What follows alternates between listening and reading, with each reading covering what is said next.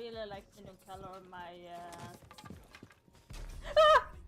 Ooh, hello. Oh my god. That actually scared the crap out of me. Oh, it's so lumpy.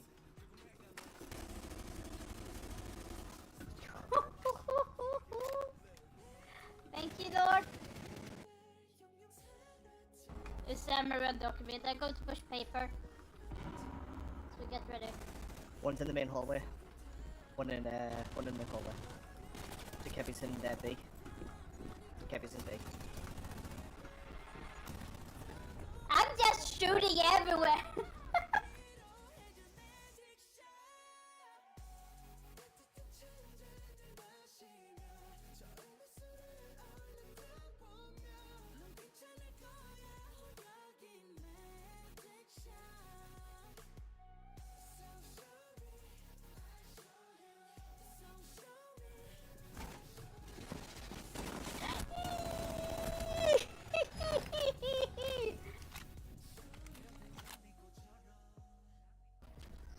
Yep, I'm officially blonde now.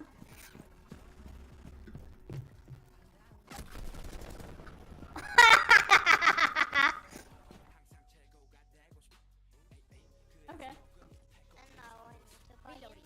Standing ahead. Get out of my way!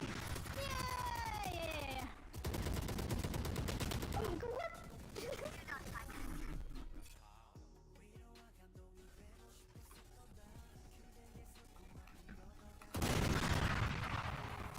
No! Ah!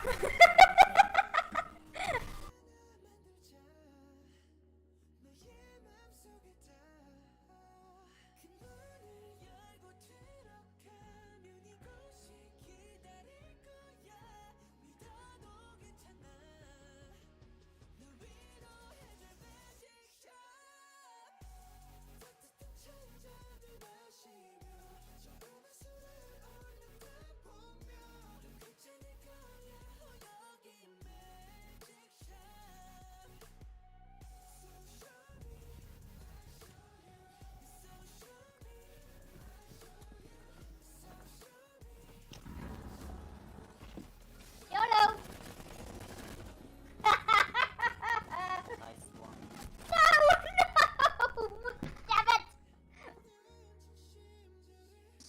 Damn it! So, yeah, dock is spawn picker right there.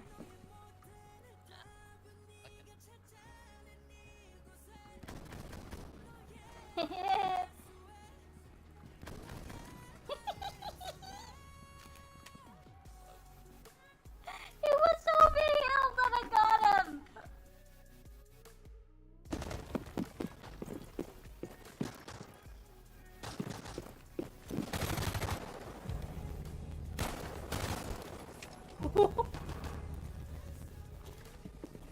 Did you just fall back in?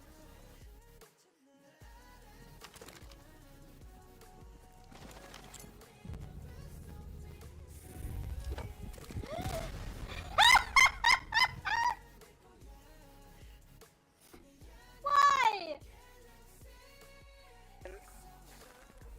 No, I've been plenty scared already, so that, like, this one is like a bitch. She's really active. She really is. So it's like towards this area. Fuck you, Marsa! Fuck you! Fuck you! Hawk out! Blinded.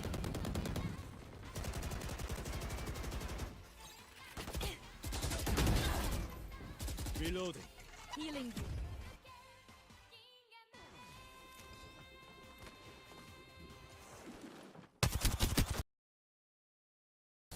Museum now. Oh my god, there's one above you. You can impact him. You can impact him. Yeah, Fine. oh my god, that was so funny.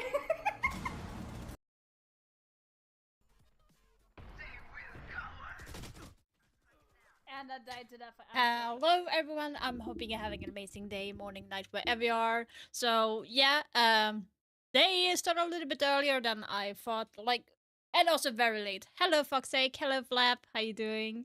Yes, it was not 10 a.m. They changed that because it said 10 a.m. but apparently it was not converted to our time, so it's 3 p.m. for some odd reason. Which means the last game of the day is going to be around 1 a.m. in the morning, which I will not be able to stream for you guys because that actually is a little bit too late for me to be able to do. So I do hope that you will not be too mad. But yeah, so we have some interesting games today. I haven't even gotten to prep my dinner yet either. So I'm very behind. I've been doing a lot of things today. Let's see here. So we do have our matches. So we have obviously Loud versus Furia. Then we have Kag versus SiegeX. As you can see here.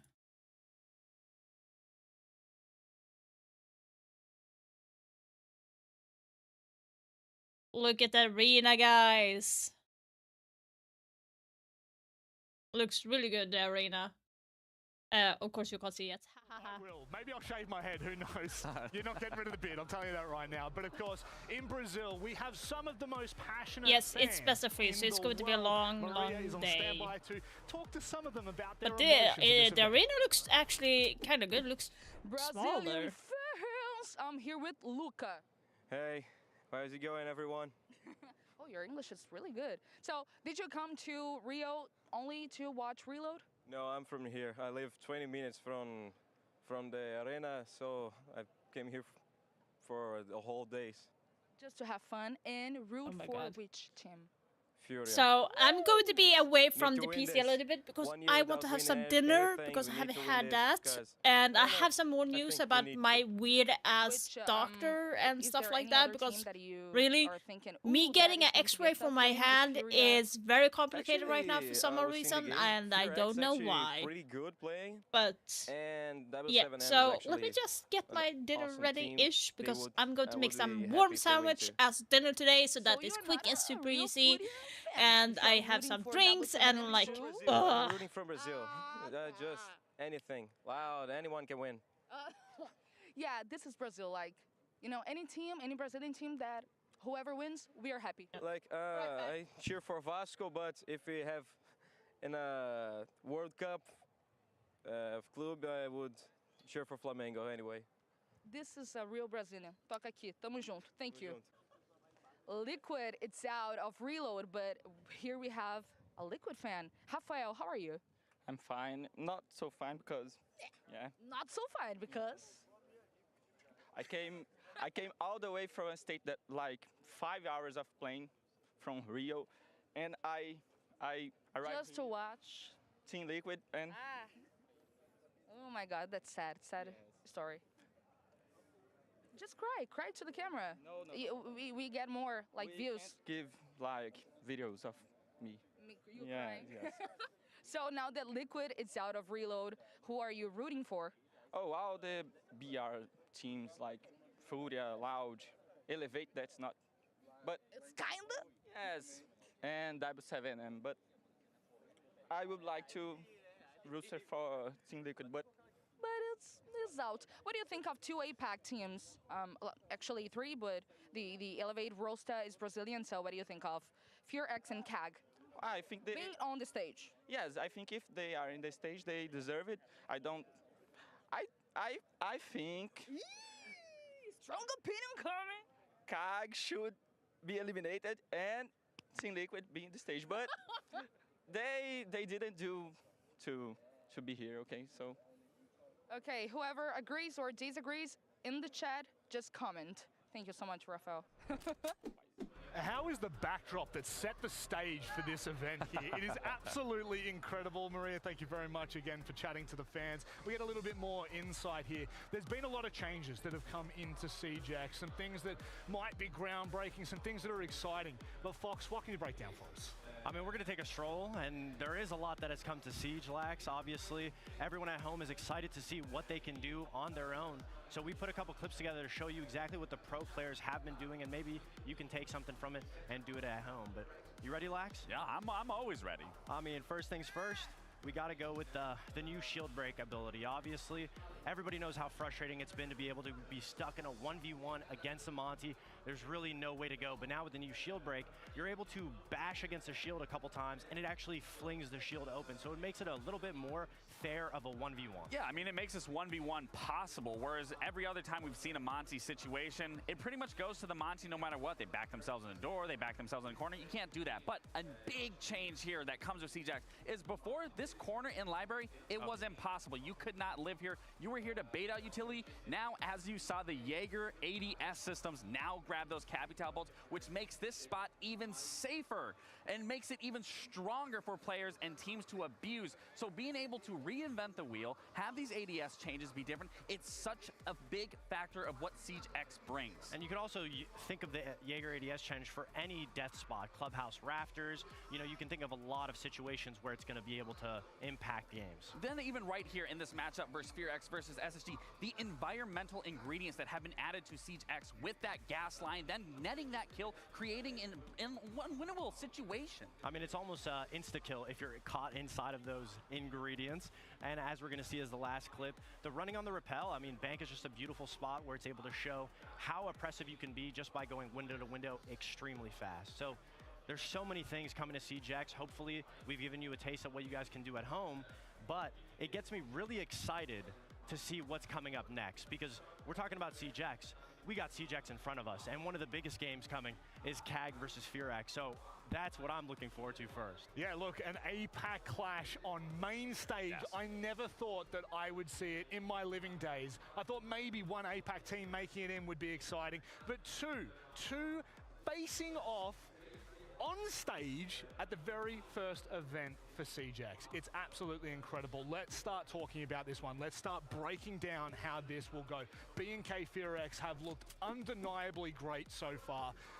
I guess from your point, Lax, what are you expecting for this roster moving forward now that we're in the live arena? KDT, Korean Dream Team right here. This is a roster that is compiled with such talented players, and so far what we've been seeing from them is nothing but talent. They have shown a new look, a new vibrant roster, and just how they approach the scene. Everything across the board has changed from what you've known about FearX before versus what they are now. Yeah, I mean, obviously picking up the core roster from Damwon Kia, that's one of the best APAC teams that have been able to show, and now getting them alongside with Good Boy. They have so much firepower on this roster, and FearX, when it comes to shooting, if they don't let that mental affect them in the Brazilian server with the Brazilian crowd, they're going to be a threat. Now, I'm actually going to give you a little, I guess, teardrop in the pond of knowledge. We've recently traveled around APAC to do some content with different teams. Every single team from APAC have unanimously said that FearX are looking the most dangerous. In all scrims, they are the ones that are looking to do the damage. However,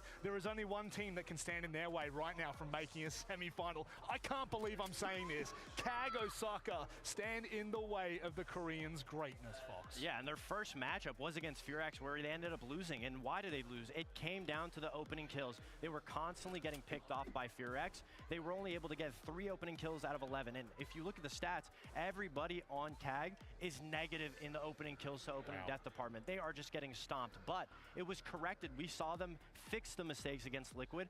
In the Liquid game, that was the first matchup in the tournament where they've actually gone even on the opening kills, and that's why we saw CAG beat out Liquid. So now they have a really good understanding of how they want to play as a team. If they don't give up free opening kills, they look so much stronger. Two teams from pretty much the same region. Now they're pushed into APAC North.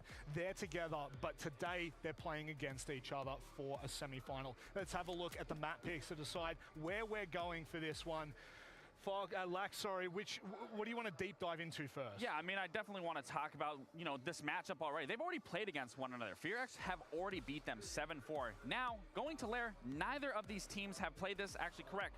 Lair has been played by Keg, but they did lose 2-7 to BDS. So this isn't a strong map for Keg, so it makes sense why FearX is going to pick this because they are going to continue to exploit where KEG went wrong in their game against BDS and try to start out strong, going 1-0 into the series and pushing that into Cafe. I mean, to paint the picture, KAG is very good at executing, especially off the back of the shields, whereas FearX is just so scattered around the map. They're so difficult to get a goal hold on. So great picks for both teams. Lair, big map, impacts FearX's roaming ability. KAG, Cafe, pick, beautiful, very structured, very linear. There's not much roaming ability that you can do. So both teams picked a good map for each one. I think we're going to go all the way to a bank. An APAC matchup. What more could you ask for to kickstart the quarterfinals here? Let's get it on. It's the dawn of a new decade in Siege. But it might just also be the revival of a region. We are Korean Dream Team. BNK FearX put the world on watch by defeating foes from EU and NA. And now they are on the big stage.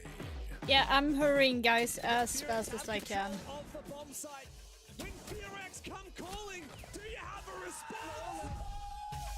The Fearless Foxes are looking for a repeat of their win in round one. I'm just going to be frying an egg and as well. There Booked are no KAG, shields to hide W7M, behind Elevate Fury. when Oh KAG my Osaka god. enter the map. I picked FearX, Wildcard, Team Falcon, and Furia. That's my pick. With a trophy like this, it only That's seems my fitting that the Japanese are on the main stage. And I have 2 points first from time the playoffs, from the what do you call it? Group stage. It's the first quarter. I need to go back to the stove. I'll be right back. It's the first BO3 in SiegeX history. It's BNK FearX versus KAG Osaka. Nobody don't stop us. We're going to win them. This is where Japan's era starts. All right, this is where we begin. This is where R6 Reload in Rio commences. But I just want to set the scene here. Now, I said already that this is big implications, big ramifications, and that is because it is the first ever tournament, as we've said, played on SiegeX. So all of these teams want to start off this new era very strong. And as this is such a big event here in Rio, we've got 2 broadcast teams running simultaneously. If you're watching on the English broadcast, you will see our English-speaking team. Over at the back of the arena, we've got our Brazilian team speaking in Brazilian Portuguese. Nibi, that's your team, right? Good people. Yeah, exatamente. A gente tem então aqui a galera tanto falando em português quanto a galera falando em inglês. Esse show vai ficar a coisa mais linda do planeta. A gente está muito feliz. A gente já teve aqui essa abertura, já recebemos aqui os nossos times e agora a gente está se preparando e eu acho que é a hora da gente chamar os times. Let's call him. All right, let's do this. Let's bring out our first finalists. It is a Korean super team with a superb style of siege. BNK FearX.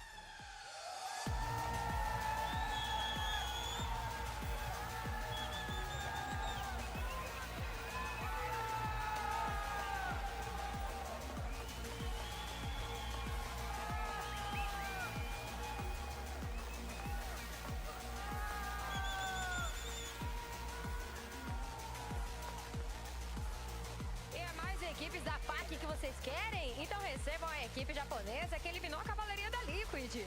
Vem pra cá, KAG Osaka!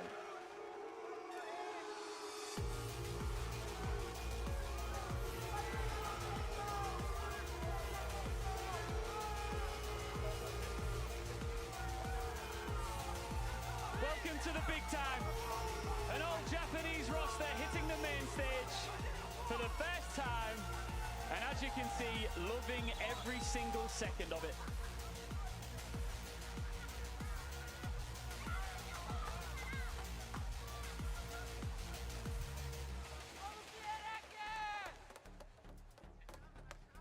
Okay, let's have a brief conversation before we throw you into the server. Akali, I want to start with you. You can hear, right? So the crowd is already ready for it. Half of them are currently playing on SiegeX outside here in the arena. But for you, you are locked in, you are dialed in. This must feel like a massive moment in your career. It feels amazing. First ever main stage in this beautiful Brazil. I can't wait to play. Ele tá muito empolgado de estar aqui no Brasil, ele não espera a hora de poder jogar. it is your first time on a S tier stage, right? How are you feeling right now? I'm very happy to standing with my favorite coach because our coach is Brazilian. What am so I this is missing? our home ground. What am I missing? Ele falou que tá muito feliz de estar aqui com o coach deles, que é brasileiro, o Dark, que tem feito aqui um trabalho muito bom com a equipe. Thank you. Well, she looks pretty gorgeous. Damn. It's gonna be a sad day for the Koreans. Oh my god. 2 win, 2 defeat. We are 4 win. Okay. Guys, shake hands and let's kick off Reload, shall we? Ambos estão confiantes. Vamos ver no que vai dar. Oh, that shit looks so fucking good. So not just one APAC team on the main stage, guys, but 2 APAC teams, SiegeX, CAG, and a little hostility as well from the crowd that's here as well. Why? CAG knocked out Team Liquid, one of the fan favorites from Rio. Obviously, for SiegeX, they've also got Dark as a coach. We actually just heard them on the stage say it feels like a home ground environment for them.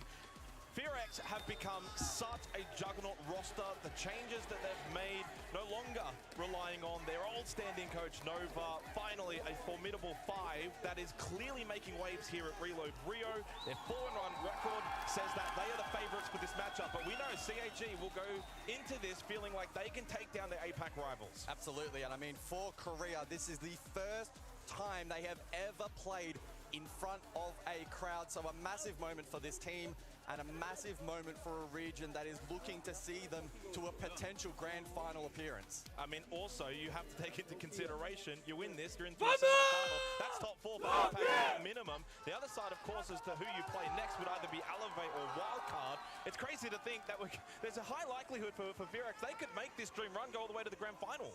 Yeah, absolutely, but Cyclops standing in their way, a team that unfortunately does have a couple of red flags on their record at this event thus far, so we'll see if they can correct that for this match. Yeah, I mean, right, we'll get into it, of course, further on into this match. It's a best of 3, which that in itself is exciting because we haven't had it yet. Not on SiegeX as well. Not on SiegeX as well. Social prediction, 66% in favor of SiegeX. I'd say that's about right.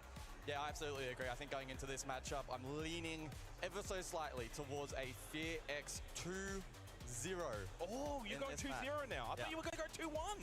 Yesterday I said 2-1, but I changed my mind. I had to look through at some of the numbers for CAG, and unfortunately, they don't look amazing. And the number 1 stat for me that stands out is potentially being devastating for them is they are the 20th ranked, the last ranked team on entry at this event. It could prove to be a difference maker. There's another stat as well, which isn't really all that helpful for CAG, but Sharif, who was the star back in Boston at 6 Invitational for this roster, 96 EPS. Well, now that is actually the lowest rated player remaining at this event. So he needs to stand up, and if he does, that could be kind of the little wild card in the back pocket for CAG. They need Sharif standing up on this stage. Yeah, absolutely, and SiegeX with a formidable force, of course, the Korean super team reformed for this particular event for this season. You don't have to go, well, you do have to go quite a fair way back to see Korea have success internationally. Of course, going back to Sweden 21, that major where they almost made the grand final, came down to that Oregon 8-7, 1v1, Rin and Souls, and unfortunately Rin lost out. He, of course, on this team now, joined alongside Woogie and Coded also in that match. So it's a bit of a reunion for Korea at this event, and they're going to be absolutely pumped. Well, this is it. The moment we've been waiting for. APAC's on top, baby. They've been on top so far throughout this event. Labeled the Titans of Rio for SiegeX's sake. CAG will hope to be the Titan Killers today, guys. And if they can do so, a spot in the semi-final would be awaiting them. So there is everything to play for here in front of this crowd inside Rio. I've got SiegeX taking this one, but I hope it will end up being a 2-1. I hope it's going to be a close one, and I'm hoping we're going to get some good siege. That's my key takeaway.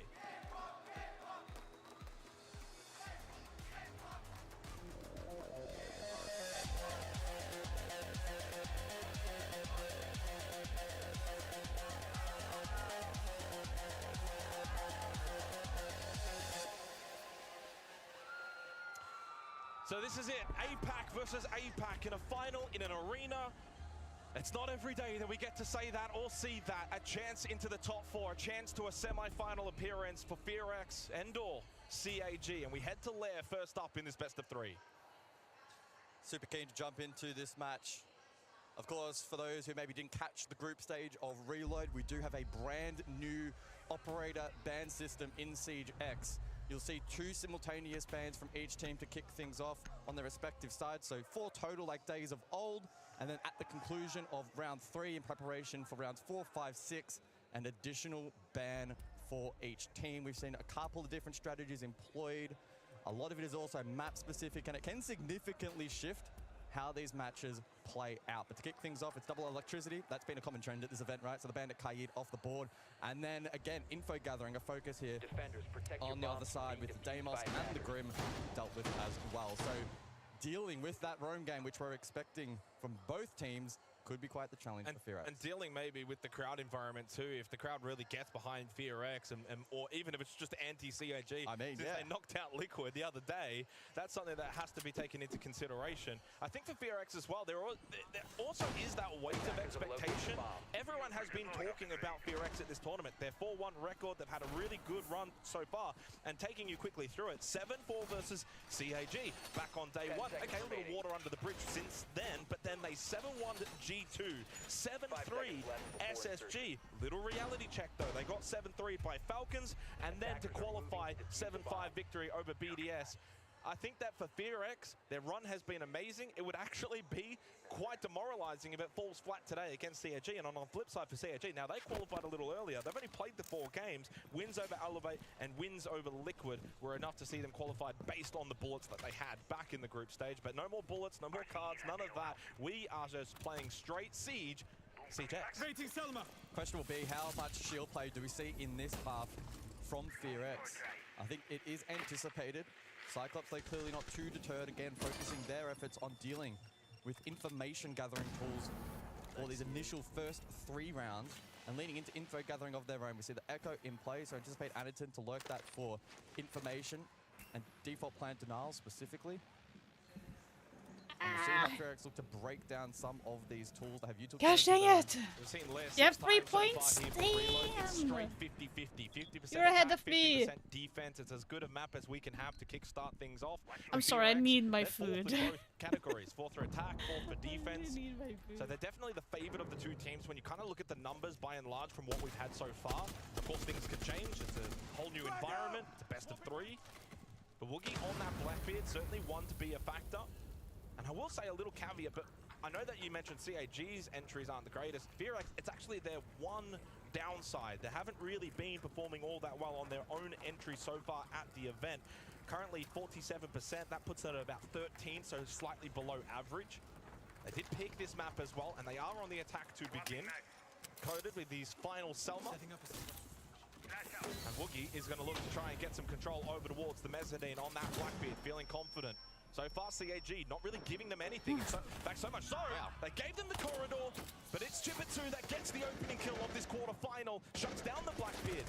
But they've lost 2 in response, make that 3. Coded, yes, does go down, but it's now a 3v2 in favor of FearX. As Anaton's on the floor, I think FearX is going to win this, though. CAG, it's Black Rain Sharif that stand up in this opening round. And down to Rin, the solo for FearX. Rin's been sharp at this event, so do not count him out, but breaking this cross will be surely a challenge. Sharif close, Black Ray at distance, and it's down, can play for information, but the swing is good. And CAG take round 1. Oh, I actually have some good news. I played Siege yesterday with my bad hand, but I broke another record. I am actually Emerald 3 right now. I'm like, yeah! I was like, kinda, no, don't want to break the record when I'm offline. But I'm actually plat 3 There's now. an intriguing attack from FearX. They went for that opposite across with the 3, I think it was a 3-2 split at least. Elected to go very deep, diffuse it in hand. Yeah, like, and imagine if I, like, if I had broken my wrist playing that. Potentially, but elected not to go for that. Cyclops, to their credit, were able to hold that back line nicely. Got the initial pick. I got the new phone. I got it. I got the new phone. So, like, looking so fucking cool. Like, it's looking really, really nice.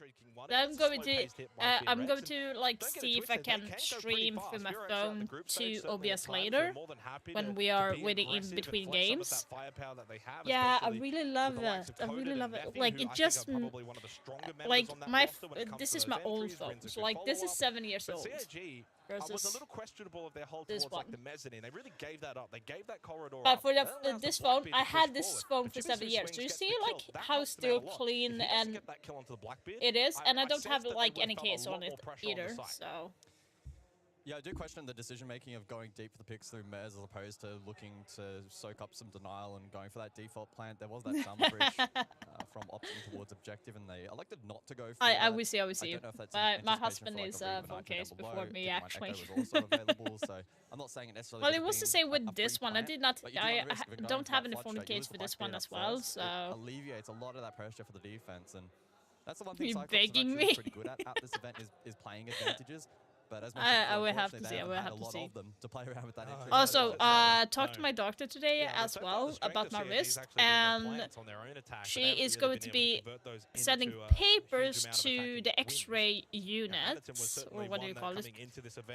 So I did not get sent out to do anything right now.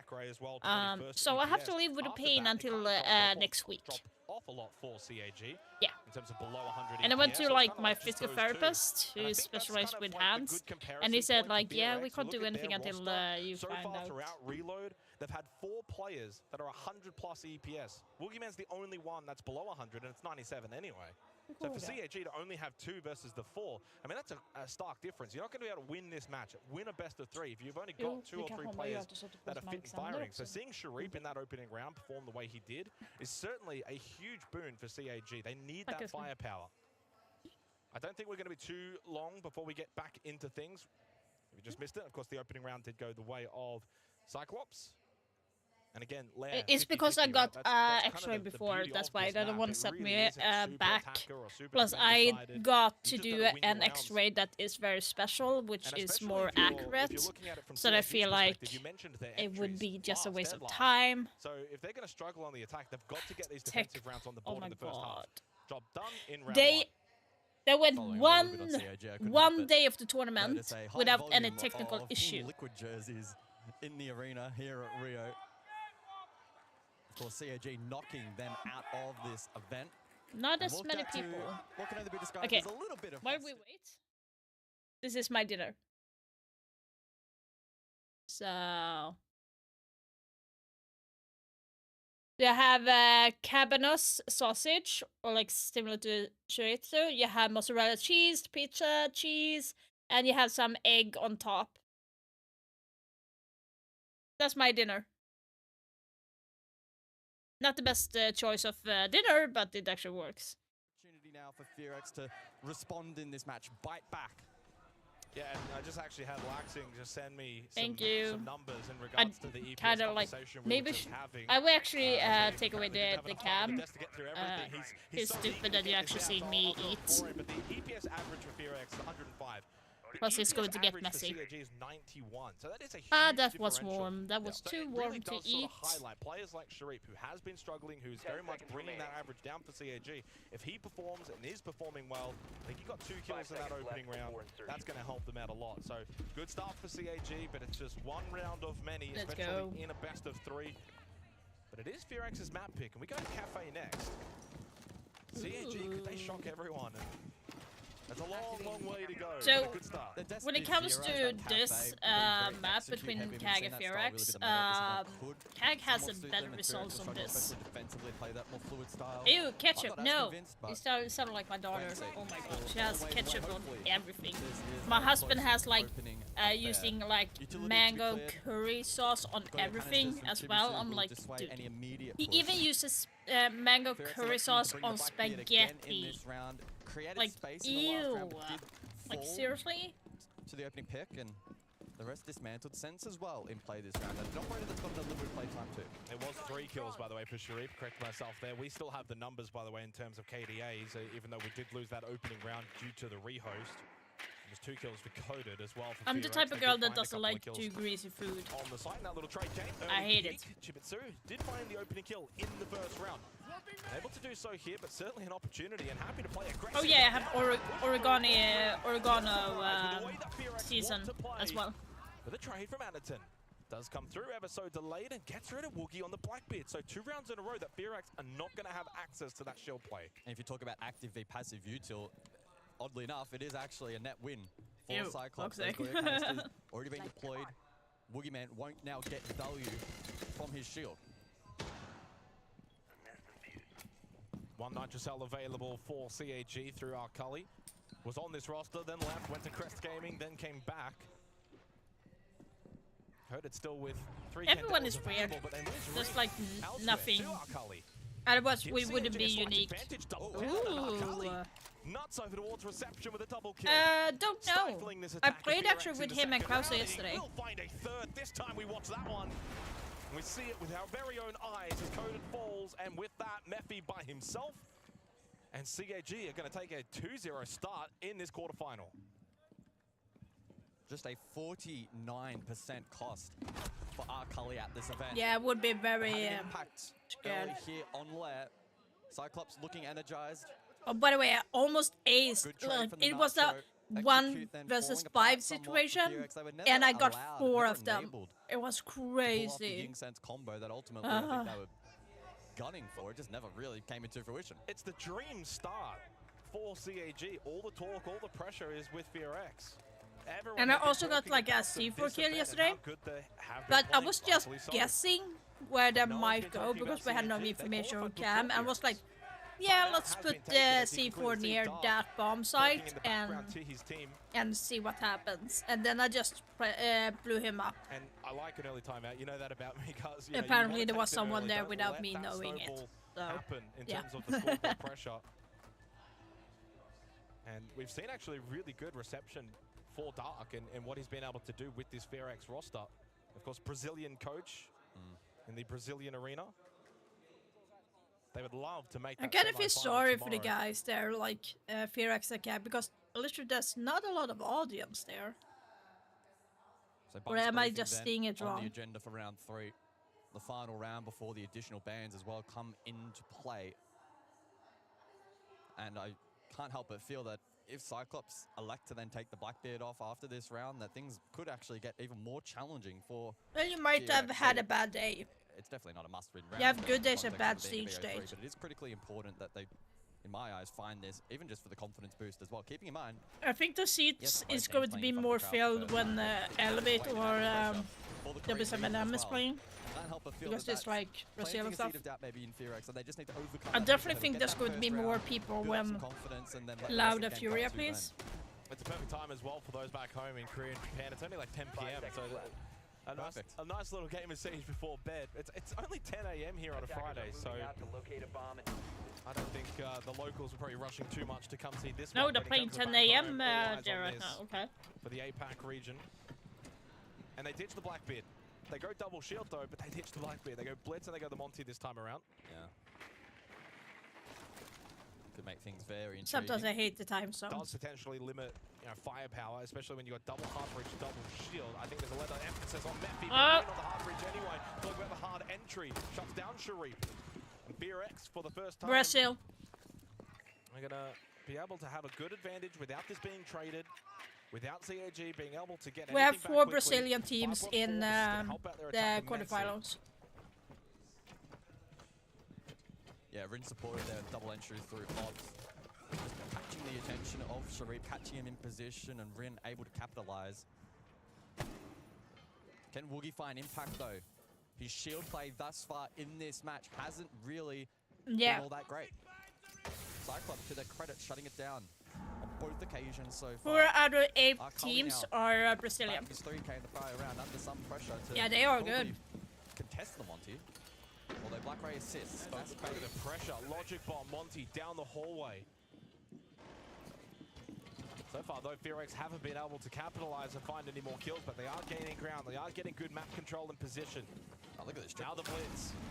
They need to fire back, but it's the lights out moment for Black Blackray. The trade is through from Arcali, but Blackray is down. Has one gas babe available. Can they find the revive? Still plenty of time. But around this storage hallway is Mephi, waiting to see if CAG want to go for a flank here on the counter-attack. Oh, they got the res. So Blackray back up and has one gas babe in hand, which could be a difference maker. And it's in the reposition as well. So everybody from Cyclops now falling back to the I'm first floor. actually intrigued because I noticed someone isn't live at the moment, which I thought would be live, and that is just Go. I actually thought you were going to be live.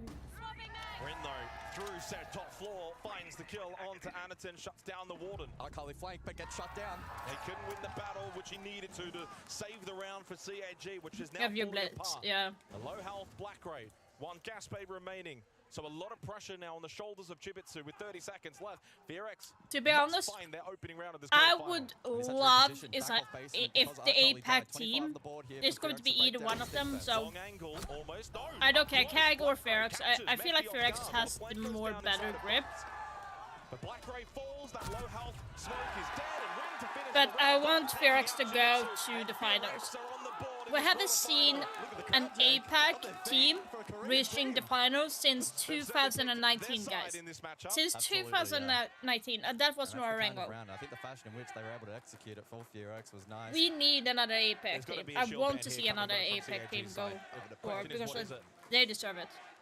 FearX especially. Between Blackbeard and Blitz. We saw the Blitz particularly effective in that last round. Right, so you're saying it's going to be Monty? Or I want, yeah.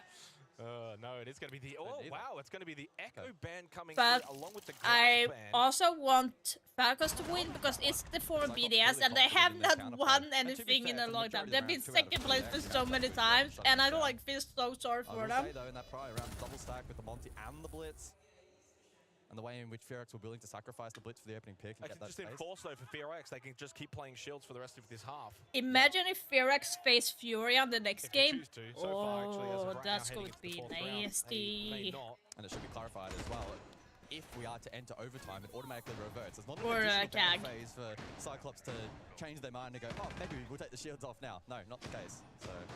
But here's the thing, like, CAG and FearX are facing each other, so one of them are going to be eliminated today, so that's only going to be... back to their primary site of choice as well.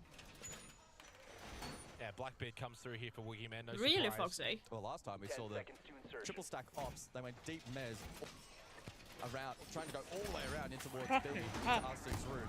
Well, luckily, last time it was Chibitsu that found the headshot onto the pushing Blackbeard. That really helped them in that round. It was still scrappy. But it was still a round one for CAG. They're going to back themselves in. No Glaz trickery available for FearX, but also no Echo. To be fair, has only been played the once, which was in this opening round site of R6 and Master Office. That was by Anaton, who didn't really get to use the Yokai drones anyway. And yeah, I mean, we also same thing. We only saw the Glaz once, which was in the opening round through Mephi.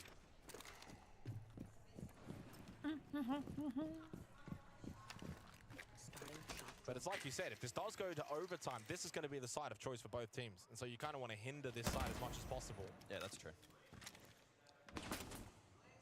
So it's a different approach from FearX. They go to strap B here for attack. Nobody on the opposite side of the map. Fully flipping. R6 room likely to target of execute. And so Arcali looking to contest early. Chip away at drones. Only the 2 down so far. And on the flip side, FearX contesting some of that utility, wanting to clear the likes of the Goo Mines and the Goya canisters as well. Sensing that that will stall them out late round. Oh, I actually played Buck yesterday. I've never played Buck. I actually went Buck and it went so fucking well. Not really in a position to see that get shot out. 90 seconds remaining in the round, but again, top floor, when it comes to lair, you don't have to worry too much about the time. Good boy sensing maybe an opportunity to catch someone through that vert. Doing his job on the buck toward Bunks, but being watched as well through the Valkyrie camera. Well, I know exactly where the push is coming from. This stat? Oh my god. Good question. Valuable information. They don't have to worry about the lurk from that position. This map is more defender-sided, but I thought it was like 60% only. Defender-sided. Well for FearX, though, in the way that they're eventually going to look to execute it towards sight. Good boy continues to put pressure on from below. Chibitsu having to move his position. Might be wrong. But Holding storage has some keeper barriers available. Akali lurking down main as well, so Good Boy needs to be really, really careful on the vert, but we'll try our best to keep our eye on that. 45 seconds on the board. Yeah, I mean, right now, though, for FearX, they've got to start actually hitting the site. So Akali sensing this is the time to get on that flank, get on that roam, try and catch them before they get into the site. Good Boy's already back on Skybridge, so... There's not a lot of time remaining here for FearX. So far, they haven't been able to clear up anyone. First contact, it's Blackray into the shield of Boogeyman. He expects one coming from behind, but he gets pinged. Nicely pinched. Nice. Oh no. In favor of CAG, Mephi in a big battle, low on health. Jibitsu has been dealt with and down to just Akali and Sharif, the two that clutched it up on this site last time in the opening round. Mephi off. There's not a lot of time left. Has to get back on it, but with his demise, he can no longer stick to plant. 5 seconds left, 1v1. Akali, he's up close. You can play time now. There's no time remaining. Why are you pushing that? Why is Cat pushing that fucking thing? Why did he push? He could have just backed away. What? Are you kidding me? Wow. FearX. There's 2 seconds left. Yeah. You know where he is. And he swings Yeah. the away. Panic. Pressure. I think he just got so stressed out. That's all I think. It's easy to say in general, like, why do you push that? But I feel like it looked like he was very stressed. I mean, was it an overswing? Should he have taken the fight? I can see arguments for both. There was, you know, a good 5-second gap remaining, so he would have potentially suffered from the swing and then probably would have died in that sense. I kind of understand from both perspectives. Ultimately, though, he does lose out the round, and credit to Rin. Clutches up. Been a big player at this event so far. 111 EPS. Finding some good form in recent years. With the F2 as well, damn. To take top floor here on lair away from CAG again. It's a 50-50 kind I'm still surprised that people can even use F2 because it's like the recoil is bad on that one. But the weak point, but in terms of the entry is not being a strong point for FearX. In saying that, yeah, I think like he knew one of them was down, but he didn't know about the second one though. It kind of felt like it. Coming into this match so far, following the trends that have been set, laid out back in the group stage, that is not good news for CAG, and they needed something from Sharif in that moment. When there was 2 players left up, Sharif and Akali. Akali certainly did stand up. Sharif needed to get involved the way he did in that opening round. He is a difference maker. Does that put pressure on his shoulders? Yes, maybe, but you've got to revel in the pressure. Rayora in play for round 5. It's seen a mixed reception here at Reload so far. I'm still yet to really be convinced it can Oh, have he a missed huge that. positive We're gonna miss impact. It's that. been very, very minute, at least from the games that we've covered. But at the right time, the right moment, with good timing and the correct placement, it can be a really valuable tool in creating space and cutting off flanks. Tricky to counter as well at times. I mean, no impacts on the board here for Cyclops. That's the most prevalent way we've seen at this event teams counter that utility. And that dream start for CAG in terms of the opening 2 rounds now, feels like that's evaporated a little yeah, bit. I hope like there's going to be a new communication buttons that you can use. So I think that is going to be helped depending on how people, depending on which information you can like ping out, obviously. But we will see that. Could be prevalent later in this round for the attacking team. Util clearance as well here could be questionable for the attack. Oh damn, I'm mood. I didn't have a prevalence. The food was good. Double shield for this round. The first shield will fall at the hands of I'm back. There is still one more up though in missile for Wookie on the blitz. Blackray, there is Sharif. Big kills from CAG. A resounding sight win from the Japanese team. Damn. Shuts down FearX and a good response to just curb that momentum. FearX were certainly building. A very dominant and quick round from CAG on the defense, ready for that double timeout. shield push. Doesn't surprise me at all. And retakes the lead. Really good work there from Blackray. FearX looking to Are they like freezing? Like he's sitting with a jacket on. What? In an attempt to isolate that defender. But Blackray able to step up. SMG in hand off the back of the initial Nitro. Hitting some clean shots. Didn't fold. In the face of that push. We set ourselves for the final round of the half. Cyclops with a 1-round lead. They'll be looking to extend that back to second floor, the site which they also narrowly won out last time. Well, pose the question as well in relation to the bans, but so far, one big positive for CIG is they've actually been dealing with the shields incredibly well this half. Like, we haven't actually really seen the shields be a determining factor for FearX. Probably the one round being bunked back in the third where they used the blitz for the initial clear. Outside of that, I agree. And probably a large reason as to why we're not seeing the ban down in this map. Ooh, Memphis, Rayora. We saw the newest operator selected quite a few times back in the group stage, but to little effect. I saw it in the last round, and it did serve its purpose, but the other pieces of the puzzle, unfortunately, did slot into place. So I'm keen to see what they bring this time. They've got to try and find a little bit more focus with those gates. I mean, clearly last round was more of a double shield. Imagine if we got that kill, Ren. Oh my god, that would have... Gate. Why do I look so tired? I'm not tired, but my skin is super trash. Go top floor once again here to close out the opening half of this quarterfinal. Best of 3 opening map. It's a marathon, not a sprint. No more BO1s. Yeah. Mirror in play as well for the first time on this site, and that changes the dynamics significantly. Slightly more open and aggressive hold here from Cyclops, especially over towards the opposite side of the map, which we saw FearX very eagerly lurk into late round last time out. This time, though, not going to be as easy to go for that late sweep. And so we'll see how FearX adjust. Their mid-round adjustments, I think, so far probably haven't been as good as we saw group stage, but still looking to play into this match.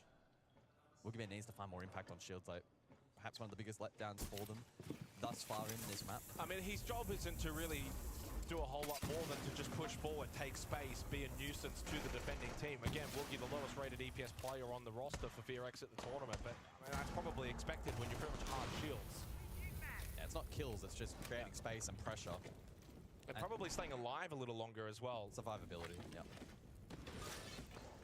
Vulcan canisters being a nuisance in delaying for FearX. Those fires will extinguish momentarily. Just the one player down below from defense. It's Black Ray, so no Nitro threat below.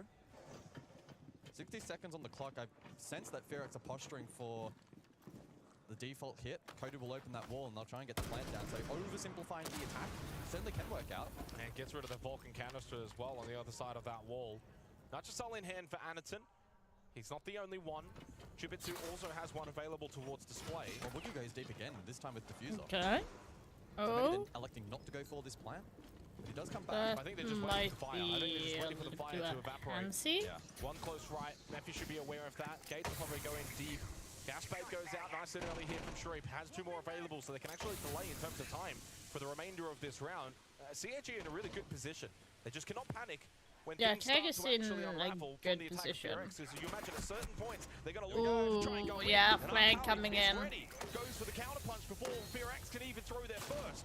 Got to get Woogie in. Got to get that Montang into a good position, deep where he can go for the plant safely. Now inside of Mars, Jibitsu shuts down Rin. Anaton, FearX Go for the plant, go for the plant! Oh my god! Left in this round now for FearX. CAG. Oh my god, what the hell?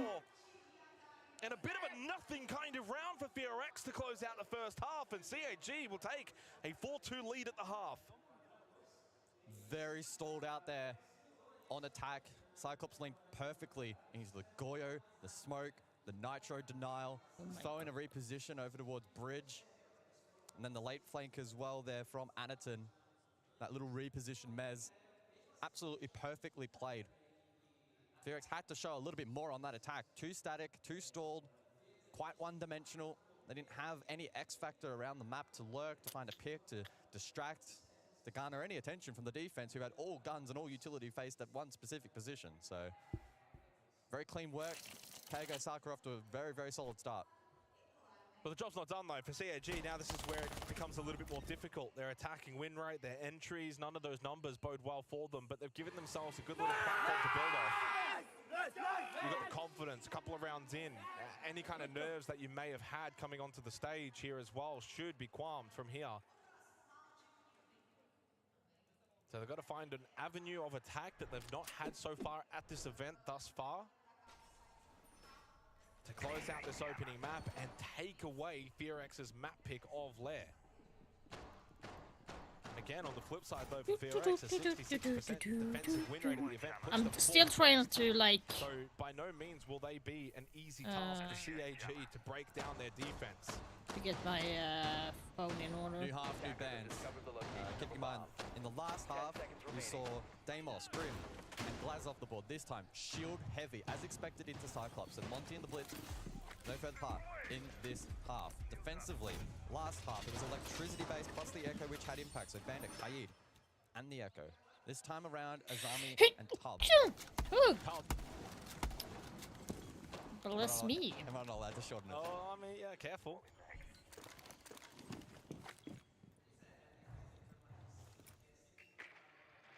So the Deimos in play.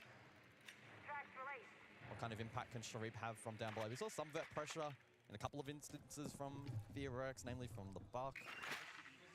But Sharif might be able to displace some pressure here from the defense, depending on what kind of push they want to ultimately go for. Still plenty of options. They're very much getting a feel around the map at the moment. Thank you. Work. A little bit of utility. Sensible from Anaton. Immediately falls off. Maybe just looking to get everything in order some here. Locations here from FearX. Ultimately, it could be the opposite. Black Crow's been postured here for quite some time outside. I think the one thing that CAG need to be careful of, though, is if they play too far, slow-paced. I'm not saying you've just got to rush in, minute 30, hit sight, but they are the kind of team that can kind of just lull themselves to sleep on their attacks, and then they run out of time, and then they rush, you know, with 20, 15 seconds left. It's all about kind of clearing out a lot of positions on this map, force FearX back. And to do so, you want to do it quickly. Use the Deimos. Shriek needs to be active. Get those death marks activated. Okay, he heard me. So the Warden targeted quite some distance away, and Woogie in a fairly safe position. Ooh, that's an early Nitro Cell. Not sure if that was to just kind of add some pressure or if it was due to the ROU that went up. The shield screen activated by Anaton. I mean, they're getting into somewhat decent position, CAG, to cause some disruption to the FearX defense. FearX are clearly trying to play somewhat aggressively to deny them position close to the site, and Wookie will find the opening kill on to Anaton. No more shield that's no not... more ROUs. Come on, FearX, come on, come on, come on. Now Now Rin is gone, that's not good. In a key power position, but also slain. Ah. So back-to-back kills from CAG, 45 That's seconds not on the good. board. And they've got That's map not good control for now. them. So establish position along with those kills. Play it up in terms of numbers with 40 seconds left. This has been a good attack from CAG. Comes down to the late round execution. That's probably been their downfall of the event so far. Oh, it doesn't have any nades Sharif, left. though, stands up with the biggest occasion so far in the quarterfinal. Headshot coded. Yeah, FearX is having trouble on this map. Looking to win his battle, and he has some help. Some added They're having issue on this map. CAG with an early attacking round puts them 5-2 up. Their biggest lead they've had so far on Lair to kickstart the quarterfinal against the Titans from Korea. And so far, you got to remember, they've already used their tactical timeout. This is their map pick. The expectations. Yeah, Cafe and Bank. So I do believe I do believe that CAG is going to win this map, but I think FearX is going to be winning in Cafe. Same site, but very different attacking approach, and I understand that some of that is off the back of the bans, but far more dynamic there from Cyclops. The Deimos pressure below. We saw the pivot to the meds here. I don't think it sucks. It's just people don't know this map enough to feel comfortable playing it. Like it was the same with Cafe, for example. People hated playing Cafe a lot of times, but now it's like more or less picked all the time. Very, very clean brand of Siege. So I would say not make that a way to kick off your attack. yes, it's no. Oh, by the way, Fox, I found this cute picture of my daughter when she was smaller. Look how cute that is. Try and deny the mezzanine position, try and make front contact, don't allow them Look, it's so to cute. away mezzanine position outside the site, and then you get kind of stuck inside. She was sleeping with a blankie. Very much keep CAG at bay, but CAG just better with the guns up, and Arkali is having a huge quarterfinal performance so far.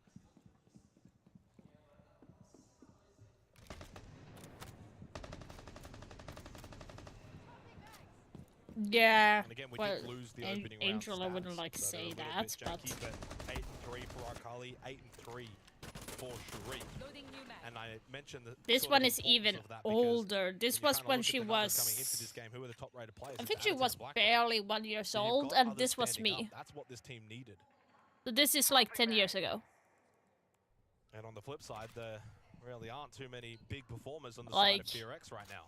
We're in really a solo Like mother, like daughter. player She who looks is so freaking cocky on the photo. It's kind of hilarious. So from the 7 rounds so far, only 2 of those occasions the opening kill has not been converted. One towards the defense of Cyclops and one on attack of the prior round. Hi, what's Entry the was a biggest massive stat that human we highlighted crash you going ever into this match. experienced when Cyclops several were people taking that were step walking for entry. behind each other?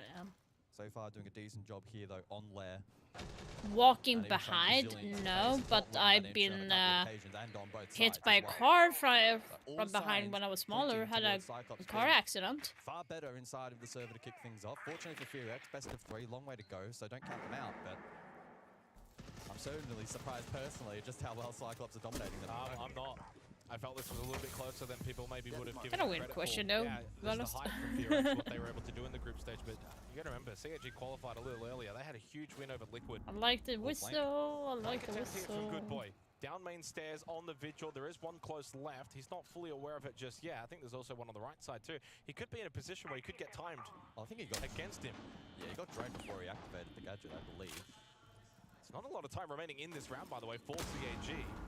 And now they have to go hunting for this Vigil or leave him to his own devices. Oh, into side, straight into lab. It's going to be the Blackbeard. Yeah, it is, but And it's looking okay. to stick to plan, and so far it's just completely uncontested. Talk about, hello, just walking into the site. No one's watching. What are they It's a late doing? Gas babe, and they get the kill onto Good Boy, so they deal with that roaming Vigil. This is a huge win in the round for CAG. This is really bad for FearX. Really, really bad. What is going on? Yeah, there's nothing Coded can do. FearX are scrambling. Yeah. They have no clue how to solve this puzzle that CAG has laid out for them. This guns up though. What the Messi fuck? goes huge. But still time for Black Ray. And No, so close. Damn. outside of a micro moment from Mephi. Oh, by the way, when I was in DreamHack, I saw this guy. Do you recognize this guy? I'm thinking this guy on this side. This one. Do you recognize him, Foxegg? Match point here. Map number 1 of the best of 3. You know who that is? And that last round was just another clinical showing from them. Able to get that plant down uncontested. That's a big mistake from FearX to allow that to take place. Lack of information, potential miscomm. This was DreamHack, so DreamHack is sponsored from Monster Energy, so the guy from Warzone, or like COD, was dressed up there, so... Yeah, I know, I would agree. He's got dominated on the Why do I have all the old pictures, or like here? Really good position. Woogie was very low, so one bullet, swift death. Then you can just quickly transfer over to the next guy. And we also have this on the wall. Like this is actually outside where I live. So this is painted on the apartment wall. Like the city have this spread out from multiple locations within the city. So they hired artists from around the world to come and do some artistry. To be so perfect, so good throughout such a long event. Yeah, it's so cool. We do have a lot of tourists coming by. Over a week. This one is my favorite. This is not outside my apartment, but in the city. Look at the 3D painting on that. Completely reset after this. They have to reset. And they're ready for Cafe. This is legit outside. It's concerning. It's also dominant on their map selection against them, right? Yeah, and CAG, like, it looks so cool. They look switched on, ready. Gotta remember for CAG, I love what he does do stuff like that. Add to that as you will. I mean, it's not exactly the most physically demanding sport, being an e-sport, so it's not like you get the rest. Got to chill down at the beach. I mean, there's always that argument, which is better, right? Having the day off or getting to play, get some more reps. You can kind of make arguments either side. It's a non-factor. I think the one thing that CAG have done well, though, is their pacing and their timing. Oh, good aggression from Akali. Rin just trying something, trying to be aggressive. Reload! And I think for Rin now, it starts to feel a little bit personal, because he's the only one really fragging early on in these rounds. Done a good job to survive here. Those track stingers are going to keep him well and truly below those stairs. Yeah, he's pinned. He really should have died off the back of the rappel angle. It was cut off from CAG, but they Yeah, let that I actually have a opportunity lot slide. of pictures that I don't need. What? FearX have just got to find a way to stall out CAG. Keep them low on time when they do hit the site, because CAG's pacing's been good. They're getting to dictate a lot of these rounds when they want to aggress, what positions they want to take, and FearX are having to react. They're not proactive. They're sitting back. Well, Rin caught another good timing to get down here, and I don't know if Cyclops are aware. Potentially, they saw it. Meanwhile, Verd up above. Akali though finds the first. The entry continues to go the way of Cyclops, but Coded at least responds, and Sharik will fall. 4 of the last 5 rounds now in favor of CAG for entry kills. Crazy. Team that is the worst entry team at the tournament, including those that have been eliminated. It looks like that. I'm not too sure. Left, though. 4v4. FearX must win this round. Oh, they have a lot of Valk info. I'm looking at Mephi. He's flicking a ton of information. They should know where this push is coming from. They that information, and so far so good through Coded. unless they kind of throw this round, CAG, I feel like they're going to win that round. Yeah, this is what I'm talking about. They just did not have any issue with that. It is available with the hands of Wookieeman, but elects not to throw it straight away. Are you kidding me? The plan is now off. Addington has to stick it. 1 second left. Now needs to hold it. Woogie, technically 1v1 against Jupitsu, takes the battle, but he cannot close it out. Addington sticks the plant. And so why did I let him come in? What the fuck? Oh my god. Gets to go upstairs and he can play the vert angle. Makes it so much more difficult for Woogie. Anderton can just sit outside. It's round over. There should be no world in which Wookieeman can clutch this. Needs to stick it. Hopes that then CAG make a mistake. There's one. That's a kill. 20 seconds left. Down to Anderton to time this perfectly. Do not overswing. Gets off. Oh! Oh my god!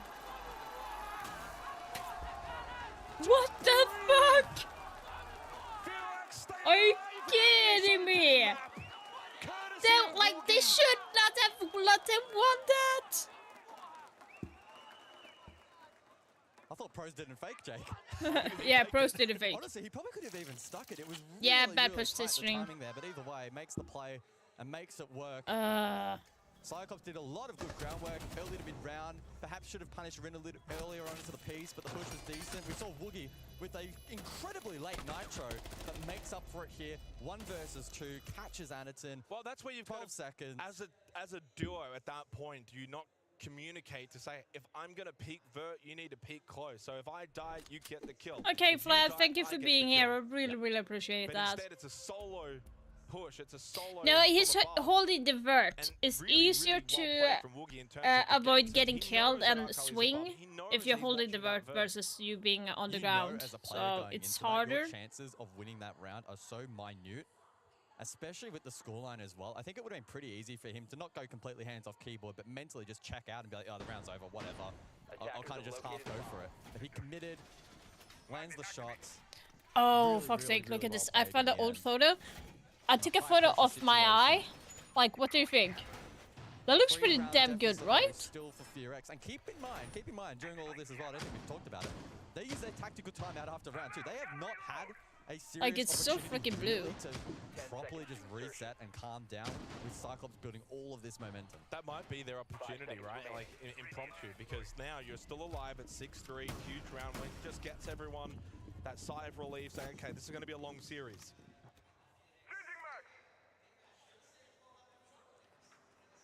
Yeah, I thought it was really good. For FearX, but there is that concern. We touched on it in the previous round. 4 of the last 5 rounds. My little kitty. FearX have got to flip that a little bit. They've got to find a way to be more aggressive earlier in these rounds. They've got to stop these plants going down as well. That's 2 rounds in a row. Of course, they got the counter defuse, but you've got to think about the fact that they're just allowing these plants. But again, that's the strength of CAG. They're actually 6th best at the tournament when it comes to getting the plants down. So right now, COG definitely playing to their strengths. They're also improving a lot of their weaknesses. For FearX, it's kind of like the opposite. But a huge clutch from Woogie. Oh yeah, I found another picture of me and my daughter. Like, this is so cute. And they almost got the counter defuse as well. The sheer ability of FearX inside the server is clearly there on display. It was my husband took that picture when we were sleeping. At the moment on their defense. They get a reprieve, a huge one at that, and an opportunity to just keep Lair going a little longer. Back to top floor. Why are you having all the old pictures in this phone now? And the Tachanka dropped by FearX amongst a couple of other changes. It's my cat. Probably the key ones. And so we'll see what kind of an impact that has in terms of the kind of ground and space that Cyclops are able to take. Keep in mind both of those aforementioned operators critical for that. I like this from Anaton though, just going to sneak in over towards Skybridge. Could be impactful from down below on the vert. Facilitates a bit of a push in from so immediate pressure in towards the R6 room. Compounded by Sharif from down below. What the frick is with this?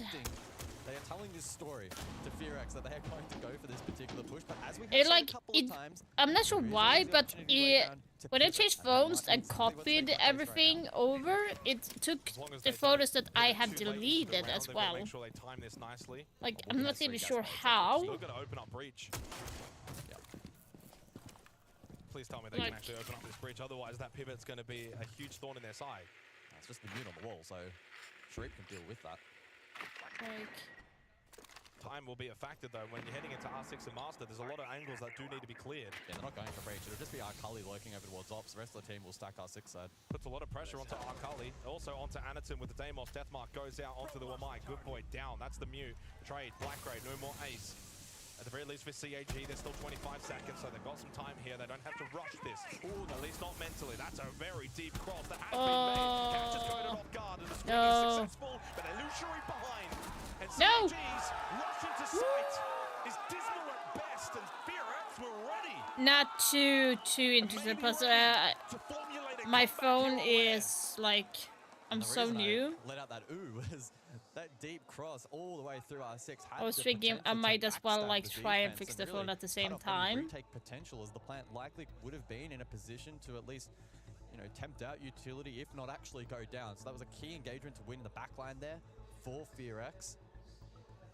And immediately off the back of that round, it's now again back to back timeout for FearX. Cyclops will call their one and only tack timeout on Lair. Yeah, I mean, the perfect time to do so here for CAG. They've lost now the last 2 rounds in a row. Shouldn't have really lost the earlier one at that in the post plan. So you got to make sure as a coach, hey, calm down. We're still 6-4 up. We've still got 2 opportunities. We only need 1. So 1 from 2 here. Don't panic. You guys have been playing really well. Just kind of chill out, get the job done. Here's what you got to do. And a great opportunity as well for Dark to get involved with FearX and say, boys, proud of you. Keep fighting. 2 more. Fuck this picture of me. Oh my god. What the fuck is this? I really like the decision for the tack here, especially for this side. Oh my god, it's so stupid. It feels like almost I get a decade. That basement side was very I don't know what I was trying to do there. Most notably, we saw FearX and Good Boy on Vigil go for that roam, and it had 0 impact. The dirt play was really clean from Cyclops last time out, right? So I'm sure both teams would have been discussing that during the tactical timeout, how they're going to look to address it. Are FearX going to play even more aggressively off-site? I see that they're bringing the pulse as well. We'll see that in a moment's time. So why does it feel like everyone in the audience are sitting on FearX side and no one on CAG side? I kind of feel sorry for them. A couple of attacker repicks as well were teased, but it looks like they will commit with that vert-centric setup. Hell yeah, was tough. So I mean, both teams actually, overtime at the moment, tried to play. Actually, like beat one guy when I was playing football, and it was like almost 2 meters. The opportunity is there as we get a rehost called, so I think we're going to have a little bit more delay, a little bit more time here. Got go through a wall, Rin. Yeah, we'll see what the result of that is. You're not that wide, right? At least for now, until we hear word. So. As mentioned, Pulse is in play, so that will be a good counter. Are you kidding me? They're not giving him a rehost because he can't go through the wall? Are you stupid? That horizontal will be a little bit more of the approach. Dude, you need to call the rehost now. What? And I am assuming we are getting that tech pause. Yeah, I thought so. I was like, what the hell? They need to give Absolutely that. confirmed now. You can see on my other monitor they've exited the server. Actually, you can see it even there through Really, the players. that is. And it gives us the time to kind of debrief a little bit. 6-4, 2 match points remaining for CAG. It feels like we really shouldn't even be here at this point, considering the clutch from Woogie back in the 9th round. Look at that. I'm still anticipating from what we've seen so far, SiegeX to probably win this next site, but I mean, just imagine for at least one. So far, everything you've anticipated, that hasn't really come to fruition. So I mean, I don't know if I can believe you anymore. Don't listen to me. I just can't help but feel it would be the most Cyclops thing in the history of Cyclops to cag around like that and then to cag the map in the end. It would just be. It would be very Cyclops. It would be very on brand. Yeah, like it's but I so think stupid. far, you've got to remember, for these two teams, this is not a normal environment. This is actually gonna make me sad. This is far from it. This is. I actually found pictures when I tried on my wedding dress. Hostile or even friendly. I forgot about it. So this was like so many years ago. Importantly, even just kind of with eyeballs on them in these kind of matches and what it means to progress. Can they confirm a top It was 3 years ago I tried this dress on. Right? So I bought this dress 8 years ago when I got sick. The siege that we're seeing from Cyclops in So we haven't married yet, and we've been together 20 years. But I've been sick for so many times where we had to cancel the wedding, and then we didn't have enough money either. So you know, have they kind of run dry a little bit? So like I found this. I'm not sure if you see it this well, but. I think that they're the kind of team, they've got a really, really good coach. They had this dress. I think he's the kind of coach that, you know, after this map, if they did lose it, he could find a way to rally them, take the next map, even though the next map is the map pick of CAG. I think he deserves a lot of respect, right? He's been trying to grind away in this region for a long time. Like, and feels like he actually and the back was looking like this. Absolutely. Right? I mean, notoriously, Korea doesn't. I still have the dress though. The most I still have the dress. It's just that my husband is close. We need. Yeah, like I know people have said like, why don't you go to City Hall and just get married? But I feel like I want to get married properly and do it properly. So you've got two players that have come over from the, and I think like we deserve that, me and my husband, because of everything we went through. We're seeing the fruits of that, you know, 4-1 coming into this playoff position. And so we're going to get Laxing to come on in as well, by the way. I don't know if this is going to be a super long technical host, but Laxing, you got any word for us? Yeah, I do. How are you guys doing? I mean, for me, watching how SiegeX is playing right now, they're playing a little scared. Versus what we saw during Phase 1, they were on the fly. They were being able to adapt. Right now, we're seeing a lot of struggles, especially in the area of being able to adapt. They're just rushing bodies, forcing bodies into unwinnable situations. Wow, like there is photos that is from 2021 that I have here. And if they're gonna use the utility, like open these this was my hair before I cut it. I mean, like how bad was my hair? Stronger than what they were doing on their attacks, just forcing bodies after bodies into CAG. Lax, I kind of want your thought. Oh, I thought we were going to have a conversation. There we go. There, Lax, come on in. Have a chat, because I think we've got a little bit of time here. It is obviously the map pick for CAG. They're performing very, very well, even in comparison to the group stage. The question is, though, we were just kind of talking about Dark, the coach for SiegeX, and their ability to maybe rebound. Do you have the same kind of belief that if they don't end up taking Lair, like I feel like a different person. This doesn't look like me at all with the long hair.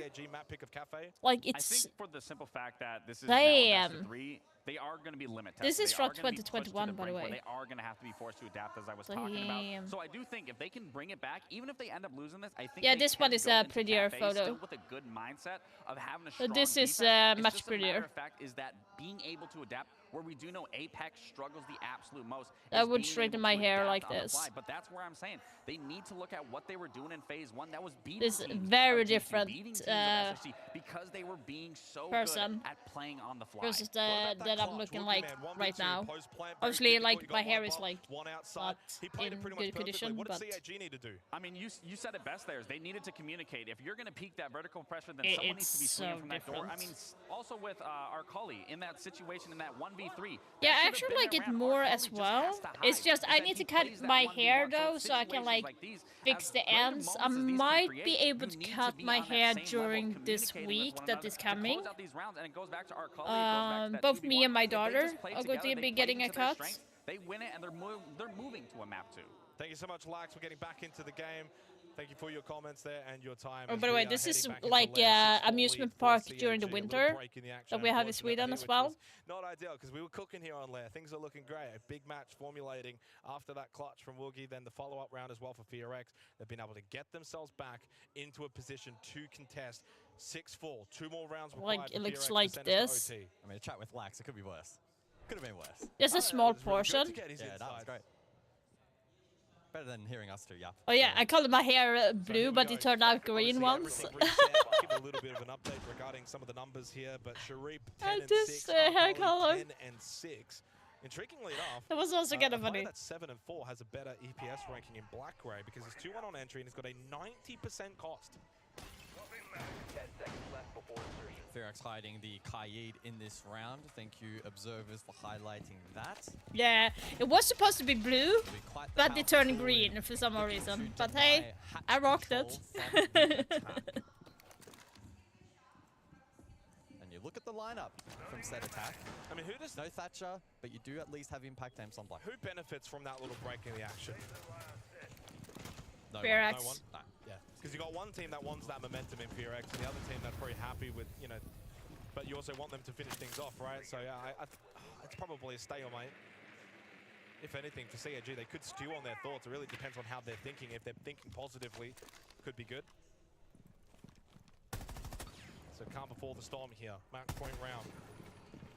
Into the 11th we go. FearX need 2 more rounds. They were 6-2 down. We found a huge clutch. And since then, it's been able to turn the tide for them. The previous round, pretty dominant. The one concern for FearX has certainly been, as we've been talking about, the entry battle. 5 of the last 6 rounds in favor of CAG. That's a concern. You've got to fix that. Find an opening kill. Get the defense onto the right footing here in this round. Start well. Woogie looking for I information actually on had Yokai pink through hair the drone. before. I had tried that. I think I have a picture on it One thing in as my well phone here, actually. in this round, FearX have given up full first and second floor control. They are all playing basement. Why are they giving it? Some fun counterplay. Why ain't anyone? Whoa. Okay, good pick, good pick. Now that still could be off the board. That's really good pick. For CAG, but more importantly for FearX, it is an opening kill. Something they have lacked so far. Finally. Last 3 Yeah, against them. finally. And they just need to lock it down, maintain control on their pacing. Still an opportunity though for Cyclops. Don't count them out from this particular position. They still have the firepower. They still have some pieces of utility on display as well. Chibisu double frag grenade. Well, Matthew's blocking off blue stairs, so that's at least one entry point denied for CAG. Consistently throwing out these gas babes. Okay, Blue why would Coded elsewhere. peek that Chibisu. hatch? Why? One thing that FearX, of course, don't want to allow is that plant to go down, hence why they're all pretty much playing sight. But with that, you've got full top floor control for CAG. They can establish the burns, find their entries, then down into sight, formulate the plan of attack. Deathmark activated onto the Kaid, of which throws out a Nitrocell to no effect. There's only one left now in the hands of Rin. 30 seconds left in this round. Huge kill from Akali, and CAG are now swiftly slicing their way through this defense of FearX. Mephi and Rin must stand tall. Certainly possible. 15 seconds that they need to hold out for Rin going for the flank.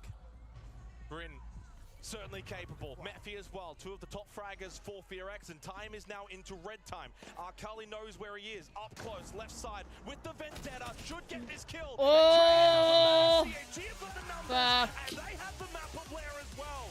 Damn. Slight delay to getting to this result, but a result that felt very much likely to happen after One thing, I might get some heat for this, but one thing I don't get with the Brazilian audience, which I really hate, is that people are sitting and booing.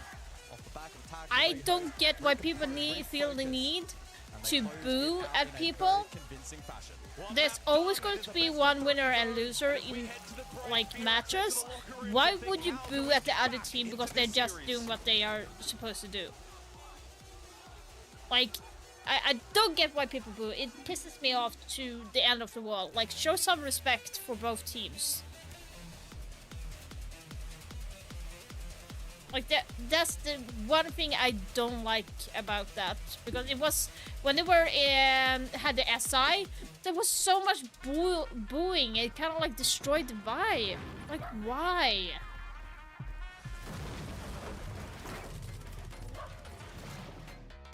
Oh, by the way, fuck's sake, I have actually this photo here. This is me when I was younger. I was around 10, I think. And then I have this one. I have this one as well.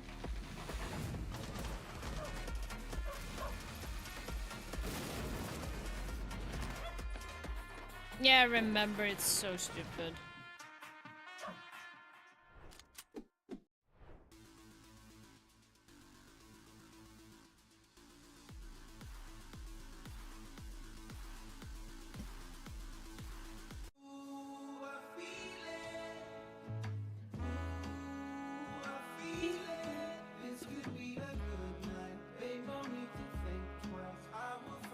Yeah, little mom.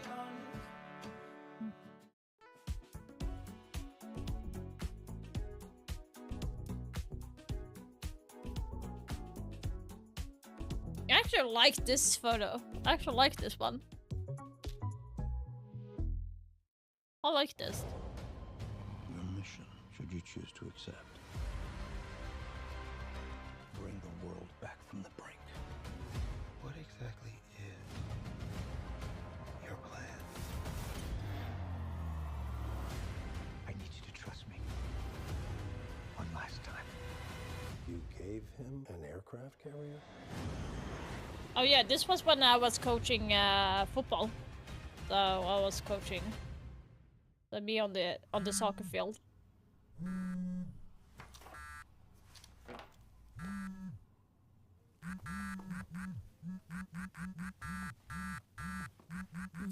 I'm finding so many old memories. Sub of the day är äntligen tillbaka på Subway. Hela dagen, varje dag.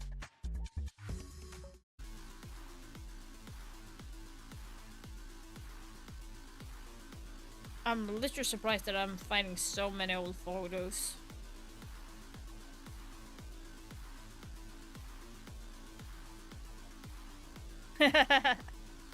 Like outside gaming, I've been semi-pro at football and badminton. I was also an actor, both in theater and a little bit in movies. Not in the big movies and stuff like that, locally movies. And I also played the violin, so I did some small performance.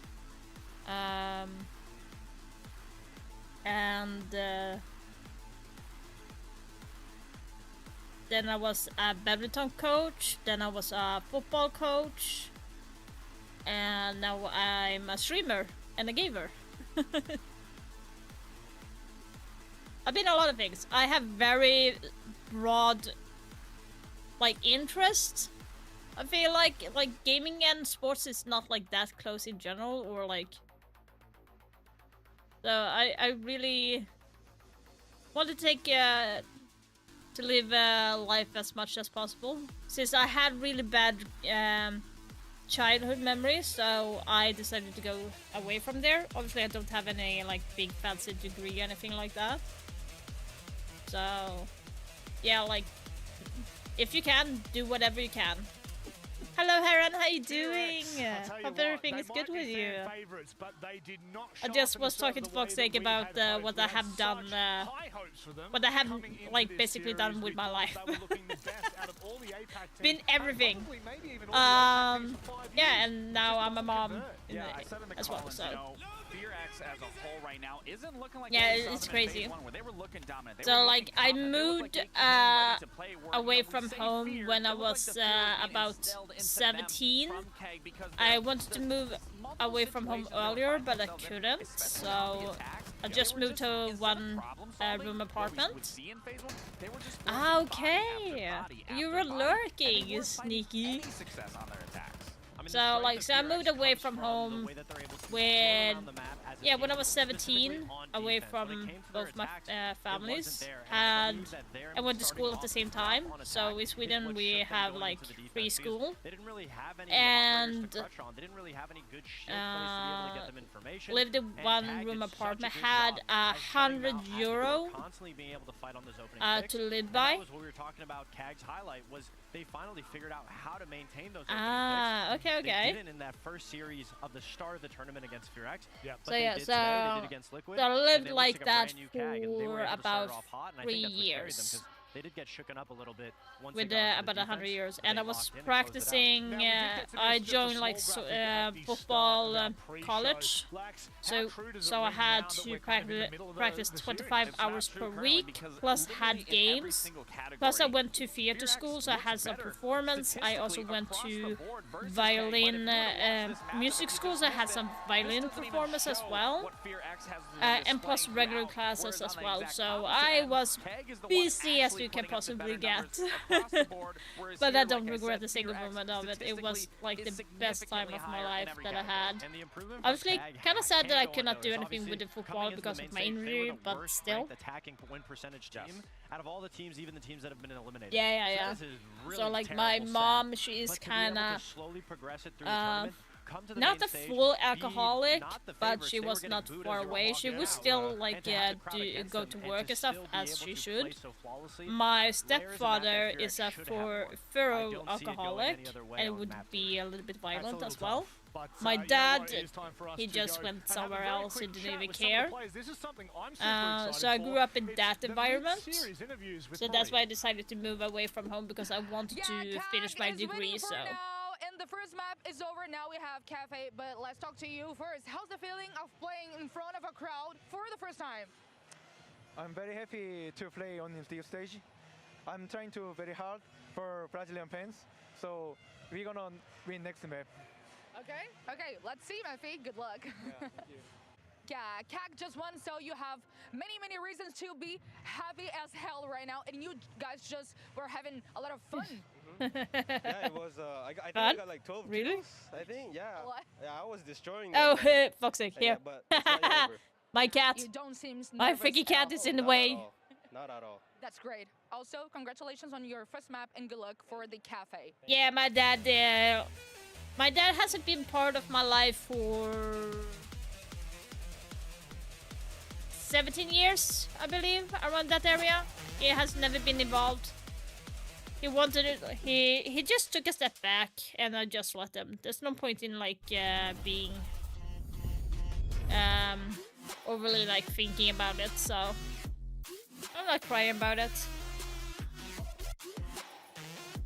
Oh, this by the way, this photo was when I was paralyzed. You can literally see how. I'm not sure if it shows that good, but that was how my face was. Yeah, I thought so. Oh well. Now I have gone through every single photo, so.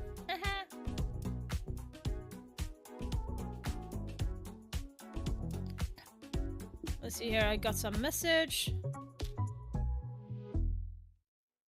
Sub of the Day är äntligen tillbaka. Med 7 goda skäl att luncha hos Subway.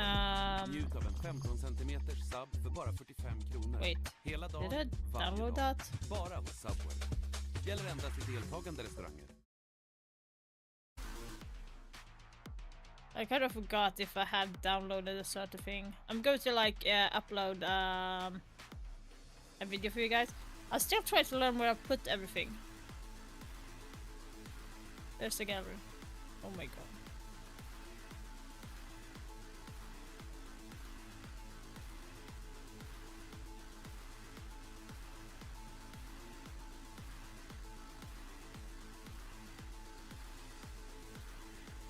Me remembering stuff.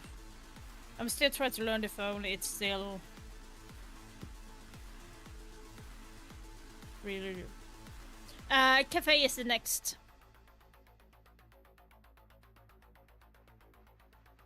So I do believe that SiegeX should be winning Cafe because they have a better score on Cafe than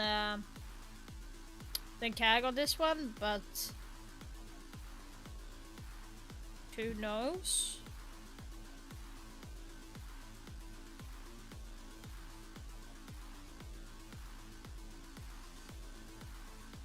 My nose is itching. See here.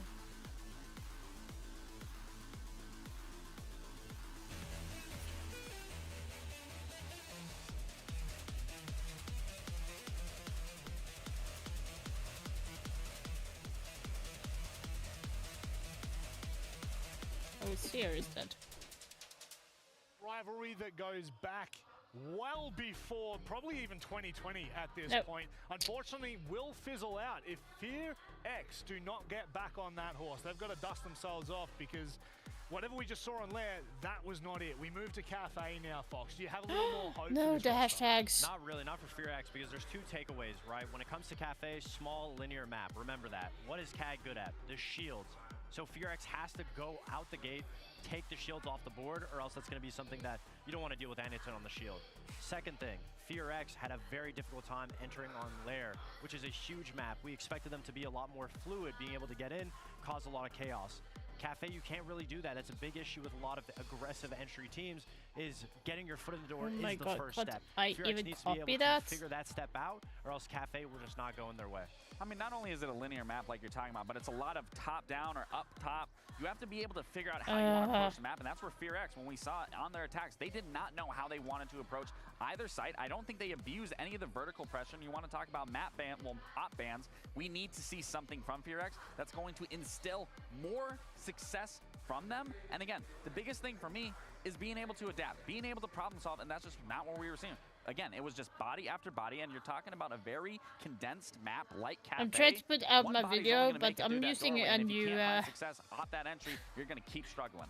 Well, using a new phone, so it's not exactly working the way that I want. This is not looking great for the Korean roster. However, Maria got a chance to speak to Dark on their way back into the stage.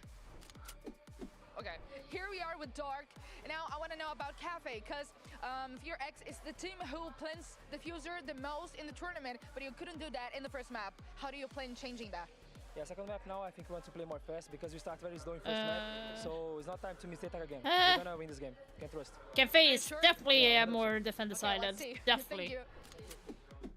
Well, I believe in Dark, and I believe that SiegeX can certainly bring this back, but it's not going to be easy. Also, here at the desk, I think you've got to ban out those shields coming into a map like Cafe against TAG, because obviously for SiegeX, they haven't really been in this position so far at this event, where they've been having what the to now play from fudge? behind. What is happening? The first best of 3 in the event, but they've been so good, 4-1 record. Now they lose the opening map in a quarterfinal matchup. Oh my god, I'm like literally trying to understand the phone. But I posted a video, guys. It's out in TikTok. Jesus. Considering how this series has played out so far, I share the same doubts as Fox. SiegeX at least get to like start it's on so defense, different from so my they can old find, phone to my new phone. some Everything relief, is but like it's going needs to a be. very challenging map for It's so them to different. try and respond, Jesus. try and fight back. Well, But yeah, Cafe is more defender-sided, like more towards 70% defender-sided than attack. But now CAG are starting to just bring So them it's over definitely to their side. They are more one map away from a heavy-handed. top 4 finish So if minimum. you want to have a good chance of winning this match, so if you're starting an attack, you need to at least get to, like, in the, I'm talking about like the matches that they have and at rank now, so they need to get at least 2 or 3 wins on the attacking side if they are going to have any form of easiness on the defender side later on. So that's going to be the ultimate goal for them, at least. So to Cafe we go, second map of this quarterfinal. So CAG needs to like win 2-3 rounds on attack if they are going to have any form of chance of winning. Extend things a little longer. I would guess like they're going for Blackbeard and maybe convincing fashion, and they were able to win in a lot Fenrir, of areas that they've struggled with at this event so far. Entries being the most notable one at that, but also even from okay, Montella Sami. Sami, I'm not surprised because Sami is used a lot in this map.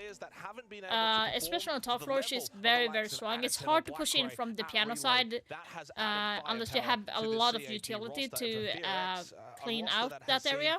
Really, most of their players next one might be like Ram and Mute. That's actually really. I haven't seen a lot of that ban.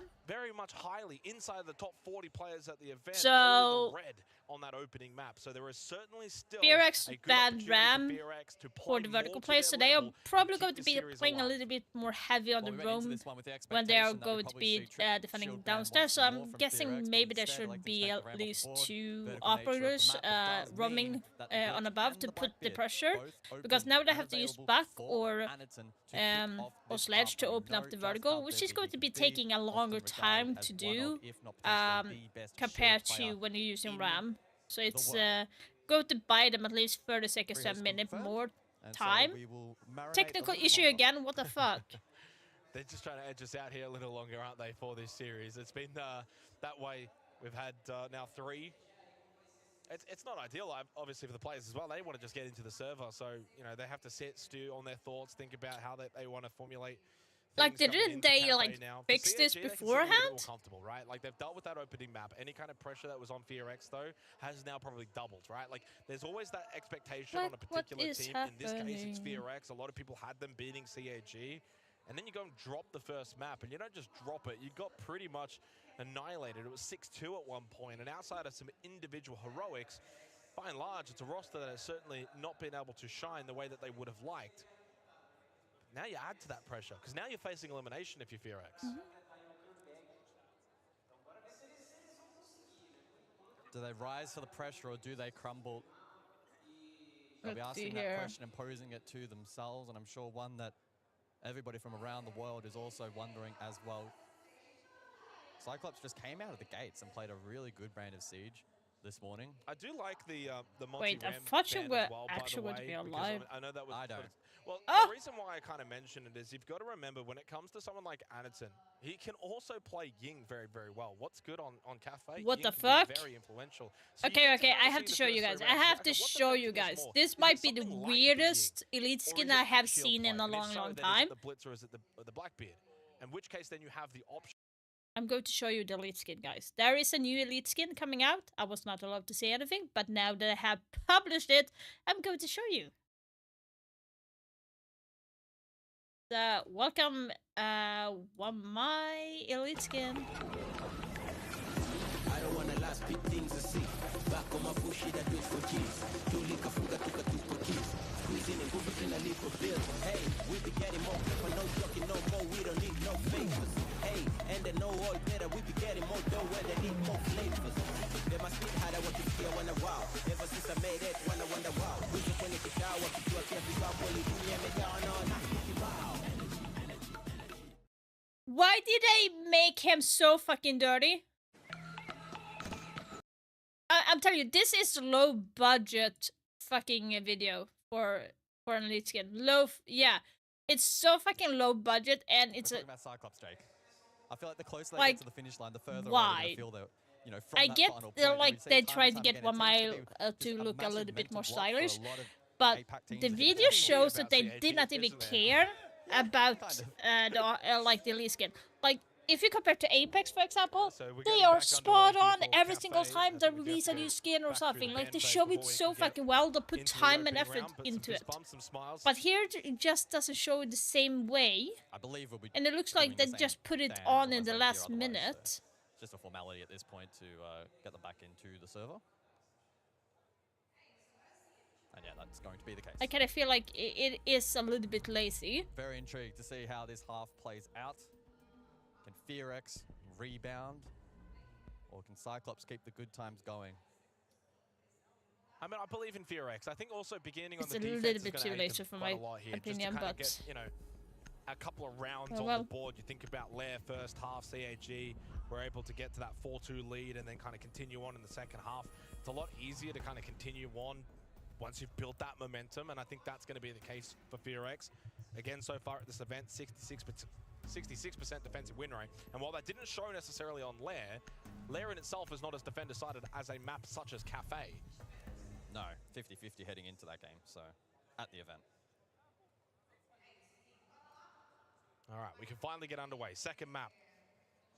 It's been a long series so far. Do we get a third map for the sake of making it even a little bit longer? I know for the Koreans, they would certainly hope for that to happen, even for the locals here to hope for that to happen. choosing FearX as their mascots for this opening match. Brazilian coach, Cyclops knocked out Liquid, you can kind of understand why.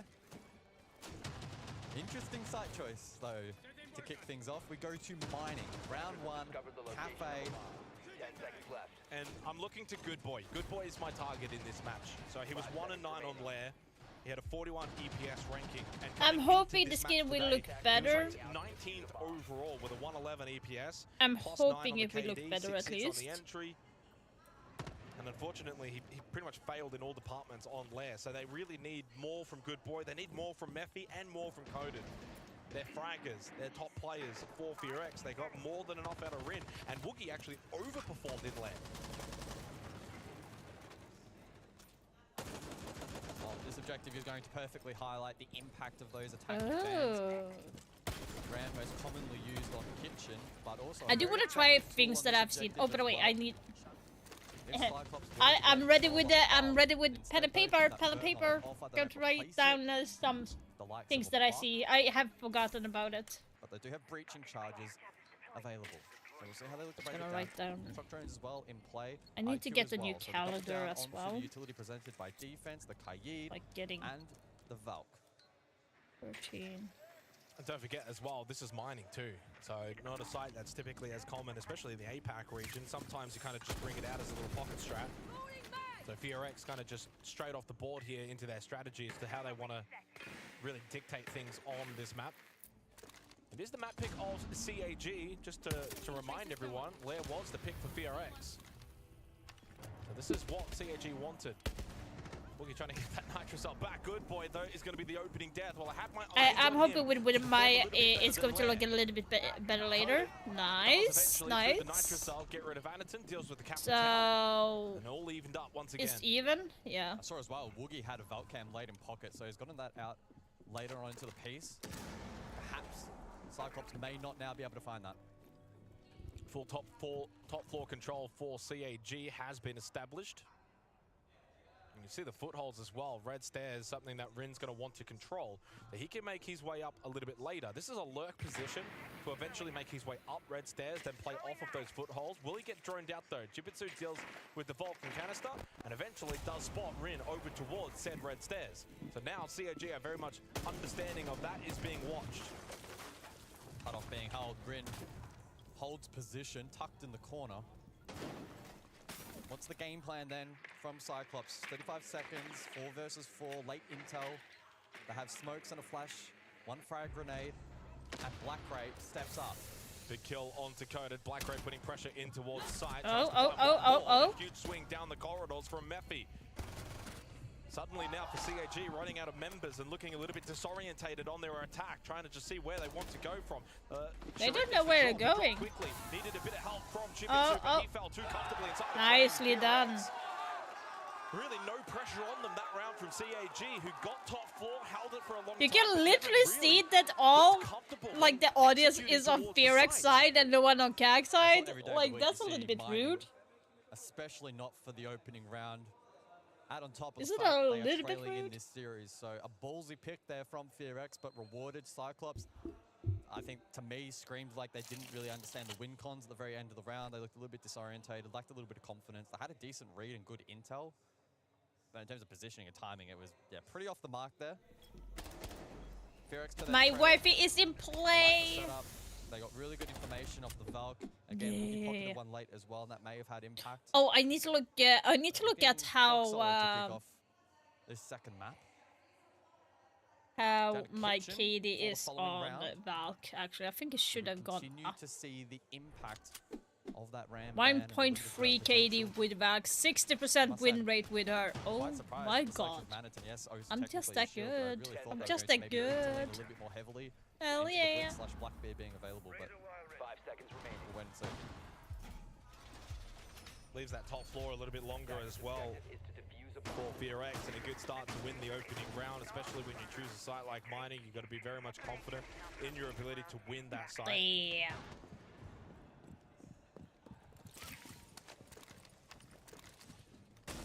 Not the best of starts for Good Boy, who again struggled on Lair, so 1 and 10 technically now between the two maps. For a top 20 rated player at the tournament so far, that's still something that FearX can maybe look to see if he can improve as the map goes on. Wait, shotgun Hibana? Interesting. I did not expect that actually. CAG throughout this event, it's been poor. The worst rated entry team. Layer's a little different, but hey, Cafe, that one from that was a slap in the face. Key to open up a good line of sight over to Rin, finds the opening kill, and as I was talking about entries, CAG find one. Yeah, that's really nasty. Rin was lurking over towards that stairs position in an attempt to try and cut down drone utility. That was nasty. To get back towards side. I highly doubt he was looking to lurk or flank up that particular position. So he gets caught on a good timing from Black Ray, lands his shot. And that's a big win early on into the round for CAG. I'm surprised that I'm not picking Sledge together with Blackbeard, because I wouldn't actually be able to open up They more. have flank watch available as well, so Mephi needs to be very careful. The track still is red pinged. It's not really a play that he can go for. It doesn't have a deployable shield either, so it's a dangerous area over towards VIP now for Mephi. Wants to stay alive, play the Warden, can look through smokes and flashes. No smokes available this round though from CAG. Well, that's one failed grenade. Trying to clear out that castle barricade, which the second one does the job from Anaton. The also available, a form of a shield, but not quite the same as others.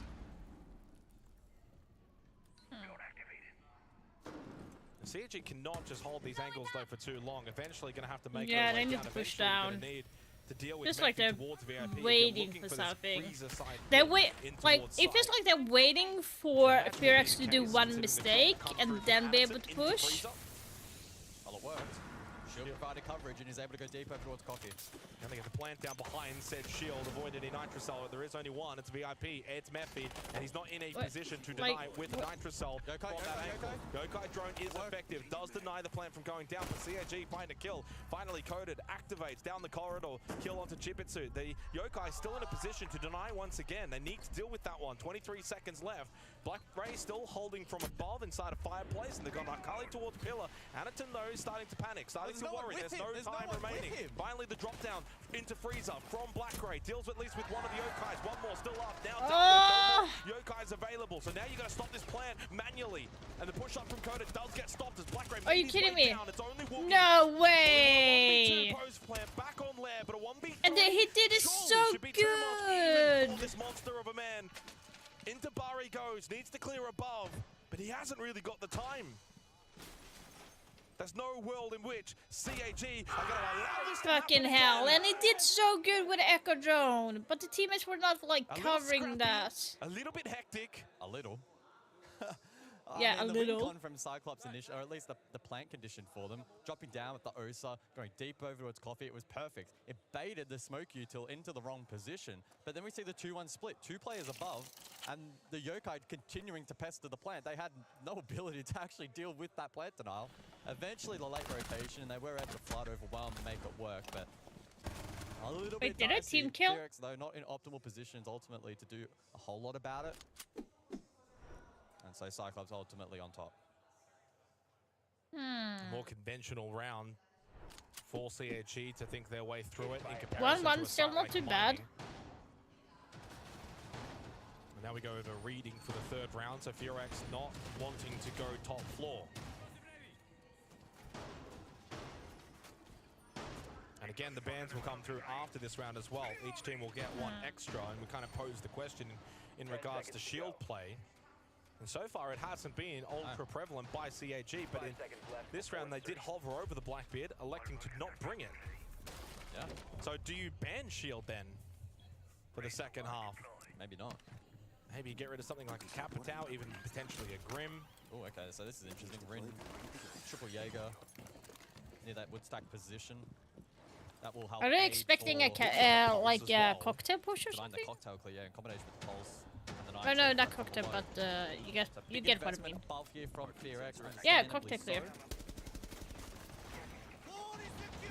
Mephi might even just tuck it. Oh, this could be very interesting. Yeah. ADS devices now catching that cap util. Well, it's not a really big hold up above for FearX. The way that they're kind of holding this now is quite They're holding top white very hard. Damn.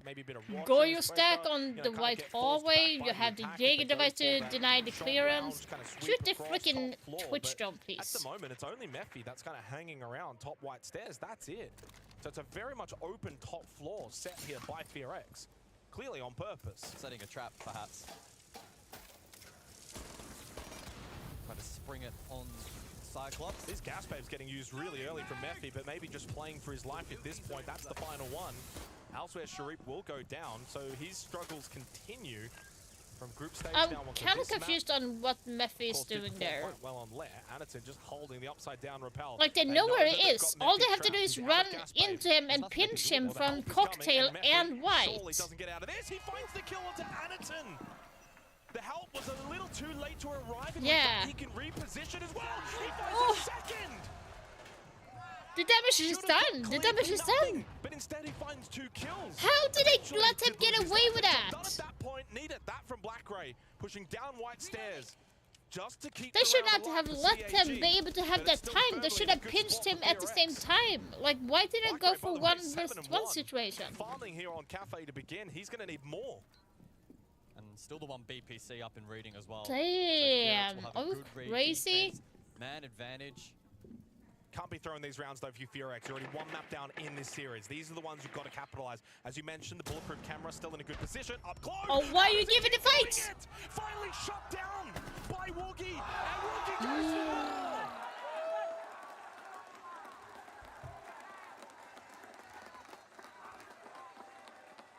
Well, Blackray is on a heater, but he cannot win that round single-handedly. And FearX will find a second, and we head into the mid-half ban phase. Yeah, big moment from Woogie. Lowest rated player for the team at the event, and off to a bit of a slow start here in the series, but help shut down site. Grim Valk off the board, so not an additional shield ban. FearX clearly confident, and I think understandably so, perhaps in contrast to my doubts that they can deal with Anaton, who hasn't posed all that much of a threat yet to find a pick in this game. Cyclops, tactical timeout. Oh my god, what the fuck, stupid. That's an early one, but I don't mind it. Although if you think about it, we had the early one in the previous match of Lair for FearX, and maybe in the end was that a little too early. That was after 2 rounds, this one after 3. For CAG, I think the 2 attacking rounds is probably the pass mark for this half. And take into consideration their numbers, their stats, the map itself. I'm just ready to so go Tanya here, so 3 rounds to probably find 1.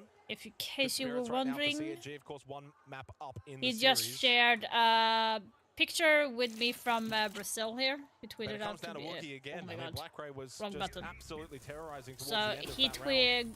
responded to my tweet. I said yes and showed this capable picture. of finding that many kills up above.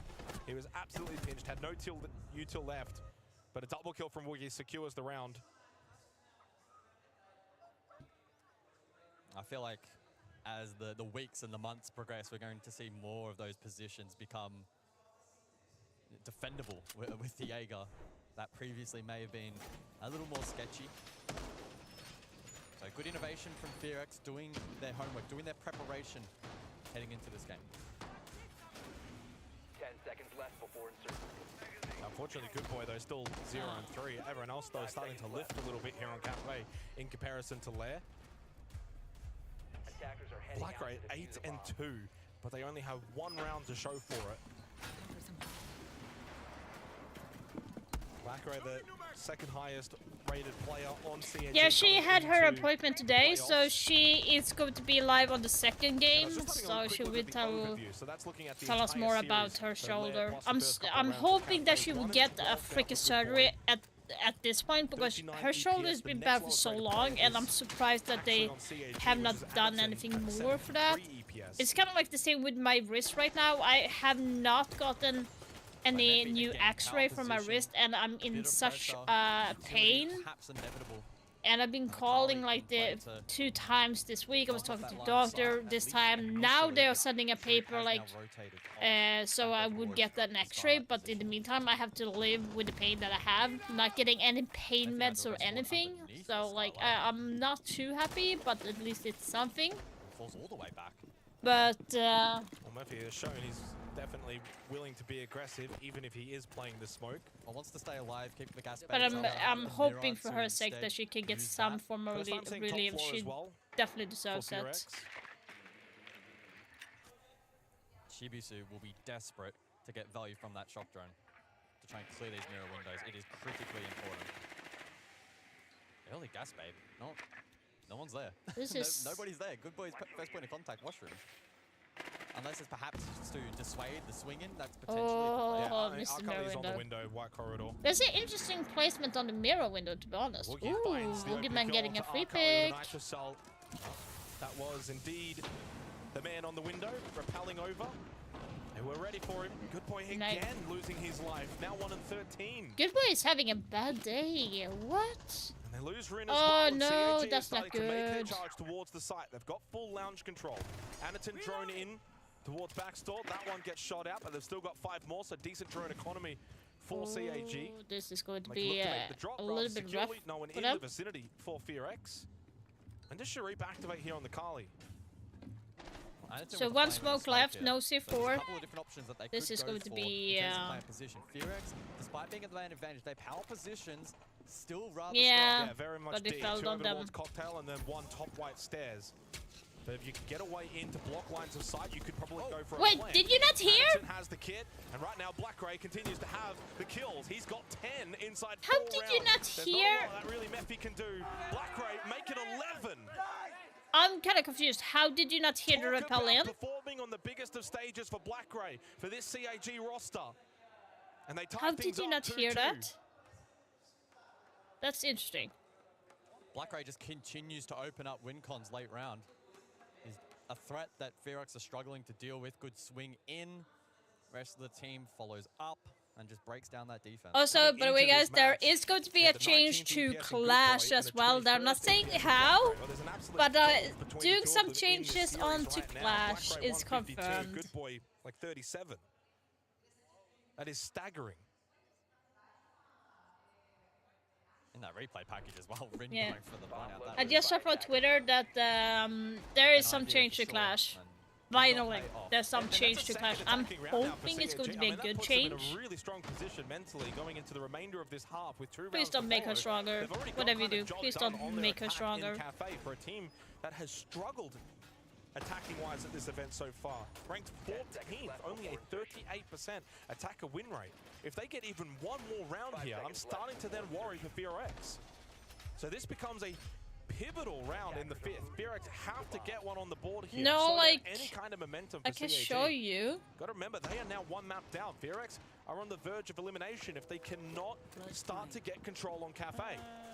And for all the talk coming into the playoffs, it's all been about FearX. Well, we're back to mining. So that's the teaser. On the execute last time out, it was the open. So Clash is getting a change as well. We don't know yet. FearX with that pocket pick on the objective were able to make it work. This time out though, slightly different line up. The Blackbeard in play, and the Ying as well. And that combination could be really deadly, and especially once Black Ray has got into I haven't seen anyone play Clash yet, so I don't know. We have seen him be a massive threat in the kill department as well. There's a lot of firepower for CAG in terms of this lineup. Yeah. They are a very good Ying team. Typically, Anaton can play that, but Akali this time around, early logic bomb from Sharif. Okay, don't you hear Anaton coming up? Are you kidding me? To Black Ray. 12 and 2, and Sharif now gets involved, and the party feels Why are you not aiming? For CAG. Time to get Kagan. Okay, now I'm saying Kag is deserving this more because FearX is just not aiming or anything. This site proved to be a huge differentiating factor, one of which CAG didn't know how to attack. This time, they just walk in, and FearX were not ready for it.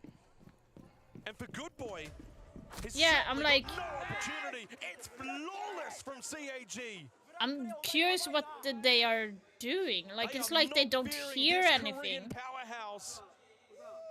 And FearX have now called a tactical timeout from Dark. Can you see me, guys? Yeah. Guys, let's change one more time. Look, that's a little Dark. bit because we are not Toxic, fighting, that right? Dark is They there. hold the bar. Like, what the fuck is he They doing domain, over there? Of course, well, not to be bad, but no problem. That's happened.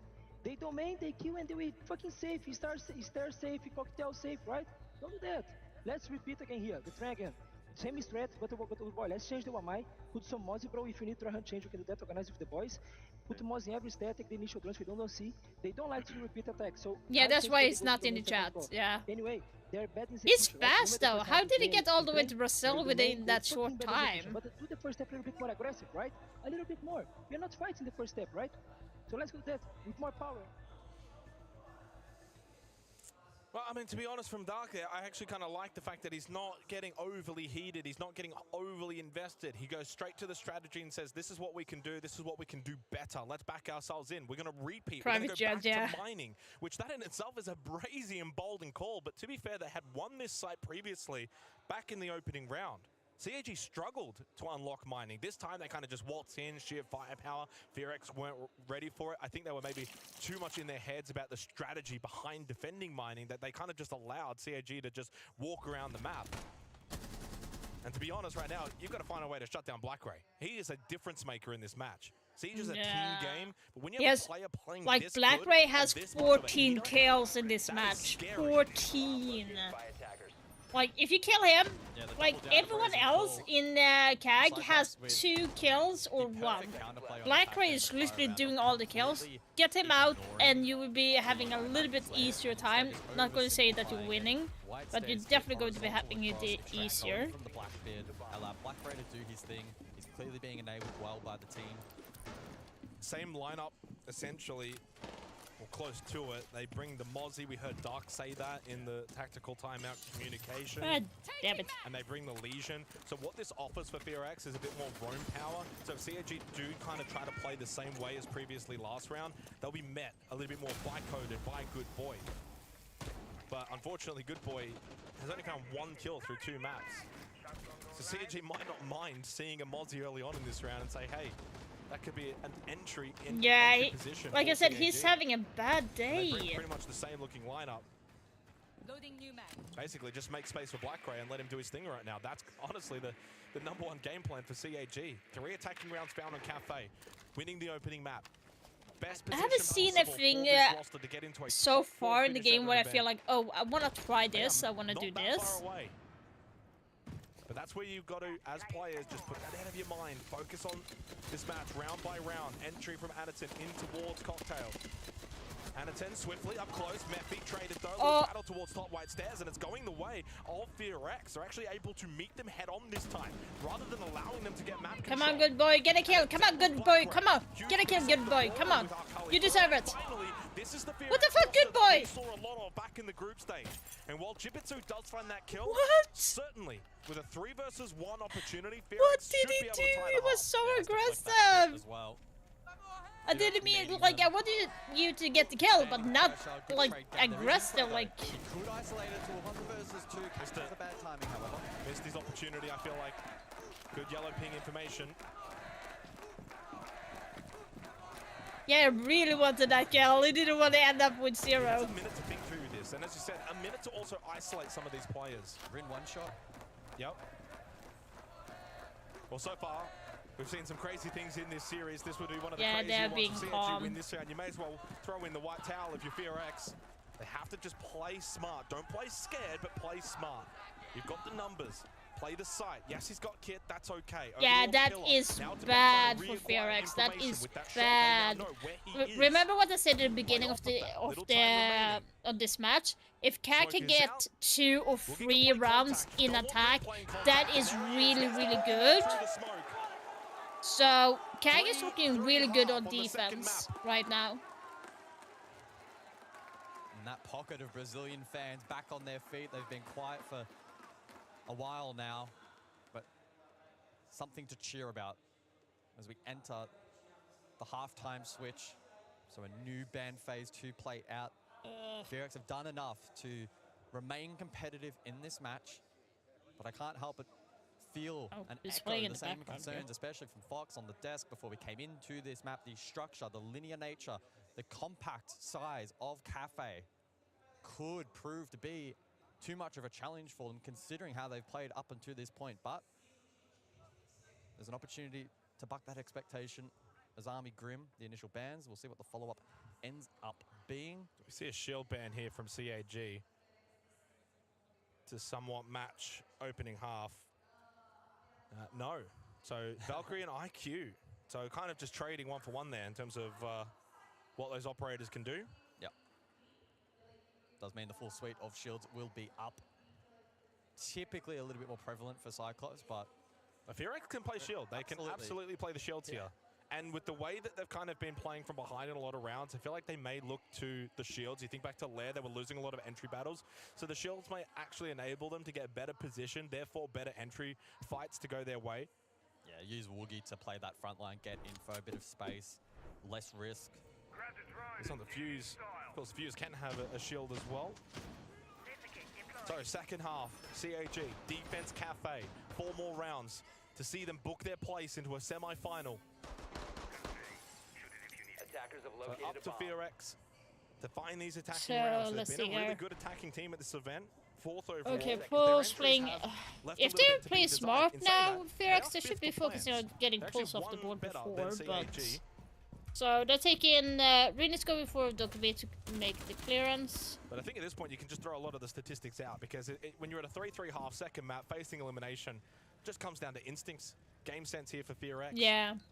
And kind for of. Good Boy, it has to probably be confidence. If he can find a kill or two, get that confidence flowing, bit he's cheeky. more than strong enough as a player to get himself back into this game and offer more firepower to this FearX roster, who are essentially, dare I say, playing a man down at the moment. Oh, he was second best. He's 1 and 15. Oh. Yeah, he's second best on the team coming in. Okay, no, yeah, not. Rin, He opening got kill, the opening kill, but it was not anything Not a lot of lost major. utility. I Plus, he think Anderton ran actually went out. for a run out. The FearX need these opening kills. Yeah. It's been quite It was a 50-50 kill so that far did here not on Cafe. matter, so it's like. With that though, they now They establish a have little one trend man for the last advantage, 5 but rounds have gone it the way of doesn't. FearX, and It it's was not surprising to like see a that difference scoreboard maker. starting to So. go more in their fashion, dealing with some of this utility over towards default. This is actually really good pacing for FearX. I feel like they're getting a lot done early in this round. Oh, nicely done! Might not be getting kills, but he flushed him out with Good that utility. teamwork, good read. The site looking to get the plant down. Really well orchestrated attacking round from FearX, and just believes in themselves enough that maybe they can bring this series back. Oh, Blackgreen, Well, I mean, dirty, I'll be dirty surprised if he boy! finds What the that headshot fuck? through the soft wall. But with Sharif down, that's the Robin goal. Oh, nicely done. FearX make a statement to begin this That was really good. was Like the ying from the window, then he had Woogieman push up from underneath. That is so good. That is team play. That is such a Not good showing team a lot play. of fear there through the mid round, which was, you know, really nice to see. Did a good job dismissing the initial run out attempt. Gave themselves that advantage, that breathing room. They leaned then into the utility of the Ying to flush out the stairs. That was such a and then good. From there, able to crunch side over.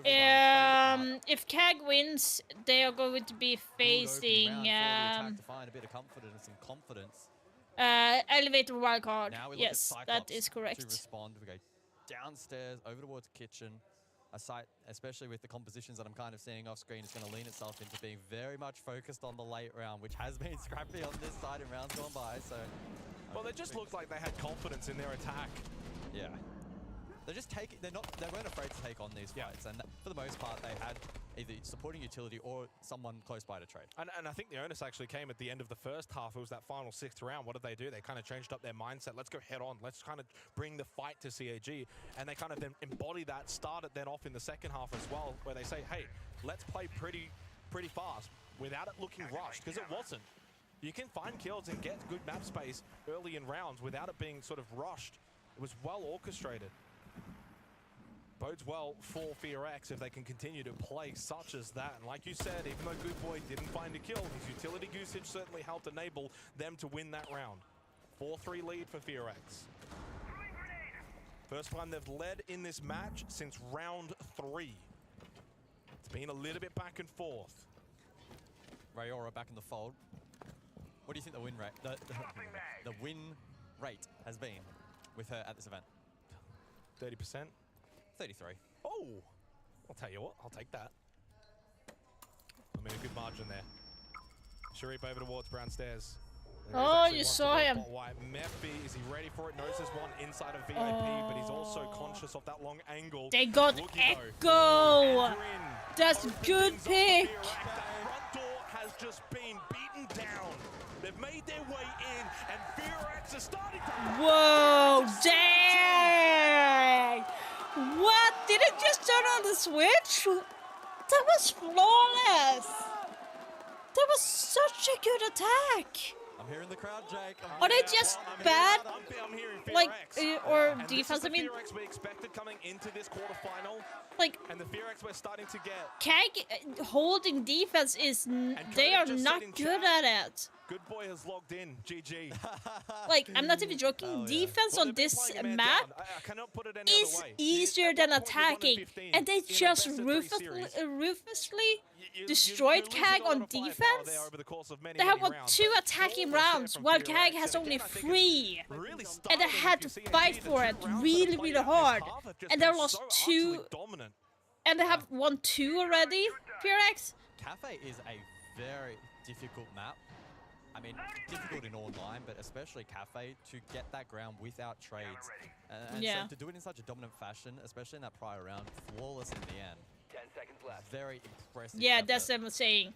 So I love the mentality that FearX have brought so in the final round of the half, the double down decision there, I think, to then confirm it. It took like Kag 6 rounds to win 3 attacking rounds, and they had to fight for it, while FearX got 2 rounds on attack, basically flawless. Just says that they know what they're doing on attacking way better than Kag at the moment. They know how to play.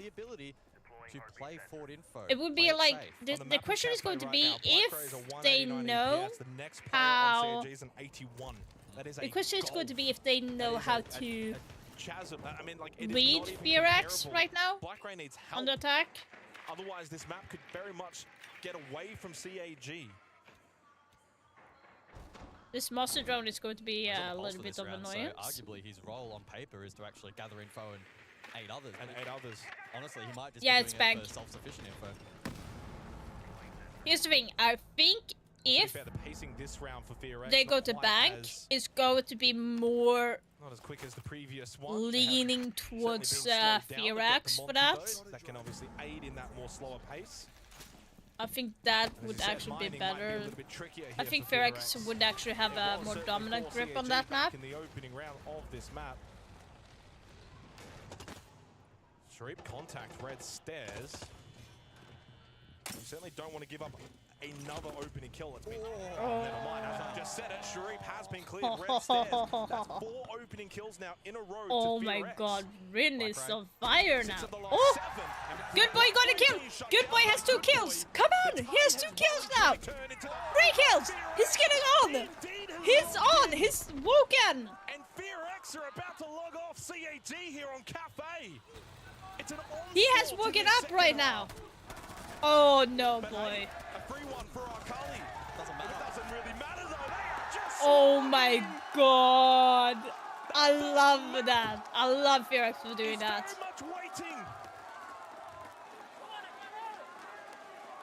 Oh, now I understand. But wait, now I understand why there's more people on FearX side. I forgot about it. Do you want to know why there's more audience on FearX side than Kag? He believed in his roster. He believed in his team. And since then, they've believed in him. Yeah. I knew why. I know why. I totally forgot about it though. He's been a massive difference maker. The reason why there is more audience on FearX side is because their coach is Brazilian. Their coach Dark is Brazilian. That's why there's more people sitting on that side. Everybody around the map just breaking down, losing their ones, losing that control. 3 map points FearX. I cannot believe I'm saying that sentence after what we have seen so far. It was a 3-2 lead in favor of CAG. Since then, bang, bang, bang, and bang from FearX. Yeah, so now FearX has won 3 attacking rounds in a row. And they have a good grip on the game right now. It's going to be a third map, guys. For CAG, they have woken up Unless CAG is shutting them down in a hard best way. that we've had from FearX at this tournament far outweighs the best from CAG, and that's a scary thought if you're a CAG fan. Who must have got that free drone? Mind you. That's Rin, just quietly in the dark, poking away. Okay. And Blackray has quietly just been halted. Yeah. Spawn peek attempt. So desperation setting in here. I mean, at this point, Blackray just says, I'm Batman, and I've got to go and get them all. Because no one else is doing it. But the Montang is not the man you want to see. Oh, there was one spotted. A little delayed, but the shots come through. Some onto Mephi. Blackray sensing that he has to turn the tide, but this into him. He's missed them all. Blackray's been deactivated here on Capital after a huge start. That was a huge opportunity, and that was the Capitao. So much utility. That's massive. That is a massive moment for this round. FearX, Mephi specifically, getting away with it. And that both has lost equally as much HP as well. Depending on what kind of play they want to go for, if it's like a washrooms clear, a drop, skylight, etc. A couple of different options available, but that will be a very important tool in about a minute and a half time. And it allows FearX to just slowly make their way into the site now, knowing that the first shots from CAG has grazed them. Push off for C4. Jibitsu towards Cocktail, knows there's one on the rappel. Well, I mean, washrooms is good here. It's really just over. Jibitsu, by the way, does have a drone. Keep that in mind on the Mozzie. He has captured one. Here we go, they've got a player isolated. Woogie on the Monty. He's just making his way back, drop down Coda in front of them. Refrag. Between Akali and Rin. The timing is everything, and Coda gets rid of the Mozzie. Slight advantage now for FearX, still plenty of time. Maybe the double down gets rid of Sharif, and indeed with Blackberry still on the board, this round's not over, but it is looking done. Needs help from Anaton. Needs help from his warden. But Blackberry says, I don't need the help. I'll do it myself. And he does indeed have the opening information. There's a BPC, I don't know if I got cleared. And there's a drone as well from the fallen Mozzie. 60 seconds. Come on, get him. Already having a tremendous map, needs to go a little bit more. It's up close. Oh. And he's sent the message from Blackray. No way did he do that. Coda did that. To send us to a third decisive map. Cyclops are done here. Anaton, 1-6, 1 versus 3. FearX firing on all cylinders. Monty as well, taking the shield man into account, needs to deal with Wookie quickly. Now, there's one above. He's wary of that. The shots ring out, and the shots hit the mark. Really nicely done. Really nicely done. I told you guys. I told you that FearX would win Cafe. I told you that they were better on this map than Lair.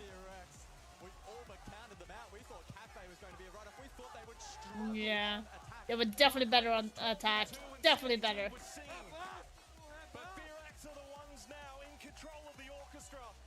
Damn.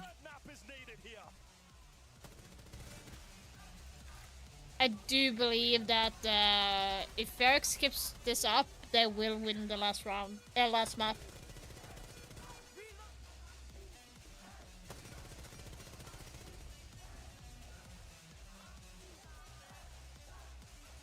That was really, really nicely done.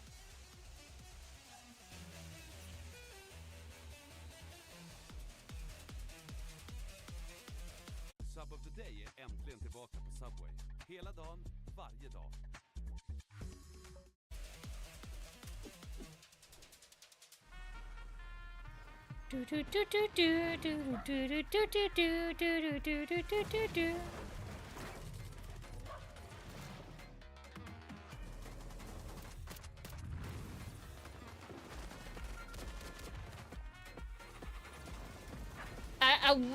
I would say that maybe FearX has a greater chance, because if they win, like, let me just double check.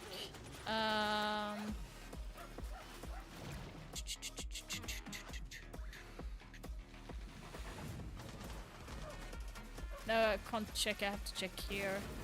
So FearX. So FearX and CAG already faced each other on the first day. FearX won with 7-4. And that was in Chalet.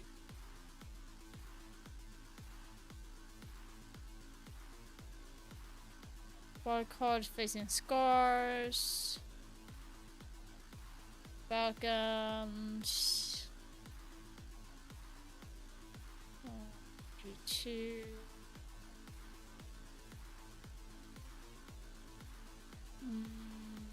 SiegeX. Face SSG.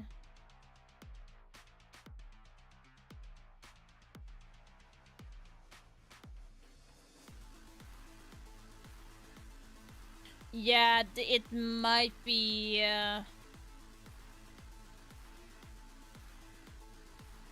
It's going to be interesting to see how it goes tomorrow. But they'll live in their own fantasy? Damn, that's harsh.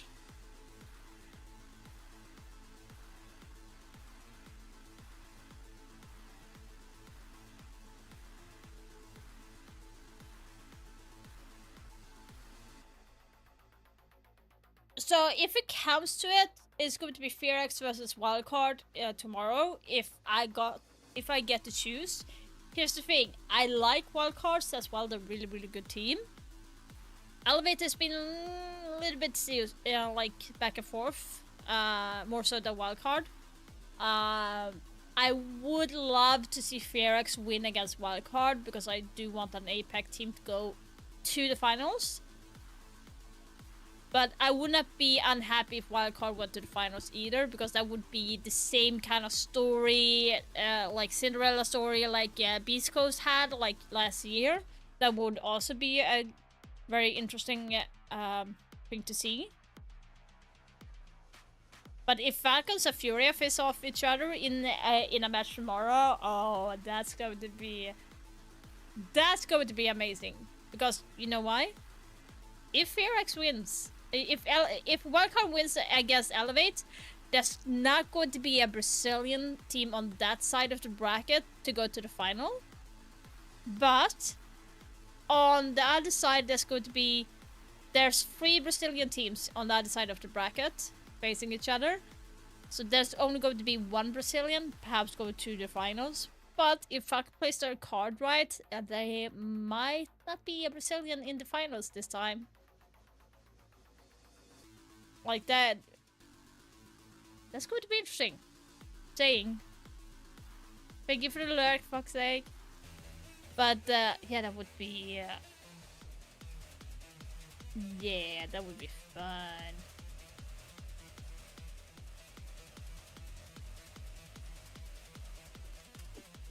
FearX, they come back. They outshine CAG on Cafe, and now this series has legs. Now it gets more interesting for this APAC North rivalry. Honestly, a much more put together FearX in this. Of course, the highlights we're checking out right now presented to you by Games Pass. If you guys want to redeem and win some where the fuck the full just sign into? make sure you're playing once it launches. It's pretty simple. But Lax, as we start to deep dive into this one, it just looks like a different FearX. This is the beauty of a best 3, baby, is the fact that you cannot show the best showing the first map, but immediately come out the gates in the second map to show pure dominance. And this is exactly the FearX that we were seeing in Phase 1 that was putting up such a good performance. They were confident, you could tell. And realistically, I don't think Keg played very well into the bans. We're on that exact opposite end. FearX absolutely abused it, especially on that Monty. And even in that last round specifically, Wuggy Man was doing such a good job on that Monty, and in that round, Coded gets a kill, making it a 1v3, and starts BMing for a good 20 seconds, and then he also closes out the round, making it a 7-3. FearX is back! Yeah, FearX played really well. The biggest issue This we talked about earbuds is getting look inside the map, pretty getting your foot in the door. promising. They didn't have an issue with that. They were easily accessing the building, and once they were Oh, in it there, was attacks not were expensive phenomenal. Always focusing on either. getting that execute down. Oh, might have to check this out, guys. I'm like checking out some earbuds instead of these. They have wireless one for Steel series, and this looks actually pretty promising. Kag had a very difficult time of being able to shut them out getting into the building, and then once the side swapped, Kag's attack. Active noise cancellation as well. 10-hour battery. I mean, talking about Kag, Black Ray needs help. I'm going to say I need to save this so I know where to look, but like this would actually be something. Which we are going to. Everybody needs to separate. It's do or die. Gents, as much as I love hearing from you, there's one thing I like more, and that's to hear from the players. Maria's courtside to have a little bit of a conversation. What a game from FearX, and now you have all the love from Brazil, from the Brazilian crowd. Can you feel it? Eu te amo, Brazilian! Thank you so much, also. You're doing so great. Thank you so much. You spoke about the aggressiveness in the second map from CAG. What happened? I don't know, it just didn't work out. I think someone stole my mouse. I don't know what happened. My aim was just all over the place. I don't know what happened. Okay, now for this third map, you have to have aim. Yeah. I don't know what happened, but you know, bank next one's map bank is gonna be easy. Ooh, let's see.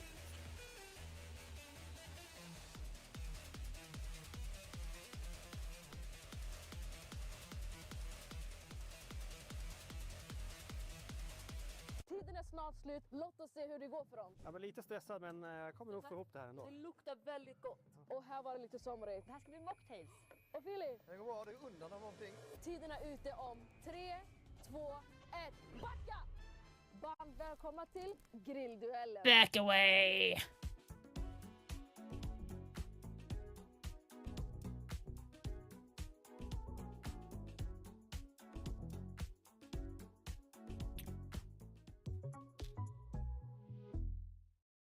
Whoop, whoop.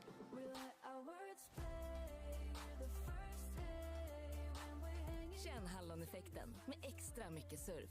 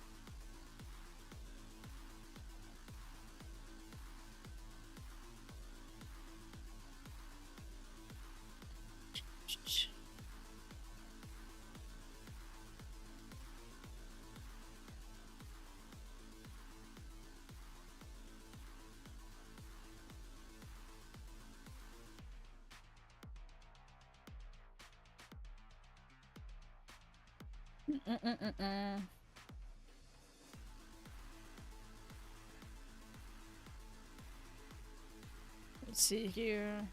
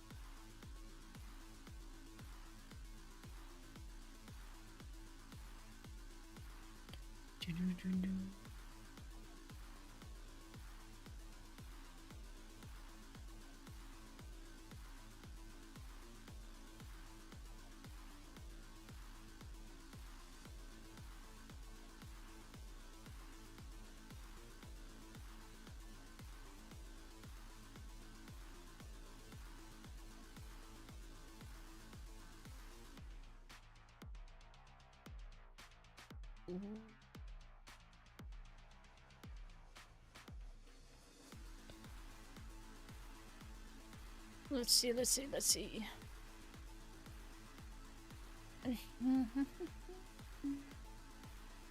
Just checking on Twitter updates, so...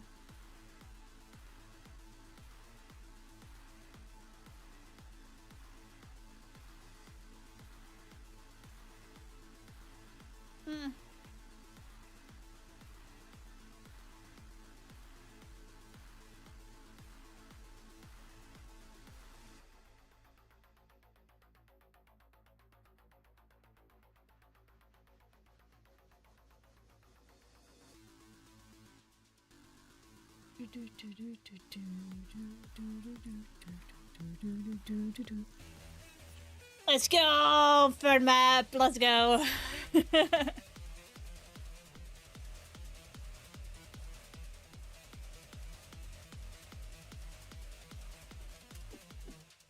FearX re-entered the room to a standing ovation. Not really, but almost. It was a round of applause, very loud, very vocal.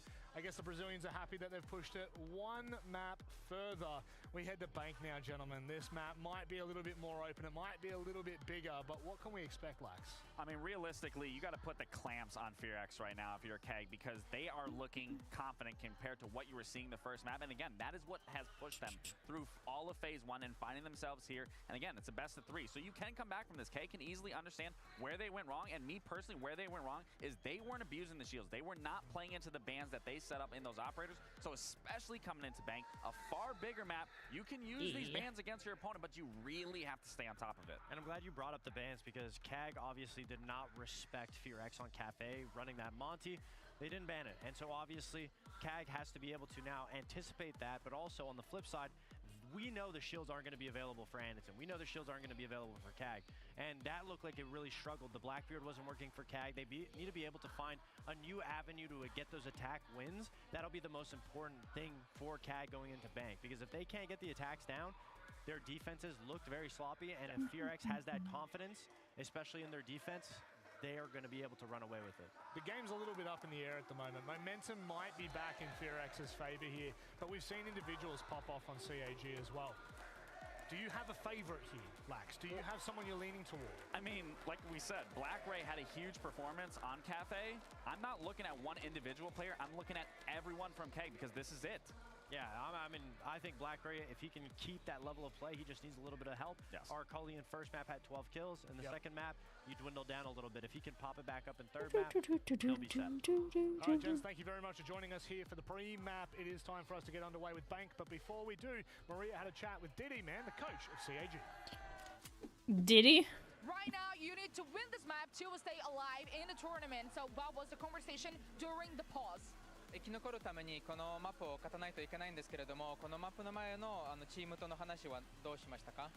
そうですね、あんまり喋れてはないんですけど、トイレで、チーム全体ちょっとふわふわした状態になってたんで、チーム一丸となって最後のマップは取りに来たいと思います。Did it say so? The team made it like. Because we were in the toilet all, but the conversation is gonna be basically, you know, we were like a bit shaky in this previous map. Shaking. I felt like he said so. Thank you. Okay. So both of our APAC Titans have traded blows now, 1-for-1. Both Think you're gonna stealing each play other's map picks some, as well. Sets us up perfectly going into Bank. And honestly, I don't know who to really root for or expect to win this map. But for FearX, This is going to be hard, guys. This is going to be hard. That we have done in this entire series thus far has been meh at best. I mean, I thought FearX were going to take this in a two-way Like fashion. the Disaster. The desk thought, especially Cafe attack, FearX going to be a struggle. Anything but. So Bank is a blank slate. We get to jump in, let the better team win. Damn. Black Ray was immense on Cafe, but it wasn't enough. He needed others to stand up. I was looking at some of his numbers and also the numbers of his teammates on that map. 166 EPS, went 16 and 7. Everyone else was 69 and below in terms of EPS. That's not nice. No. Okay, FearX is getting more. On that prior map. Social prediction now leaning back towards FearX. Ultimately, though, it's 50-50 as we head into Bank. The deciding match. No, 54. It's 54. You gotta be a little bit. Will it be FearX? Will it be CAG? I like Bank, guys. I like Bank a lot.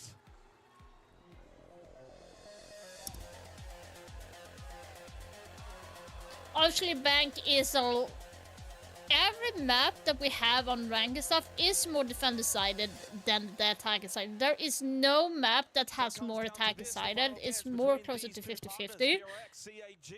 But on this one, I would actually say more 50-50 on this one, because you can actually, like, certain parts of the map is more defend-sided than attack-sided. So if you take downstairs, for example, in Larkers and stuff, that is way more defend-sided than attack-sided. But if you take the office on the top floor, it's a little bit more attack-sided than defense-side. Obviously, it's still hard to attack on defense, but it's not as heavily leaned on the defense side as it would be downstairs. So there is like some certain degree where it is very evenly, depending on where you're going. So they're going to be starting downstairs. So yeah, Mira Kaid off the board, so it's going to leave a lot. The Monty on this occasion, they take it out. We have seen Woogie thus far be quite impactful on these shields, not necessarily in terms of getting kills, but that's never really his role. Instead, to gain information, gain space, and do so in a fashion that is a little bit safer. So that's a big change up heading into this map. All the other bands across the board are pretty on meta from what we have been seeing thus far here on They're starting on an attack. So ideally, guys, if they want to have a good hold of the match on when they're going over to defend, they would actually need to be winning at least three or more, because otherwise it's going to be very hard later on.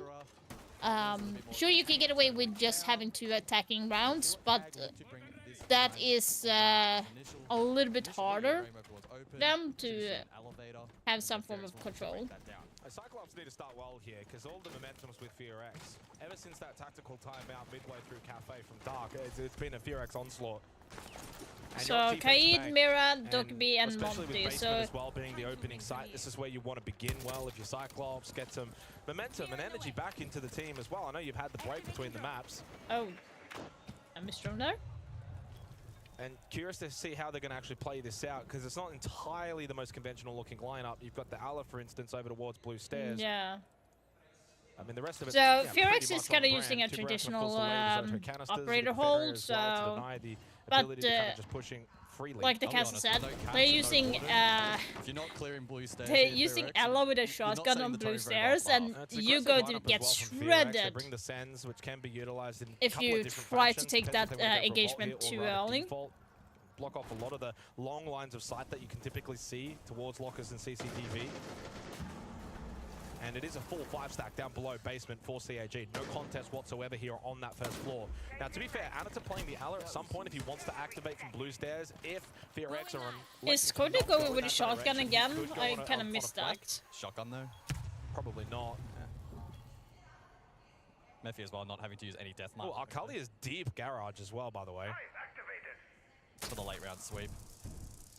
Calculated play. I think Addison's just going to want to hold this position for as long as possible. Probably won't look to push out. I missed again. Did he use the shotgun? Gosh dang it. Go for those vault-centric attacks. Oh, he's not. For Okay. basement bank. Yeah, with the sense to cover the drop. And you've got the Blackbeard as well to facilitate the drop far more successfully. With the shield up, very difficult to die straight away. Nitrocels, of course, do go out really, really early. Although it hasn't exploded, it is pre-plays that should get shot out or at least be noticed. 50 seconds, by the way, in terms of time here for FearX. Are they missing that C4? Really? Don't they? Oh. Aggressive over towards main. Black Grey. No Very good surprise. on the last map. And there's one stuck in towards Elevator now. That's Good Boy. Caught out by that gas babe. Can't push forward. No pressure. Oh, the C4 Over got shot out. It will be the drop. Woogie will fall. Trade does come through. 30 seconds. Still some time. Don't have to panic here if you're FearX. The kid's still in a bad spot. Only just now picked up by Rin. Got to make your way towards the site. While you do have this vault control, you haven't really cleared out the site itself. 20 seconds on the clock. Damn, no. Cyclops resilient. Damn. I mean, that's just not the attack to open up here. Third map, decisive map of a quarterfinal for FearX. The whole way through, it was clear to be Elevator, clear to be I feel like they're attacking on... Like for FearX, I feel like their attacking was a little bit weak. It seems like they were a little bit lost. And that made it very, very comfortable and easy for CAG to read. It was easy to read, yeah. I'd go as far as to say, just isn't the right play into that comp anyway, right? And no Warden, no catch, would clear, should have been the play. I feel like they should have gone... go from there. I feel like they should have gone more traditional, pushing the server, taking control of the hatch above, put the pressure there, instead of trying to go through the vault. Vault is a good option for sure, but clearly it was not up, like they read it really well. Reliant on him on this map. Despite popping off, it was nowhere near enough for them to win that last map. So CAG on the board, the third and final map of this quarterfinal, the All APAC Showdown. And again, as I said, I think for their own sake of momentum building, that's really the way you want to start. A very convincing round. Everyone was well positioned. Everyone understood what they needed to do. And for Black Ray to go and find another 2 kills as well to add to his overall tally. Do you want to know how much he's got now in terms of kills overall? 25 plus. He's up to 26 kills. I was close. I'll take that. You did say 25 plus. Yeah. It's a little bit cheating, but that's okay. So top floor, one of the sites, especially in SiegeX, that's probably impacted the most with bans. We've talked a lot about the range double hard breach, but it won't play a role here in this particular round. I suppose more for Banana, won't be a win con. One thing as well to keep in mind, with that diffuser going down on this site, typically and traditionally very difficult retake. And again, SiegeX, when you vault out, the inability to ADS immediately can prove to be a problem. But oddly enough, it was actually Rin. I think that hit an insane hit by jump out on this site. Speaking of Rin as well, he has 25 kills so far, so it's going blow for blow between Rin and Blackray for their respective teams. Rin on the Blackbeard for this round as we go top floor. Mephi needs to have impact on that Glaz. I imagine eventually could go top square, could go airlock if or do you not see him? Are you kidding me? And Good Boy is going to lose his life again. A nightmare series continues for Good Boy. Yeah. Opening kill for CAG for the second round running to begin on Bank is a great way to begin for the defensive team. Are you kidding me? You got a second one? How does Akali find a second? This time onto Woogieman and you lose the Capitao. This round is falling apart for FearX, and this is a what's the fucking FearX doing? Although Coded, with an entry in towards CEO, finds the double kill. No diffuser. Diffuser is a long way away, but Mephi is there to collect. He will be able to acquire the diffuser. And Blackray is very low. Hold! Suddenly with still over a minute remaining, still very much a winnable round here for FearX. Coded on camera though. Cyclops may look to crunch that position. Mephi has to stay alive. He has to stay alive here. Chasing one. Akali though, able to escape. Can now play the cross, the triangle with the rest of the team top floor. Coded has not moved an inch. And he finds another one. 3 in the round from Coded. Just hide, just hide, honey, hide. In the back of their minds and firmly feeling like they could take this second round. Blackray so low on health, but he only needs a sliver to stay alive. And without Anderton now, it's a quarter. Will he be able to get the ace? Come on! For the ace. But you just know Blackray will not go down without a fight in Janitor, but so low on health. 20 seconds left here for FearX. No, why did you move? Why the fuck did you move? And Mephi now you get a plant needs behind to the decide, fucking do you go for the plant or you go for the kill? He will go for the plant.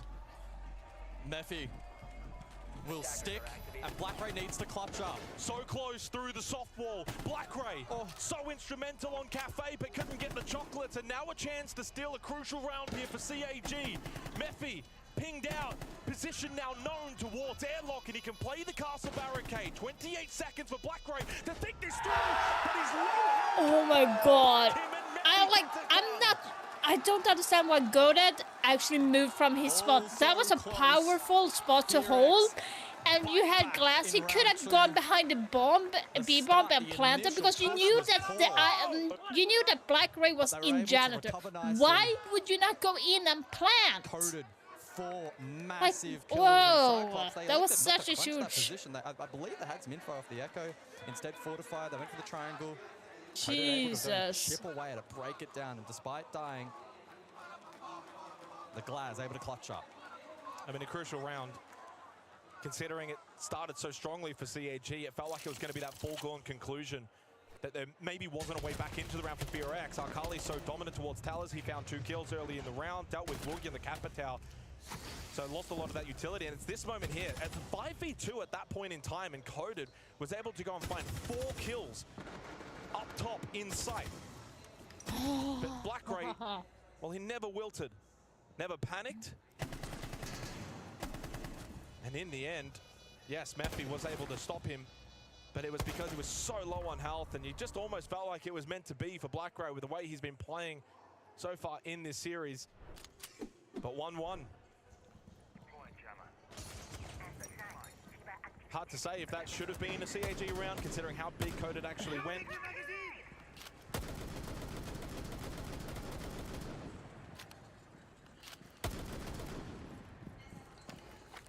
Double shield, FearX, Blitz, Blackbeard. They go sort of hard. The roam clear here from the attack. Looking to head it from stock across. Akali though, close by, has supportive utility, keep the barriers. Oh, it's aggressive. Akali. Up close, the Blitz in your face is a nightmare to deal with. Has been able to get away though. Up close. What the fuck are they doing? Battle with the Blackbeard.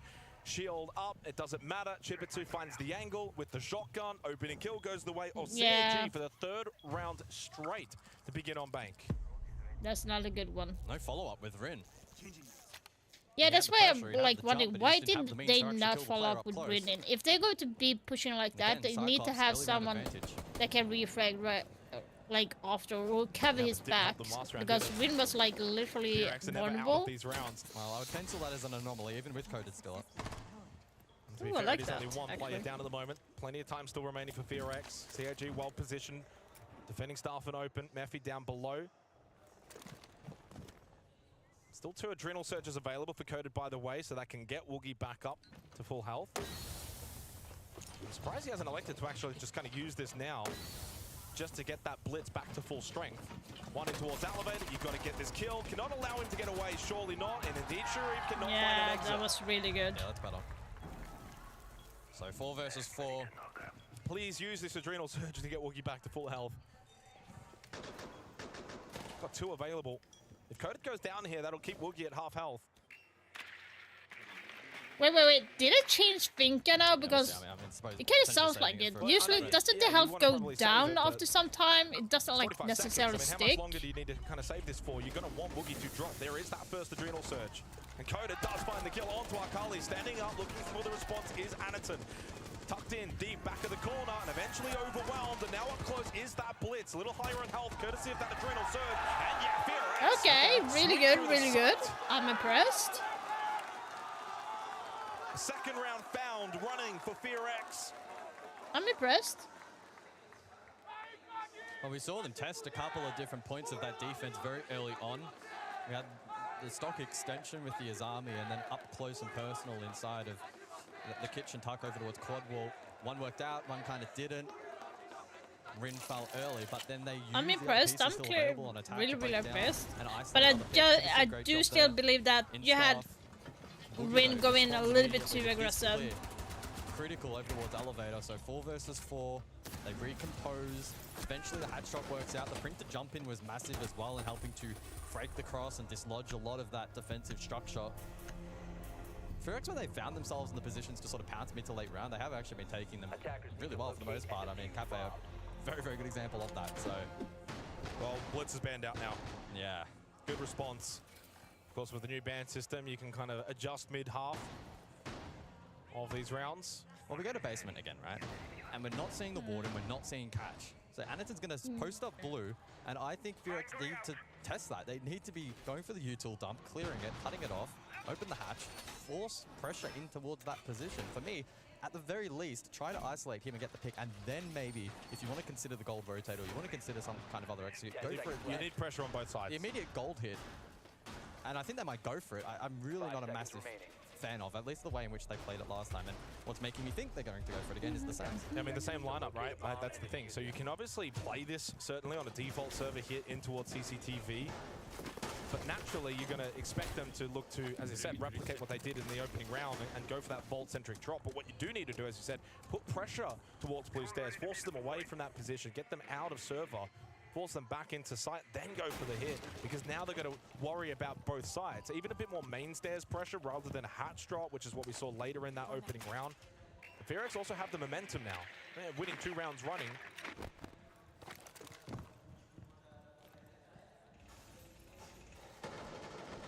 Pretty much a full stack below, except for Chipper2, who was first floor elevator, has now dropped. We'll give that position up. If not, Mine's in place for any kind of elevator pressure. Anaton once again posted up towards blue stairs. Does actually pocket his Grismont Mines for now. Especially if FearX are going to go for this full focused vault drop again. You may as well just kind of keep them and then use them later in the round. Ice cold metal. I don't think it's going to take CAG too long to clue in as to what this push is going to be. They know that FearX are leaning into the back push from their experience last time. Woogie has droned out blue stairs. Yeah, I mean, Anaton now might perhaps find himself under a little bit of pressure, but the clear util from FearX is not great. They are putting way more pressure, though, towards the server side of basement. 90 seconds, Woogie postures top blue. Up close is Anaton. They have potential flash dump from Coded. Do they look to clear this position? It would severely weaken the defense of CAG. And talk about a big win for Woogie.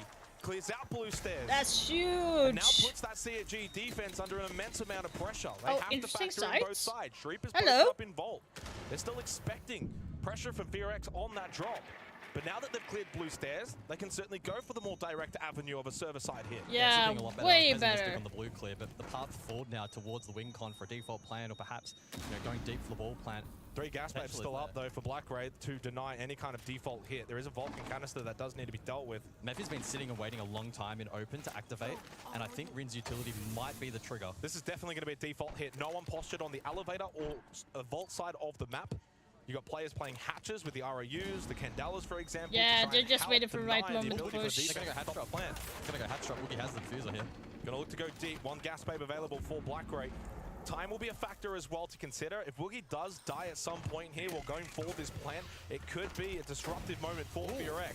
Inside of CCTV, really deep. He's planting in on... Oh, they saw him. 10 seconds on the clock. The gold hold from Sharif No, needs to be no, no, strong. no, no. Now just 5 and Rin re-attempting the plant. Will it be stuck? The answer is yes, and it's round over. Sharif isolated. Nicely done. Okay, guys. So now, FearX has the 3 rounds that I was talking about. They're in a good spot right now. 3 attacker rounds win is really good, a comfortable spot to be in. Anything above that is a plus. It's a bonus for them. So if they get the next one, they are sitting in a really golden opportunity to win. Of course, the timeout is going to be coming out from CAG because they really need to regroup right now. The coded has been immense so far. 8-2 here for FearX. I think the coaching FearX is just going to be saying like, keep going. Don't get too aggressive though. Like, keep going with the strat that you have. Play it high. Don't stress. Get the frags whenever you can. And I think like on CAG side, I just feel like they need to regroup 6 and 18, 61 EPS, and hit the shots. 0-4 entry. So if you're playing that blue stairs position, you may not necessarily be like an entry fragger kind of player, but you're going to have to know that you're going to be one of the early targets in these rounds. Didn't waste much time and took no one with him, so... The plant By the way, I denial have of that the bag Nitro of chips. was Let's absolutely grab huge, that. but This is getting good. Snappy response. Rin able to execute plant attempts number 2. And yeah, Woogie gets the pick before being disrupted by the Alamine, which is critical. Not much time left on the clock. And Mephi actually didn't elect to go for the drop at the end there, and that worked out.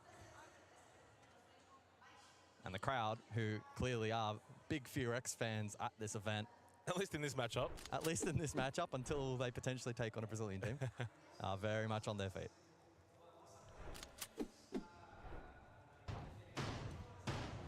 And no blitz, no worries as well, because you can just kind of cycle over to a different operator with a shield, in this case the Blackbeard. Yeah, that worked really well. CAG have got to get the next 2 rounds here.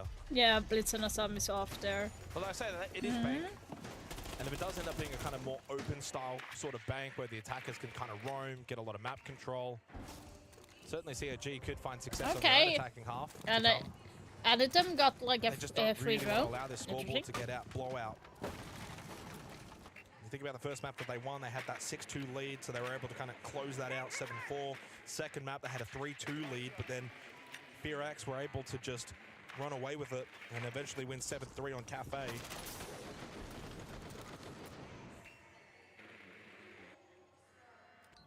And that previous round as well was the first round that FearX actually got an opening kill. The other 3 rounds went the way of CAG. Oh no. Oh no. Oh no. Well, Woogie goes down really early on the Ossa, and that's not ideal. No shield available. Why would you do that? Big kill from Black Ray. Having a monstrous series so far. Maybe more is required of him as well if CAG are to get themselves out of this hole.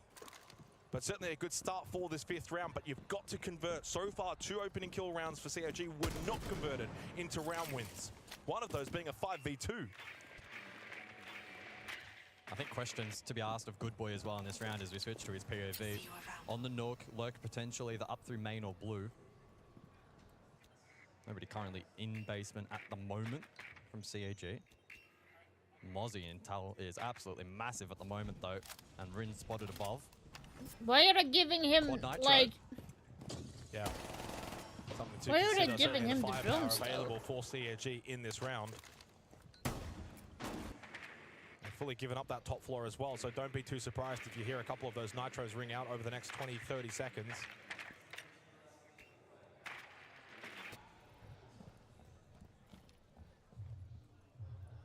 They need to flush somebody down towards Good Boy, or Good Boy needs to make a play up. It's the only way they break open the defense. I mean, there is a player in elevator to flush. It has been a rough series for Good Boy.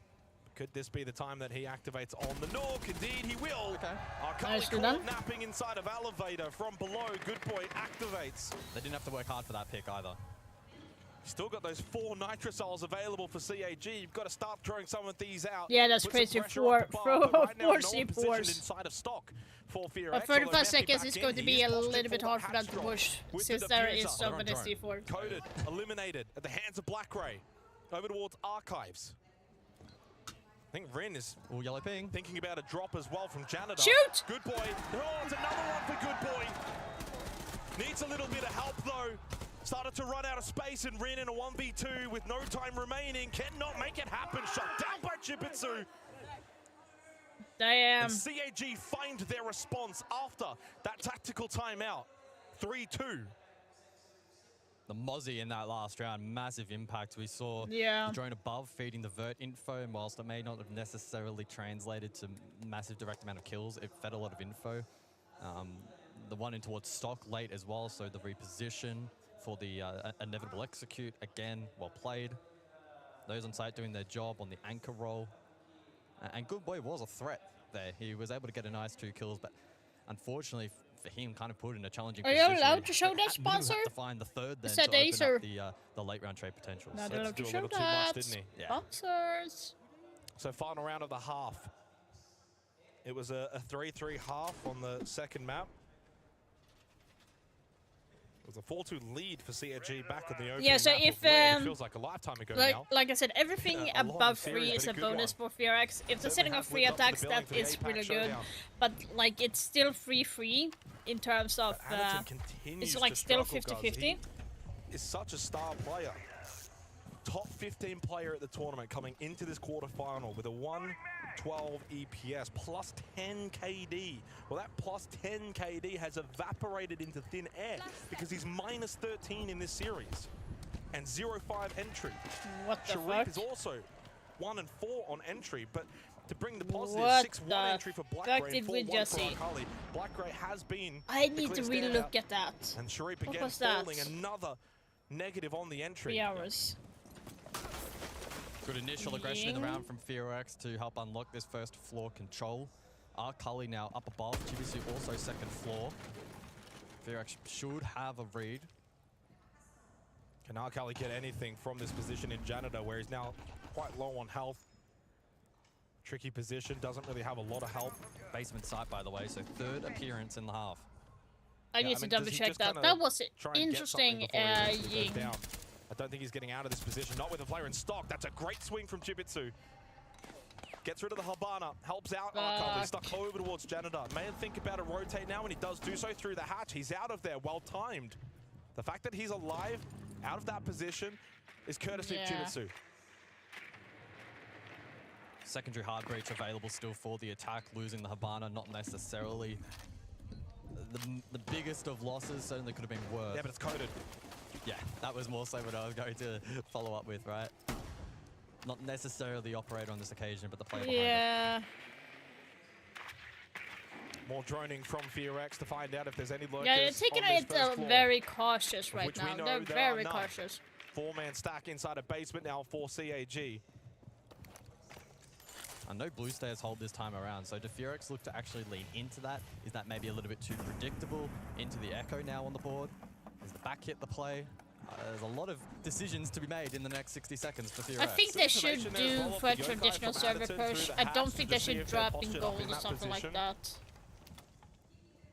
Did I just right now, not very decide much could to... still be either side in terms of the site for FearX. Why as did to I... where they want to kind of yeah. hit this. So the was secondary like... hard breaches helping them be able to unlock these hard breaches. They've now opened up all of them. And Did you not see that Echo info on through... both hatches as well. The ROU out. Still got Vulcan canisters as well. He's actually able to ping that. Drop, good boy, doesn't even make it down. Trade does come through swiftly, and it's time for FearX to get going. 20 seconds then. Woogie needs to find value. Method deep shotgun in hand, but traded. Yeah, but traded from a player in Garage. How much more can Akali have in terms of a say in this round? Feels like this is the time that Anaton needs to activate to the level that we know he is capable of. Deep inside of CC, Rin moving through the hallway. That kid on the floor, there's no time left. There is Anaton. They knew he was there. They had the Oh well, bid watching 3-3. that player. Now we go over to defense for FearX, which is going to be better for them. Remaining defender, Do you feel like Kag is doing really good though? So Cyclops, to their credit, withstand the pressure. We go 3-3 at the half. We are all tied up here in this deciding map. And this is the beginning of the round for me, because you lose Sharif, you lose the pulse, you lose a lot of information, you lose the body. Chipitsu knows as well that Akali is stuck towards Janitor. That swing kind of helps get him out. They knew Anaton was there. The Blackbeard was staring at him for 10 seconds before that. I mean, for Anaton to still get those I just saw the kills with Clash so little time rework remaining on the clock and knowing how chaotic that end of round was for a player that's been struggling in this series. Could that waken him up? Wasn't even the shots. We saw just how much interesting. he was relaying off the as well before that. So massive round for him in a series that hasn't to quite say the gone least, his way. don't know what to think about Fans it. have come Obviously, it's through not a then moving for clash. Round 7 but onwards. Still, Monty, Ace, Tubarao, and Echo. Does set the stage for potentially the double range hard breach. The Ace and the Habana could be taken off the board. It makes top 4 much more difficult to attack. We'll certainly wait and see how that dynamic plays out. We go to top 4 to kick things off. damn, the ban here is Cyclops wanting to take this crazy. opportunity, Like I perhaps said, their best like opportunity of Monty, half to win this Ace, fight. Tubarao, and Echo. Damn. Like here's the thing, I don't couldn't be think that closer, could FearX it? have 1-1, anything 3-3. strong plans on using Making Echo it even more in difficult general. to predict who will move forward into the semi-final. Continuing to represent APAC at this tournament. 10 seconds to go. And it's going to come down to moments. It always does in these kind of tight matches. You can have your systems, you can have your fundamentals, but it's going to come down to moments like Coded on a 4K, Anaton with the Yokai's end of round, previous round. Who's going to be able to get some clutch kills, some clutch moments? Mephi Glaz 1v1, right? Been a few of them. Yay! They're using the mirror window that I am using and the castle traps. Me and Rock use this a lot. Or you may have to delay, or you may have to just trade for your life. Pre-prep on the castle barricade. And it's an on blitz though. This could be very, very exciting. I feel like he's been a bit constricted in this match so far in terms of shield impact. And how individually skilled he is mechanically. Come on, FearX. He can create openings and jewels and apply pressure in a way that not many others can. Well, on this map so far, there's no one below 3 kills. So all 10 players are starting to have a bit more of an equal level impact, which is really good to see. Certainly in the previous maps, you could point to individuals standing really far out. Oh, look for the trade. Now, Sharif does deal with that mirror, but almost loses his life for it. Yeah. The Shock Drone now can also get to work as well in dealing with a lot of the utility towards stock. And who can handle the nerves a little bit better here? Oh, wow. I mean, that's a really good shock drone. A lot of info. Utility dealt with. Groundwork at the moment from Cyclops has been very, very good. The setup is good, but the execution and the finish has to be better. Claymore's placed as well for any potential jump outs from FearX. More work from Sharif down below in archives to just kind of dislodge the position. The red pings are coming and they're like, where the fuck is the red ping coming from? Coded will lose his life. Wow, it's a trade. It's a 1-for-1 trade between Akali and Coded. And oh, he saved the second one. Pocket the entire time, yet to mention it. That does fortify this janitor position and makes it more annoying. No! Oh, it's immediately dealt with. Oh, almost found more than just the mirror. Almost got the mirror. Mephi's so low. I sure did that so well. Nitrocell remaining for FearX on the defense, and the shock. No, the second mirror would have taken. Oh my god. And the mirror itself will go down in the hands of Sharif, and Anaton makes his way in through janitor. Things are getting dangerous here for FearX. 45 seconds, a lot of time, and Sharif finds another. All eyes on Woogie. No, even his eyes are now sealed shut for the remainder of this round, as Good Boy in a 1v4 has struggled so much in this series. Can he make this his moment? There's one down the end of the corridor is another. One on the upside down rappel, but with that plan successfully put down by Anaton, virtually impossible, surely, for Good Boy to save this round for FearX. You got one outside on the rappel, Sharif towards top square, Anaton airlock on the blitz, and Sharif puts the final nail in that coffin for the round. You could actually, it kind of looks like attacking side has more favor on this map than defense, but this is a weird game. Really chaotic top floor hit. So much counterplay centered around that mirror inside of Jan. The initial vert below from the Buck could have potentially been a kill either way. In the meantime, Shockdrain got to work, Info you took clearance. Yeah, then we saw the second mirror come out of the pocket to again place on that Jan wall, face towards the default plan, which has been very much favored at this event over towards the CEO windows. And again, we saw the Buck contest, we see the Twitch contest. That time successfully, Mephi put on an island, rest of the team under a ton of pressure with so many lines of sight then available to Cyclops. And ultimately, a team that did the groundwork, did it in a good fashion, were rewarded in the end. And with that, a one-round lead. And with that, 3 rounds away now from booking themselves a spot in tomorrow's semi-final, a top 4 finish minimum here at this event. 10 seconds left. And a really good way to kind of kickstart the year. And heading into APL later on for stage 1. Job's not done though. It's only 1 round, and we've already seen from FearX, they've got the ability to win multiple rounds consecutively, to kind of just switch it on at a moment's notice. Don't ask me why I made those sounds. FearX It's just... attack, I believe, right? FearX do still have their tactical timeout, and I tell you what, they lose this round. You can bank on the fact that Dark will call it. Well, it was a massive impact on last time. I think it really just helped settle them and give them the confidence. They doubled down on that defensive objective, transitioned it over towards attack, and that was the end of it. Dark is backing in his boys to overcome this 8th round without his intervention. If they do lose it, you imagine their head coach will have a word. And the good thing with Dark as well, he doesn't come at it from a negative aspect. He doesn't berate his players. He's a confidence builder. He's a team lifter. We saw that as well back on the previous map of Cafe. Rin just takes it a little bit of a shoulder shot. 5-man stack down basement for FearX, gives up all semblance of top floor control, middle floor control here for CAG. They bring the blitz once again with Anaton.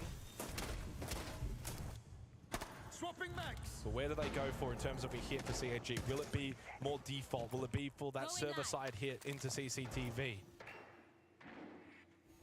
The Goyo outfit to Chanker on this occasion, typically regarded as weaker overall, but given the meta on this site currently with teams constantly switching back and forth and trying to bait out either side of the push, it could actually allow Coda to be a little bit more adaptable in the round. If you pre-place those Vulcan canisters towards a default hit, you've got nothing on that vault side from the Goyo, so essentially useless. But as you said, with the Chanker, you can kind of change things up with the Shamika launcher. Minute left here for CAG.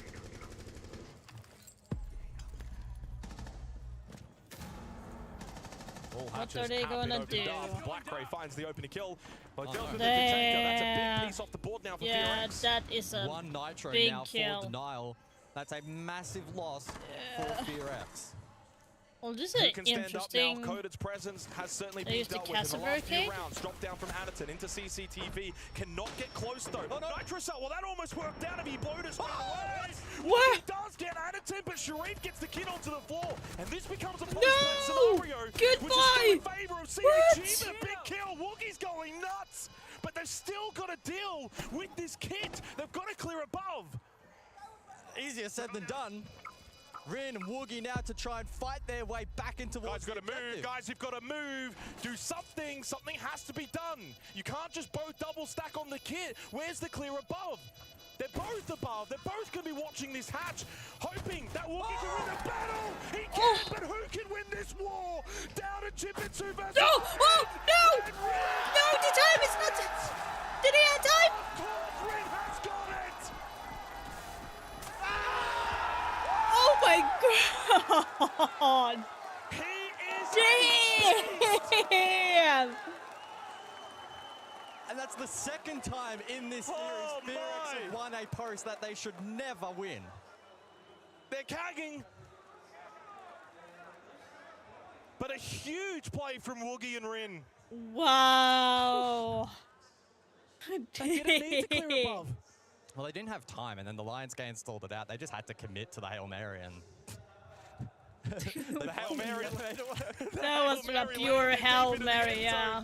Woogie winning that battle through the hatch. If he had not have been able to win this one here, if Arcali wins that fight, Rav is He got done. a You put a 4 line kill. through it. There's no world in which He got a Rin can quad clutch kill. it. Damn.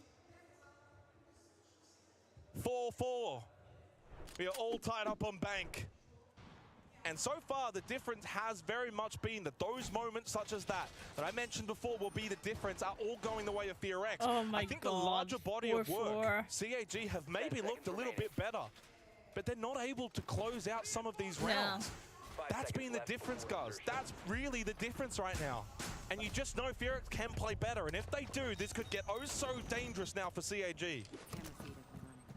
yeah, the clutch factor differential has just been insane. Scopos in play, round 9. Good boy given the license to roam around. Try and build a little bit more confidence in a series that hasn't quite gone his way thus far.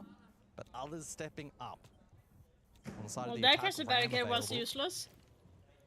And so Vert will likely be an option for the CEO hit across, flush out those archives back into side, force them into corners, and then clear them late. And Anaton doubling down on the blitz. Sure, getting a little bit of a Trying to damage him here, activate, got caught by a very awkward Nitro in the last round. So far on this map, only 2 opening kills. Ooh. Away. Or FearX make that 3. It's an area that they have lacked, of which now they gain ascendancy, and Good Boy says goodbye. Yeah, he's out of there. Job done on the Scopos. Can't trade that. No Lion. And a rare opportunity to convert this opening kill that FearX, again, prior to this round, only had 2 go their way. CAG have been dominating the early portion of these rounds, but it's been their late round execution that has given FearX a way back in. Well, this time, FearX on the front foot. They got the extra player. Which is, again, Cyclops, the worst team on entry. Number 20 going into this game. It's Number bizarre. 20. I can't believe it. But it's been a big area of strength for them in this series. And probably why this has been so close. Damn. So Falcon played this round, and I'm watching Rin very, very closely. He's been flicking them. There's one square, and there's also another one in lobby as well. Looks like the third is open, if I saw that correctly. Chibisu can set drones. CAG feel a little bit stalled out now. Their attack has slowed down. It's been hindered until Black Ray, of course, stands up and gets rid of Good Boy. Of course, it's Black Ray. I mean, he might be playing a lot of hard breach, but he's getting in there and doing He's the fragger in this work. series, absolutely. Sharif has also really stood up in this final map. Keeper barriers go out. For Woogie Man, deep side. Oh, Rin. Over towards Staff. Rin flank, bot blue. What can Rin do from here? Now top blue stairs. There was one below. Time Anaton stays alive. Just barely, never mind. Eventually taken off the board by Coded. Rin does get traded. Keeps things rather equal with 30 seconds left. Mephi. There is Sharif towards blue stairs. Will he be aware of that? Or will Sharif even be aware of the fact there's one bot square? Has Coded's position been relayed? No. Oh, Coded swings! No, can't win the second. Keeps this round alive with 20 seconds left. Mephi, Woogie, both sides. 15 seconds left here. Black Ray and Arcali, the dynamic duo, to make their way in. But with the Batman off the board, it's all down to Robin. As Arcali Come on, don't double peek, don't double peek, don't double peek. Come on. Has to go for the kills. And the Boogeyman is ready for him up close. Oh my god. They're looking good. FearX have taken the lead. Damn. Deep in this map, and they've still got their tactical timeout in the back pocket. Bands coming our way, entering the 10th round. I think that tactical timeout is going to be a massive difference maker here for FearX, if it is even necessary. Very well played in the prior round. Good side aggression. They responded to the quad hit really, really nicely. The Azami provided protection, Coded with the aggression, tucked in the corner, good for 1. Rin as well, applying his own pressure from bot blue. Black Ray did his best for Cyclops to get them back into the round after losing that opening pick. And I'm Good telling Boy you, escaping using on the Black Scopos. Ray, chef's kiss. But not enough. The repositioning at the end there from FearX. My superior. wife. And A 1-round lead. We go to top floor, and it is the ranged hard breach. So this site for SiegeX is primed and ready for them to take match point. Come on. It's set up perfectly for SiegeX. They got the crowd on their side. They've got the momentum. They've been winning all of the close 50-50s. Can they look to now close this out? It was said, they were favored, that they would take this series against TAG, against their APAC rivals. Reload. It hasn't quite been that easy, not that simple. TAG have put up an amazing fight, but it feels like they're just maybe 1 or 2 punches away from landing that knockout blow.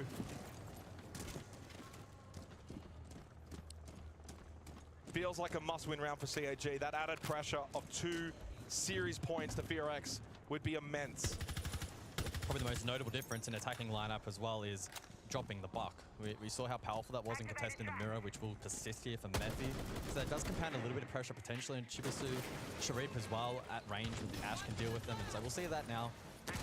Simplifying a little bit of that hold, look at that push, look at that clear. Look at the 2 players that are performing the best right now for SiegeX. It's the 2 new boys. So you've added in that extra firepower to this roster. It's why they're a Korean juggernaut now. Well, what's old is new again. These 2 were on that team at Sweden. Yep. Come on, SiegeX, come on. Praying that they can find an early pick. Anaton on the repel. The boy will hold close. Oh, he does eventually get pushed into a bad position, and Arkali will punish. The army off the board weakens that airlock control. Difficult to be critical of Good Boy there. Displaced by the frag grenade, caught on the cross. Good clear from CAG. Very difficult position to play. There really wasn't much you could do. Especially if you haven't got catch on the board, you're screwed. Oh, and the dust just settles a little bit here in the 10th round. But again, this is where you've got to feel like, as a player, you could be called upon at any moment. Look at that yellow ping information here from Chibitsu. And Coded will be eliminated off the back of that ping intel. And so far, CAG has swiftly dealt with this defensive hold from SiegeX without response. It's a 5 versus 2. But we've been in this position before, where SiegeX have come back from a 2-5 differential and still been able to win out the round, but so much more difficult now in the defense when Woogie's so low.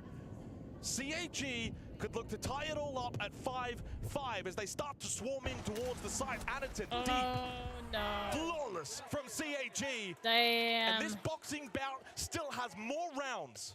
No Kanto ball, no issues for Cyclops. They concentrate their efforts and their utility and the clearance directly on site. They bring the How are they not seeing the drones? Like the drones just like not, just are not hiding. This one we play basement, right? Instead of Penera again, let's use Solis, let's use Tachanko Smoke. You can choose that, no problem. Lin, let's use some Valkyria. Good boy, I want to just fake the hold of Penera, you know? Just fake that. You can choose maybe Maestro to bomb side to know something more to be more strong, or just a Goyo if you want to play like a Goyo in PC hatch for they think we're gonna hold very strong open area, you know? Oh yeah. And I want to leave Valkyria for we have Intel for main stair, right? Because if it's possible, we go up in main stair, we take some kill, but that's not the focus, right? We have a Solus, we have a Tachanka, we have Intel, they cannot blend, right? So do that to fake your open area, don't need to die open area. Well, I'll tell you what, next time I'm in a ranked match, I want Dark in my corner. That man is a very calming presence. I feel relaxed. Straight to the strategy. Yeah. He keeps it really calm, relaxed. He believes in his team, and they obviously back in his calls. I'd love to see like their win rate at this tournament so far coming out of a tactical timeout, because it feels like whenever we get to hear from Dark, whenever we get to see that tactical timeout for SiegeX, they really come out the other side looking really, really solid. And we saw that as well back on Cafe. Oh, it looks really good. I'm looking at the weapon skins for the R6 shares from teams. Round, so you are one more away from then a semi-final appearance. And here, we can't see it on the replay, but there's a massive yellow ping on Coda's position. Some really good drone work from CAG in that previous round. Netted them a whole array of kills.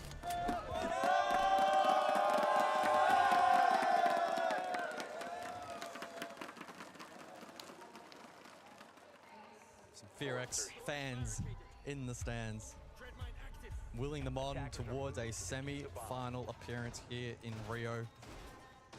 Both teams, though, 2 rounds away in regulation. Basement we go. Plenty of tools available here for a couple of different options to play out. FearX will extend somewhat above. They have the castle in tow once more. Probably will play fall off. Well, they're looking at their positions.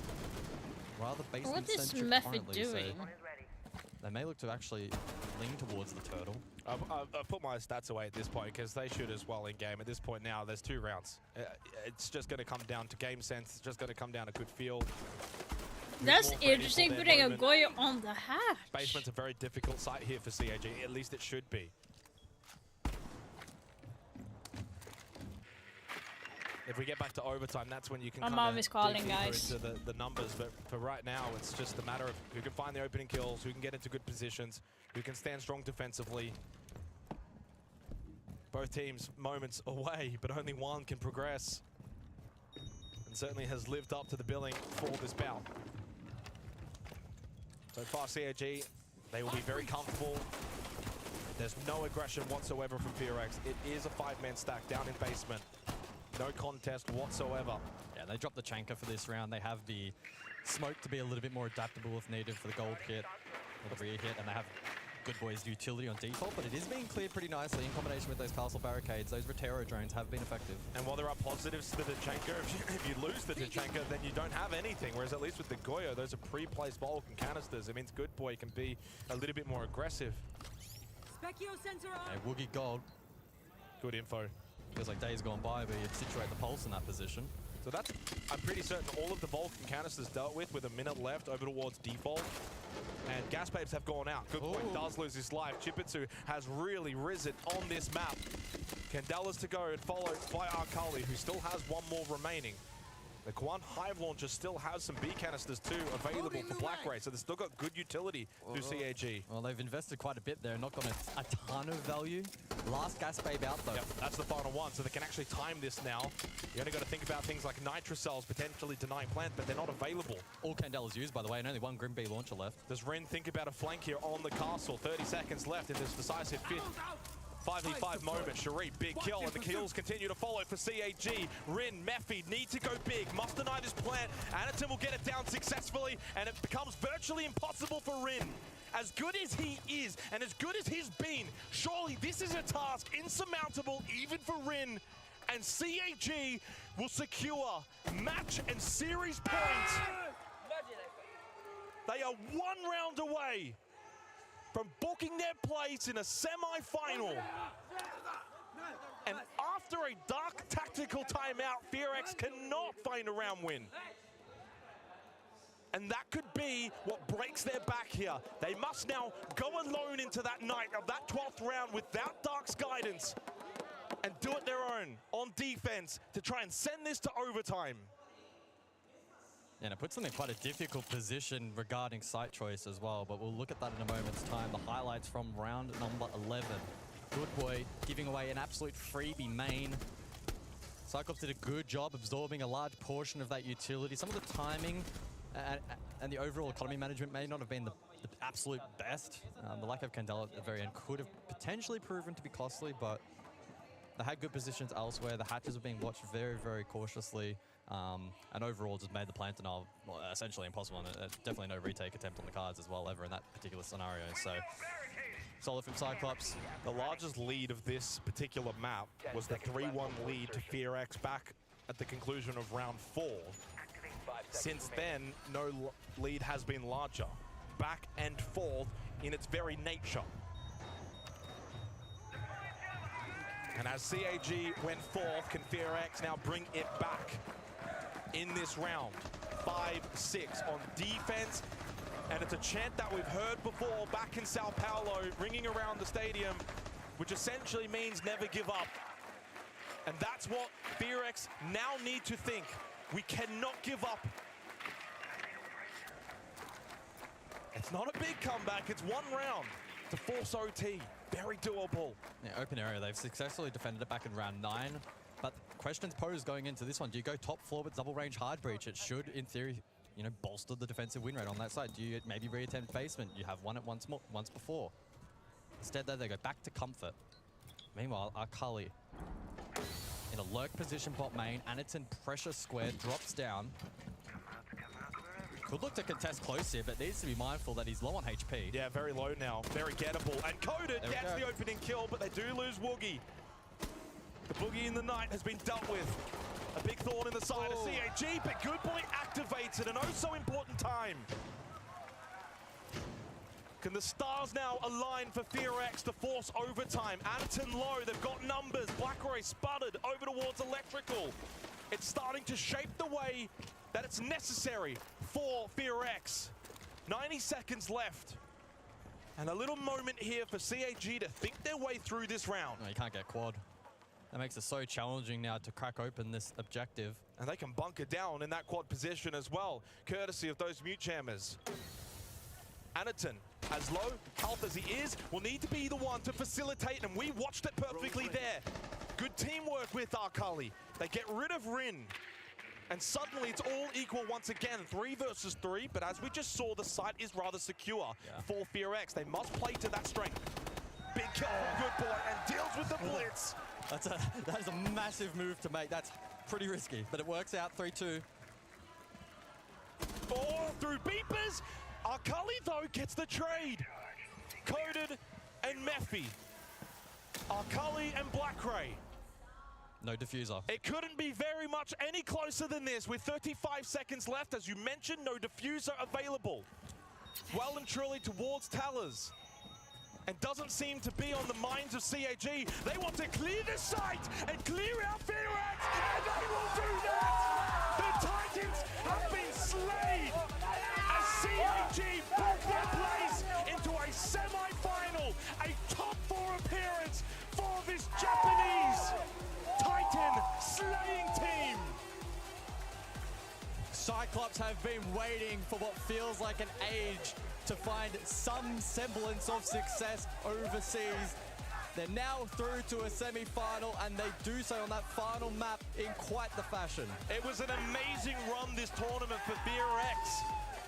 And an amazing series as well, so close to heartbreak, you can almost just see it. They felt like this was their time to recapture former glory, but no, it is the time of CAG and Japanese Siege as they make top 4 here at Reload. Makes Reload super exciting this half of the bracket, and I tell you what, APL 2025, these two going back at it, I cannot wait. And there's another APL team as well still to play later today in Elevate as well. The time of APAC is here, the time of CAG is here, and I feel like in years gone by, this might have been the match that CAG will have cagged it, but this time they get over that hurdle. FearX were an amazing opposition and had an amazing tournament.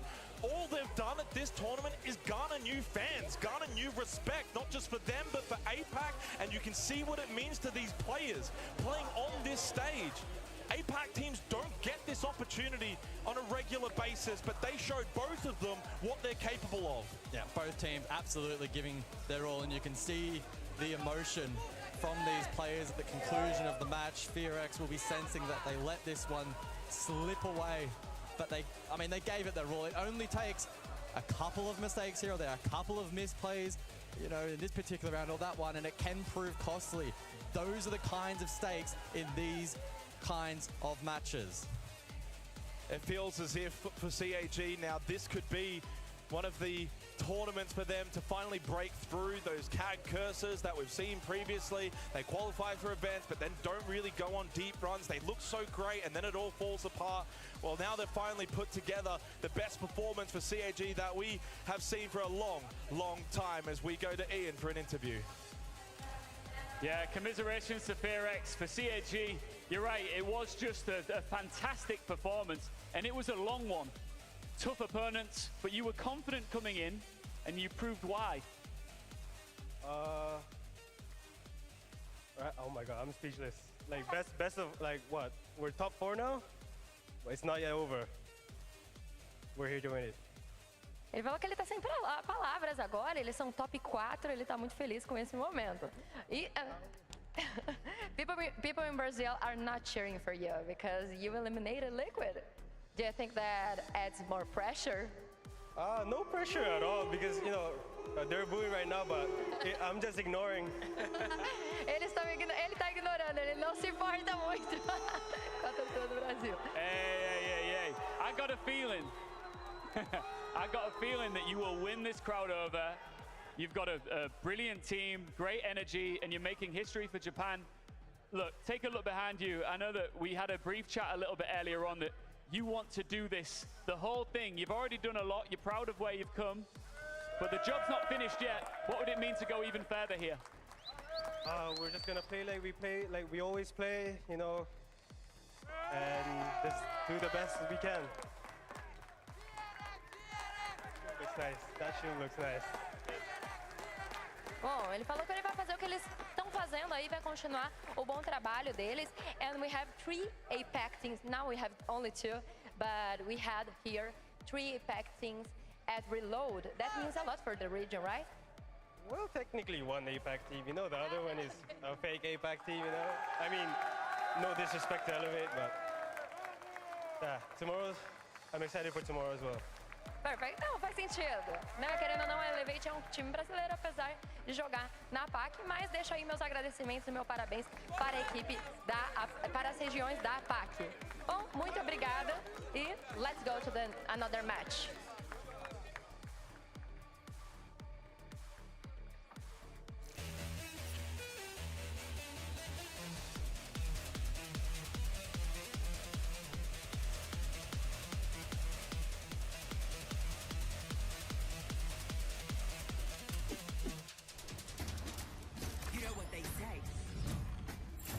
Changes can make a big difference. Go on, try me.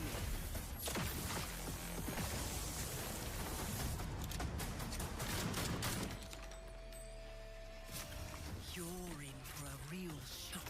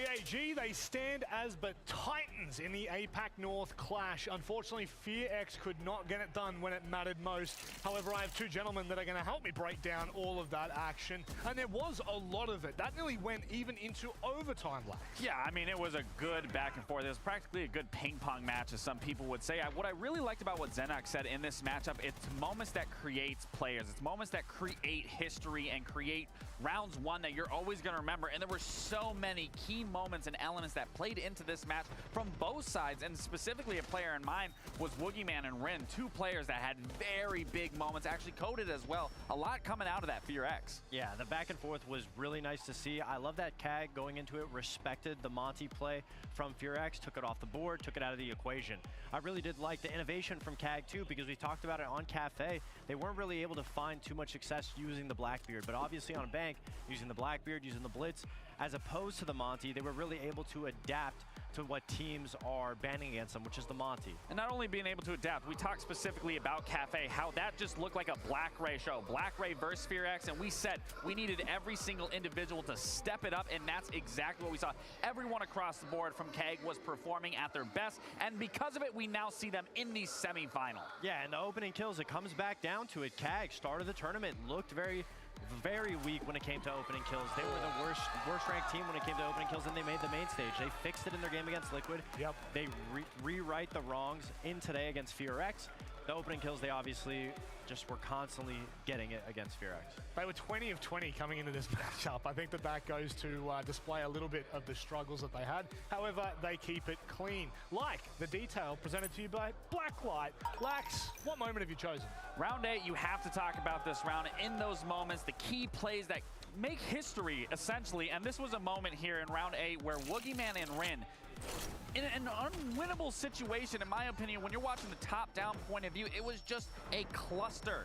It was tons of chaos going on this round. You see Good Boy right there, not even realizing the bomb is going down. But this was such a good play from Woogieman, and then a good heads-up play from Rin. You see Rin debating whether or not to go up top, but they pull back, and instead Woogieman gets the coverage that takes that pressure off of Rin to be able to go into this 1v1. 9 seconds left, jumps back onto this bomb, and this is why this was the detail, because it's heads-up plays like that. It's key moments like this that keep players alive. Sure, FearX didn't make it here. They couldn't get past CAG, but in the end, it's plays like this that everyone's going to talk about and going to remember. It was a really hectic round, but it goes to show that consistency and being teammates for a while. You make plays in the moment when you have to, and you're not always going to have a perfect strat. Yep. And obviously, they made it work for that round. They certainly did. Unfortunately, FearX couldn't make it work for the rest of the game, but it is CAG that pushed through to the semi-finals. It's time for us to turn our attention to the second best of 3 of the night. The second quarterfinal here at the Reload in Rio de Janeiro. Elevate come into this as an APAC team. We keep putting it in quotation marks, but Lax, it doesn't make a difference where they're from. Are they going to perform when it matters most? If I'm going to be completely honest with you, I don't want to be too mean here, but I can't say I'm too impressed with this Elevate roster, given their matchups, given how they ended up qualifying, being the 8th place team to make it through. The thing for me is when you compare them to Wildcard in terms of their performance as a whole, they've had much easier opponents that you could statistically say they should have won outright. They should have had the better record over Wildcard, but Elevate coming in today against Wildcard, they have a lot to prove. Yeah, they sit in this position where you don't want to say they walked their way into the main stage, but obviously you hope that they're not overconfident coming up against Wildcard. It comes into the format, again, of that phase 1. They played the bullet game correctly, which is really what got them here and took that risk going against PSG Talon, putting up all those bullets, and that's practically what secured them their spot. But by all means, the games that they went up against, versing Furia, versing KEG, versing PSG, versus Scars, they struggled against everybody. That's a little bit of a concern coming into a match. Look, they are coming into a match against Wildcard, so you never know. They might find their footing here. What are your thoughts on, I guess, just the IGL perspective overall? Yeah, Psycho, this is a name that historically me and you are always going to remember. This is going to be a comparison that I specifically want to focus on here. You look at Psycho going against Spiker, 9 years in competitive, over 1.5 years for Spiker, but then you look at the stats across the board, and not only that, Psycho is a former SI TI World Championship winner. The year even prior that he won, they got second, so he could have been a two-time. I'm expecting a lot more out of Psycho coming into this game specifically, especially when you compare everything that Spiker doesn't have in comparison to Psycho. Experience is something that can't be matched in no way or shape or form. So obviously the IGL is going to be the biggest proponent, especially when you're playing against Wildcard, which has no real footage on them. It was really going to come down to both teams if they're able to adapt, because both teams are completely untested. Well, we've talked about Elevate. How about we give Wildcard their props? Let's start talking about the roster that is NA's last hope. I can't believe I'm saying that, considering the teams, the rosters we had at this event. Fox, you look at this roster, I mean, are you surprised to see them make main stage? I think everybody's surprised to see them out of NA coming out. You wouldn't expect Wildcard to be the remaining NA life. And obviously, if you watch the way they play, there's a really good reason why. They're able to identify the issue and focus on the objective. They're just playing really smart Siege. It's almost giving me ideas of the Unwanted roster, the Beast Coast roster. Never making wasteful plays. They're always looking forward, and they've earned their respect in this main stage. Max, what are your thoughts on the roster? I think the biggest thing for me now, we see what they can do in a best of one. It's important to see if they can keep that tenacity and resilience going into a best of three. But again, what we've seen so far, like you were saying, they've almost been picture perfect. So if they can continue that, I can see them finding a very good head start going into Elevate. Facts, facts. It was going to happen eventually. Fox. Facts. It's facts. It's straight facts from you. We talked about Psycho and his history in the game. You said how you'll never forget it. Where have Wildcard come from? I mean, we can tell everybody where they've come from. Obviously, we know that Kansan and Spiker have been around a little bit longer. Kansan specifically coming out from Sonics, but both those players coming from Mirage. But the most important thing is Baby Shark. Baby Shark's only had T2 EUL experience, essentially, and Dash previously on W7M. So they've earned the ability to have us say their names. They want to get the attention from the viewers. They've earned it. Essentially, all of these players have been playing for a month together. So to be able to make it to a main stage after a month of work, when most of these players have no real competitive experience besides Dash and Kansan, that is really impressive. But that's the thing, you know, you pick up Baby Shark that is brand new, doesn't have that experience, but then you have to look at the Dash pickup that we've talked about time and time again. That is a very significant pickup, not only for the rest of the roster, but even for someone like Kansan that also is a very popular player on this roster, has tons of experience, and when you can add two players that bring that experience and especially bring that exposure to someone like Baby Shark, that is only gonna boost their confidence and boost their overall experience. It's a short time together, however, Fox, they still have made it to main stage. They've got to have something about them that separates them from the rest. Well, what separates them from the rest is being able to identify the win condition. You can watch it in clips to be able to see exactly what they're doing constantly. They focus, no matter what the round count is or man advantage, man down, they are able to focus exactly where everything needs to be won. And I have these clips. They show you this is round 4 on console against, I believe it was W7M. And so essentially they make an amazing play to run into admin, and this C4 double play from Bay and Baby Shark to be able to get the guy who's tucked behind the desks. Once they get him down, they're able to lock it down. Baby Shark fully flanks up the stairs, and now this was just a beautiful 2v3 situation where the plant's going down. They know, hey, we need to be able to stop the defuse. Dash has the C4, he walks up, and he has his teammate able to hold yellow so that nobody else can walk through and get Dash down when he goes for an aggressive play. So they identify exactly where they need to go to be able to win the round, and they do it flawlessly. Looking at these two rosters, I mean, both of them in their own right are relatively new as an entire roster. How do you feel about this matchup in particular, so early on in Relay? If I'm a former player, if I'm in a situation of wildcard and going against a team like Elevate and comparing my matchup versus their matchup, I'm going to feel extremely confident that I can take on this team, because wildcard has played against far better opponents and put up a far better performance, where again, Elevate, there are two games that they struggled so hard against were APAC teams, and the two teams to first go out, which was PSG and Scars. So for me, if I'm Elevate, you really have to reel it in here, because this is wildcard, and they have been playing teams like Scars, like Falcons, like G2, like SSG, and Secret, and finding success off those games.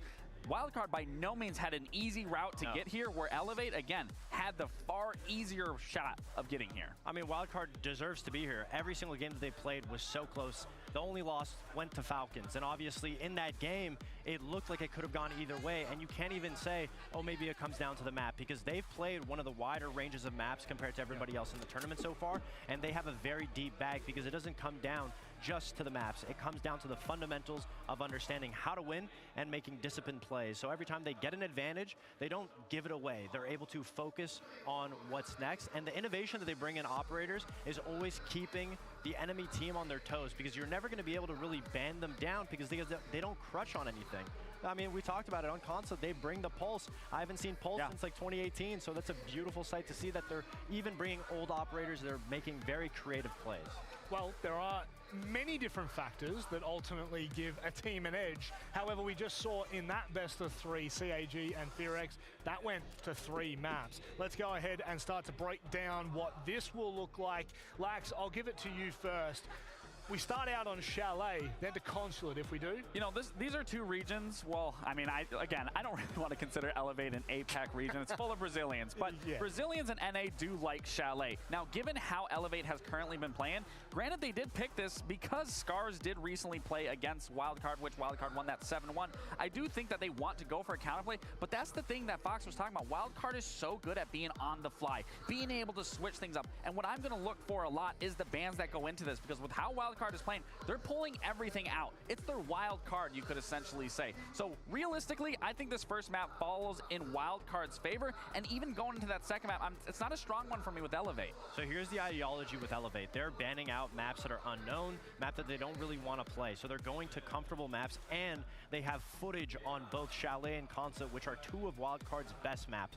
Wildcard, obviously you're in a situation on the main stage. Why are you not going to play your best maps? Yes, there's footage, but at the end of the day, confidence is key. So it's a little bit riskier of a play for Elevate because they're not going to their most confident maps. They're going to things that they have an understanding that we can maybe counter Wildcard. And so far, Wildcard has only gotten better and better, because the second time that they played Consulate, Secret had the same exact ideology, and they got smoked 7-1. Looking at I guess looking at it from a perspective of the fact that, look, Wildcard, yes, they are coming into this, and both of you kind of seem to be leaning toward Wildcard. It's hard not to. I get, look, at the end of the day, it's the performances that we see week in, week out, and so far they have performed every single day that they've had. They've been given multiple challenges, and they're in a good place. Elevate, though, are in front of a home crowd. Does that increase their odds at all here, Fox? Do you give them a leg in that might be missing if we were off stage? Of course, but there's also an element of pressure, and most of these players besides Psycho, it's their first time being in front of a stage, so the nerves are going to get to them. Yes, it can amplify if things go well, but if it doesn't, then it could do the complete opposite. You have the pressure of letting the crowd down. But even as we saw, I mean, if you look at SiegeX, their coach was Brazilian, and everyone was in SiegeX's favor. Dash is Brazilian. He was on that W7M roster that won. So by all means, this crowd could go either way. But again, if we're talking about sheer performance, as we should be in this format, you have to go with Wildcard in this matchup. Yes, and I'm not a fan of Elevate's playstyle right now of not going to at least one of their most comfortable I think it's maps. untapped. Yeah, they're just letting Chalet and Consulate go through with our 2 of Wildcard's best maps, just because, oh, we can counter them out. But that's the issue, is Wildcard has not looked like a team, if you look at the footage, that you can counter. Time and time again, they're swapping things up. Every single round, they have a whole different set of operators, and they're winning based on the fundamentals. It's not just based on the strategy. It is opening up the conversation a little bit at the very least. Elevate, they come into this, maybe the lesser of the 2, maybe less favorites in the respect of what Wildcard have accomplished in Phase 1. But guess what? It's Phase 2, and it's time for us to get this underway. No mountain is too high to climb when you're Elevate. Today, they will give everything to reach new heights. This is the time for Apex to shine. In Phase 1, they eliminated team after team. And now, they take their seat at the big boys table. Elevate were able to quickly adapt. This might be the match that delivers an all-APAC semi-final. If only Elevate can make the region proud. It only took 1 month for a new wildcard roster before they showed everyone that they have an ace up their sleeve. Nothing's gonna stop us. We're gonna win with whatever it takes. With 4 wins in 5 matches. They silence the haters with the perfect mix of talent and international influence. This is why you pick up a Brazilian! Wildcard are getting hard carried as this man dashes around the server. It's time for quarterfinal number 2 at Reload. It's time for Elevate versus Wildcard. We are one quarterfinal down. We are now reloaded and ready for another. We are live in Rio de Janeiro, Brazil. My name's Ian, this is Nivi. Nivi is a Brazilian resident. She loves it here. We all love it here. I've got to say, you see the pictures at home of Brazil. I think we should do an event here every year. I'm putting it out there. I just love it so much. I agree, but I have to ask you, what do you prefer, São Paulo or Rio? São Paulo or Rio? I like them both the same. Okay. We love both. How's the audience doing? We've got people are starting to filter into the building right now. Brazil, are we good? Vocês estão felizes da gente ter esse evento maravilhoso aqui no Rio de Janeiro? Cara, a gente tá muito contente, a gente já teve uma quarta de final aqui. Daqui a pouquinho a gente vai começar a nossa segunda quarta de final e descobrir mais um semifinalista aqui nesse nosso primeiro dia de Reload. Tem muita coisa para acontecer. I've got a feeling these guys are going to really like the next team that are about to come out here. It is an APAC org with an all-Brazilian roster looking to take them to the next level. It's Elevate! Eles que jogam na PAC, mas escalaram uma seleção 100% brasileira, com alguns nomes super experientes e outros que são revelações do Academy.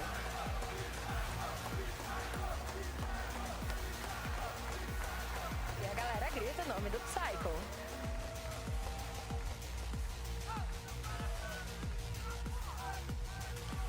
Com exceção do nosso brasileiro Dash, que é campeão de Major, essa é uma line praticamente estreante nos palcos e campeonatos Tier S. Pode vir pra cá, Wild Card!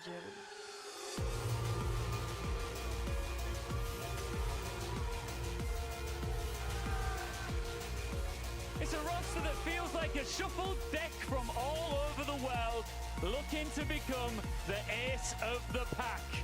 Wildcard, cool, calm, and composed here in Rio de Janeiro.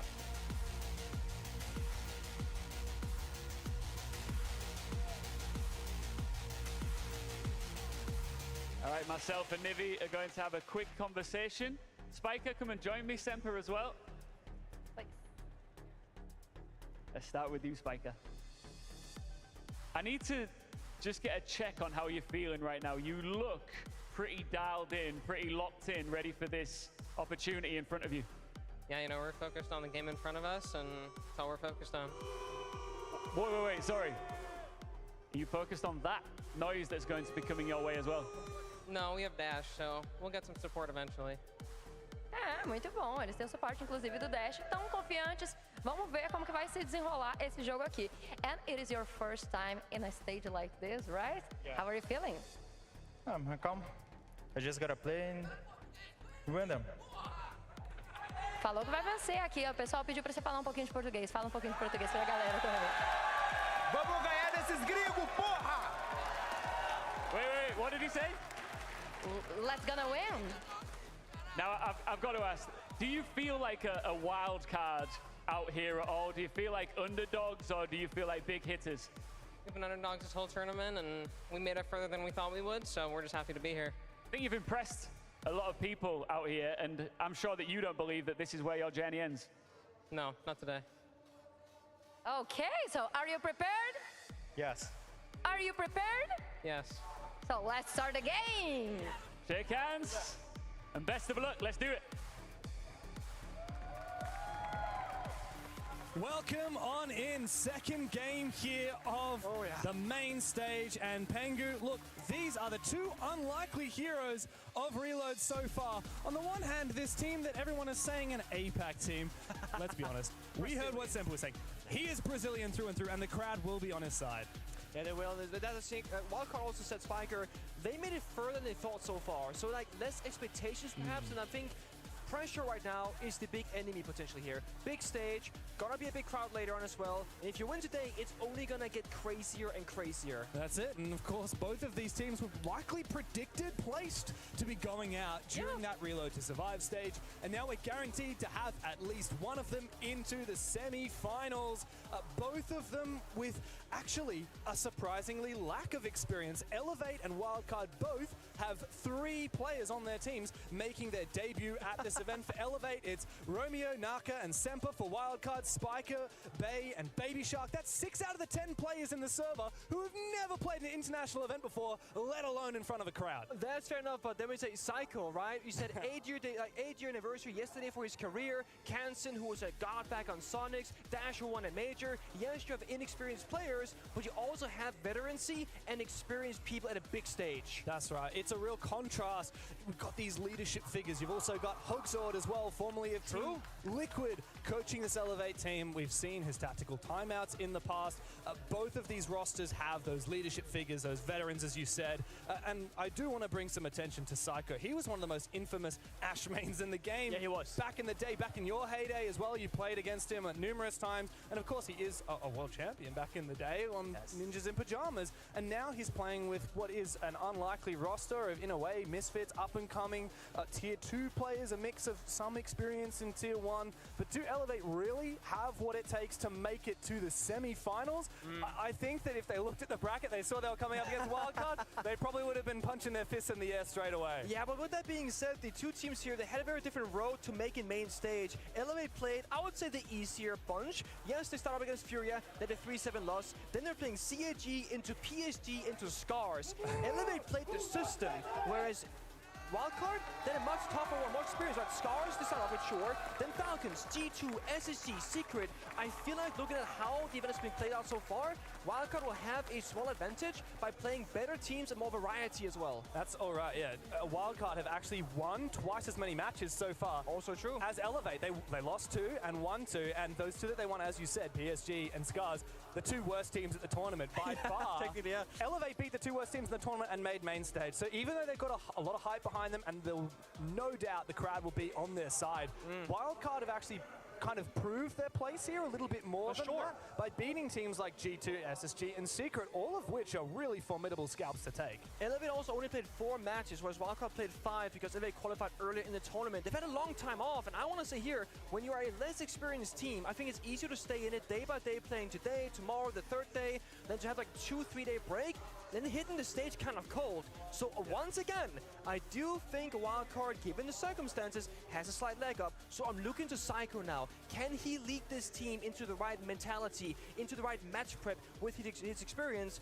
Because Psycho has also been the worst performing player statistically for Elevate, but on a stage like this, that's where he can stay cool, calm, and collected, and perhaps get a significantly better performance out of him. That's it. This is Psycho's domain. He's played on the stage a million times before. But of course, the other side of what we were saying about Elevate Wildcard, the contrast in terms of their performances in the group stage, Elevate actually have the tied worst round difference of all the teams that qualified to main stage. Wildcard has the best round difference of all the teams that qualified to main stage. But Elevate have proven that when it comes down to these big clutch moments, they can pull through. And that really, my mind is cast back to Irons, 1 versus 1, to knock out PSG Talon, defeating Ryder. It was very tight, but Elevate got very hyped up on that result. I think that would have put a lot of confidence between them. But also on the Wildcard side, I mean, Dash has been... Have you seen Dash? Utterly unbelievable. Like, there's no doubt in my mind that Dash is the best player in the server right now. No, 100%. There are so many rounds where you watch Wildcard on defense specifically where they are in an unwinnable position. They're playing like 3 versus 5. There's like no gaps to be found. Dash will break through a wall, create a path of his own, and just see these opportunities with no hesitation and find a way back in for his team. I mean, I don't recall the matchup, but it's unconsulate.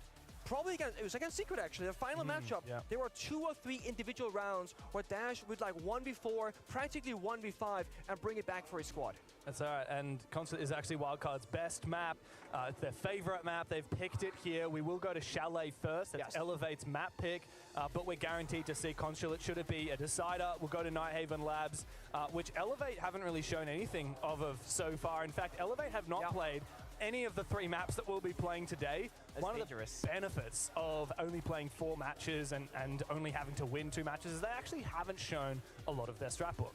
No, and whether that's deliberate or not, it's hard to say. But they played Clubhouse back-to-back for Elevate into Bank Border. So they've shown maps where, again, it's like Clubhouse, most teams do the same kind of similar executes, and Border's more of what we call like a TDM map. They've only really shown a lot of strats against PSG on Bank. So I will say, Elevate have not been challenged fully. Yeah, that's exactly right. Now, Chalet is where we go. Devin. And Elevate, no, Wildcard actually have the advantage from you guys back home. Wildcard have proven a point with their victories over G2, Space Station, and Secret. But Elevate, well, they have the crowd behind them. There's no doubt about it. So let's dig into Chalet.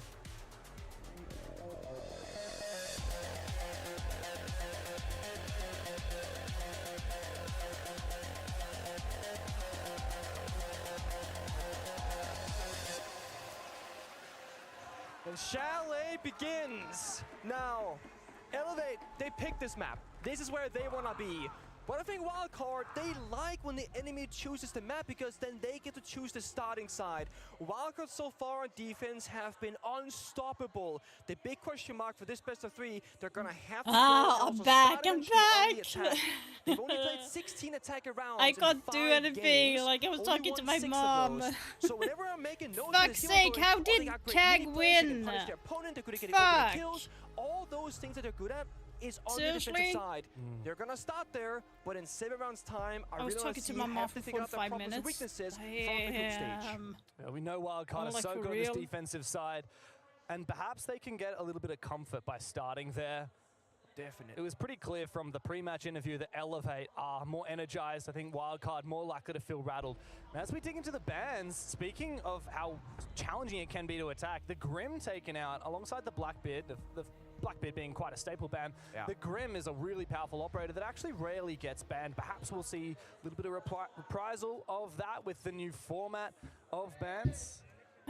Seriously? Yeah, a wild card for sure. They've got their work cut out for them. They start on the favored Oh side, my and I think they need to kick this off. I can't believe they with a CAG strong won. statement They against had it Elevate. so good. It has been a very similar story for Wildcard so far. 7-4. They like betting out the shields and also 7-5. How did they lose? I want to say They Chalet is a map where you do like double heart breacher bans necessarily. So again, it makes a lot more sense to see stuff like the Wall Denier in a Kaid, Asami of course, the holding library, extending like out the map. Cruelly and Chalet Black Ray is like just what we can call carried like a that mini fucking border. game. Very aggressive, long lines of sight. It's about fighting for map space, and it's really hard to get inside the map if the enemy's extending. So that's why the Asami ban comes through. Wildcard will have to figure out a different way to leverage the map. Maybe play something like Today the I'm mirror. going to show you how to use reverb to your advantage.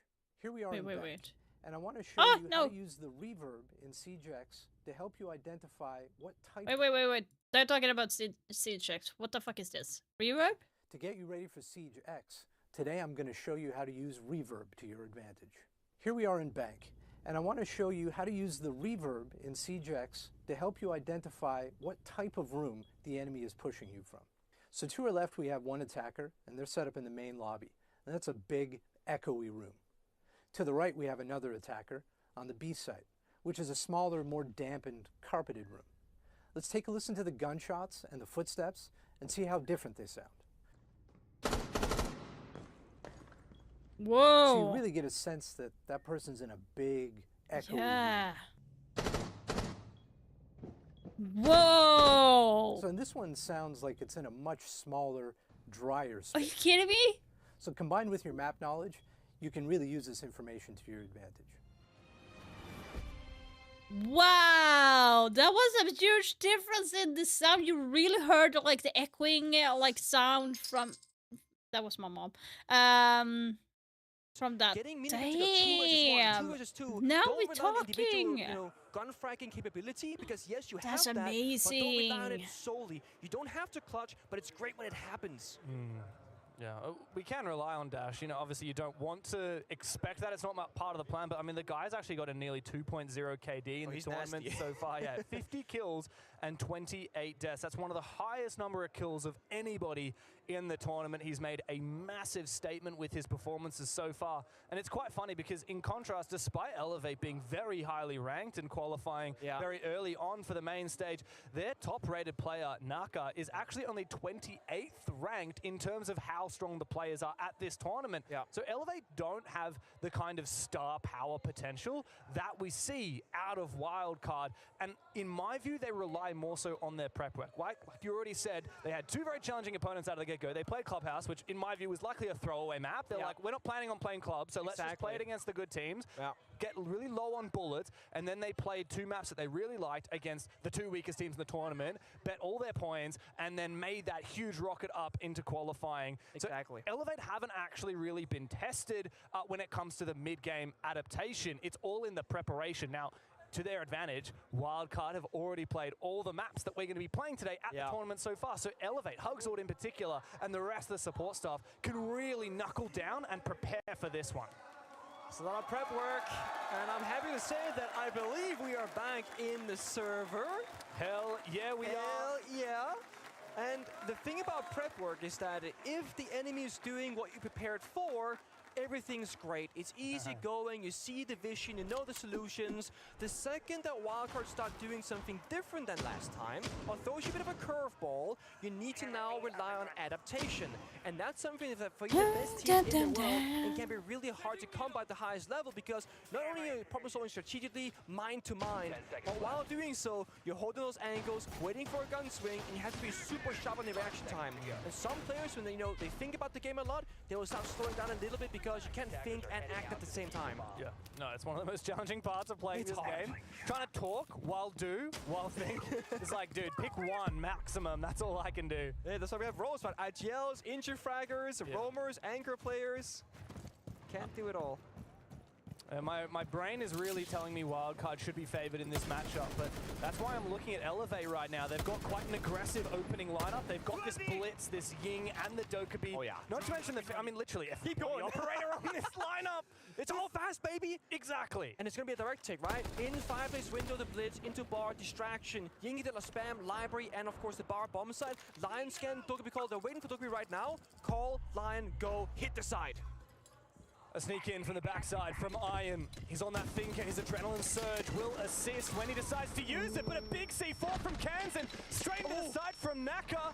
He needs to find this kill, though. Devilishly dancing around. Spiker taken out. But meanwhile, Wildcard have recomposed. Come on, Wildcard. I need you to Heavy win. Execute from Elevate. Unsuccessful so far. However, it has netted them control of the bomb site. But guess what? I need to have every right now, I with think. his drone on the site, might not matter if Elevate's able to get away with a few more of those. Another drone goes out. I like this change of pace from Elevate. Very genius switch up, go fast and go slow, get the drone, bomb going down, C4 prep can't find it, they have no info. Baby Shark! What are you doing?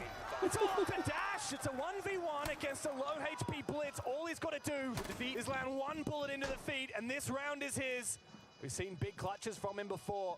Elevate have started this game with a statement. They want to play it pacey. They want to get up in Wildcard's face. And Dash now has to pay the price for his teammates' mistakes. Go for those feet, young one. You got to land it, Naka. He does not have the yakka. Oh my for it. god. And Dash will quad kill and clutch up for Wildcard. I need just 7, so we have 2, Speaking of it happens, Baby 3, Shark, the 4, C4, 5, I 6, mean, 7. that's I just can have only unfortunate, one but I wanna more. praise both I can teams have there. one. The attack, it looked like a very fast rush. One It was game very wrong slow, is but all I Michael can have right now. expecting Only them to, one game. Wildcard rather, to lash out first, Damn, hold this the is angles, not get good. the kills, and Wildcard goes slow. Drones This are is coming out. The backstep. There was one moment where Wildcard This kind is of messed crazy. up. We saw Baby Shark upstairs on the Monster Drones getting information. While that happened, Lesion just Well, walked it into was a side good smoke, push 2v1 for and dies. Elevate And that's when in the numbers general, should but I even feel back like they down. pushed in and Blitz then from they the kind of distance, stopped. forcing, you know, Obviously, you Dash have close Baby for a Shark getting flashbang. like the I think he C4 looked was nervous really, at the really end. He was good. walking forward away from cover, and Blitz is dying. But I don't expect anything less from Wildcard because they've been playing really good. Look at that, Dash getting the first one, then drop down to get another one. Down for 2 kills from Fireplace.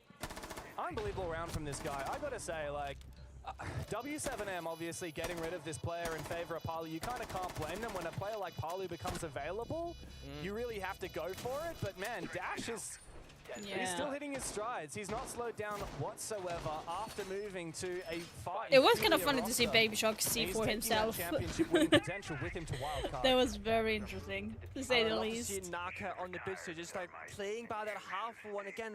Make dash come to you because you got coverage, but again, those split-second decisions are so hard to make correct, and we all know he was down to 1 bullet of HP, so any mishap, any toe sticking out, you're gonna get injured, then the round is over. Time was about 20 seconds left. But Elevate will keep the pressure. This time again, Glass, Sense, Deimos, pick out the pocket strats. The great thing about this lineup to me is that they can go for a normal like roam clear, take top floor control, hit the bomb site later, or if they see an opening or get the Glass and the Sense in the right positions, they can go for a direct bomb site attack as well. So very flexible, dynamic attacking lineup that can do it all. Hostile tag. Oh, careful peeking that, Baby Shark. After the mistake you made last round, let's not do it again. And Dash is trying to see if he can catch the bait here, but Semper sneaking up from behind. I don't think it's been heard. Aggressive play though from the defense, and well, they are caught out. Baby Shark at least finds one refrag onto Iron, and the Deimos is dealt with, but he's been droned out, he's been cornered, he has been trapped. They're trying to Dash is gonna get there, Romeo nicely lying done. in wait outside the main door. What is better round for Elevate? Really good. Well, again, with that lineup, Sense, Glash, you wouldn't think that's going to be a roam clear and bar, right? But they still play aggressive in positions. Semper on his Sense walks up from basement to cut off the crosses. They recognize wildcard. Oh, and again, he's gonna challenge it. But Jansen, good for 2 with 2 more to go. And now the call is going to be that he's upstairs. Control. Still, it's going to be a challenging clutch from here on out. Diffuser in library. He's not looking the right way. He's 2 players. Completely oblivious. But oh my god! Finally finishes the round, and Elevate just looked not going to become victims to yet another of Kansan's clutches. So close. If Kansan sees that person at the edge of his screen. Wait, was it there? Wait, there was a camera up. Has a good position, can totally make that work. Anyone that watched Six Invitational in 2022 in Sweden will remember Kansan's infamous clutch. Yeah. I think most people named that corner of Bank open area after Kansan now. Kansan corner. I think that was against at the time Damwon Kia, now SiegeX roster. Yep, that it was. I was there, I was casting it actually, and it's one of those moments where the round is over, it doesn't matter, right? And then a hero play out of nowhere. And I think that was one of the moments where Kansan kind of solidified himself as the guy. Yeah. Nice attempt, but doesn't find the round victory. But again, Elevate expecting an aggressive roam game. You said it, unleash Dash instead of bar, right? Getting down there, he was, and he wasn't even alone. There were 2 people assisting him, but Elevate were in all the right positions. Fireplace door, library double window, 1 guy in base and blue staircase, and then Deimos baiting inside a bar as well. So they're everywhere. And Wildcard chose where to fight them, but Elevate had more guns.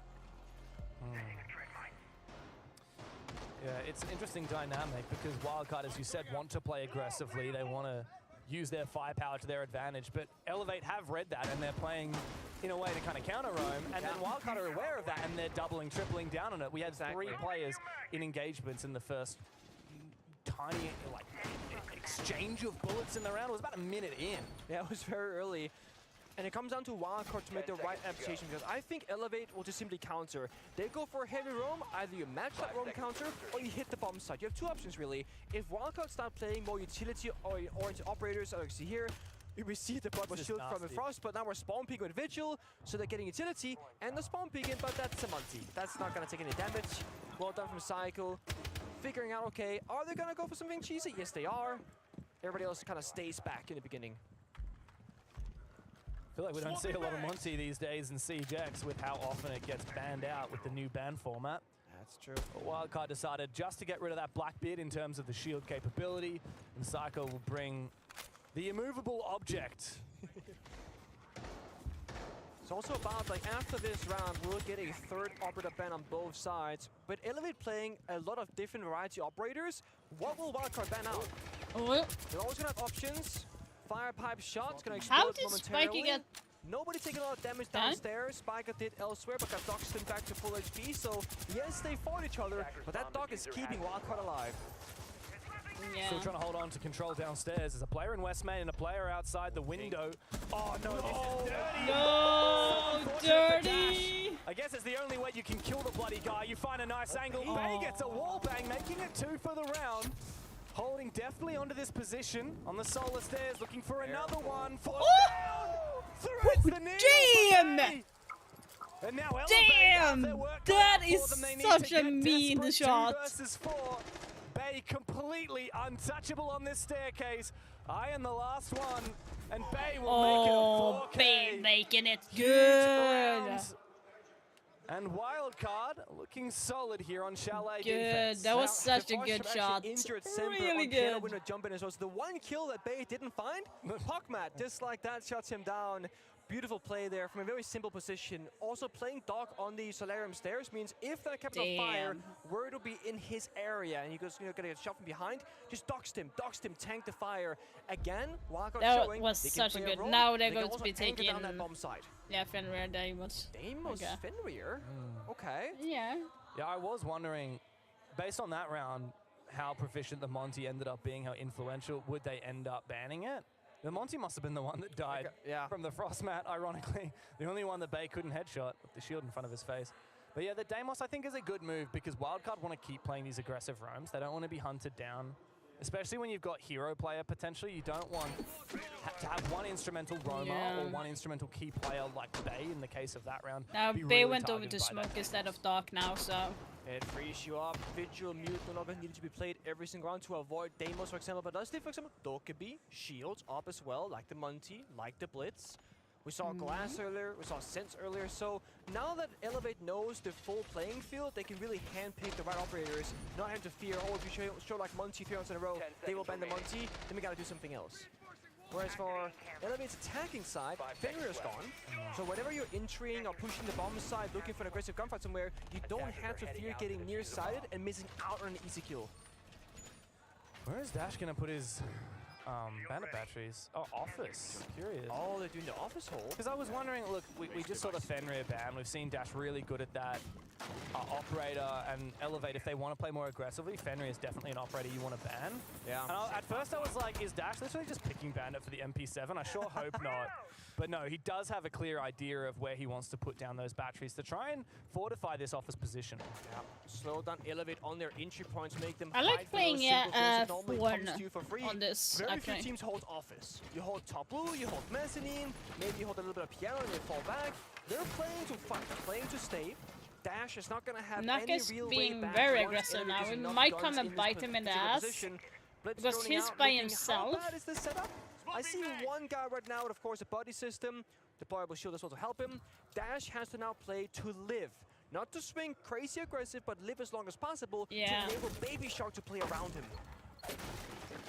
Now There's a very good setup here from Wildcard, but Elevate have the tools to deal with it. Notably, that sends from Psycho.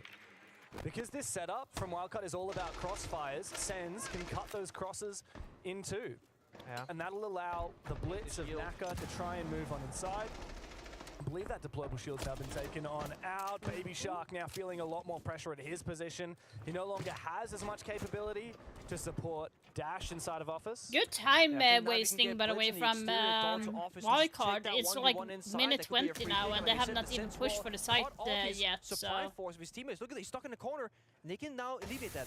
The further left we go, he has to be in that corner. He has to be there. No nades left for IQ though. He's not checking the right side. He didn't know. Oh, but this Dokkaebi call is going to give him away. Romeo's still not aggressing. He might get caught in an awkward position. What? The timing is not there for Elevate. Why did he turn around? Lined up. They missed their shots. Now Wildcard have control. Psycho desperately.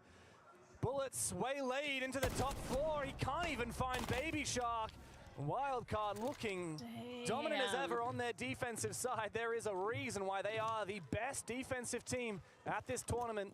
And Iron 1v4 is a far cry from the 1v1 he won against PSG Talon. And now they know exactly where he is. This round is in the bank for Wildcard. Get that crossfire. We see Spike approaching blue staircase, just waiting to exit this door. Then they can shoot him together. I mean, you can try, Iron, you really can, but what's gonna happen here? That's one, okay. Baby Shark low on HP, that's 15 seconds left, you gotta go right now. I mean, these are just exit frags. There's also an angle all the way up from the hatch upstairs. That's a really gnarly one. Nothing to be done here for Iron. Elevate have tried their best, but Wildcard continue to be untouchable Nicely on their done. defensive side. Guessing there is a timeout coming in from They Elevate. be really tested on their attacks, even throughout the entire of the 5 Should be a matches timeout they've for played Elevate, so I think. far. For Should be a Elevate right now, point a tactical because, timeout yeah. is Tô ouvindo? Ó, pra todas as nossas caçadas blocadas, vamos fazer com nomes na comp. Eles estão ganhando por causa de reação, entendeu? Yeah. Vamos travar a reação nossa do mid-round quando a gente fizer a caçada blocada. Se a gente for fazer solário, vamos pôr sempre. Yo, let's run the 2.1 bunker. Evan, I'm gonna play Mutant, so I can nitro over the wall. If they're bucking below you, I want you to play Bandit and put bandits on the wall, okay? Shark, instead of playing the fish, actually Shark, instead of playing the fish, you play Bandit, Evan, you play Tube, okay? Yeah. And then put all 4 of your bandits on the 4 office wall, Shark, okay? Dash, do not get that closet wall, you son of a bitch. Ok. Cara limpa, porra. Bora. Pô, os caras atacam mal, velho. That's cheeky. Precisa deles ter chatinho. I love that cheeky smile. Oh my god. Okay. Calms a little bit. So, can't speak much to Elevate, sadly, because I don't speak the language, nor do you, but... I'm trying. You're trying, okay. Oh, did the bay? I don't speak. Hey, how you going? Oh, okay. What did they talk about, James? I have no clue. Oh, okay, that's... Hey guys, you had such a good idea last round. Why did you screw it up? Why did you lose the round? We had sends, we had 2 Dokumi calls, we only ever used one of them. Why didn't we use any of our sends walls? They did cut corners on office, right? They spent 2 grenades, a lot of drones, saw bandits stuck in there. Why did and then they rotated away? Why didn't they just ignore it? Honestly, get the blitz over there, get the 5v1, right? Get the freebie, take IQ off, avert anything, then do your original plan. Don't do plan A, and then do half plan B, half plan A, and have bad timing, because Dash slashed out, IQ with the way, got the free kill.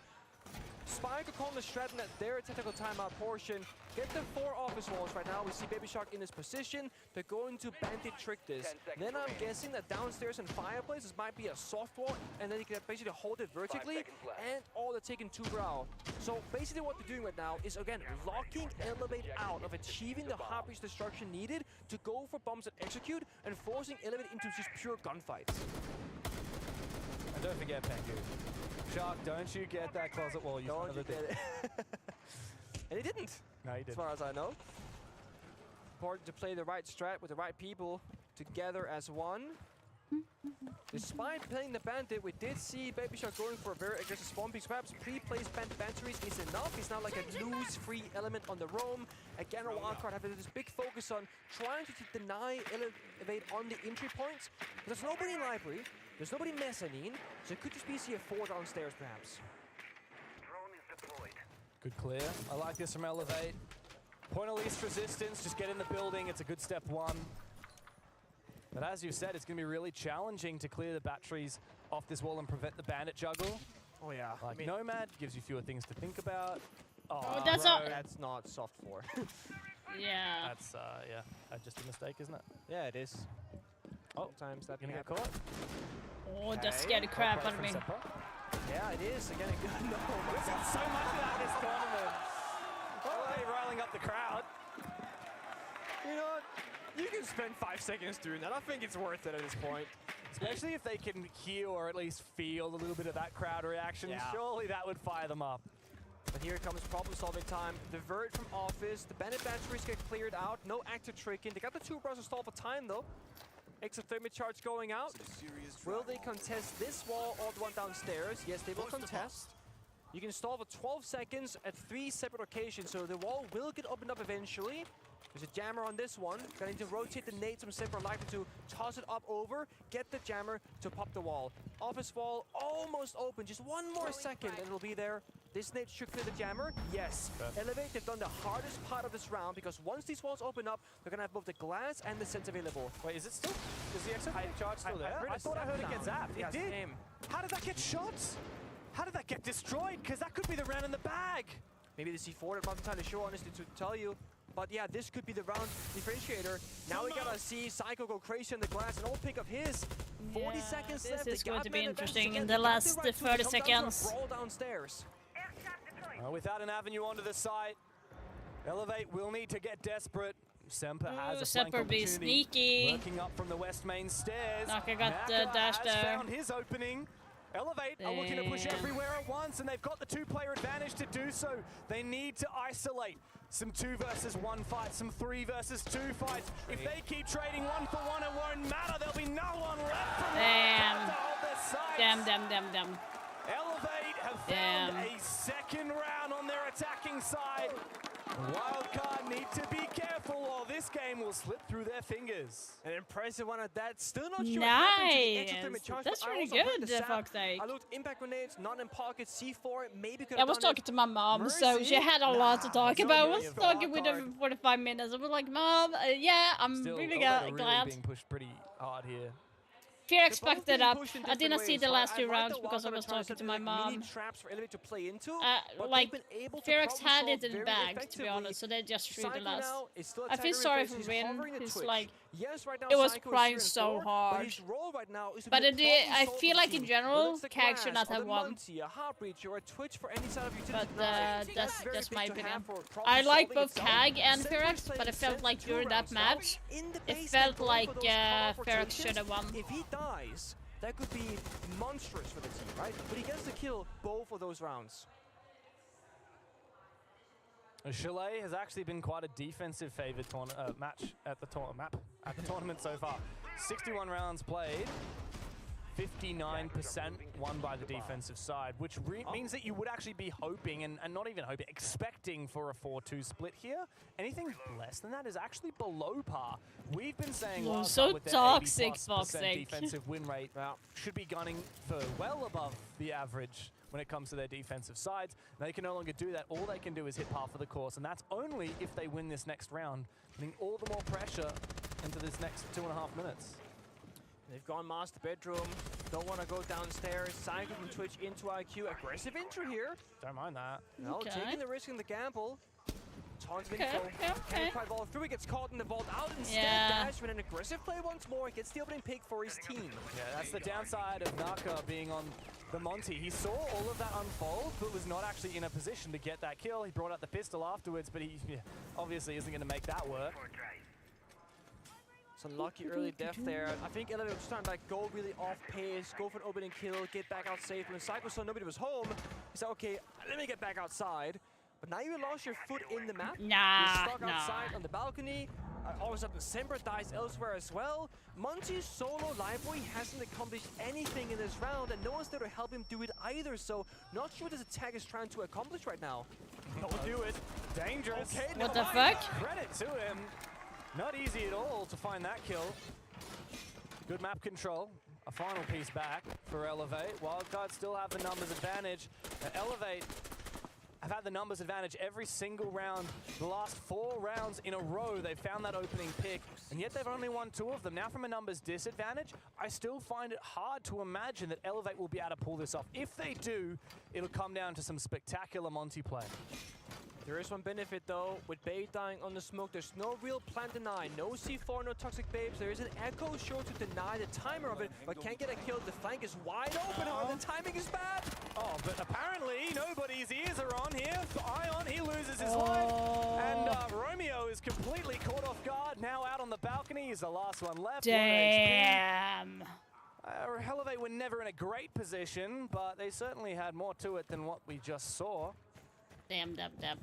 Important to know when the flank happened from Baby Shark, the rest of his team aggressed on Master Bedroom Office as well. They don't make these solo plays. If there's something happening in one portion of the map, something will happen elsewhere at the same time. Romeo, yeah, please don't. Please don't. Because they are not going in a straight line. I mean, 20 seconds left, James. I think this one is done. Yeah. Unless? I think, no. There's no unless. No, unless. There's no unless here. Wildcard hitting par for the course. I mean, it's going to be an exit frag. He's going to get 1 exit frag there. Shark goes down, and now Spiker and Cans are going to be like, guys, come on, chill. No more trolling, guys. Come on. We've done enough of that so far in the tournament. There we go. Kansan finds his kill by the end of it. Wildcard lock in the 4-2 split at the half. I don't think there's anything to be smug about, though. Just go. We're about to move on to their attack. There's going to be so much information that I need to film and everything when they release SiegeX. We haven't seen them attack almost at all this tournament. They only had some rounds up against Falcons. They had, let me see, they had 4 attack rounds against Falcons. They lost all 4. They had 4 attack rounds against SSG. They won 2 of the 4, so half, and the same thing for T2. So at the very best, they have like a 50%. One thing I have an issue with the arena in general is because they are facing this way and they are facing this way. I want to see both sides at the same time. I want to have both teams to see. They got 4-2. But I think it's the reason why they had doing the arena like that is because you don't want to like disrupt each other. Elevate showed us they could do both. Wildcard will have to match.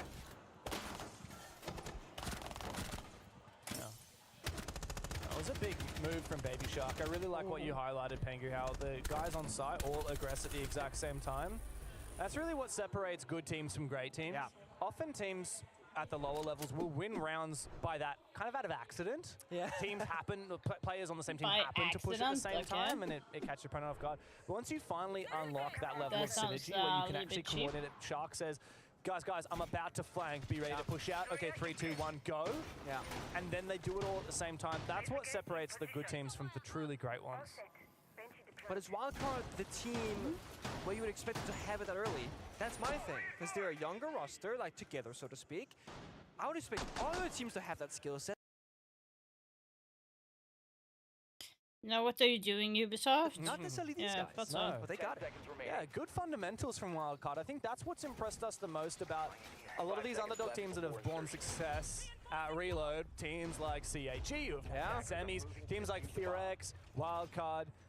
These teams have actually impressed us with their fundamentals. You know, it's one thing to say, oh, they had a good fragger, or they had one good round, or we're scared of this player, but they're not smart. The team's not smart. No, that's not at all the case. These guys are playing good Siege through and through. And keep in mind, I mean, this roster has had a lot of roster changes in recent history. Of course, Dash coming in, Shark coming in, both very recent roster changes. They've only been on the team for about a month. Elevate on the other team have only been a team for about a month. So I guess we even give them some credit. Good EMP, Ian getting a freebie. Let's take the fight, take down Bay, get out alive as well. I really like that move from Ian. That was really good. Simper though. But if Bay did not take out the second aid, like he would have gotten him though. Go for that? I think Psycho's playing aggressively, contesting this angle to enable Romeo to get into position. Goes for the revive here. I think that's the right call. You couldn't leave it much later than that. Romeo can now go retake his position. On account of Iron dropping down the hatch and falling back, it does mean Elevate have effectively lost Library, but they can still contest it from outside in safer positions. They might duo queuing. Could be the reason. And it also depends on the hidden MMR that you have. That's why you might have met that one. They're gonna keep that man advantage. And build it bigger. Exactly what we've come to expect from wildcard attacks. There's just no substance here. Elevate.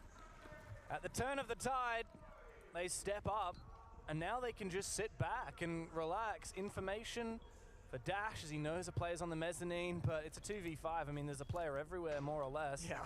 Needs to find some kind of a bait. He's going fishing at the moment, just looking for one of these delicious little trouts to pop their head up. He can just snag it.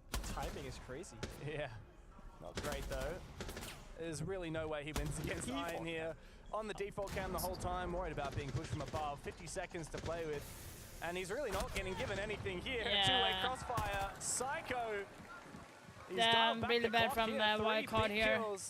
Here's the thing, when it comes to defense and attacking, so for wildcard they have the highest percentage of win rate in the tournaments. They have a roughly 60-70% win rate on defense, but on attack, when it comes to win rate, they are terrible. They have like 30% win rate on attack. So I don't expect them to do anything like really good here. Come on, put him out of his misery already. Elevate. You can't let him be continuing to stay alive. That's finally it. A flawless round for wildcard.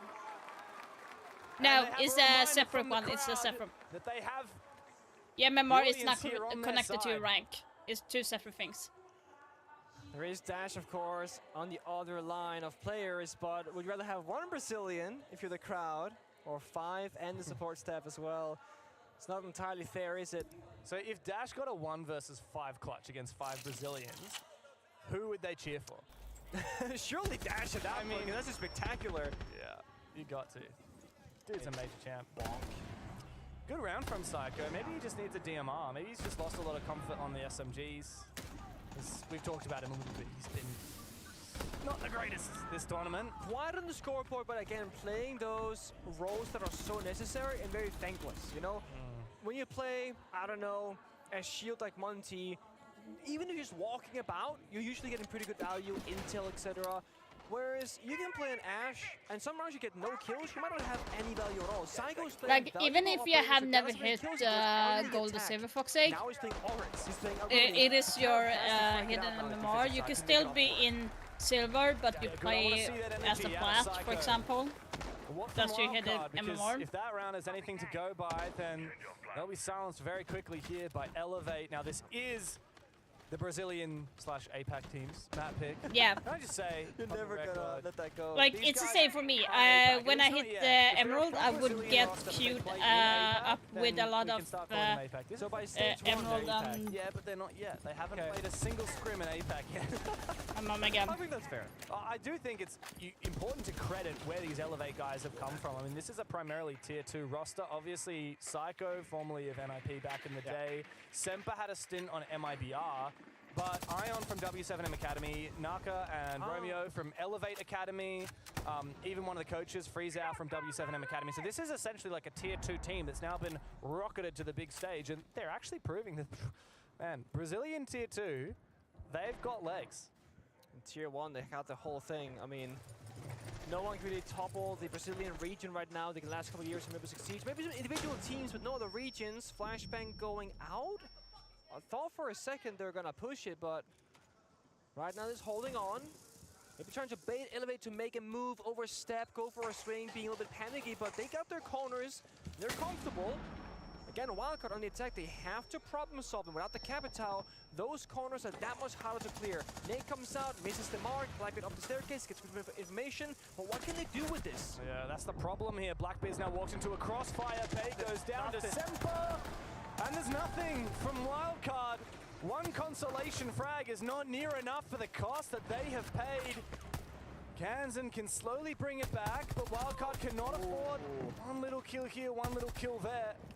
Baby Shark's had a bit of a rough slog these last couple of rounds. There. Kansan's in Solarium, but they got the yellow ping information. Yeah, they're fixing the rank system again, so on SiegeX it's going to be way better. Now down to a 2v3, backs against the wall, Wildcard. You gotta go for kills once again. Yeah, Psycho's in good position too. I don't think Kansan's going to be able to keep on fishing for kills here. From inside Solarium, as you said, they know exactly where he is. Valkyrie cameras from Ion, sat by Romeo at the moment in Solarium. You don't hear so much hear my phone. For the Brazilians as Kansan continues looking for something. How good are Psycho's ears? Does he know where this player is dashing back and forth around? Kansan's still just waiting for someone to peek him. You can't wait forever, son. A bit of distraction as Dash looks to try and repel on in, but it's too late. This is what I'm telling you. No diffuser to speak of. A small magazine. This is what I'm telling you. That Wildcards suck at attacking, but on defense they are so ridiculously strong. And it seems like the same story for attack here in Chalet. If you don't get those quote-unquote free or easy kills with the opponent making mistakes, they don't have the right tools to problem solve or the right decision making. There, you have the Grimpies, you have the Blackbeard, you have grenades. You could have gone below. You can, you know, of course. That has so much utility that they could use. So Blackbeard walks up, he dies, and the round is kind of over from the push itself. Psycho was stuck in the closet corner for more than half the round. They can't kill him. They can't clear out that position, and because of that, they cannot go for a plant attempt. If Psycho wasn't here, get a player, big window repel, stop planting. The only cover is C4 downstairs when there was a flying drone from Wildcard. So again, Wildcard, we said these teams are good fundamentals, and it is true. But it seems like it's mostly a defender-sided fundamental that really is working for them, and the attacking one, lack of experience perhaps. Yeah, I feel like Wildcard need to go and play some scrims where they just play like 50 attack rounds. Honestly, that's not a bad shout. And it's not like, okay guys, we need to sit there and have some strats. No, they just need to experience what to do in those mid-rounds, especially when things don't go to plan. Because when they didn't have a proper Ingress, as you said, after they missed all those nades and didn't have a Capital, what was their plan? Their plan was to sit there and wait for people to peek them, but guess what? They're on camera the whole time. Elevate, even if maybe in another day without that info, they wouldn't get baited into peeking. They definitely aren't going to get baited when they just see on that camera, this guy is literally just watching for us. Yeah. We're not going to give him a damn thing. Also, mind you, in the first 2 defensive rounds, and the only 2 pretty much, Psycho has been the centerpiece of the strat. He was playing Library, got a 3-play, playing to live. Last round, playing that Master Bedroom Closet, holding the crossover bathroom, playing to live. And the rest of Elevate and defense are playing around him. So Psycho finds himself very much in a leadership position from the defensive side, and everyone can just say, hey Psycho, what's the plan? What do you need? And he just knows when to stand still and when to go for a swing. Well, very different situation now that we're going all the way down to the basement, Pengu. First time. Yeah. It's crazy that we can play 8 rounds of Chalet in 2025 and not see the basement once. But that's where the cookies crumble this time around. The meta has really shifted away from this bomb site. But guess what? All hard breaches are in. All hard breach denial is in. But so is the Kaid. On the flip side, when Wildcard was on the defensive side, they didn't have Kaid at their disposal. I think that's a difference maker. But then I'm just thinking, just play EMPs, play Thatcher. That's the counter, right? This is a roam clear. Ram Boogie Drone goes out, ton of verticality, and you're right, there's all those hard breaches available as well. Yeah, this is actually pretty good. Like, it depends on which, like, from a strategical point of view. I've never had any bigger issue with the gun, to be honest. Since when is Semper in office on Kaid? He's just floating, dude. Dude has somehow snuck behind enemy lines. I'm not sure if Wildcard actually like cleared this and just missed him. They did not clear up the floor. They did not clear up the floor. Perhaps it was a half clear. If that's the case, they need to make sure they don't get baited into tunnel visioning on the side. They're not watching any flying drones right now, so they have no clue about piano and office, etc. I think they've made the call that the map is clear, likely misjoining him because he's hiding inside office the entire time. But C4, of course, will be like, hey guys, I'm here. No one hears it. He's got control of the verticality now. He has to make sure he does double kill for Semper! Are you fucking kidding me? Did you not hear the C4? Done to Wildcard. 40 seconds still to play. Maybe it was a little bit too early to make that because there's still legs to this push from Wildcard. Spiker wants to try and force the plant down. Now Bay has found his opening kill, and it's forced here from Psycho. He doesn't have info where the plant's going down. Naka for a flank. That was crazy lucky. Crazy lucky from Wild. Crazy lucky. Absolutely nothing when Wildcard can play it like that. That was absolutely disgusting. So in SiegeX, they're vaulting off the hip fire on Kaid's shotgun, that was like nasty. Action. You cannot ADS as your midair. That's why he drops hip fire, one taps that you smokes him on the staircase. 180-degree flick behind him, boom, gets the second player. Pistol comes out, does damage to a third. Despite that, they still lose the round. Yeah. Have a look at this Game Pass highlight right here. Oh, a headshot as well.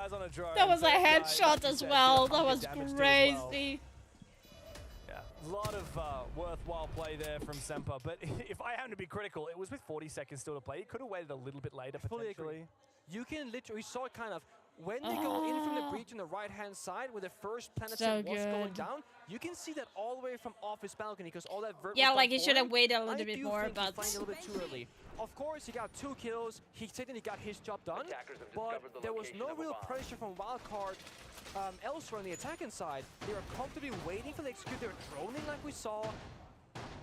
Maybe could have waited, maybe should have waited, didn't. Got a nice highlight clip though. Sure, I think the key problem there is like if he can get 2 kills, 40 seconds left in the round, and Elevate still lose quite convincingly, then what the hell's going on with the rest of Did you see the Bay one-tap afterwards as well? He was just jiggling 5 stairs. Boop. Is that what he did? Yeah, and he one-tapped the guy with a C4. That could have been the plant denier. So like, maybe... Even then, like, Psycho's not going to die that plant. He was trying to toss it towards the bottom of the stairs. Side. Yeah, you're right. Didn't know it was bins. But you're right, small things go on the wrong side. Wildcard off a huge play ends up gathering back the confidence that round to just keep fighting on. They didn't slow it down despite getting flanked there. They all turned around, hey, there's a guy flanking, let's kill him first. Ash is just in there, immediately gets a kill to Romeo, caught in a bad timing, I assume here. How do you use all 33 bullets from the SMG-12 in that one engagement? I'd love to know. Maybe just spray down the window and jump straight in. Yeah, that could just be it. Wildcard, though, very early, very aggressive. What, 25 seconds into the round, they find the first kill. They've got multiple players in the building 10 seconds later. Yeah. The big thing to note here is when you get an opening kill on an entry area like that, yeah, they're in fast, but the biggest thing is they've saved themselves with 30 seconds on top because now you got drone it, find him, drone him again, jump in. there's no time waste now for Elevate, which means there's going to be so much time to deal with this top mezzanine push if they want to go for that, or they can just push the side dash, getting a little bit aggressive again here. Dash could hack that cam too. Yeah, I mean, I think you should go do that right now, right? Let's get the first step done now, hack the cams, set up the flank drones, let's relax for a little bit. We got Bravo, we gotta utilize. Hack the Banshees. They very well could... Oh, he doesn't get it. I was gonna say, if he hacks that Banshee, you can like make pressure top floor and have Dash sneak in that hallway later on. Yeah, the thing that's gonna be hard here... He pushed that round a little bit too fast in. At top of library stairs, that's where you've got the shield. 4 nades. Yeah, I mean, we've got the ingredients to deal with it. But in theory, I mean, Semper is in a strong power position. He's got ADSs to protect him as well. Ooh, there's an aggressive peek from somewhere. I think Psycho, that was him. And he's just died at mezzanine, peeking out again. Another player looks for something. It's Iron. You can feel it from Elevate. The palpable stress that they need to make some kind of a move. And well, it's not going to go down well for them. Wildcard are ready for every single point of aggression. The timing! Poor Ion missed. But it doesn't matter when the rest of Wildcard are in elsewhere positions. Semper's also hunted down the Blackbeard now, forcing Iron further back. A 1 versus 5. And I don't think there's much of a chance here for Elevate. Wildcard, they started slow on their attacking side, but 2 rounds now in a row, they have looked untouchable. And one by one, they hunt him down, they put him into a corner, and they put him down. It's map point here for Wildcard. If you replay the end of that round, I'm thinking to myself, was that necessary from Elevate? Semper, the Warden, still had the shield. ADSs were still alive. They regen every 10 or so seconds to soak up utility. I understand going for what I call an off-pace play. Wildcard likely wouldn't expect that aggression, but they did. Yeah. We saw Psycho flank from the inside the office double window on top fireplace, swing in office, dies. Knock it downstairs in smoke, dining hallway, dies. They were ready on all 3 fronts for that aggression, and beam down the window, dumps in, gets the kill. I mean, this is cheeky. Yeah, but the thing is, here from Elevate, like you said, they lost 1 player early, and every other player on the team died over-aggressing, trying to make an off-pace play. Yeah. There's no point to that. But this is where I want to praise Wildcard, because when they make the off-pace plays, for example, the flank blue stairs when they're defending, attackers goes together. Oh my god. Oh my gosh, she's sleeping. We should do that to see indeed. I guess that's because Elevate's losing, right? Oh, snooze. Snooze fest for the Elevate losing, I sleep. Elevate winning, oh, I'm awake. Oh yeah, someone's going to have to make that meme later. If we get another shot of her and she's awake and celebrating, definitely going to have to create that meme format. Wildcard here though, man, what a glow up for this roster, hey? Hey, if you're in the arena, you're signing up for it. North America League, Stage 1, 7th place, Stage 2. It's even worse with the American arena where they have the kiss cam and everything. Best. Obviously, huge pickup with Dash. Baby Shark, also an import over from France. And big question mark for that roster in the beginning, right? Like communication, language barrier, cultural differences. Yeah, it didn't make any sense. It's weird. Wow. You see them play. You import, like, there's so much Why is talent Claymore in and the Nomad Josh there? But, you know, you import a player like Dash from Brazil, that's huge. Baby Shark, you know, making the leap across the pond as well. Baby Shark's English is phenomenal, though. I'm not sure about Dash. I can only assume it's good. Probably doesn't need good English. He's an dragging machine. So Dash go kill. Yeah, okay, where? This window. Okay, I jump in now. Oh, now I see why the red ping is coming. I've been wondering during the tournament why there's a lot of red pinging, because normally you don't want a red ping. But right now, when they are red pinging, the operators like say something. Dash sneaking on through. Another one. Elevate just down to 2 players. Psycho and Romeo. Oh, Psycho misses his opportunity. Elevate going to be praying to God that Wildcard fall into those frost mats now. But yeah, so it's the new communication system. So if you ping on a certain thing, it will say like you heard, like enemy on the 2nd floor, for example. So I think it's that new communication system that they are using. Can we go for a safe plan because of the vert, or do we have to send a player upstairs to deny it? For example, Vico the Repel sees it on the floor. But we see Romeo pushed out of the bomb side. Now Wildcard they own both dining and kitchen. The C4 could be big. That's massive. Kansan goes down. Does Bay still have adequate protection? He's inside the smoke. In the post plan, it's going to be nigh impossible to kill him. Baby Shark's got the cover above. Oh boy. All up to Romeo to save Elevate's map pick, but Wildcard. Nice. Good job. To make a statement here in Rio. Wildcard is certainly the real deal, and they are one map away from a semi-final. That's crazy to say, right? But that is the truth. One map away, and with that, they showed us all. Yeah, they did it good. It was a slow start for them, not getting those opening kills, not getting caught inside the map. But then they figured it out, and they solved it, and they got the dub. Can I like change my seating? My hand. Nah, I feel like Elevate has been like really inconsistent if you compare to Wildcard.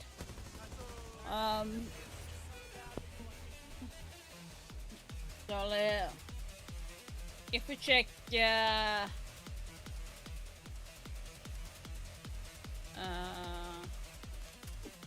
matches that they had. You know how they say it's not the destination, it's the journey?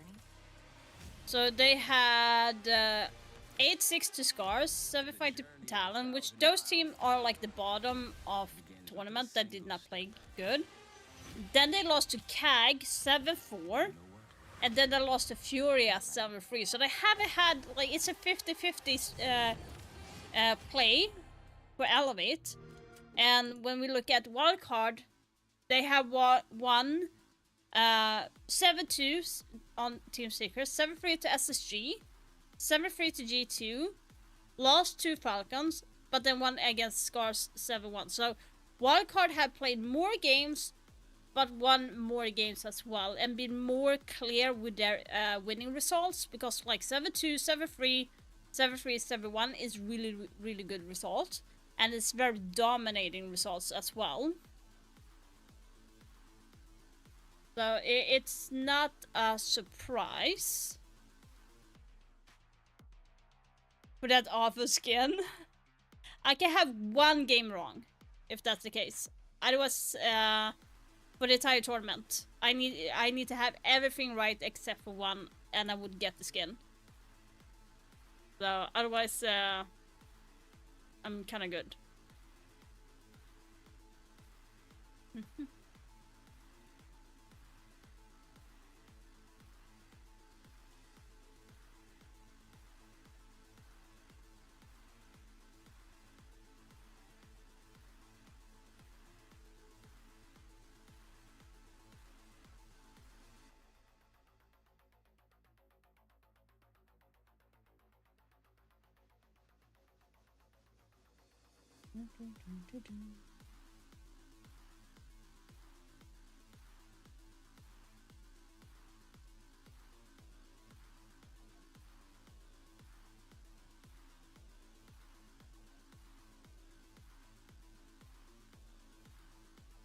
I'm hoping that they did good with Clash.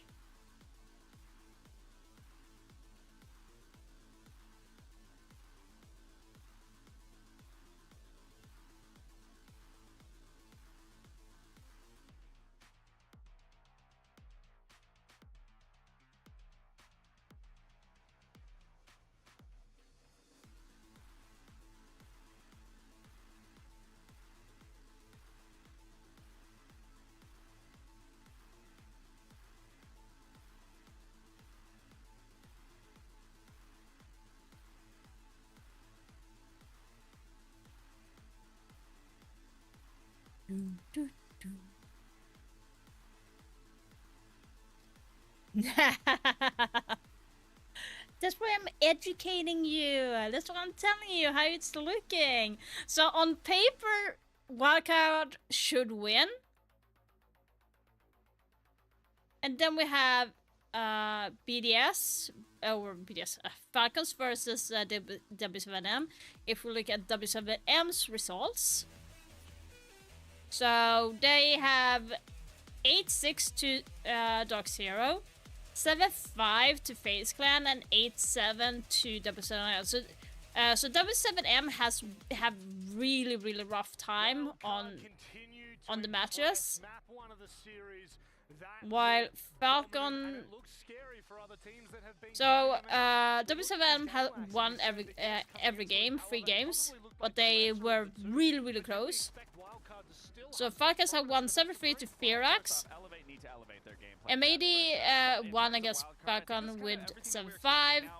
Falcons won against Wildcards with 7-3 though, and then they lost to Loud to 7-4. So this game is going to be interesting because obviously Falcons have lost more, but they're also been the top team for so long. W7M, yeah, sure they have won their matches, but it's been like 1 or 2 rounds differential, and that is not by saying that they are good in general. It's not been a secure win if you compare to how Wildcard has been playing. We will see, we will see. I feel like W7M, sure they are, have won, but it's not been a clear victory. They've done a lot of mistakes to push them to a 8-7 victory or 8-6 victory, which they should not have done. So, like I said, it's going to be an interesting match to see. And then we have, obviously, Loud versus Furia. So, 7-3, 7-2, lost to 5-7, 1-7-4. So Loud has clear winnings on their matches, lost once. Then we have Furia, played definitely more than Loud, so 7-3, lost to DC. Then 1-7-4, 7-1, 7-3. Furia is also really good. It feels like the common nominee between Furia and Loud is that both of them lost to Dark Zero. That is interesting though. That is kind of a little bit of hilarious. Furia won against Elevate 7-3 as well, so... So on paper should be Furia that wins against Loud, but Loud is not far away either.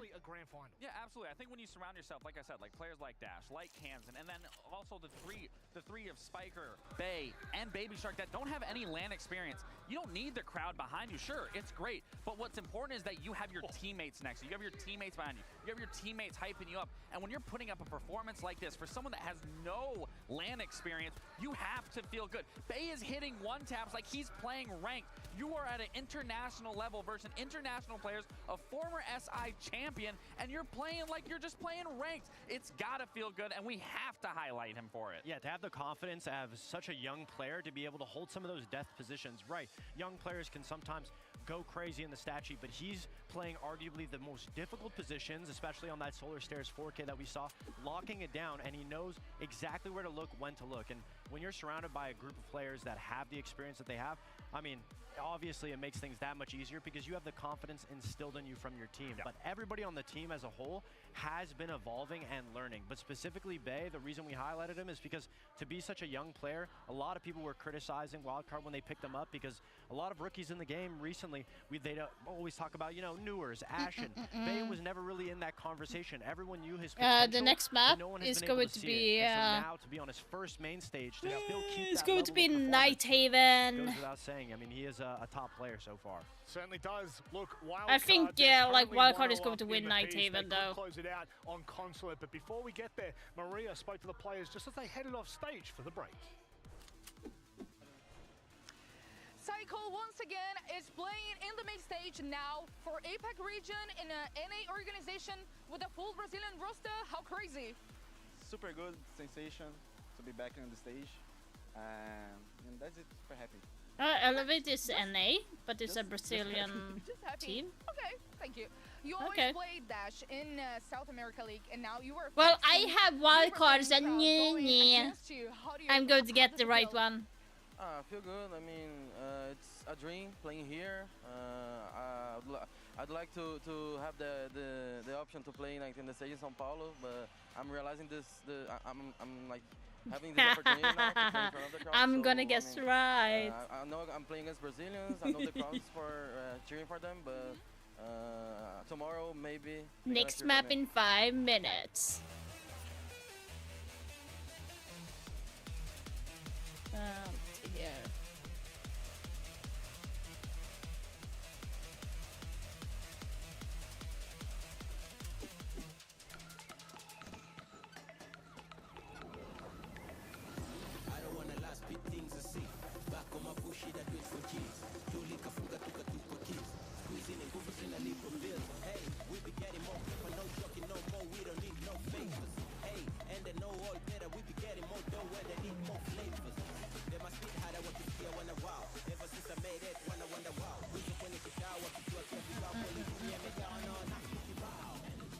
So bad. So bad. I could have done it better. I could have done him better. I'm very... Oh, shut up. I was right about SiegeX, but I choked, okay? It's a difference.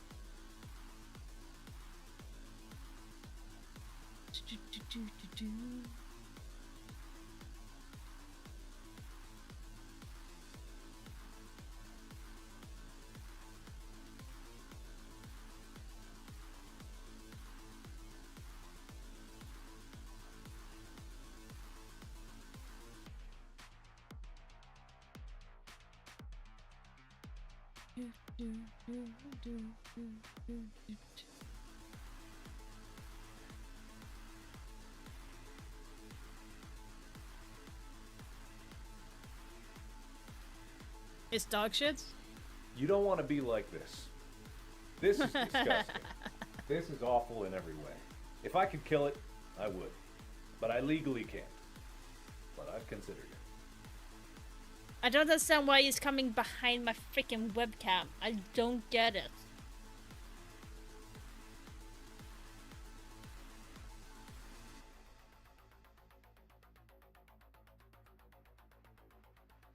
Oh, by the way, I can do...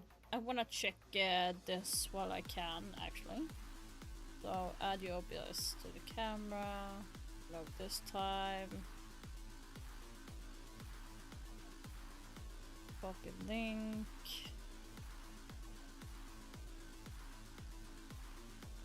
Where do I send it? Oh my god. This is...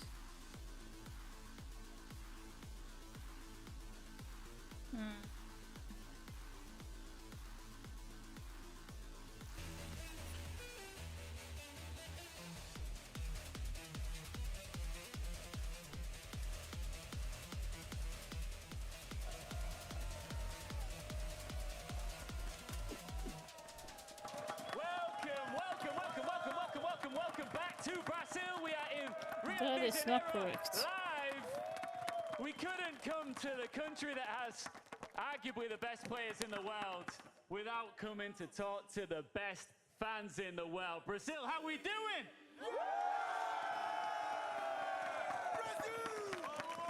Brazil. Great crowd, Ian.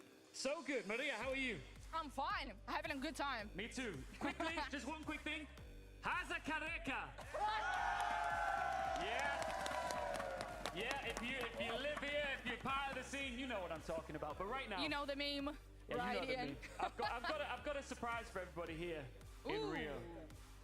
A giveaway. All right. Game Pass. Ooh. 3 months of it. Ooh. And when SiegeX drops, you get exclusive content. I know, can you believe it? Can Oh, what the like, fuck? have one for me? Yeah, no. You have to She's edit just so by fucking answering fake, it's a annoying! question. Okay. So listen up, everybody. And if Maria needs to translate it all into wonderful Brazilian Portuguese, we can do that. Let's But the go. question is, if you want one of these codes, São Paulo, 6 Invitational last year, the grand final. Okay. 2 twin brothers played against each other. Who? I just want one of their names. One of the 2 players that played against each other. Hello. Okay, so they might know the answer. Range. He's correct! Yeah. I'm not sure what the fuck it happened. I don't know if I'm allowed to do this. You know, I'm pretty sure that I'm not. But the loudest one of you in the crowd right now, I will give another one of these Game Pass codes to. The loudest person behind us right now. Should we do this? Yeah. Galera, quem gritar mais alto agora aqui na arena vai ganhar também. Então bora começar a fazer barulho? Ok. 3, 2, 1. Pode gritar! How is it looking? It looks pretty, like, okay, my, I'm a little bit sweaty, but like, it looks pretty good. Okay. Like, do you see the quality right now? Damn. Hey, I did not go there. Now it's a Like, do you see the quality? I've already given you one. Sorry. Like, it looks so fucking good, the quality. Thank you so much. Wow, I did not expect it to be that good. Here in Brazil, it's Reload. Wow. G'day guys, welcome back. Oh I'm really impressed. Damn. Ourselves laughing there. Ian's a troublemaker. Those guys are hilarious, and yeah, I can't get enough of the Brazilian attitude towards Siege. I did not This expect that. region is Damn, so that was passionate actually about good the game, quality. and yet their team here is Wow, actually on the they're verge like of doing cookie elimination. stream or like baking stream is going to be so much fun. He's on Wildcard and he said in his interview, hey, maybe today I'm the villain. Maybe tomorrow you'll root for me instead. Making Very a statement there. much the case. Wildcard heavily favored in this matchup, but Elevate with the Brazilian crowd behind them. Yeah, no, but like I said, I haven't got a new phone in 7 years, so for me it's like day and night, and I'm like just blown away.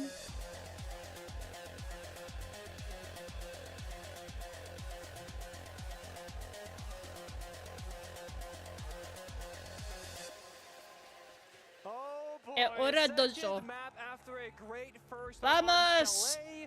Was it simply a map Essa aqui, essa aqui. going to that map? I don't know, because Wildcard and Consulate are also pretty damn good. The benefit for Elevate is that Wildcard have played this Oh map yeah, I not said just Night Haven. once, The last but map is twice Night Haven. so far, Oh my god. meaning there is stuff It's to Consulate. research and stuff to figure out, but that didn't really help them all that much on Chalet, James. Absolutely. Yeah, like it's the same when I got the PC. Like you can't argue that I'm holding at stuff for as long as I can before I need to change. So the PC was like almost 10 years and the phone is like 7 years. So like I don't change my tech unless I don't have to. And that's once again where they get to sit, Pengu. A little bit of a surprise to me. Obviously, I like getting new tech and stuff. I would love to get like an Elgato light because I have a phone ring light. This is the ring light that I use right now is for the phone. You're constantly lying to me? Yeah. What? Okay, what am I lying about? Okay, what am I lying about? But they haven't even played in the region as of yet, and by the sounds of the Brazilian crowd, Clear that I up think for you me, know what Missy. nationality this team What am I I was lying gonna about? say, maybe it comes down to very specific counter-strategy from Elevate, where they want to start off on the attack with their prep work. I said wrong about the map, okay? Swap into the comfortable side. I That's was the like so only excited way to where I see feel Night like this Haven. makes sense to start on the less That was favorable not position. my fault. The 10 a.m. was their fault because it said 10 a.m. on my webpage, and that is what they show from my time. So no, that's on you, Beef, or like last, not me. I want to again give praise to Wildcard because And they I'm not actually lying Shanka about the map. top The four map like is finish. in the map pool that they are Phenomenal going to be operator, playing. not So many good bomb sites for him. Top floor here in Consulate is one of them because it denies the no, fact you that ain't CEO messing with Repellent, me, honey. which You of course ain't lets you messing go with for me. the You're ammo, like go for a deadly quick serious fire. about Yes, this. you can smoke it. Yes, you can see forward. But you have so few goals at that, they can jump back out and juke it. Jashanka, fire, doesn't stop, forcing Elevate into a different plant attempt or simply just to go for kills. Yeah, and Tachanka is not the only fire-based operator here on the lineup. We've also got the Goyo, both of which, as well as the smoke, that's like the holy trinity of area denial on Rainbow Six defense. We also have a little bit of fire on the attacking side. That Capitao, who I believe Elevate actually banned out on the first map, they're looking to utilize it here. They're keen to clear these power positions that Elevate set up, but as of yet, it's not actually clearly indicated where Elevate will start their attack. We also know Wildcard, they're playing a very dynamic defensive setup right now. Aggression here with the Vigil, playing inside of copy room, C4 going out, almost takes down Romeo. That's the first step. Kill a couple of drones, do some damage, fall back. Now they keep, Elevate guessing, are we gonna go for a run out of main door? No, you're wasting your time right now, Romeo. Hold that angle because we are in fact not gonna overly aggress. We're gonna make you waste as much time as possible. We got the Goyo fire like you mentioned. They can simply play for time. Again, a well-coordinated, well-synergized move from Wildcard. That C4 was tossed on out onto that window to push Romeo off. If he stays there, he dies. If he gets pushed off, then Bay can rotate back to side because Bay was getting A trapped Wildcard there on with the buck defense down again. below the player on his Okay. window. Really well played. If from Wildcard can win Wildcard. every Even defense, if that they would kill, be huge value great. out of that team synergy.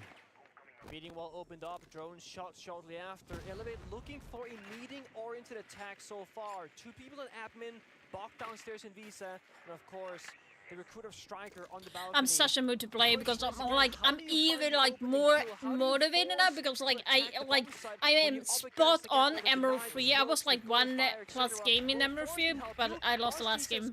So I'm like exactly on Emerald 3. I'm like I want to play and get higher up. Some good setup. I like the way that Semper on the Flores has been clearing a lot of utility, but he's been taken down. I'm not sure where that peak came through from. Perhaps the Goyo down below. It's just an absolute bloodbath. Bay's found a hell of a lot of kills with SMG-12. Romeo, the first one in the round to take any damage from I'm oh my god, I'm not sure what I would do if I hit that. I would not know what to do with myself if I hit that. Oh no, oh my god, I don't dare to think about that. I'm just happy to hit Emerald. I've like been trying to hit that for so long, so I'm like once you're in the building, it feels a little bit like Cafe sometimes where there's just more oh my god, I can't even imagine that. It's so hard for me to imagine if I go that far. I barely even understand that I got into Emerald 3 because I did not think I would get there. As long as you have a crossfire, a 2 versus 1, you will always be able to punish Elevate whenever they go for a play. In that previous round, we saw that. Yes, Naka died early first to Boss G, but afterwards, it was always Bay and someone else taking a fight at the same time, always applying all that pressure. Elevate, I also want to help Dark to get up higher ranks, but I feel like he needs to also get better when to learning about the game more deep dive, because right now he's just sticking.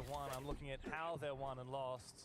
Like I literally told him yesterday he took it maybe the wrong way because he went out for a hole I made and he said there's someone out there and he didn't say right or left on the balcony. So I told him, like, you need to say if it's right or left of the balcony. I need to know. But he just said he's out there, and that doesn't help me in general. So I got killed because of that, instead of, like, him saying left or right. So I said, like, you need to say left or right on the door or outside, because otherwise we might swing the wrong side. So, like, he was not too happy with me telling him off. Nobody's going for CEO. They're gonna go for admin spiral most likely instead. That info can be shared very early on, giving Wildcard an idea of where the roamer should be focusing their energy at. I like the double special drone squad here from Elevate with the Brava and the Twitch. How are they going to deal with those bandit batteries on the main wall? Not with Twitch drones, because that's a lobby. Yeah. I mean, I would say grenade over, but the thing is they don't have grenades. Yeah. The downside of Twitch Dokkaebi's, or Twitch Brava, is that you don't have a lot of utility yourself, but you can deny a lot of utility from the enemy. Yeah, I know a lot of strats, but they are not holding the strats. Every time I try to say something, even at sometimes when I tell Dark and Krauser, like, we need to play together, we can't go and take 1 versus 1 fight, you can't go to the other side by yourself, side of the map, and they still do it. And I literally mean they need to be playing more together. They haven't even really breached the main wall. Because we are losing those fights. Okay. Pulse missing Twitch. To barricade all the doors, so let's shut them open. Now the defenders know they turn their attention. Had they not barricaded that, it might have been caught off guard. 1 minute to go. Yellow door as well. They're trying to go for a pin maneuver. They're so sharp on these gunfights. That's. And now Elevate's still looking to try and funnel through a few very narrow hallways. A good kill from Naka. Bay needs to be careful overextending like that. This smoke grenade. Yeah, like we don't have to do like very hard strats. Fox. Okay, C4 might actually be able to counter that. Meanwhile, back from his roam, there's been success at holding down the fort for Wildcard. Big flanks from Kansan. Damn. There's nothing for Semper to do except lay down and die. Elevate again. No inspiration on their attacking side. They don't go for roam clear. They don't take map control. When they get down to that backside attack, it's just very one-dimensional and predictable because all defenders did was hold F on a barricade and then had to get destroyed, had to get shot. When that happened, they got, guys, they're behind us. There's no backside, there's no surprising factor to this whatsoever. And Wildcard are just kind of getting away with these rounds without much effort. Yeah, Wildcard didn't have to do anything special that round. They didn't have to have this was any good. incredible setups. Bay is so gnarly at those quick peeks. Yes. But even Kansan, he spent the entire round in piano using his pulse scanner, only to flank and find 2 1v1s at the end of the round. All 3. 3 1v1s make that. But that's again 1v1v1v1v1. If that's Wildcard, Yeah. you flip it, it's like, that would probably be a 2v1 most likely. They'll go to those kills together. But like Doug also wants like it feels like we are like going to be making a team as well. But like I said, yeah, I'm kind of being careful in a way as well. It's fun to talk about like we're having like a team average, but like if we're not, that's why I'm asked like last time like how serious are we about making a team? Because if it's just for a hobby, then sure. But if you want to have scrims and stuff like that, you need to be doing a separate type of gaming in general. And then the wins were only over PSG and Scars, both of which were close, and both the weakest teams in the tournament. Elevate actually haven't really had a lot of experience practicing against really solid teams who are playing the way that Wildcard are playing right now. Whereas Wildcard, in contrast, like they've had a chance to play against Falcons, G2, SSG, and Secret. Oh, yeah. Are you aware of that, Semper? Are you aware of that whole? The Wildcard has had far better practice. It's the double-edged sword of Elevate, but getting that early advantage, getting qualified to main stage a day early, it means they actually have less experience, and we're seeing them suffer for it. Yeah. It's all about getting limit tested, and right now that hasn't been the case for Elevate. They're seeing these things not work, maybe for the first time this event, because again, yeah, they're gonna run over PST and Scars, you'd think. They weren't though, it was close. Grim is gone now, that's a good pick. C4's Naka, is that 3 for 3 in opening deaths right now? He keeps dying first, and very important operators, Capital, Grim, that's not good. Not good at all. And again now, they're holding Vert. So Wildcard, they're playing the map and saying, hey, this is the bomb side, we're gonna play in these positions. Why aren't Elevate going for the vert play though? That doesn't make any sense. Why would you not do that? Hey, ooh. But it's always in a disadvantageous position. I mean, how are they gonna clear this? Like a grenade? Oh, second kill? Nicely done. Finally, we do find a kill for Elevate, and it's not gonna convert to much, it seems. I like the idea somewhat from Elevate. It felt like it was very one-dimensional. You've got Ion below, grenading, using that Deimos pistol. Eventually it finds 1 kill, but Wildcard have so much more depth to this defense.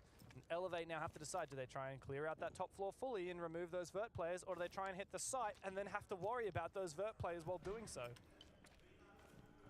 It's like you're having a 1-layer peeler versus like a ton of layers like an onion. Like Wildcard, they have levels to this. Elevate, they choose 1 layer, gone with that one. But then there's another one beneath it, and beneath that, and beneath that. It's too simplistic. Psycho sneaking in upstairs. A player just around the corner. Oh, he heard. The Spidey sense is tingling, but they are playing in a crossfire. He peeks the angle. Oh, he loses that! What? Psycho goes down, another one for Wildcard. They continue to dominate on Consulate. Could this be 3 for 3 at the tournament so far? Oh. Who thought giving Wildcard defense was a good idea?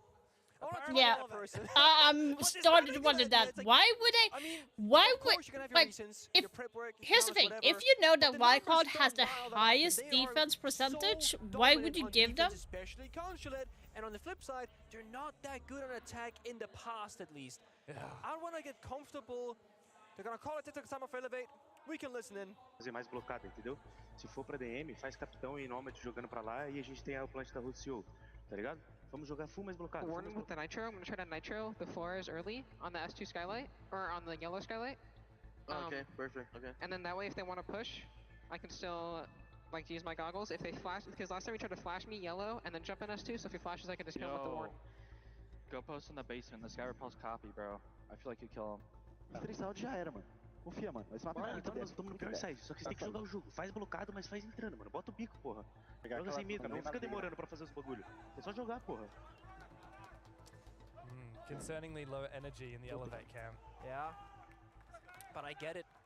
And the thing I really want to praise here, Wildcard, despite the lack of experience as a full roster, as a team, they have very clear precise strategies in the tactical timeouts, and it's a lot of small mini games, I call them. Like, oh, he floor strolls me Scar in C4 range, go for that.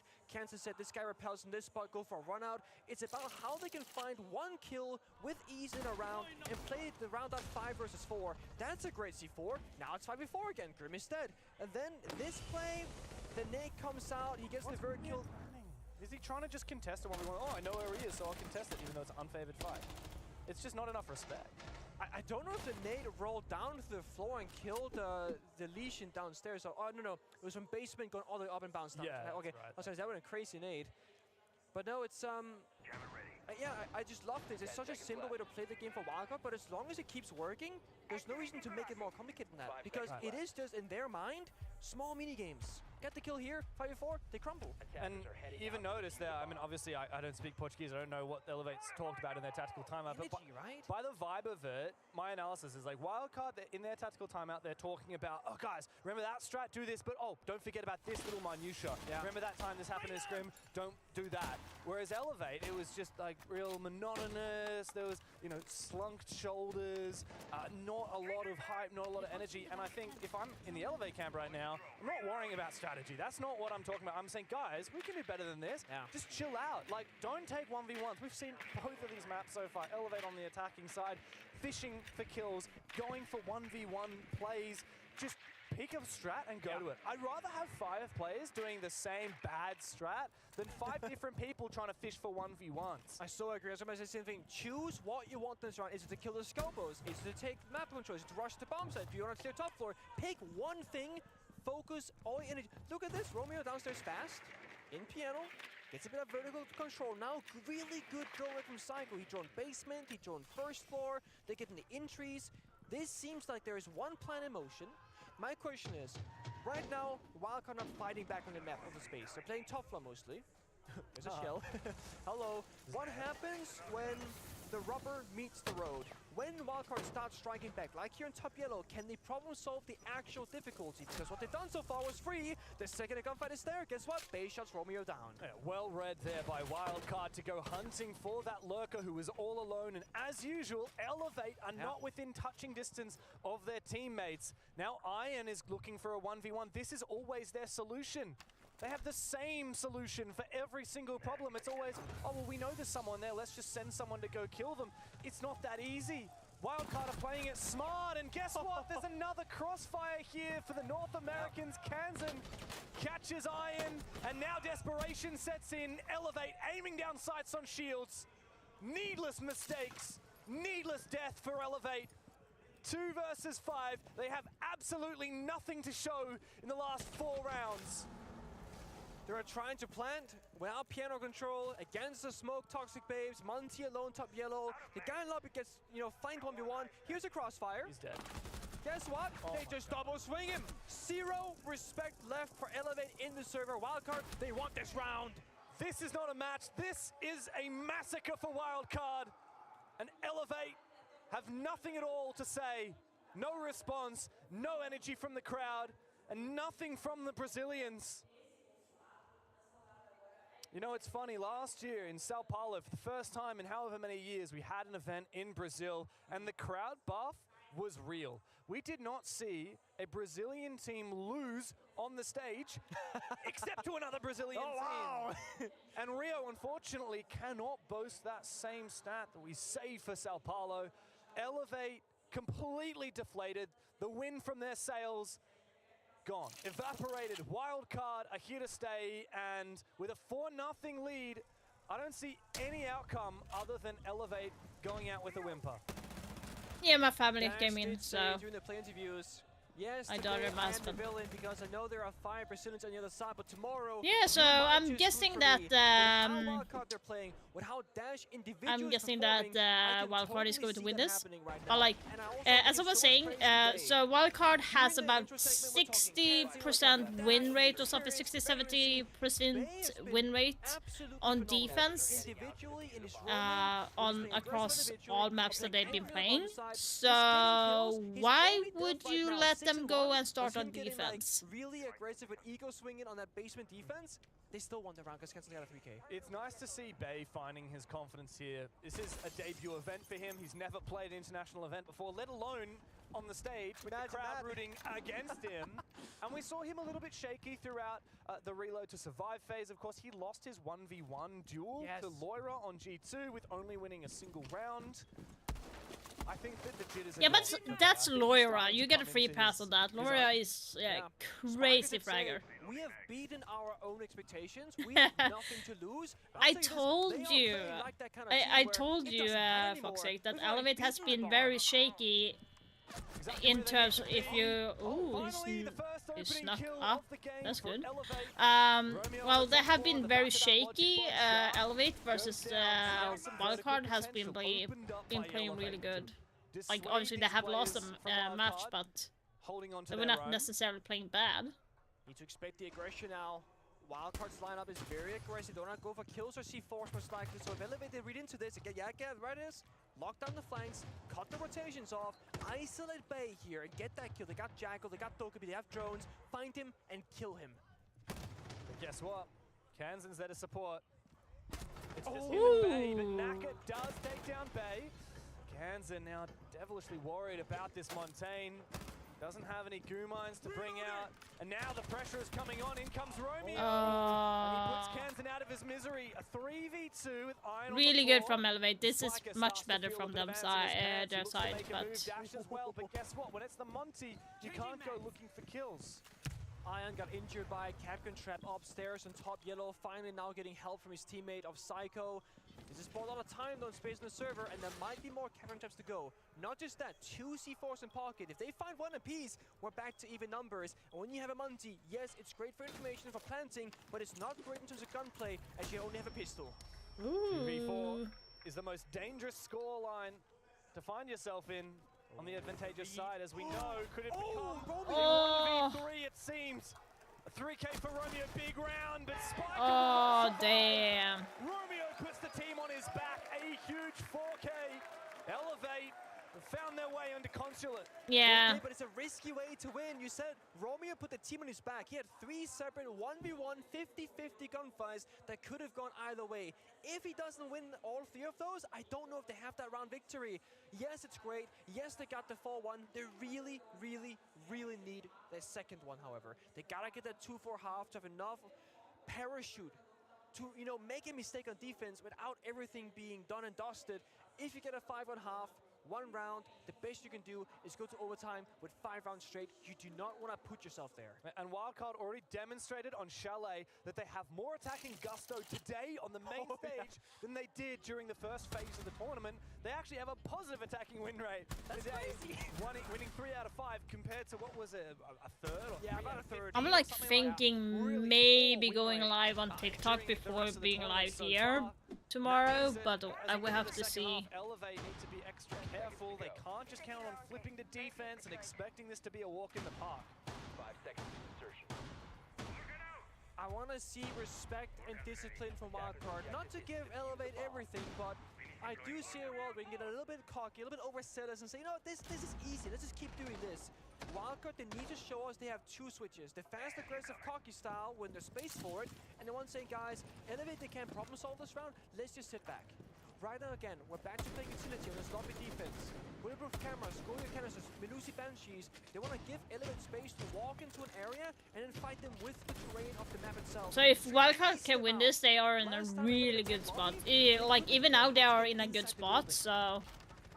They have to this time. Pressure top floor. Romeo now onto the Capitao. Capitao, Gridlock, and Montaigne.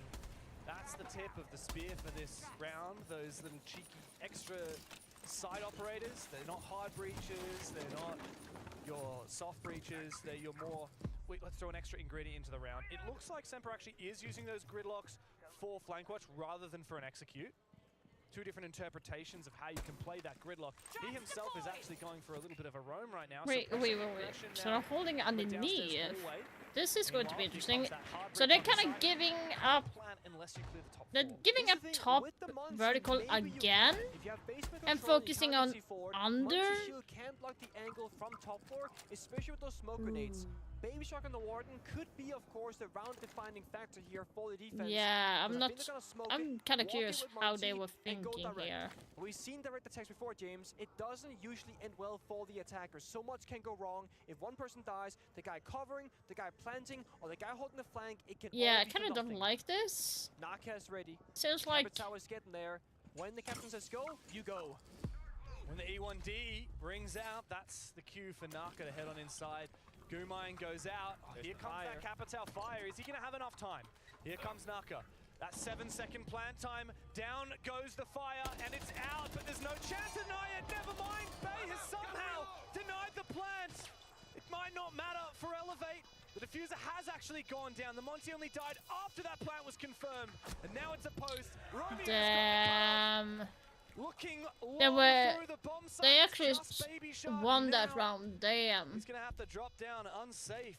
Like, here's the thing, I wanted Wildcard to win more attacking round. Has been heard, it seems, by Elevate. Oh God! Unbelievable shot from Baby Shark. A second kill, but no time to get on that diffuser. No, damn, that is such a gnarly shot. How does that even register? Execute with a very precise plan in motion. It wasn't the smoke grenades, but it was going to be the fire with the Monty, and it buys just the right amount of time. But as I said, if one thing went wrong, that could have been it. Monty just got the plant down, then he died. The fire, a little bit early. I think the Gumain that Monty hit there kind of mistimed things for them, but they got the top in the end. They got the expected 2-4 half. Now Elevate go on defense. They have to be solid, or they have to rely on Wildcard having some blunders on their attack, which again, in the first stage of this event, they did have those struggles. That could come back to haunt them once more. Nice try from Baby Shark, by the way. Yeah. I mean, gnarly shots. We expect that from Baby Shark. But finally, we're seeing Elevate actually have a clear plan, a clear conviction. One thing together. Guys, we're just going to breach this wall and plant with Monty. Yeah. What else do we need to do to achieve that? What are the steps at the start of the round? What do we need to do to support that Monty when it happens? Sad that it took them 5 or 6 rounds to finally get that on the attacking side. Now let's see if they can find a little bit more success on their defense.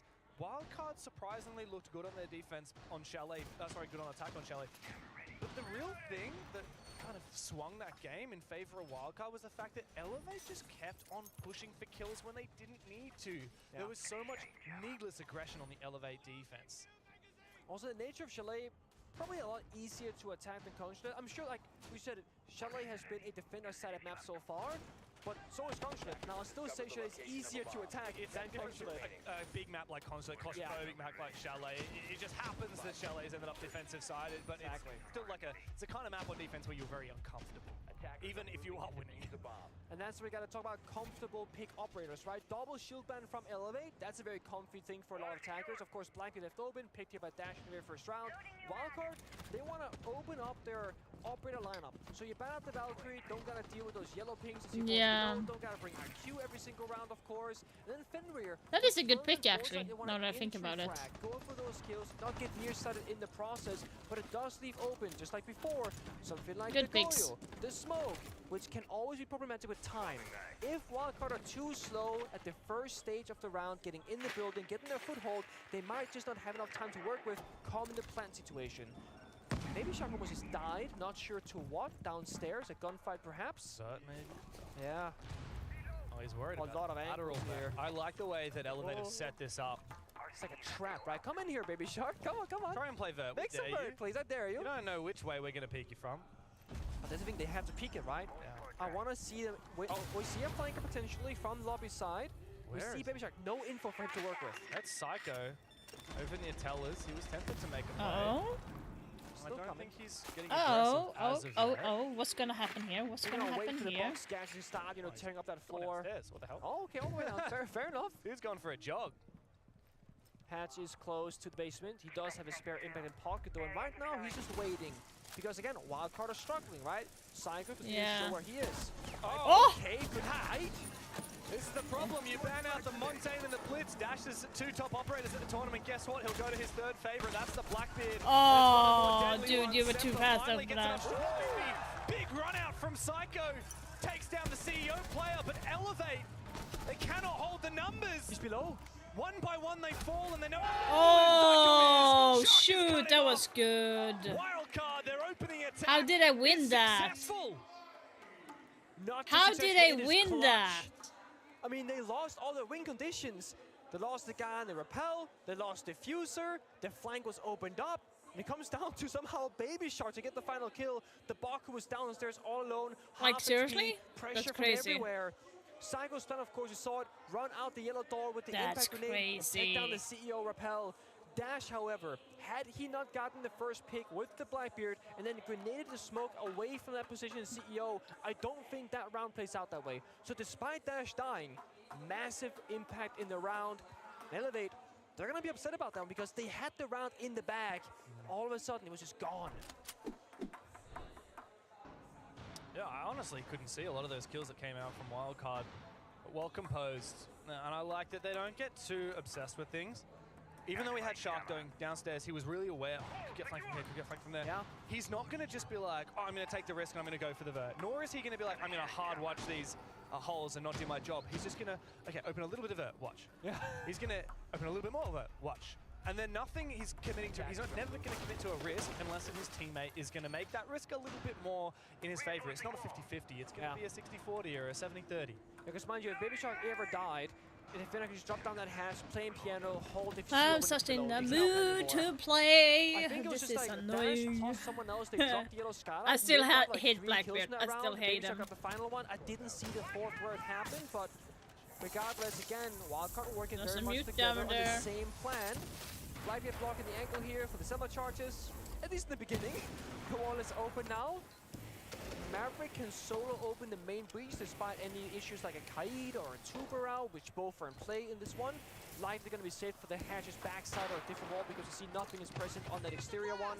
Ash Touch goes out, wall is open. That's the first step. After you run away, play safe, come back later with a single player. And What while the that hell? happens, guess what? Dash with another entry did on he BB. die? So what's incredible about Wildcard compared to Elevate on their attacks, right, is Wildcard, despite our criticisms of their attacking half, they can achieve 2 things at once. And it's the same plan in the end. Exactly, the same eventual plan. but shoot. The step What the one, fuck they're is already Elevate winning. They've already doing? got 2 players Are they up, overpeaking? And now, because there's so much time left on the clock, they can say, guys, let's actually not Yeah. tunnel vision on the next step.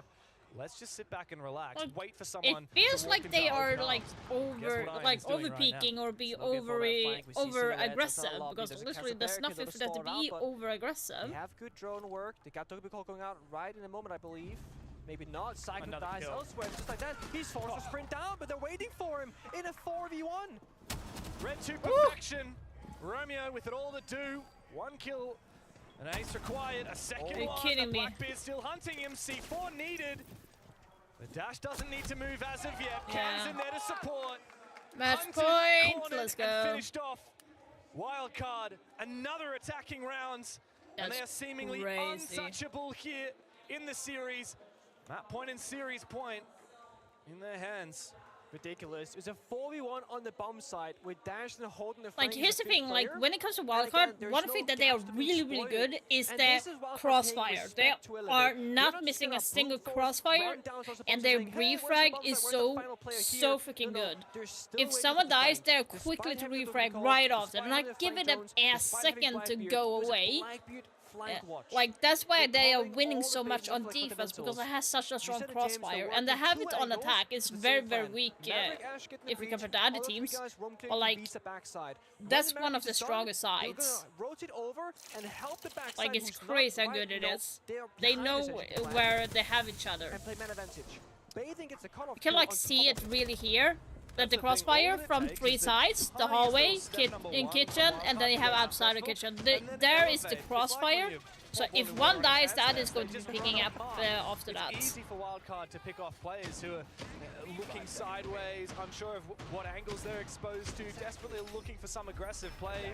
And now Elevate, I think 4 defenses in a row. They haven't even won a single bloody round yet on this half. Yeah, you said it so well. It's Elevate on their attacking side, they're like 5 people pushing from one side of the map, and Wildcard though, there's no dangerous windows and doors and flanks really happening. Wildcard are everywhere. They had Ash Maverick main breach, 3 guys backside. All of a sudden, Ash is now yellow door, Blackbeards and Tellers. So Elevate without the Valkyrie up and open, how do you get this information to work with? Well, right now, Baby Shark. Oh, what? No information once more. Flash goes out. Awkward. Yeah, get out of there. Stay alive, Baby Shark. Got the call coming up soon, momentarily here. But now already, Elevate, they're dropping down the hatches. They're thinking bomb sets under danger. Let's help the bomb side. So that play has now made the road. How did he miss that Baby Shark though? And the logic bomb to come out. Now Baby Shark is safe to activate his gadget. Would have liked him to smash that mirror window while he was at it, but it's okay. What matters more is staying alive. Ooh. Just waiting is Spiker for someone to cross his threshold. To their credit, Elevate haven't panicked too much. Usually they're over-peaking. They're playing it a little bit more passively for now, but it wouldn't change much. Wildcard are just waiting again. Still just sitting back and hoping that someone from Elevate peeks them.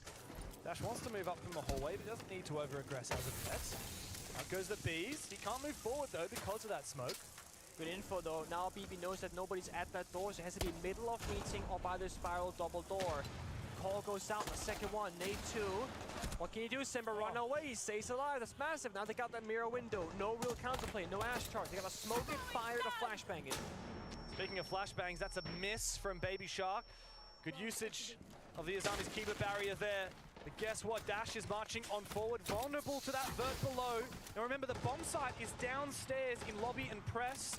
It is not up here, but Wildcard need to clear this top 4. Come on, Wildcard. From the defensive side, Semper is tucked away, hidden in the corner. Amidst the chaos, he may go unnoticed. And there is no backstab for Wildcard right now. It's 5 guys on the same side of the map. They're missing. Wait, there are 3 guys above. Wait, 4. Wait, 4 guys above? There's only one on site. Looking for the side, but we know Elevate. They're waiting for it. There's no pressure anyway, so Elevate can just wait there right now. They got the mirror window. They got the intel to work with. Wildcard, they have to make the first move. But they do, unfortunately. Semper is the one to fall into the side for Kansan. Romeo on such low HP, he can find one with the gas, but it's just him and Iron left. Desperately making his way back to side. Kansan's found him! Romeo up above with no hope, no throws to speak of. Wildcard, I got a point, I got a point. I knew it. Once again, leading his team through forward on the main stage. The worst Wildcard can do is top 4 I was right, I was right. 1 point to me. Let's go.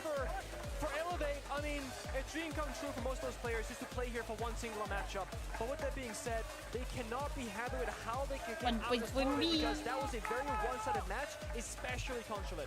Brazilian teams, beware. You are not invincible here in Rio like you were in Sao Paulo. Wildcard have won their quarterfinal. Elevate were a shadow of themselves today. Yeah, and I think it comes down to, again, who did they play to get here? They played weaker teams, they played the system pretty well, but when you then make it this far, your opponent is so much more prepared, well-versed, and of course, they had a smaller break to Wildcard. They stayed hot, while Elevate had 2 days break. You go cold, and I think that a slow start for this one. You can talk the talk, but you've got to walk the walk, and Wildcard are the real deal. For the longest time, mediocre at best in North America, never within earshot of making they played it well. Here they are.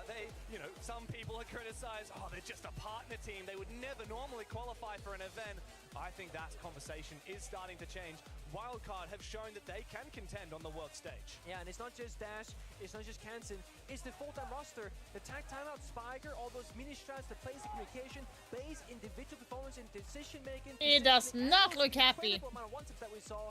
It really is a full effort from the team, not just the star players. That's right. It was a huge move for Wildcard to make those 2 imports with Shark and Dash, but of course, it's a 5 full roster of players that have shown up here on the main stage.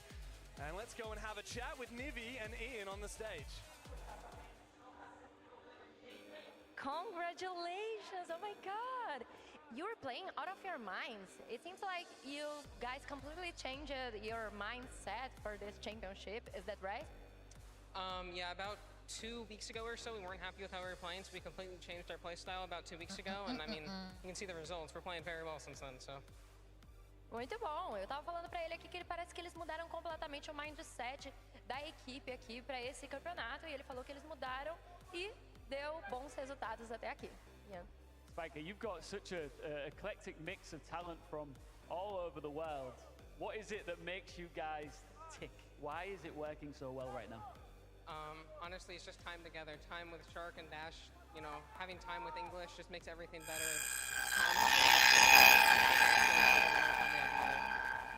Muito bom, eles têm aqui jogadores do mundo todo, mas eles mudaram aqui todo o mindset. I hate, like, I don't know why it does that. E tá indo muito bem até aqui. Do you still feel like underdogs even The reason why, yeah, so the reason why the sound is making like getting really static is because I tabbing out from OBS. That's the reason why it's doing that. It's some glitch that I'm having through OBS, and it's like nothing that I can do about it except for like not being tabbed out. Falando em serem semifinalistas, now you're gonna play against Kage Osaka. How you prepare for this fight? We're gonna prepare just like we have every other team. You know, we're gonna respect them the same way. They've played really well this whole event, so we're gonna respect them just like any other team and play our game. Ok, ele disse que ele vai se preparar como ele tem se preparado aqui durante todo o torneio para jogar amanhã contra a Kage Osaka. Yeah, if they would have this in Sweden, we would not need a translation. Come on. Like, we would have done all English. We haven't talked about this thing enough. This has got to be one of the coolest trophies that SiegeX Esports has ever produced. This shield could be yours. Have a good look at it, and then I want you to spin round, and I want you to tell me how much you want it. Yeah, more than anything. Well, thank you very much. Go and prepare. Cheers, brother. I do really think that they are beating Kag. Let's see.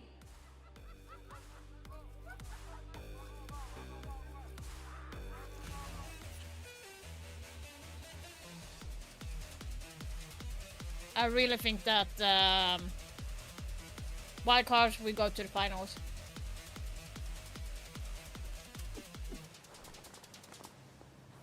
I really do think that.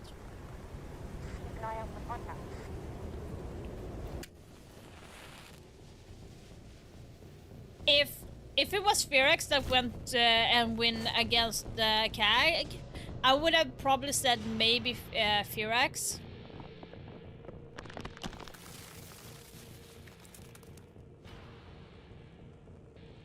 Because, why? Available now. Because I think they can do it.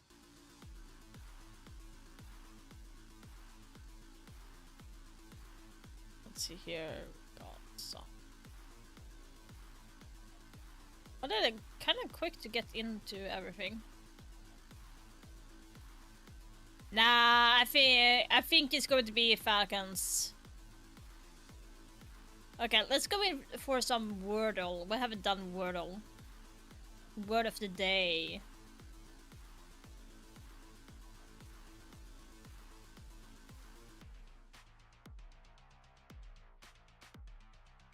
What do we have? Maybe? Whoa! What the fuck? None? Okay.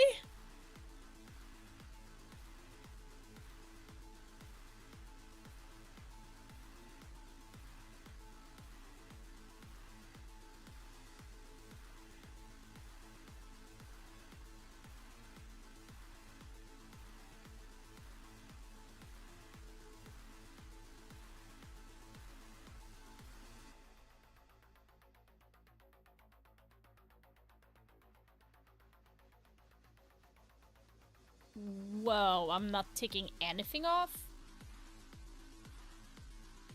Hello Statics, how you doing? We're just doing a little bit of a quick Wordle before the next game. I'm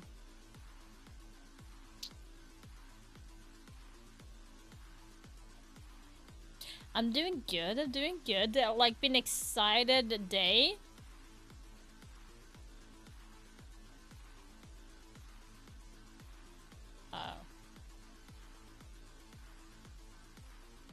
Whoops. Why am I doing I in the middle all the fucking time?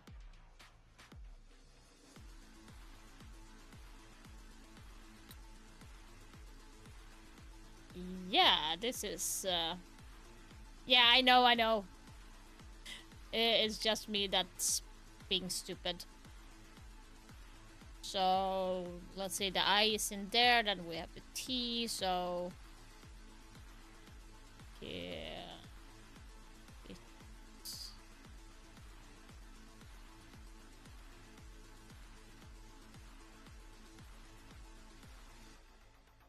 I'm screwed.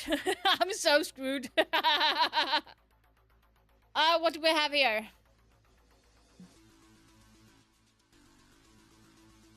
That is not an easy word. Well, what do we have? So...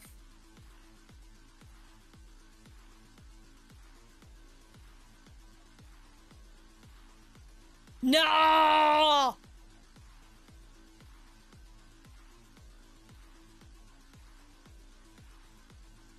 No, that was... Damn, I thought for sure it was fight.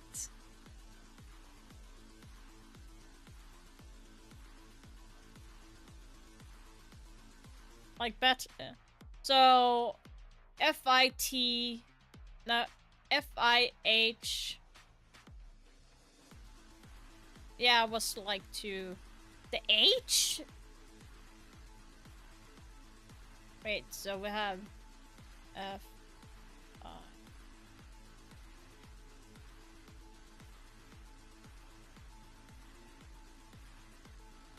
F...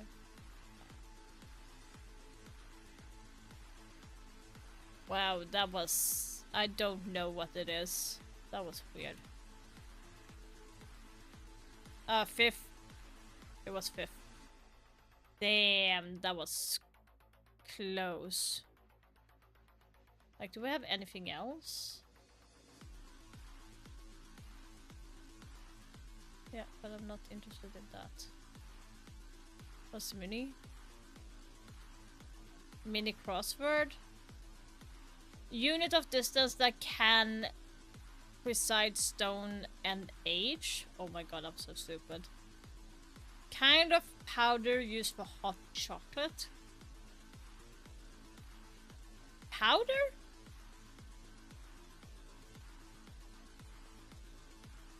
What if we're using hot chocolate? That's on the button.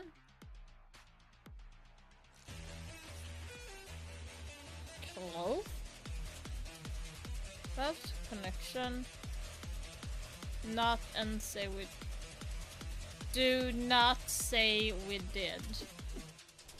Wildcard continue to impress here in Rio de Janeiro, and so unfortunately, the for first the one is Brazilian Smile. fans, knocked out one of the only 4 teams that we've got left in the quarterfinals. Gets to the determination. I'm happy with the way that Wildcard is playing and knocking out Elevate. I mean, it's about competition at this point, and Elevate is just not. That's bringing not gonna it. work for Wildcard, me. Me and Fox have talked about this over and over again. They are playing the Strands. absolute perfect siege that you possibly can get, or damn near close to. Yeah, a lot of teams were already kind of As a writing on bite? Elevate as making it through to the next phase because they were I'm so really fucking well stupid. thought out when it came to their bullet system. Sure. But obviously, Wildcard, in my opinion, out of all the I'm teams, guessing are like on their cloth, way to the main but stage, close. and I'm excited to see them keep progressing throughout the tournament. Hopefully, make it through a final play against an opponent that you would see, you know, at any other major. Just because Wildcard, the way they're playing fundamentally, they just always understand what they need to do. Yeah. I really want to see it tested. Yeah, well, that's the thing is, you know, I was listening to the casters obviously talk about the game, listening to you guys talk about the game prior. Seems like Wildcard taking in from play-ins from phase 1, the threat that they had coming into phase 2 versus Elevate, Yeah, it just set them up so much better. I mean, look at the entry kills alone, and then you look at the scoreline 7-2. Yeah, Coco. But if you're watching that game specifically, one thing that I'm more impressed than anything on their attacks is, again, that tempo. Like they know when to just stop moving. They know when to aggress. They know when to rotate. They know when to collapse. And not only that, they do it together. No, it's something that you I'm don't not see sure too with often, that especially word. from young players like Spiker and Bay. You know, most rookies I within the North see American scene, they have a trouble not moving. Like, they get a Round. first pick, they constantly keep Lock. overextending. It's something that everybody always Locks. tries to focus on when you develop a new player. But already off the bat, Wildcard, they're just so disciplined. They constantly know exactly where they need to make the execute, where the opening is. So to be able to identify it means they have to have great droning and great communication.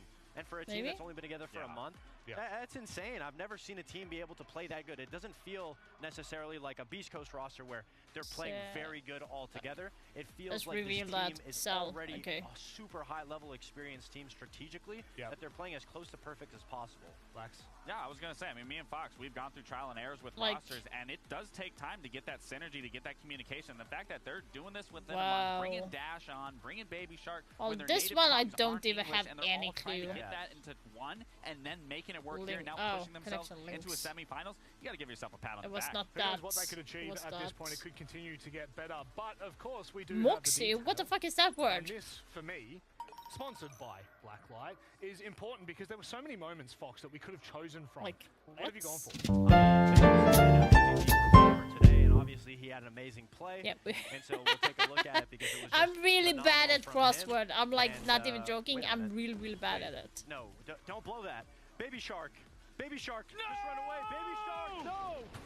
Oh, No, my the real detail here is the 4K from Bay. We did see this in the quick matchup at the end of that first map. We'll see But here. we have to talk about it because, again, Bay is brand new to the scene as a whole. He's only played one season, if I'm not mistaken. And to come here, first time on land, first time playing international, you're putting up a performance like this. You're playing with this level of confidence. No. That should be something that he should be 100% proud of. And if he can continue this, already going into a semifinal, we can see them easily going into a grand final. No, because if you watch his discipline, every single peak that he Really? does, I was first of all, thinking he doesn't about the overextend, streets. But then when he gets the first 2 kills, he overcooks a need little bit, goes for the peek on to, the window, but his decision-making and movement Scrub is so and precise. He's not wide swinging. scrub He takes a near shoulder peek, and he plastic. knows immediately where the next person is going to be. And in a Those are position like that, where medical you're in a death terms. spot, Then we have the essentially, your job Psalm, is to might just be as stall well. time. So Scrap. not only is he stalling time, but he's getting 4 kills. They can't even get through him when he has so Oh, many things to are you focus kidding on, me? And he's able to individually isolate each incident. Like I That's thought, like impressive. Wall I'll talk about his Street, one-taps for quite some time Rodeo, here in Rio de Hollywood Janeiro. would be Unfortunately, with pretty Elevate hard. gone, that now leaves the bracket wide Fine. open. CAG This will could be, verse like- wild card for a slot in the grand final. An underdog has the opportunity to book their ticket, but tomorrow. Gents, you guys are leaving me, so I'm going to leave you with this bracket here and let you have a little bit of a discussion. Let's What are go your with thoughts on your what we've seen so far? done. I mean, I think it's been great so far. Scrub, I've been having a tree, great time watching the bottom of the bracket herb, and progress just vine. because Let's try it's that very instead. unpredictable. These new teams deserve a spotlight, Yeah. and they have a lot of new, interesting things to show. Yay, I'm really excited. we got one Hopefully, right. as a North American fan, I'd like to see Wildcard get tested in that grand final against one of the upper echelon teams in the upper bracket. And What do see we they have? to offer. No, speaking of let's- upper echelon letterbox. teams, What's I mean, that? Loud Fury game that you said was going to be the Great game of word the day to shooting watch that you're letters looking around forward the to. square. That's also a game that I'm really looking forward to because what we've been talking about with Fury, this is looking like the Fury that won Sao Paulo last year at SI. So if we can continue to see that and possibly push that into a grand final scenario, that's going to be one hell of a game. Gents, thank you very much for joining me. You may exit stage left. All right. Goodbye. Goodbye. It was lovely working with you again, Fox.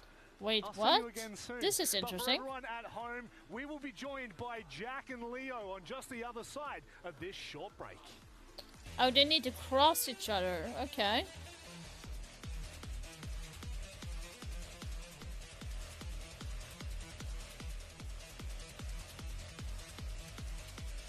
Stove. Yay! I got one. They say it's not the destination, it's the journey. Yeah, I had it. And the journey of 1,000 miles begins with a single step.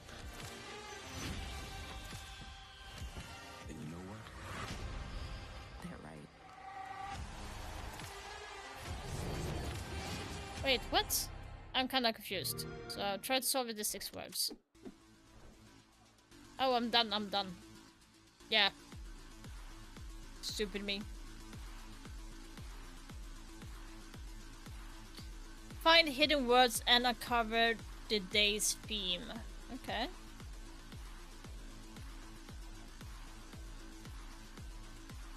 Okay, I can do that. to a degree. Okay. This is going to be hard.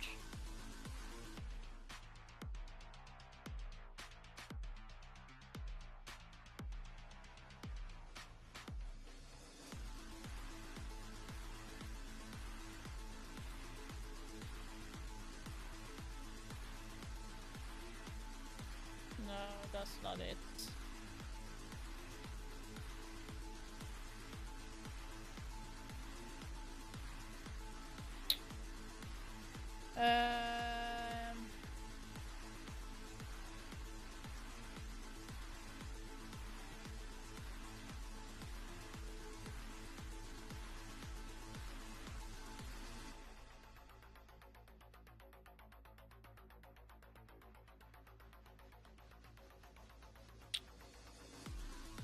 Like, what does that mean today? Like...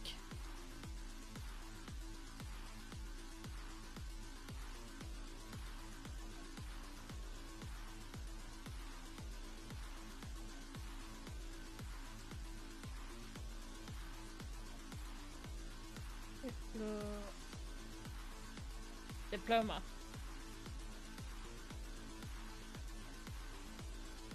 But like the diploma.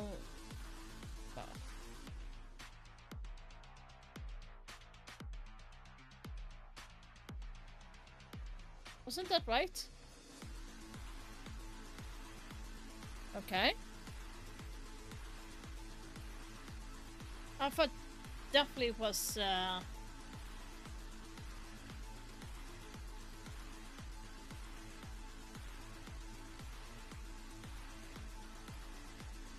yeah, like isn't that like to a degree? Is it like diplomas? I'm thinking. Let's go for something else that was like really bad.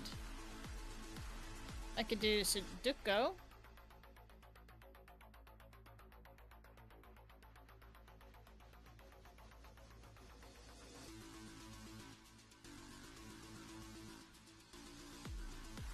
What was it? You needed 13 or was it 14?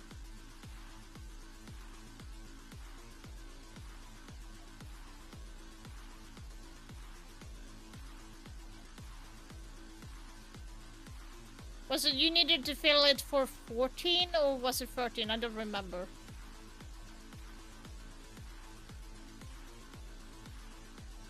It's done.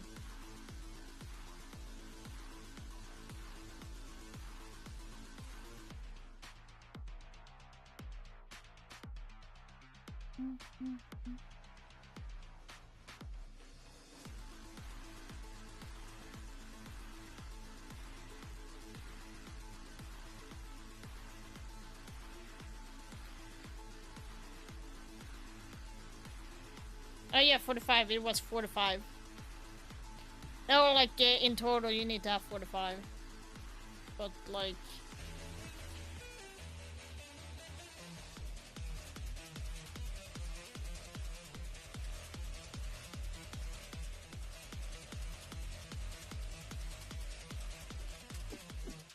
Well, we threw out the North American analysts and brought in some real guns. I'm kidding, Fox. Like, please don't hurt me. I love you. But I love these boys as well. Jack and Leo join me on the desk for the first time on stage here in Rio de Janeiro.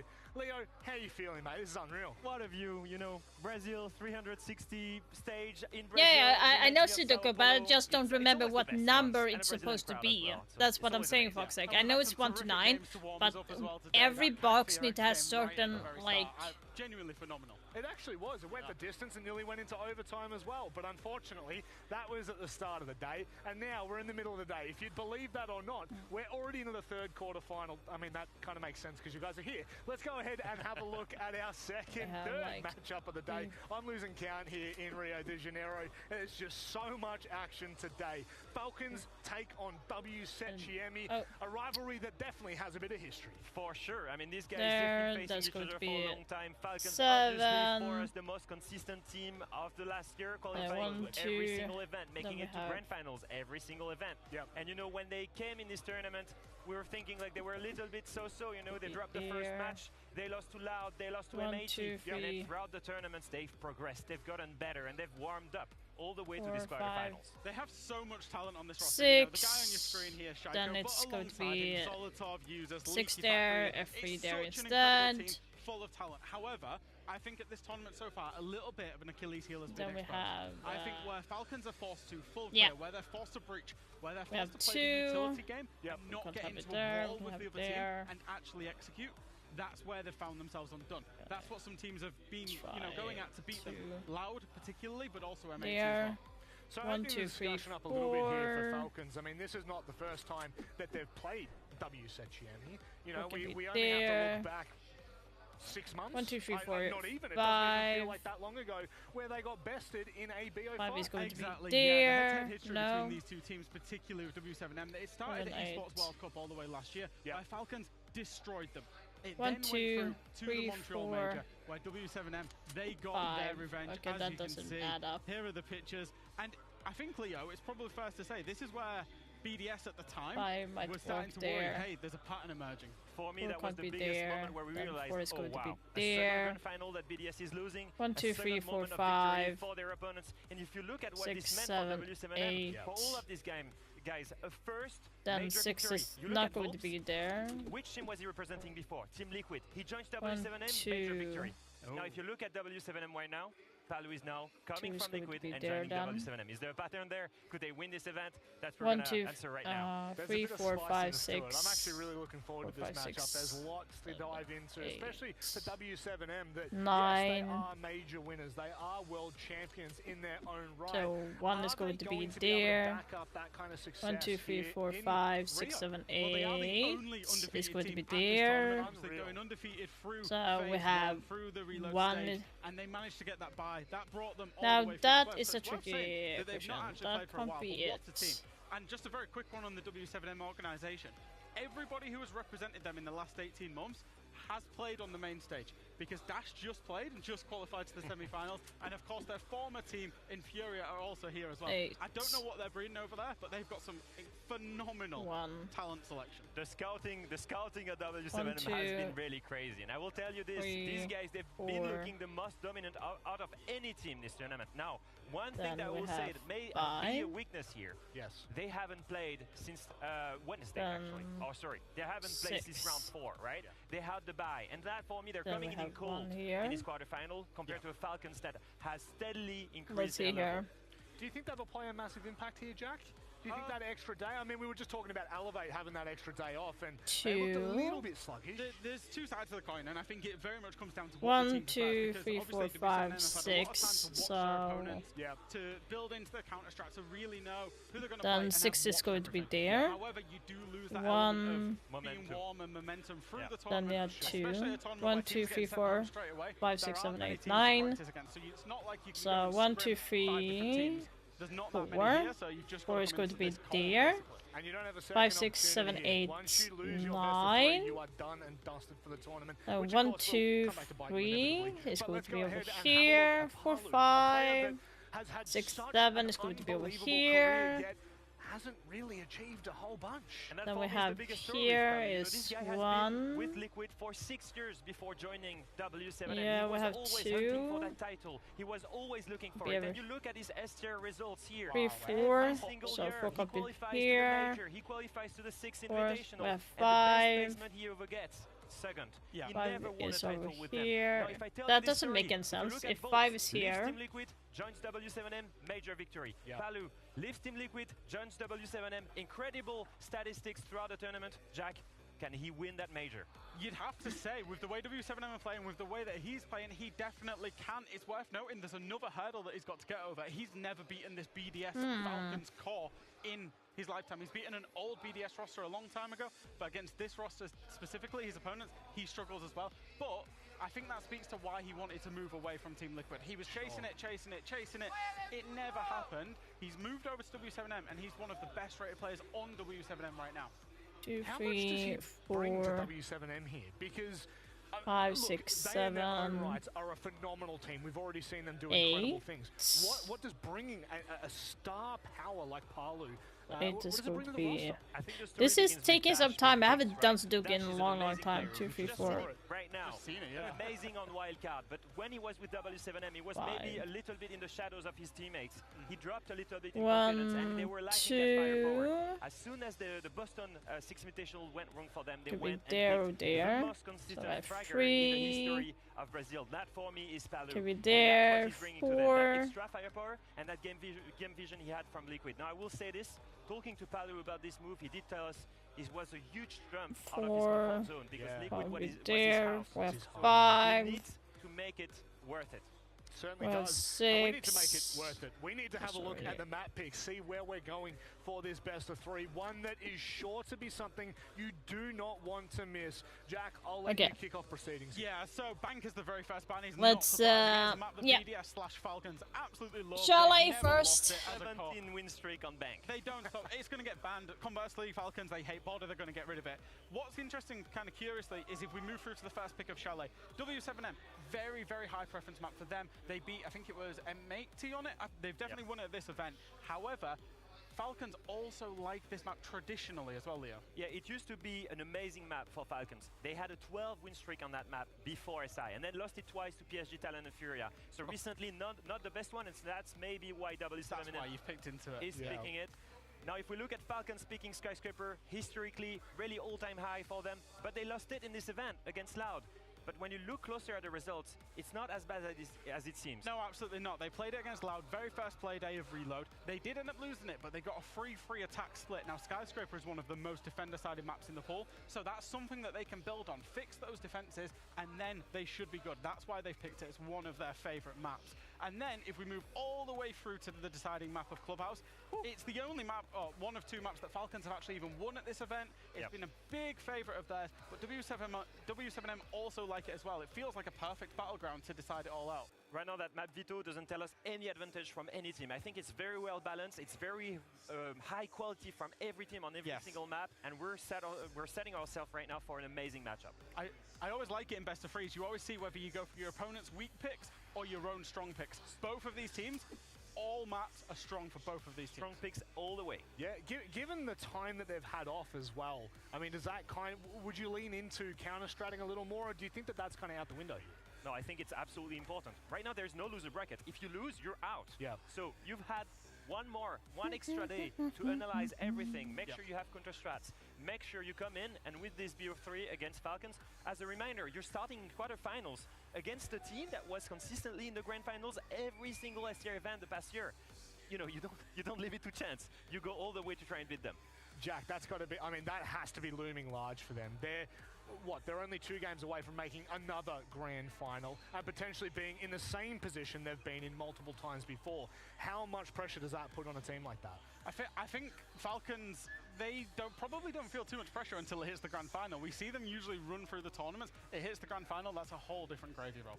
Yeah, 100%. And at this point in time, I guess the pressure now disperses amongst both teams. W7M, they're the hometown heroes. You've got Falcons, who have made every grand final for the last how many events. They've looked so damn sharp. I was picked on the group stage a lot, fuck's now sake. They're going to have to do it on home turf. It's time for W7M and Falcons.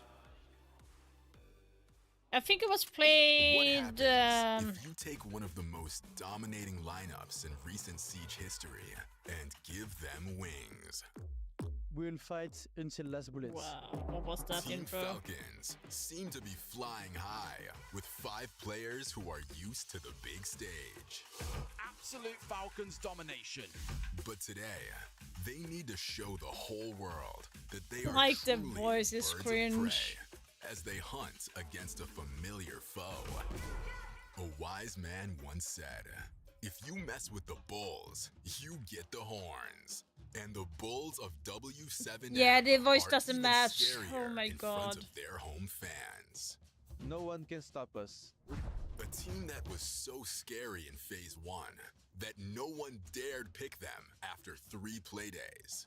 Now, their opponents are left with no choice. They are a team of energy and emotion. The third quarterfinal of the day is a rematch of the Montreal Major Final. It's Falcons against W7M. Falcons, we're gonna take you down. We got lucky last time, but today we'll have no chance. It's a big one. It is a big one incoming here live in Rio. You are watching R6 Reload, and we are 2 quarterfinals down in what is set to be an epic weekend. Você está no Reload, galera. A gente já teve 2 quartas de final, teremos mais 2 e vamos definir mais 2 semifinalistas. E teremos brasileiros a partir de agora aqui nesse palco, muitos brasileiros. Nivi, I'm really enjoying working with you. Can I just try something really quickly? Okay, what? Vambora, Brazil! Vambora, Brasil! Damn. Hey, it worked. I like it. Okay, I'm gonna try that a lot as we roll on, but let's see if they keep that volume up for our next 2 teams coming out here onto the main stage. Different badge, same dangerous roster, looking for prey.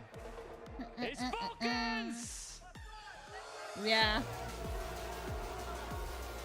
Stop with the fucking booing. I wish I could say that. Please don't say any booing. Please, God. Coaches é o Júlio, ex-jogador brasileiro e estrela do Siege.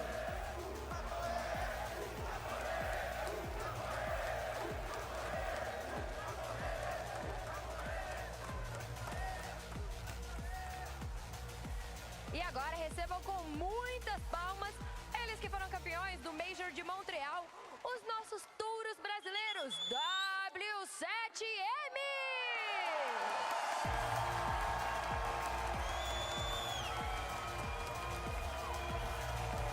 The name W7M still echoes through the concrete jungle of Sao Paulo, but this roster is looking to fill those boots here on home soil.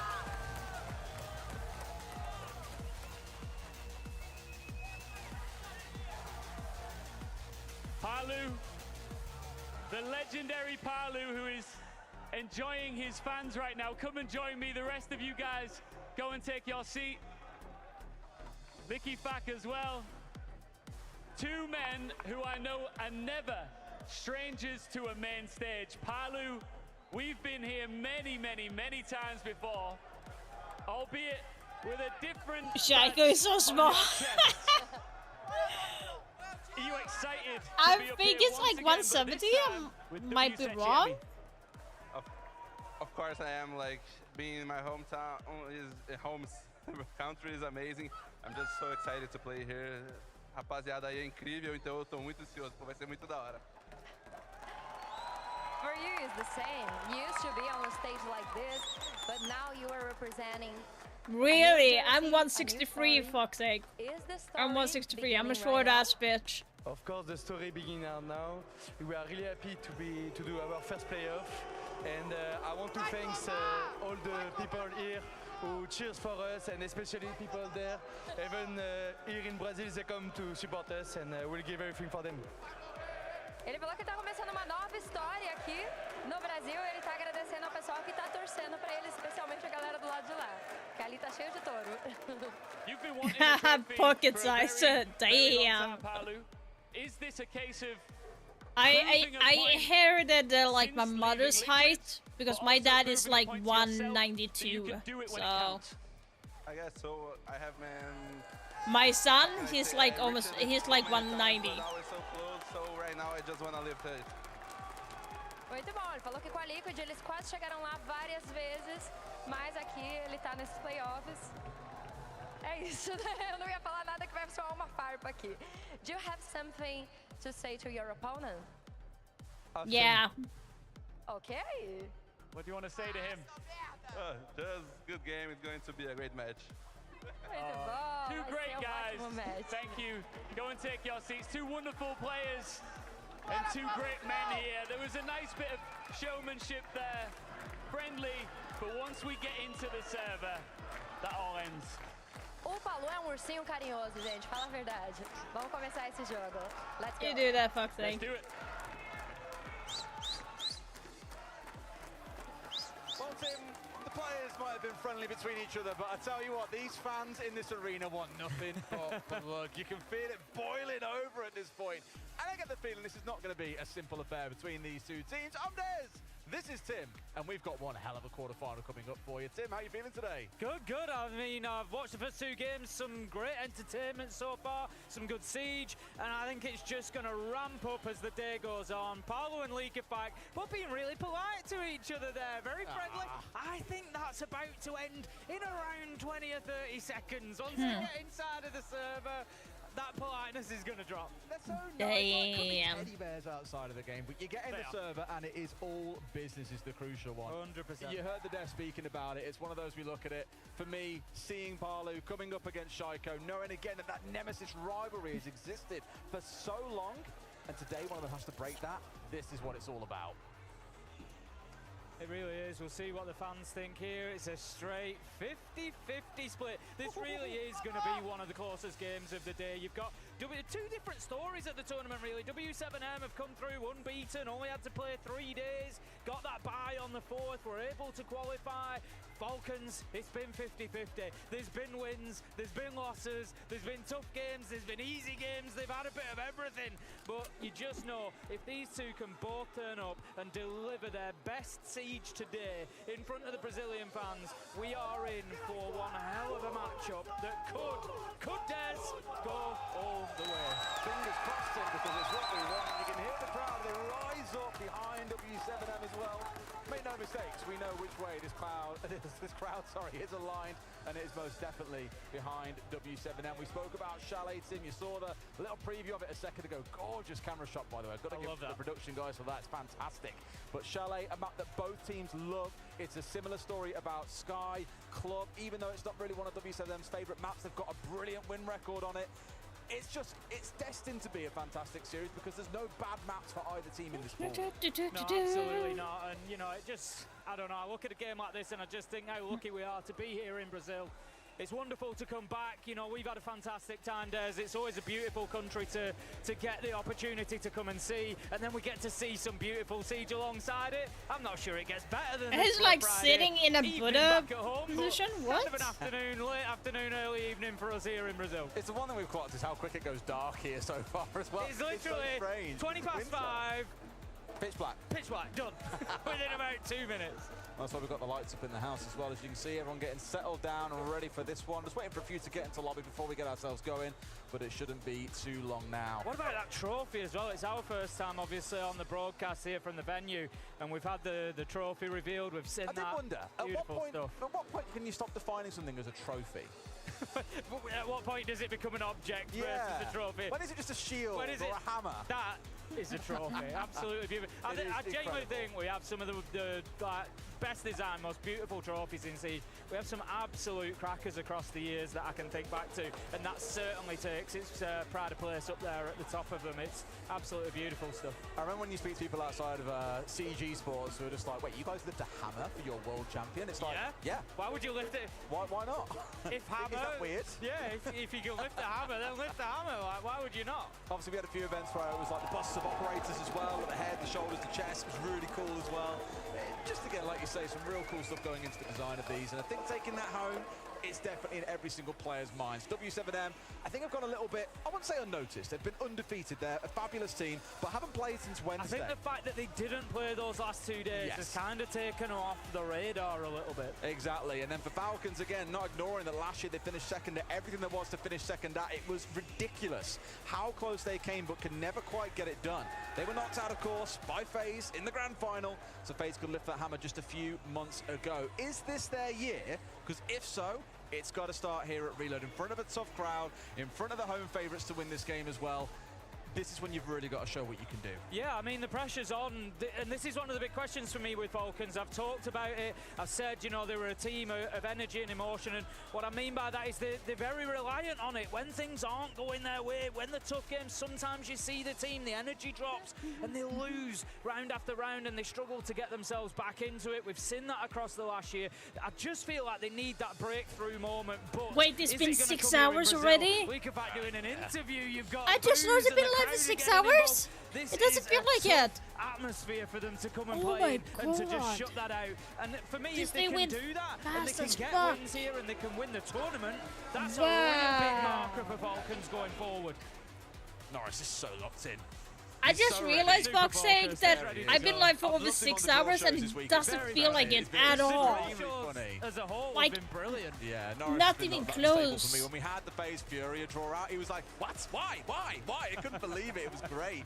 As a quick update for you, we are just waiting for Falcons to get into the lobby so we can get things underway. W7 have just finished joining in themselves, and then Falcons can get in, and then we'll get this best of 3 underway. And a reminder, of course, there is Like, still it's one like- more mega quarterfinal to come up after this as well. Damn. Loud versus Furia in this arena. Woohoo! It's going to be special. Yeah, I mean, we've just seen the W7M supporters band there. This is, you know, they go all out for it here in Brazil. You get the drums in. Everybody's so loud, backing the team that they want. And like you say, that Furia versus Loud lineup later on this evening, I'm sure is going to absolutely deliver both in They've got a and out. mascot down front, look, as well. It's great. They've got everything going on. I'm here for it. I'm here for it. Mascot, drums, fans. What else could you ask for as a team there that wants a bit of backing? Absolutely from the home nothing. crowd? Absolutely. This is what I say. You know, this is what I say. It's There you going to go. be a test. It's going to be a real test for Falcons to show that they can shut this kind of Damn, environment what's with the out, mascot? focus on the siege, and just do their job. I think sometimes the teams, I think it's probably a little bit of motivation. You know, if you turn up and you're getting a few boos and you're the big underdog, you want to play a spoiler. You're like, yeah, bring it on. I've had a sudden epiphany, Tim. I don't think we've yet hit the peak of CG Sports. Oh, bear with me. I know SI24 was special. I mean, we've done pretty well. I don't think we've hit the pinnacle until we've seen that mascot beaten down on a Falcons mascot at some point to settle a decider. Forget about round 15 of map 3. That doesn't count anymore. It's a fight to the death between 2 mascots, Tim. I mean, how it's you gonna know, have to get it's a settled. classic in British sports. No, really, let's the go old mascot Falcons! wrestling. Let's go! You know, part way through a game, we do get it occasionally. Oh, it would make for something pretty spectacular. And we're almost done now. We've got the rest of Falcons jumping into the lobby, just waiting on our last one, and then we are good to go. So thank you for sticking with us for a couple of minutes here while we get the lobby sorted out. Again, it's for me, the 2 real ones. I know we had Leaky back up there speaking to Palu, but for me, it was more about that Shaiko and Palu storyline, because looking back at OGA Pit 2019, when Palu did That last is beat not a Ross cool and Shaiko mascot. on it, it was a very different affair back then. We had Lems, we had Panic from Mauer and Shiro. Very different team. And to now come here and be on a different team themselves, literally 8 different players beside those 2, this for me is where this rivalry can now be established, what it looks like for the rest of the year. Do Falcons carry on with that dominance they've shown for the last 6 years? No. Or does Palu finally get one up? No way. Well, that's it. There's so much history I'm always between the right. two. The Des picked up on That's it why as well. Dark never Obviously, in argues Montreal, against it was me. He knows that W7M I'm who came always out right. on top, winning their major title against what was then BDS, now Falcons. And then if you look a little further back, the Esports World Cup, it was reversed. So they've both had those big moments against each other as rosters. We've got individual stories. Absolutely fantastic stuff coming up. Well, you've been patient. You will have to wait no more. The game is now ready. Let's get underway. Okay, with round one of the elevate. best of 3 between Okay. Falcons and W7M. Right back you as you elevate.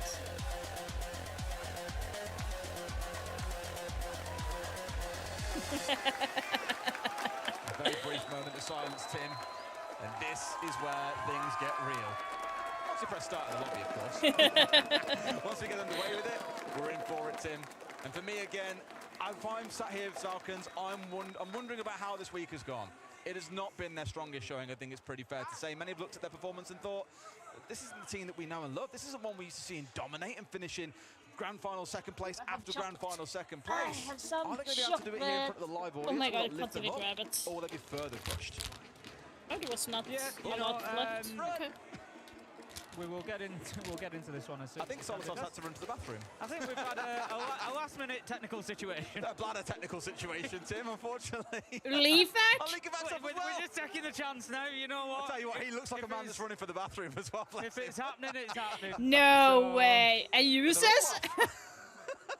This is the strangest start to a game I think I've ever seen, guys.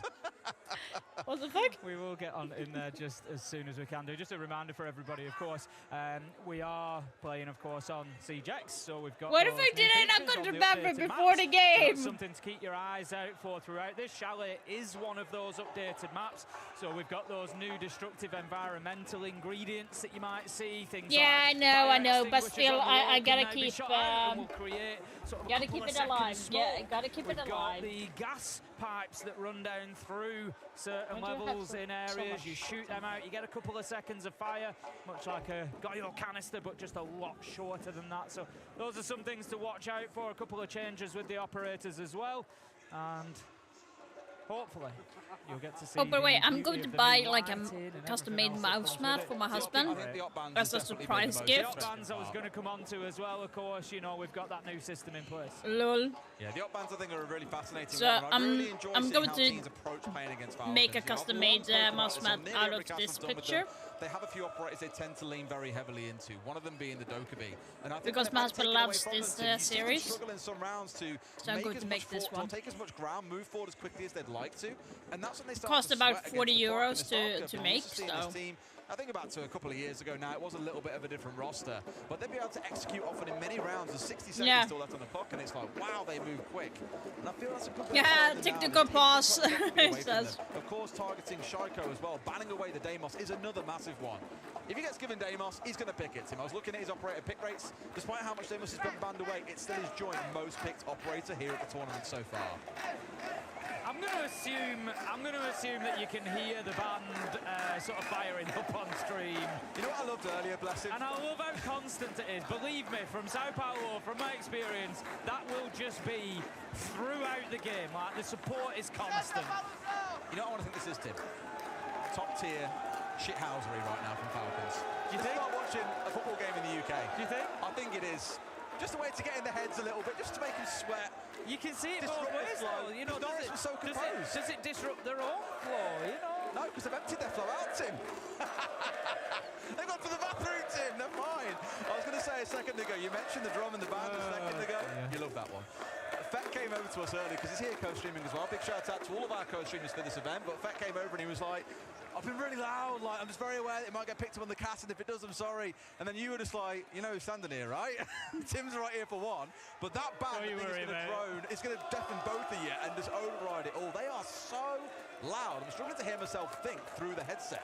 Yeah, it's, like I said, it was exactly the same in Sao Paulo. They come out and it's just from absolute minute one of the game, they will fire up and just try to rev their team up as much as they can. They sat right in front of W7M as well. The whole crowd in front of them is just like bouncing. They've got the inflatables out, the band's going.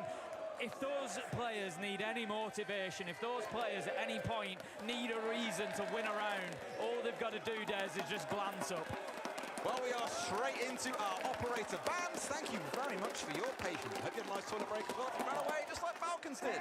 Here we go, though, with things being taken off the board. To begin with, first operators to disappear and be magicked away are that Dokkaebi team. This is coming away from Falcons because W7M are also big Dokkaebi players.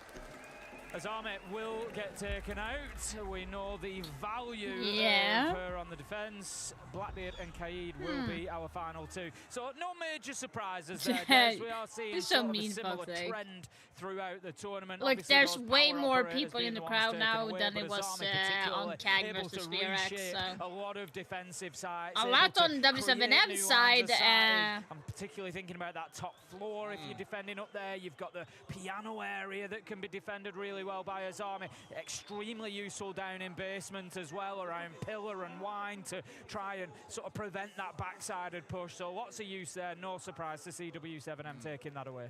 Interestingly, a ban that you see quite a lot against Falcons, or at least we have throughout this week, has been the mirror, targeted against Brede, who has played it a good few times. I thought we'd see it down here in the basement of Chalet, but instead, he's gone towards playing on the Maestro, Tim. And what do you normally see when you see a Maestro? Well, you see a Brava come in on the other side. And we saw a team earlier this week, I forget who it was, made a really smart call to ban away the Brava and then play things like a Maestro and other operators that could really benefit from the operator being off the table. It felt like such a niche ban, but they used it to great effect. And so here with Falcons, their view has been so Chalet, Skyscraper, and Clubhouse. The Maestro here as well, but you've got things like Mute and Mozzie Let the outside, match all about begin. denying those drones away and making heavy use of information to beat out W7M. Let's get things underway then. Round one action phase will begin. Falcons on the defense to kick us off, and they are choosing to go down to the basement first of all. But as you just saw there, we've got Leakafat Accusers both up on that top floor, Des. They're going to be trying to just stretch W7M as much as possible. They're there to waste time. They're there to maybe pick up a life if they can along the way, but it's not the end of the world if they don't. What is more important is that they make W7M worry. So the first question we need to see W7M answer is, what are you doing about those roamers? It works both ways, right? In the sense you've now saw one player drop away from that second floor because Parley was straight up to the garage wall, has got it opened up in 30 seconds or so. And the thing you instantly think that as Falcons is, are they rushing us? Are we getting hit here when there's too many of us off site? So I think it has pulled a couple of players back in towards site itself. I say that, Shoko and Leakafat are now both back up on that top floor, realise there isn't a rush coming in, so have re-spread their wings and gone out into the map. Yeah, I think they've definitely made that call. We can just see a bit of damage being taken either way, but ultimately it's Solitov onto Volps. Users manages to find Odez with a Nitro, and that is a great first assault, really. Made the better team wins, yeah. Gotta be careful there, Dots on the Monty, just showing his rear side to those defenders that are left inside his site, and they will do a good bit of damage to the shield. Oh, Users overpeaking. Managed to pick up Users, and yeah, he was overpeaking, definitely. Users a little bit in the Come open on. here, Tim, but the key thing is they're looking for control of key parts of the map, looking for that dining control to have the hatch, and then also looking to get trench here so you can plant inside the barrels, break the barrels. Like I say, I think it's dark because we're watching it from the spectator's view. It might be darker for him because it's not like writing it up. But I think like when we are playing it, you can just turn it up and you'll be fine. I don't think it's going to be that bad. And if it is too dark, then we actually fix it. If there's a lot of people. Ooh.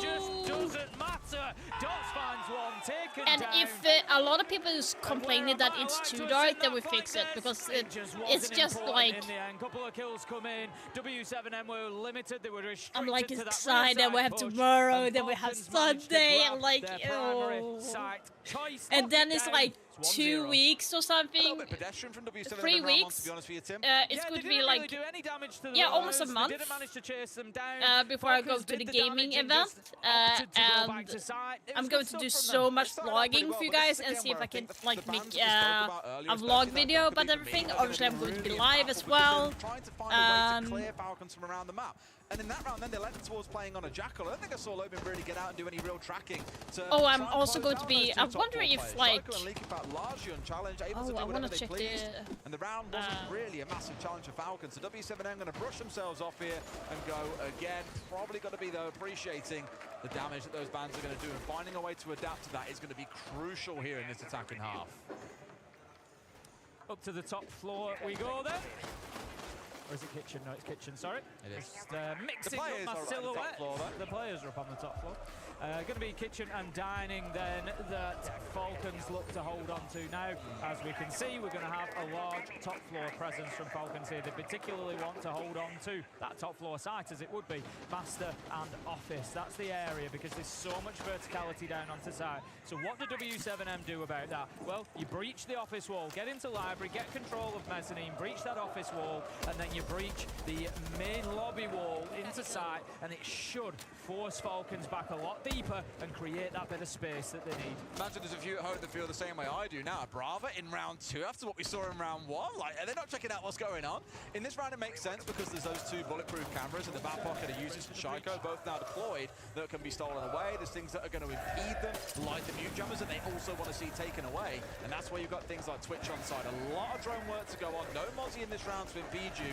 Playing a bit of cat and mouse here with the operator picks him. I'm interested to keep an eye on what they do about the hard breaching now. They've used 2 of fuck those with the Selma brightness on charges in and consoles. around library, so it means that okay. Office Wall, whilst We have to see it then. half soft, Falcons have chosen to leave it half soft and put some feet holes in it. It's going to be a little bit more difficult for W7M to use that to force them out of office. We've got a beautiful Nitro. Users managed to get one in the last round, doesn't find one there. It was a little bit too hasty. Get away from that drone up there is nasty. nasty. Maybe a little tricky for W7M here. I'm just concerned they're not going to have as much hard breach as they might like.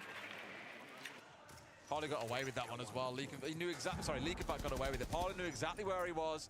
Came up and pre-fired onto him. You can see his health dropping low. That drone is good. From Piano from Shaiko, who swung out at the same time. They were trying to bait it essentially. Their drones are so spot on. In the end, keeps himself going. Just slightly steps away from that window and keeps himself alive. And now Leakenbach with the assist of that damage from earlier on has been taken down. Doda's picking him up. Yeah, W7M have pretty much given up on the library side, Des. They're going all towards Solar, trying to get themselves into trophy. They've got Palu on double window, and they're just making it directly difficult on that top floor. We see Trade come in, which now sees Falcons sit with the advantage. 3 versus 2. 45 seconds left to go, but Dots has managed to get you're giving that a freebie! And can start pressuring from the bottom, while Palu continues to mop them up from that double window up on the top floor. Oh, here we go then. Dots going low, and Shaiko now facing off against it, but Uses gets Palu, who's done so much work from that double window, seemingly all game. I think getting shot there from above. You can see the player above on your outline. Dots is on site, but the problem is, Tim, they've got no vertical control. He is all alone. Yeah, they need to go down. One has to go down there. And Shaiko know how to play out these scenarios, Tim. Like, surely they have an inkling that he's planting. They must know, because that's exactly what he's done. Drop comes on through, but Uses don't lose. Nicely done. Hits a second in the round. They'll get the disable in, and Falcons go up 2-0. Yeah, well played from Falcons there.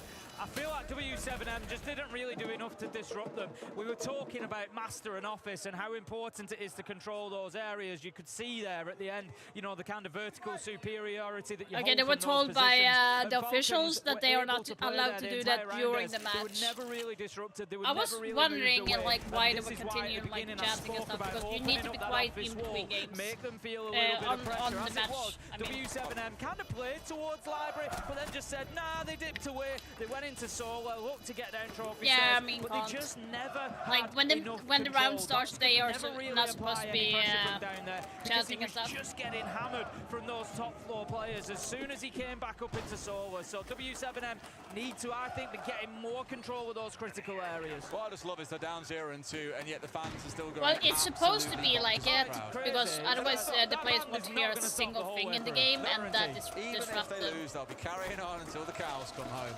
All right then, round 3, Falcons so far looking in great control. Not really been too rattled by anything W7 throwing at them. Yes, that pass round a couple of close moments, but overwhelmingly it feels like Falcons are the ones on top. And that reminder that once this round is over, Tim, we get another operator ban for either side. Falcons taking away another attacker, W7M taking away another defender. This time from W7M, what's going to make the difference? That's how I try to think about these rounds. When a team has lost a couple in a row. So W7M, how did they get that first attack on the board? For me, I think map control there's both of the last 2 rounds, first and second. The first round came down to 3 of them, all pushing from wine door. And then that round was all about just Solar. Very small areas of the map, working from double window and Solar. They're not disrupting Falcons, and they're not taking anything away from them. They're not stopping them playing in those positions that they want to begin. So here, I want to see them clear library, mezzanine, blue stairs, get that vertical control, give themselves something to work with to create some space inside of sight. It's another operator in this round for me, Tim, that leans into that intel provision, but also intel denial. The soul is coming in here for Falcons. Yeah, of course, will help you with things like the blitz shield, but more than anything else, I think it's again about sniffing out more of those drones and denying it away from W7M. They've only got 2 out on the field, and you're looking at one of them right now, Tim, up inside a library. It's just a spot where they're playing very starved from information when you pair things like the mute with the Mozzie, or as we're seeing here, the mute with the Solus. Everything is about keeping W7M constantly second-guessing where these players of Falcons are and being bitten by it. I really like it because it's such an aggressive defense across these first 3 rounds from Falcons. They're looking great.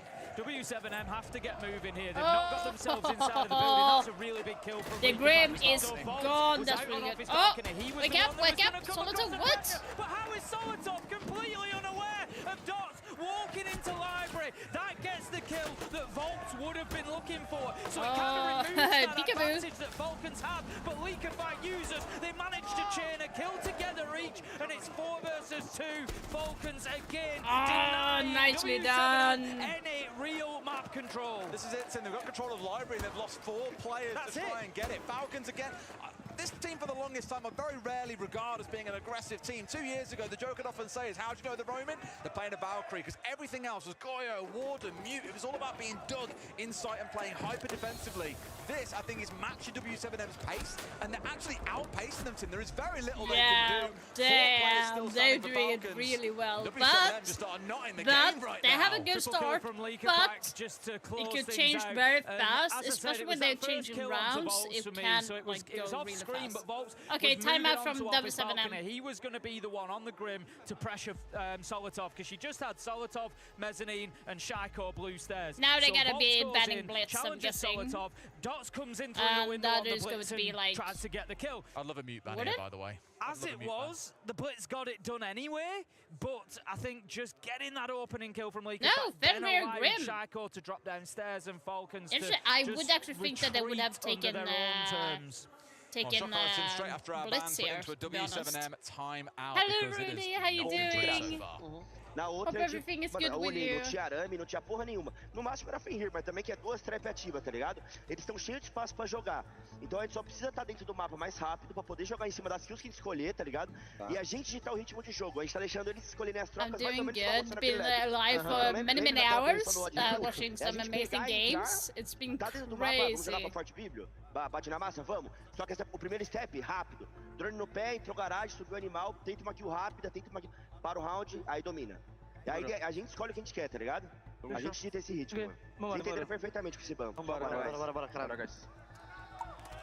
Not going to pretend I understood a word there that Norris was saying. I mean, the fans seem to like it. They did. It was out in the arena as well, so they got to hear what Yeah, was being that's said. a crazy trophy. Like, one thing that they do really well on tournaments is that the trophies are always they only played it here crazy. in the second round, and that was really the closest one that we've seen W7M come to winning a set round itself. I think what's really hurting them here is the Valkyrie, and I mentioned I'd like to see a mute ban coming through, because that has been the linchpin of their very heavy anti-drone gaming they're playing out. Top of your screen there, you could have seen there was 1 drone left alive there, and with about 60 seconds on the clock, they've been excellent at denying everything away from W7M, and that, if nothing else, screams to me, Tim, they have counter-prepped the living hell out of this and are not letting W7M play their game. And you can see it playing out. Like I said, you know, W7M aren't getting inside of the map. They're not really going in and getting kills and taking out. It's because they don't know what's in front of them. So Clash, you know, Clash usually goes around with her shield open. So they changed it, so the Clash shield will be set down on the ground instead, and she will be able to be standing behind it and then be able to pick it up and then put it down in another point. Is what it looks like from the video. They need to just get themselves going. So, and there's also my elite skin coming out, or it is out right now. Let's just get ourselves in and there also a change to Jackal, so you will not be able to see how new his footprints is. And his track would do 1 tick, and you would be able to do that 5 times. So that is 1 change. And also Warden and Wamai got a buff, so their gadget will be able to catch Capitau's arrows as well. And when it comes to Kaid and Bandit, the electricity will have no specific side. In general, you will be able to get electrified even if you're a defender now. They're looking for those challenges. Palu does manage to take down Solotov though. That's the Valkyrie gone, but straight away you can see Solotov straight on those cams, feeding intel into his team. Meanwhile, W7M are down to 2 drones, Des, and there's more than half of the round left to go. So there's a lot of changes coming. This is what I keep speaking about. And I'm not sure, but there was some change to the Blitz, like you can turn away from his flashes. Gaming was a bit nervous about him hanging on there. they've tried to ignore him. Fair enough, they're still getting kills. They're into a 5 versus 3. Even Usus is being forced back here. So really, it's on Shaiko wherever he may be. I think now he's back on site. Actually, he's managed to get himself down those lobby stairs. He's managed to rejoin his team. W7 have got full map control to it. May have cost them all the info. There's a lot of new information. Guns up, they can win this. Not only have they got full map control, Des, but like I've been asking, they are using all of it. You've got Palu out towards main stairs. You've got Dots on blue stairs. You've got Lorbin out towards west main stairs. They're looking to pressure every single angle. No, where did you hit that? To work together as a team. Users overextends at this point. Falcons, they had to take a risk, Des. They had to try and get themselves back no, into but the like, round, why but did he Users not pays the ADS? price. 2v5 Like, now. damn it. It's looking like a flawless round might be on the way, but of course Shaiko's the party stealer, but Tim, he's in a 1 versus 4 and there's a Monty still on the field. Yeah, Gimon might be in his foot, but this one looks cooked. Box gets the kill and W7 finally on the board. Yeah, managed to find their feet, and it comes on the back of that tactical timeout squad. Obviously, whatever Norris has said there has just injected a little bit of urgency into the team, giving them what they needed to get that first round on the board for themselves. A better attack. As I say, they played into areas where they were invited in. There was a little bit of space. They took it. They then won their gunfights, and then they pressured sight from everywhere. Good stuff from W7M. The key thing they changed in that round for me, and I can only imagine this is the sort of stuff Norris raised to them, was we're trying to play fast, guys, and they're playing faster. We're getting crushed here, so let's slow things down. You saw that in the lineup they brought, right? The fact that they had drones to deal with, of course, is the Twitch. The fact they got Monty shields, that they've got the Nomad on side to lock down areas they've taken. The only time they really went quick was their initial entry into the top floor, when you had Logan coming in from off his balcony, and you had the Monty coming into library. After that, they slowed everything down. Palu's entry was outside the map, for example. So they didn't feel the need to rush. Like, it was almost like a let Falcons beat themselves. They'll go so fast and eventually they'll trip over, and we just catch them as they fall. It's the same with Users trying to get really aggressive onto the Monty. They've paid the price there, so now all the onus goes over to Falcons. Are you going to slow things down here to match W7M, or are you going to try and go even faster and break your neck in the process? I think Falcons need a 4-2 half here, so the job certainly isn't done for them on the defense. It's not going to be easy when they get onto the attack. W7M are a team that will play a little bit aggressively on defense. They'll go out into the map and look for those fights. All right, talking is the answer. about aggressive. They tried to slow them down. Falcons said, well, you know what? Let's go even quicker. Now the than we were. Monty's Shaco gone. Like, that's huge. That is a that's huge well. pick. Such a crucial operator to pick off. Outside of that, again, I thought W7M were coming real smart here with things like the Deimos on side. Pick out players that you find out on the roam all by themselves with these drones, track them down and try to punish them as best you can, making use of that Monty to split the team up and be the safe spearhead for you. Without him on side now, everything is a risk. You're stepping in with a Deimos track. Oh, what if there's a second player nearby looking to bait that player and get a kill off the back of it? I just feel that takes a lot of the wind out of the sails of W7M here, and wouldn't be surprised to see Falcons just draw this round to a close without that key operator still on side. Like, here's the thing as well, guys. This Shalane pick still got 6 left alive. is actually W7M's pick. So this is not looking too good. W7M just playing with a little bit more intel. It's because Falcons changed around their game plan as well. They're not really focusing on Intel Denial anymore. They're going for these 3 trap operators, right? In the Ella, in the Legion, in the Frost. Everything is to slow W7M down, probably even further, and try and catch them out as best they can. Step into the wrong room without droning it, and knowing again they've lost so many drones, well, guess what? There's an Ella mine to the face. You probably bring out that gunfight that follows, and they're in a good spot. It just shows that Falcons are always trying to stay one step ahead, and a very early spawn peak from Shaiko is exactly what's going to reward them in this round. Last time around when W7M were attacking Kitchen Dining, I spoke about this office wall and the fact they hadn't breached it, and it allowed Falcons to play. I guess 3 people towards the solarium is not a good choice. In general, they need to be pushing a little bit and it does closer, just force but Falcons a little bit deeper. They now back into bathroom, back into solar. W7M are able to take a little bit of ground, a little bit like of they're distance taking off a lot them of ground here. now. Problem is, the I don't damage like that might they have already be done in that. terms of man count. Falcons have got There's 3 still top ones operators here. at the line, so what they're Leaf doing is can playing still behind SC4, those and just so he taking can a be step playing back each time. They had 3 players in solar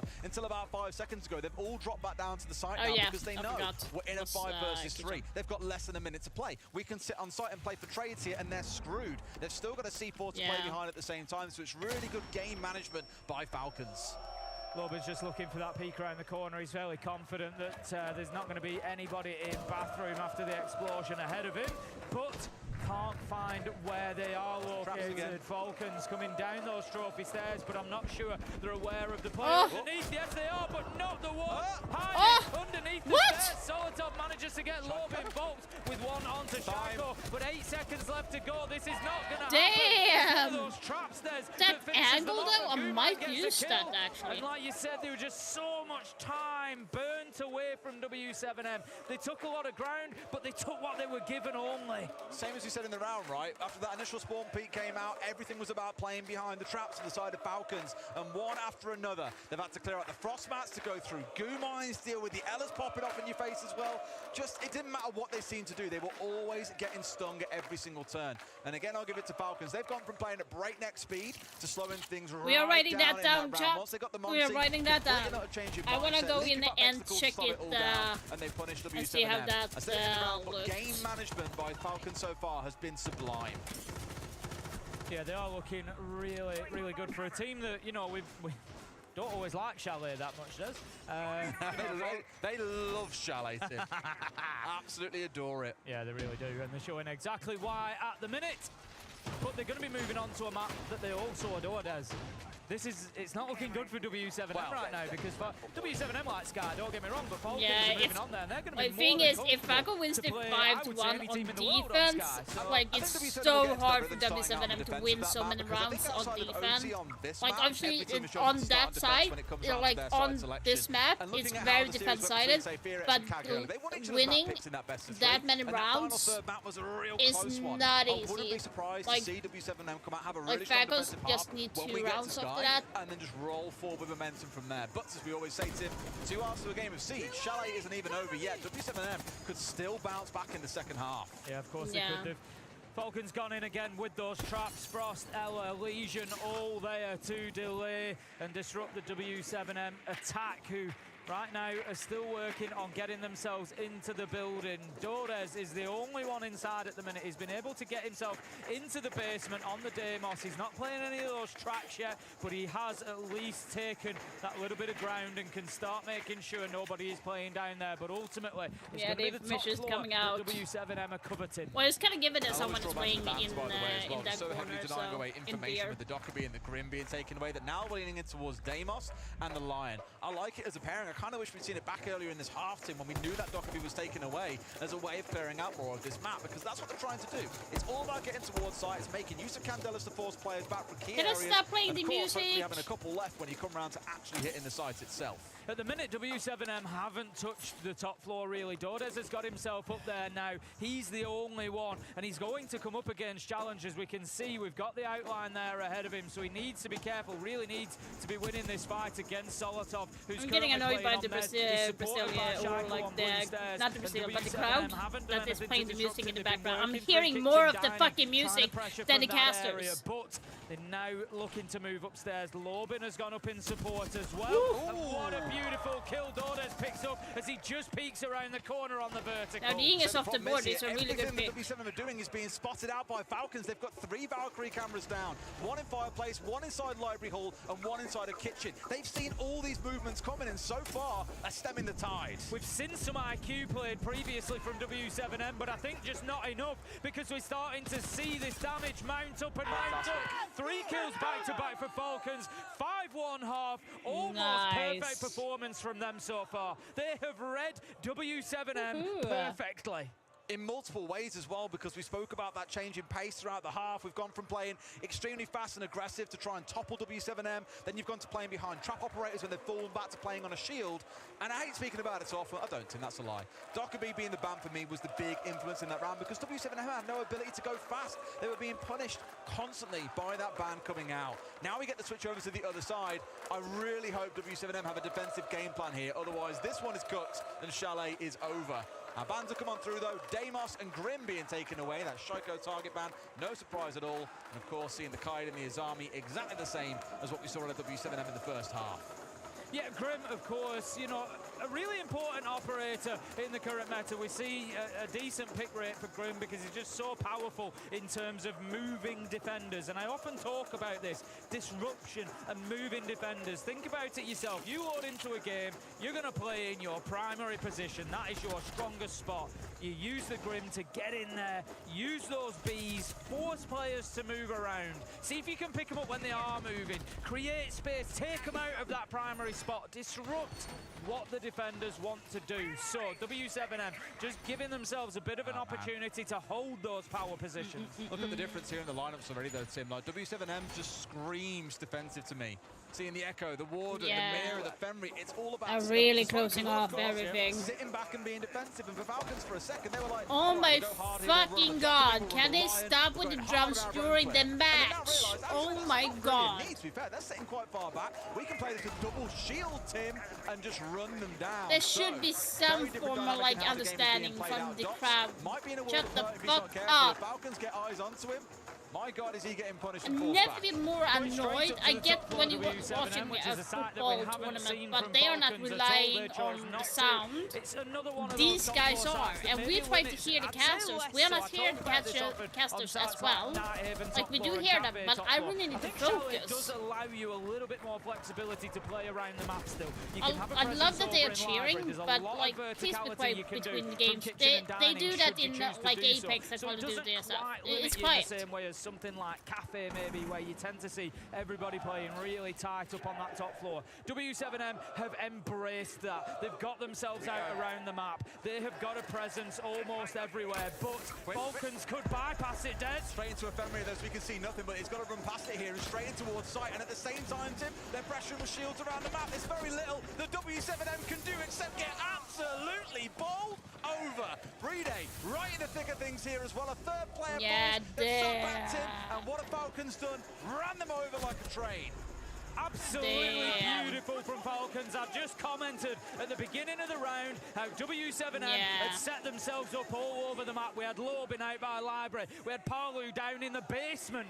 And it just made it so easy for Falcons to take advantage. They are short-handed on site. In we go, get aggressive, get the kills. Palu gets picked up at the bottom of main stairs as he's trying to get back. Lobin gets picked up as he's trying to get back. And it was just, again, shock and awe coming in from Falcons. That's exactly it, right? And this is the thing, on this map, I speak to any team and ask them, how do you play Shy? They'll say, you've got no choice but to go aggressive. When it's such a small time I do believe that Falcons is going to win this match. And this match, that match. And when they do, you're going to hear a lot of boos. I bet my sweet ass that they will boo. And it's such a disrespectful act. At the same time, dropping that door could be a way to have two shields. Right now, what they're doing is also just like must have been absolute chaos during that execute for the Brazilian side. They're down 6-1. This could be map 1 done and dusted, Tim. Like it just feels like W7M have really met their maker right here on map 1. I mean, they've got 5 rounds that they need to win now, back to back without mistakes. And no timeout. And no timeout against a Falcons side that are just running roughshod over them right now. Users 9-2. He has only died in 2 of 7 rounds. Just goes to show for most of the team is 2 or 3 deaths. Yeah, you know, just going to show how limited the impact of W7M on this matchup has been so far. And that's uncharacteristic of the Brazilian side, Des. It's crazy because Dodes especially, I mean Dodes and Palu equally have had a fantastic tournament. Both sat around about 115 EPS between them. And it's just been scary. Like, their entry rate has been brilliant. They're the best entry team in the tournament by some margin. I think about 73% entry rate success is what they found. On this map, it's been very, very 50-50. They've stayed in contention, admittedly. But here in this round, at least, Solotov is gone. It's a start, Tim. The thing about that Dockerbee I spoke about and the Lion, it's in the hands of Falcons here, and they can use this to punish. Yeah, I feel like W7M sort of starting to get the message of we need to get aggressive here. We need to be going out of windows. We need to take a risk. But it may just be too little too late. We see Liquefied working underneath with the knock, trying to get a cheap kill if he can, moving around. But he misses his shots. The opportunity was there for him. Dodes punishes Liquefied, takes him down, and W7M on a rare occasion so far here on Chalet have got a man advantage. 5 versus 3, and they can now is the time where they can start to sit back a little bit. We saw it from Falcons. Just move yourself back, Give up a little bit of ground, let them come on to you. This is the thing, right? You needed Solotov to be able to force this mirror away, and sure enough, he'll keep himself alive here, dodging around those nades as they come on through, but it's done the work to him. The fact that Leakifat didn't bring him down when he was still recovering from the C4 animation tells you a lot. He's in a spot here where he really shouldn't be, and so far has held firm. Volks on for a 3K in the round, just Yuzus and Bride to go. Why not make it a 4th team? It is denied away with Palu getting the 5th kill of the round, but W7M get a second on the board. Yeah, much better from them, and it all started from that early round aggression from Volks, out of the window, picks up a kill, and all of a sudden, I am so annoyed by the crowd. They couldn't get themselves established, and it was a tough round for them. W7M controlled the map well, didn't give up any space, and just really won every single gunfight that they went into. Great round from Volks, exactly what W7M needed. Now, what more can we do, Tim? Because as you rightly said after the start of last round, 5 rounds they need to win. They've got 1, there's 4 more still to go. And in this scenario, Falcons have only got to be right once. They've only got to catch someone trying to go for a spawn peak or blindside you and rush you. W7M can't afford to make a single mistake. They're relying on Falcons to be the one making the errors throughout the rest of these rounds. I'm hoping they can do it, but it just feels like it's a bit too unlikely that Falcons don't find a way through this defense at some point. Yeah, there's actually a lot of people like writing in chat saying that they don't like the crowd is being so loud, so I'm not the only one. Actually. In 7 rounds, I'm actually not the only one that is annoyed by that. Stepping that up. Volks has done so with his 4K. Palu managed to get one as well. They now need other people to be joining Volks. They now need that to be an example, a motivator, the spark in the powder keg that fires them up. The supporters are in front of them going absolutely crazy. Even still, the volume is up.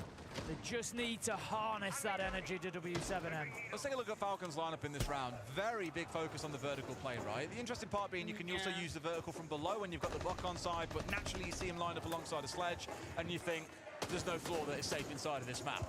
Really what they want to try and do here is get control of that top floor with the line and the Dokkaebi, and then look to work vertical angles before trying to look to go in for a plant. On the other side, W7M are playing a little bit what we saw out of Falcons, leaning very heavily into those 2 trap operators of the Legion and the Frost. Of course, looking to lock things away and keep Falcons at bay, slow things down with the Castle and the Tubarão. Of course, how far away they get with that is a different conversation, but still lots for both teams to work through. Solotov just taking out that default cam. Falcons making sure that they're doing the basics as well as the more complicated stuff. Dokkaebi, the users, has managed to just get inside of main lobby as well, but still W7M are largely in their original positions at the minute. Dordez is playing inside of office on the Tubarão, looking to deny out any hard breaching that might go on. Dots picks up Leakifat, but there is a trade there for Solotov, 4 versus 4. That is a nasty shot. Keating Square, of course, really tend to see the attackers being the ones that lose out here because you're the ones that have still got utility in pocket. Defenders have often played theirs around the map. Deployable shield, for example, in Dots' back pocket is out on the field. Of course, the C4 is lost, but you're not going to moan that one too much when you've got rid of the sledge in the process. Still with 1 call left and 2 more Lion scans to come on through. This stall game that I mentioned now can begin from Dodez on that Tubarão. Just waste as much time as possible here before you can see this top floor over to Falcons. Yeah, just making it really difficult, and I've spoken about that position already, allowing them to keep themselves there. Bride manages to find the kill with the exothermic charge. It's a rare one, but we'll let Dordez off for that one. He was actually fighting somebody else. He just couldn't really move from that position. The fuse was very short, and I think the fact that Solotov was downstairs, he went to go and shoot it off the wall. Dordez had no choice but to challenge him or abandon that wall, and they didn't want to let go so soon. Problem now, Tim, is they're down a man. Falcons can afford to play this for trades if they want and come out on top. There's still players upstairs that they can deal with, and they've got a phone call in back pocket still. Time is possibly going to become the factor here for Falcons. They need to make sure they're not stalling out, that they're getting moving. The Dokkaebi call really needs to be that go signal to start moving in and thinking about getting the diffuser down, but you can see the man up above the Legion, Volks, he's in a critical position here. Makes a big play, and all of a sudden, W7M turn the round. They managed to get the win, and you just feel that the winds might be switching here, Des. Yeah, not good, not good. Angel of death in that round, Tim. Playing that vertical. Got that final kill trade. Lobin did go down, so it was technically a 1 versus 1, but Volks came out on top. That's 2 of the 5 that they had to win, and now we get more operator bans to come on through. Keen to see what both teams try and take away from each other. We know that Dockerby has been a bit of a nuisance. I'd look to see W7M take it away, because I think that takes some wind out of the sails of Falcons. These W7M supporters need absolutely no excuse to be noisy, but W7M are starting to give them a few anyway. Fenrir and Dockerby will be our next two bans. Fenrir is more than reasonable operator that we've seen used on both sides of the table here so far by both teams, to good effect as well. So just going to remove that potential obstacle. Dokkaby as well, we know the value of. We've just seen it used there by Falcons to try and spark that final push, that final take on site. It didn't quite work out for them, but they won't be trying it again. As W7M says, no more phone calls, thank you. I mean, this team are fantastic at using the pairing of Deimos and Dokkaby together, so I'm kind of glad that we've seen them both taken away here.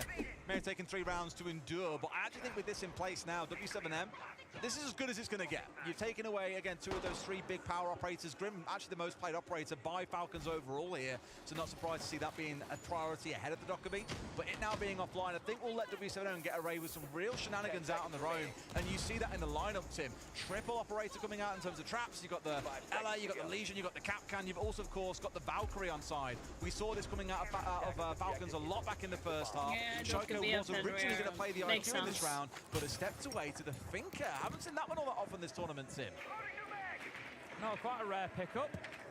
Shoko used to play it a lot. It was one of I was going to say, you know, as soon as it's Shako playing it, you gotta think, well, you know, it's certainly he's no stranger using the to spear. the A lot of people like to use the LMG on Finka more than the spear. But the spear is such a good gun. It has a really fast-paced and just get anybody back bullet spread, and the recoil is very, very minimal on this one. It's a very comfortable gun.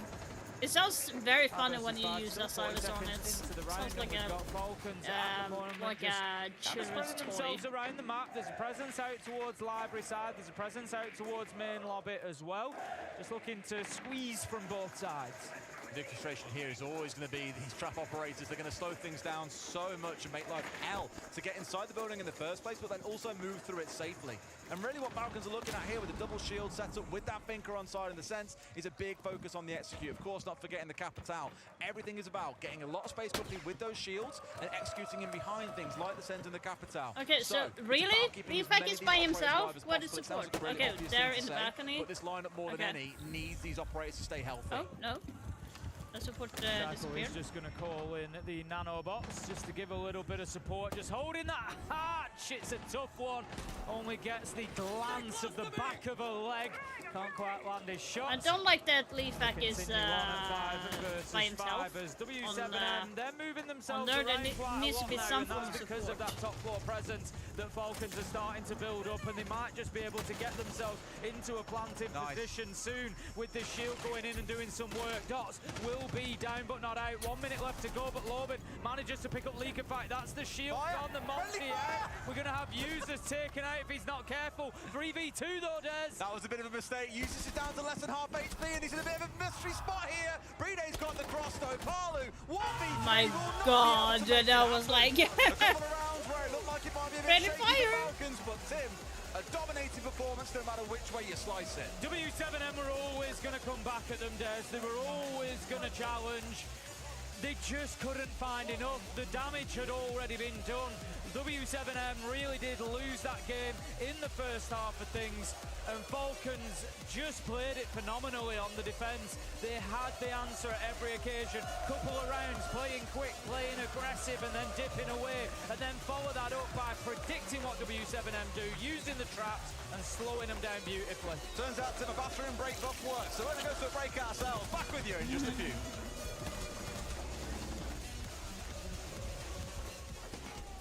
Yeah, I'm sorry to say I'm really annoyed by the crowd being so fucking loud.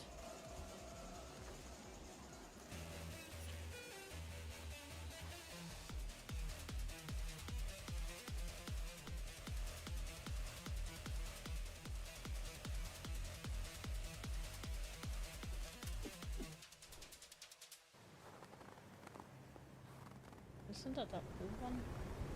Keep an eye out for contact.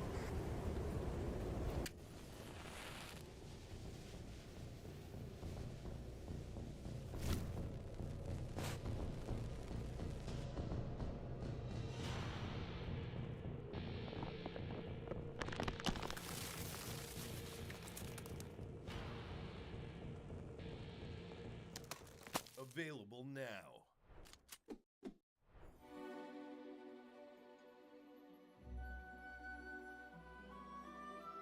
No, what's it with the music?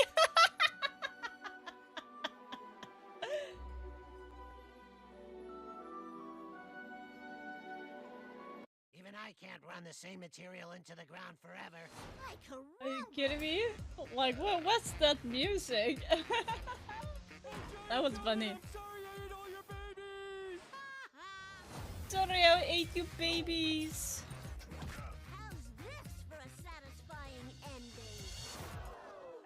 You throw spaghetti sauce in my eyes. That's a bad day. Streama alla That's a säsonger bad av day. The Simpsons nu på Disney+. It's this tile. Du gjorde det? Ja, Rising Star på Stockholmsdesign.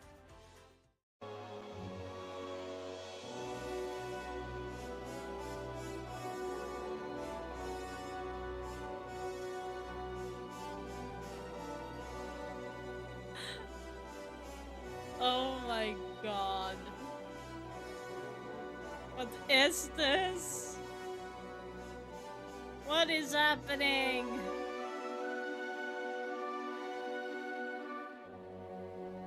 Like, I don't mind this because I like played this when I was doing violin and stuff. It was like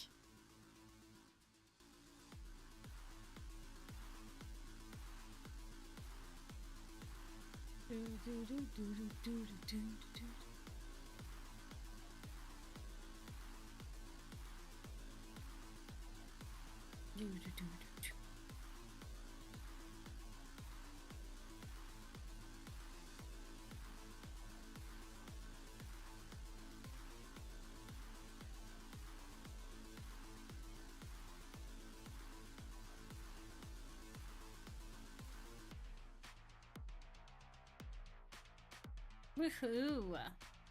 Okay, so they have taken the first point.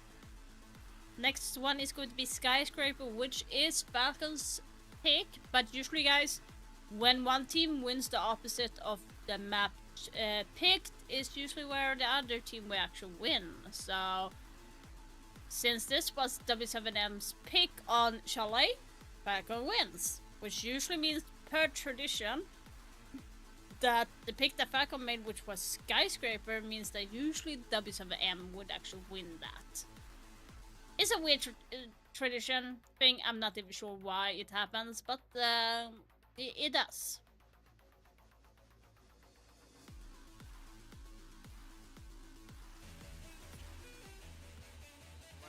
Sure, just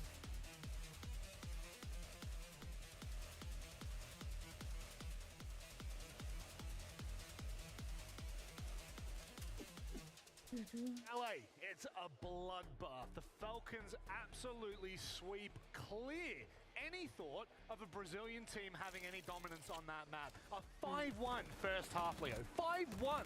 And on W7M's pick, nonetheless, I will say this. We said before, Falcons before SI Boston had a 12-win streak on that map, and there is a reason for it. It's the kind of map that requires you to have huge confidence in your plays, huge oh shoot, I forgot to put in new... they played the gunplay perfectly. They won every single one that mattered. Look at that aggression here. Outside main from Liquefac, consistently having the intel, consistently going aggressive, and consistently winning the gunfights. The big thing that will determine this fixture, in my opinion, is the way that W7M play, how they will play the macro. Now, we said Falcons have really struggled against teams that sit back behind utility, play as a team, force executes. Conversely, when you get drawn into a brawl with Falcons, you usually end up getting knocked out. And that's exactly what W7M had here. You saw Falcons, they came with a game plan of aggression, and W7M, they had nothing for it. The one round, actually, that they took a small piece of the map with a Monty, sat behind it and held flanks, they almost flawless Falcons. That was their one attacking round that they won, nothing else. One thing that you should check right now, looking at this, look at the entries. Almost every single player on the side of Falcons is positive in entry, and almost every single one, 4 of 5, despite Bride, the hard support, all the others have been in an opening engagements. They've been all looking for these fights in defense, especially of using two things, the intel and the trap operators, and it worked tremendously well. Now, we do have a little bit of information for the viewers at home. Sometimes, you know, our words, they help paint a picture, but a clip kind of does a little bit better than that, Leo. It helps show what you're trying to say. Let's visualize. Let's visualize just exactly how that intel game was working. You're looking here at the Valkyrie, nice cam, placing a cam here in main, and you're going to see that this utility, this intel game, is also being placed here with Shaiko on Legion, with that bulletproof that will be super important onto Piano. Now look at this.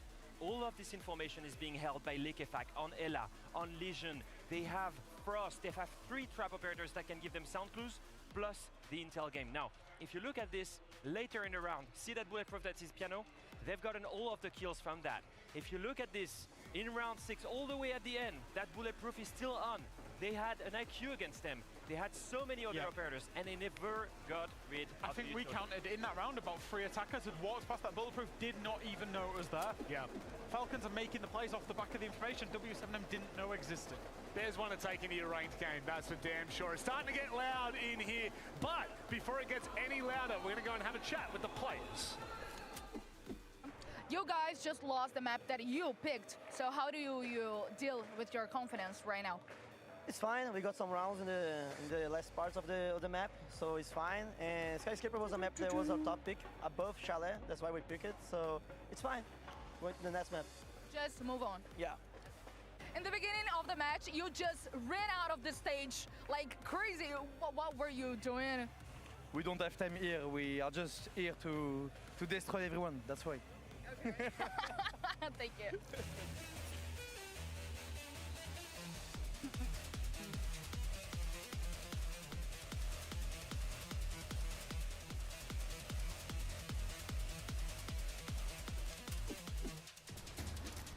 You know what they say.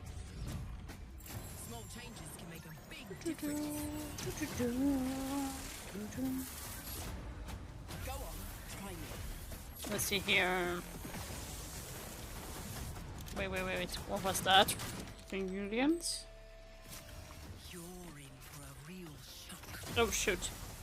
I just saw any ingredients that I wanted to check.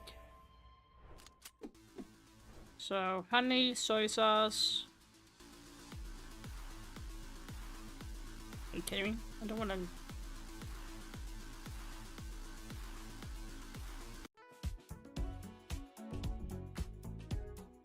Okay.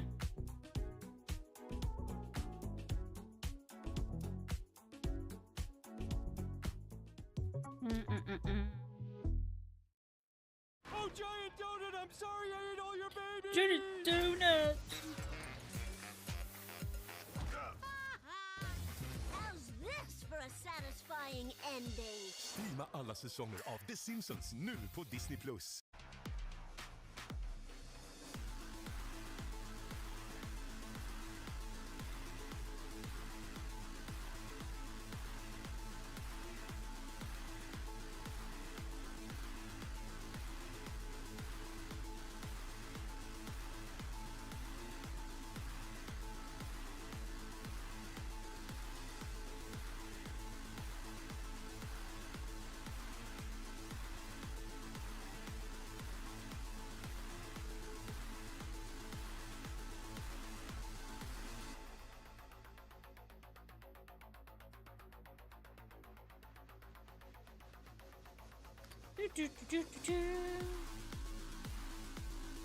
Let's see here.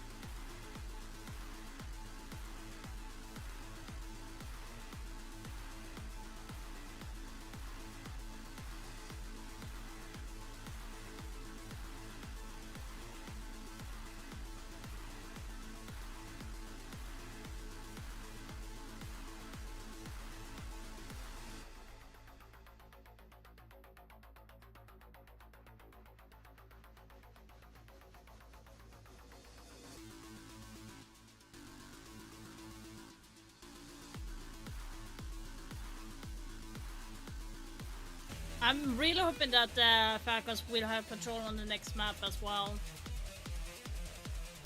I'm kinda a little bit scared, to be honest.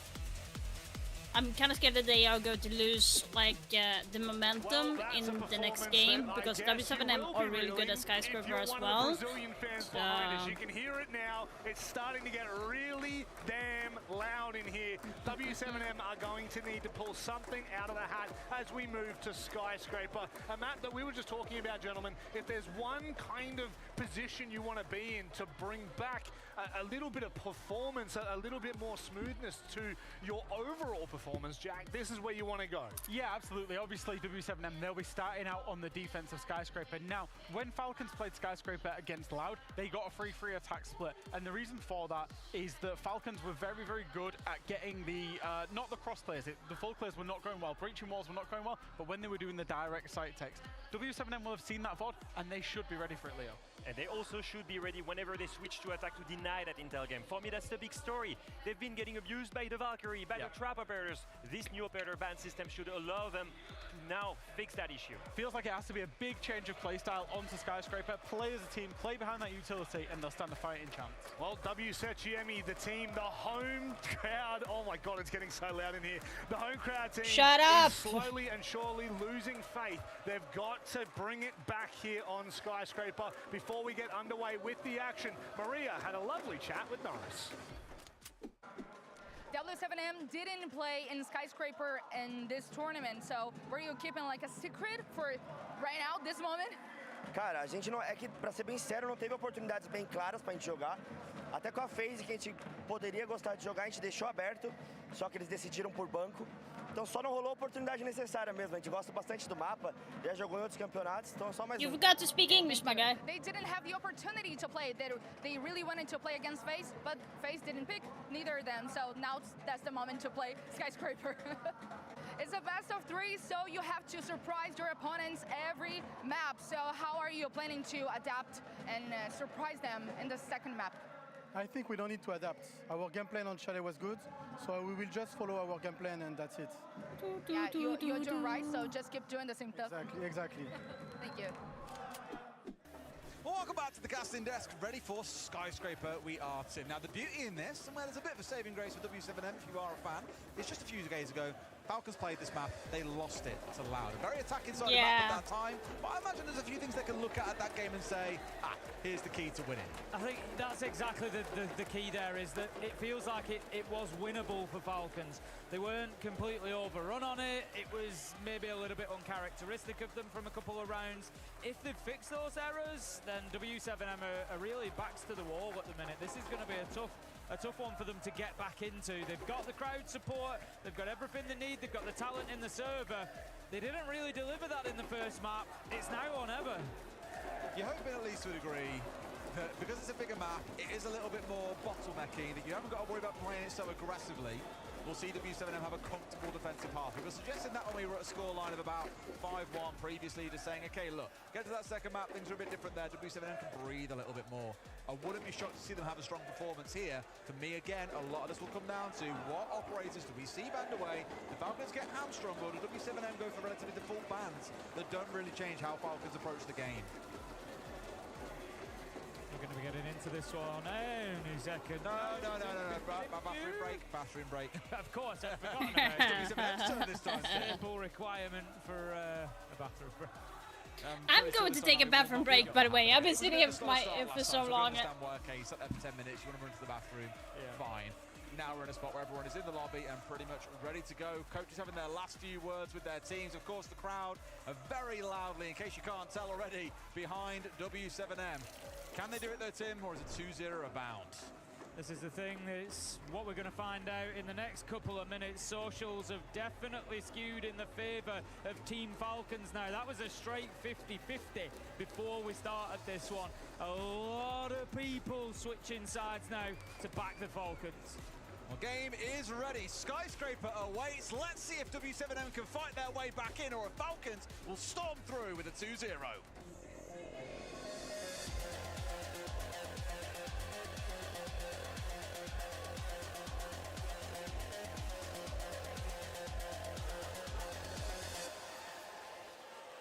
Skyscraper awaits. As I said, Tim, I think for W7M, they'll have a good first half here. They'll be comfortable. But part of me in the back of my head looks at that last game against Lao, where Falcons won 3 attacks.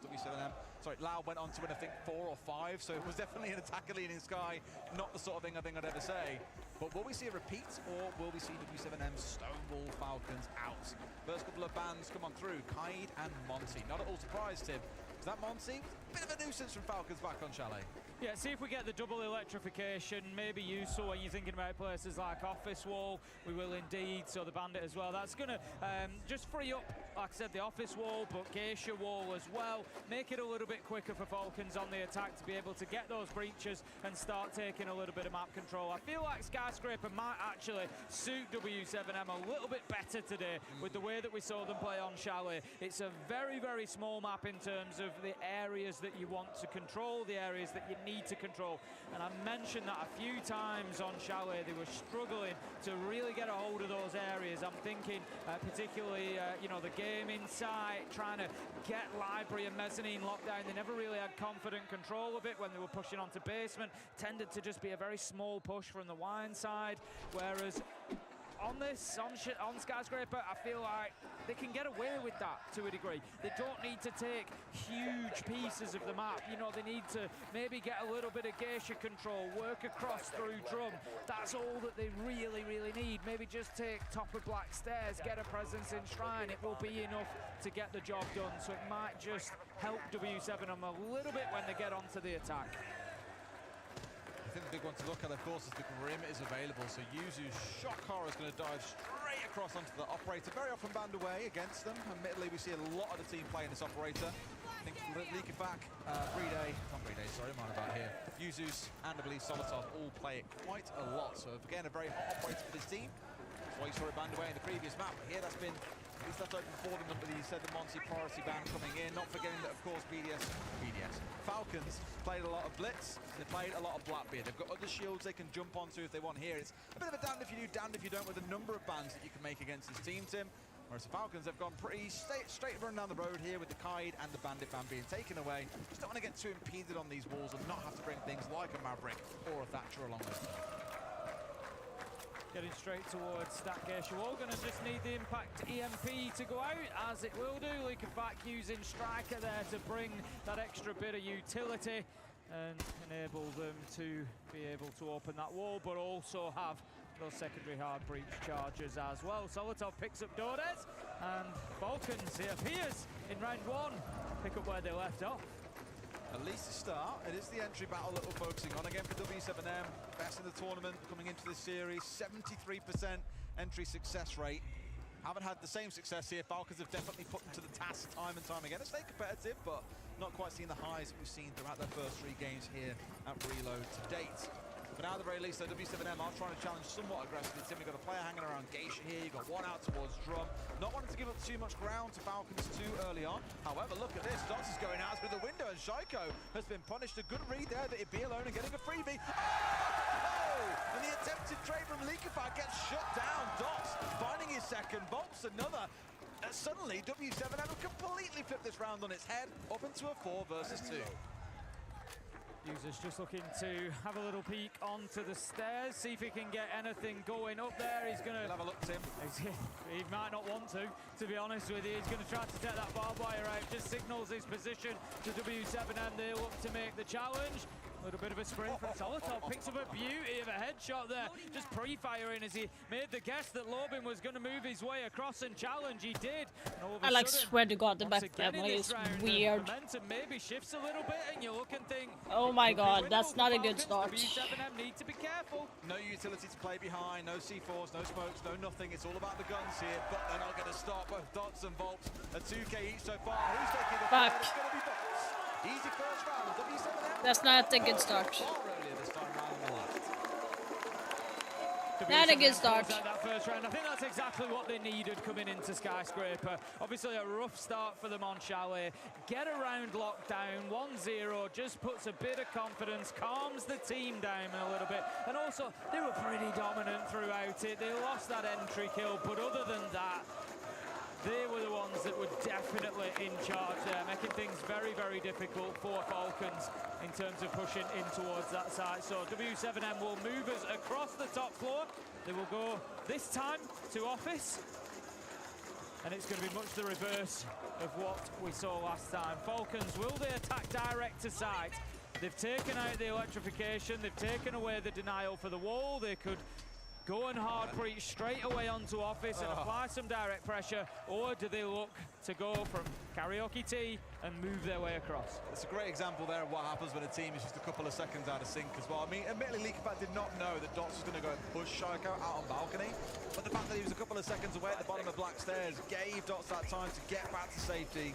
Liquifat missed some crucial shots. It would have been a freebie if he was a little bit closer, a bit sooner, but again, you're not going to have that read that someone is going to swing out onto balcony so freely. But it was great aggressive play and has got them off to a good start. Now really what we start talking about, Tim, is how the Falcons figured this one out. It was a really good solid defense. W7M wasted a lot of time around the map, didn't find themselves falling back to site until there was about 45 seconds to go. They played it well, so it's a very different ball game to what we saw back on Chalet, and Falcons are now the ones that are going to be under fire. Drone going out, just gather that intel, and it is likely going to be a push from Karaoke T side. A number of Falcons stacking up over that side at the minute. Liquifat just getting himself onto Black Balcony while okay, interesting. They're using Thermite, they're reinforcing that side. From meeting window, we're going to see the impact trick just taking that Selma charge off the wall.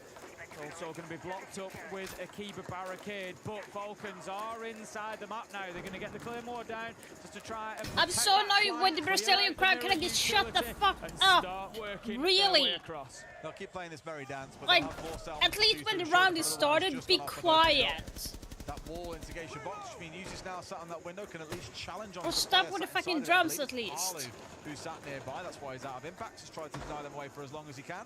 Falcons getting themselves set up, Tim, but half the round has it's so hard to hear what the cast are saying. There's a lot of focus right now out towards this side of things, and surely a freebie for Palu, who finds Shaiko. Should have known that he was there because Uzi's been playing this dance with him for the last minute or so, but it's a bit of a freebie. Two back the other way, so suddenly it starts my god, are you kidding me? Palu does it again. A second player down for free, but somehow Falcons keep on finding these kills around the map that equalizes everything Palu is doing. Liquifat just holding his angles there. I think he thought he was going to be pushed, but he wasn't. Users manages to find Palu. 3 versus 1 now, and as you say, every round that W7M aren't going to win is going to be a point of fear for them, because it puts them 1 round closer to being out of Reload and out of the Rio tournament. Try to get something going here, Lobin just using that toxic babe canister. Yeah, I don't think they just didn't have a room or something about the Dragon side for 15 seconds or so, but with 45 left on the clock, 2 smoke canisters, I don't think is really going to cut it in this 1v3. We've all been a set like this, Tim, where your mates have all run off and died around the map, and you're left alone against 4 or 5 players, just like, really? Really? So Lobin knows now that this is an almost impossible situation to deal with, and as long as Falcons are going to say, don't go take him 1v1 after 1v1, this round is a surefire win, but Solotov had the confidence in himself to get the kill, and Lobin's off the board, 1 apiece. A good response from Falcons, exactly what they needed. They're going to be looking to get this one done as quickly as possible. They've had a good record over the last year or so of getting to finals, so it's certainly not a problem for them to be playing in venues, on stages, with crowds. You know, they know what that's all about. Their particular personal challenge has been getting that final one, getting like that it's annoying if they know that the casters are there, because I to make sure they remember know is in the forefront of the mind that Falcon will not, in the early stages at least, I know that they are near any unnecessary chances. The crowd knows. It was the same when they came to casting in it was the same thing when they were casting SI Brazil.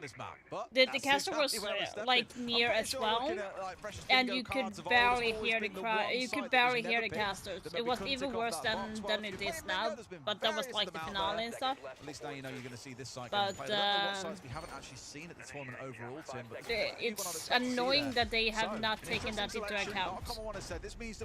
It was the same in Major in Montreal. The caster was above casting on the arena. Just looking for that early opener. Have a little peek. I just don't understand. Any joy. Falcons are looking very sharp today. I'm not sure they're going to be giving away too many freebies like that.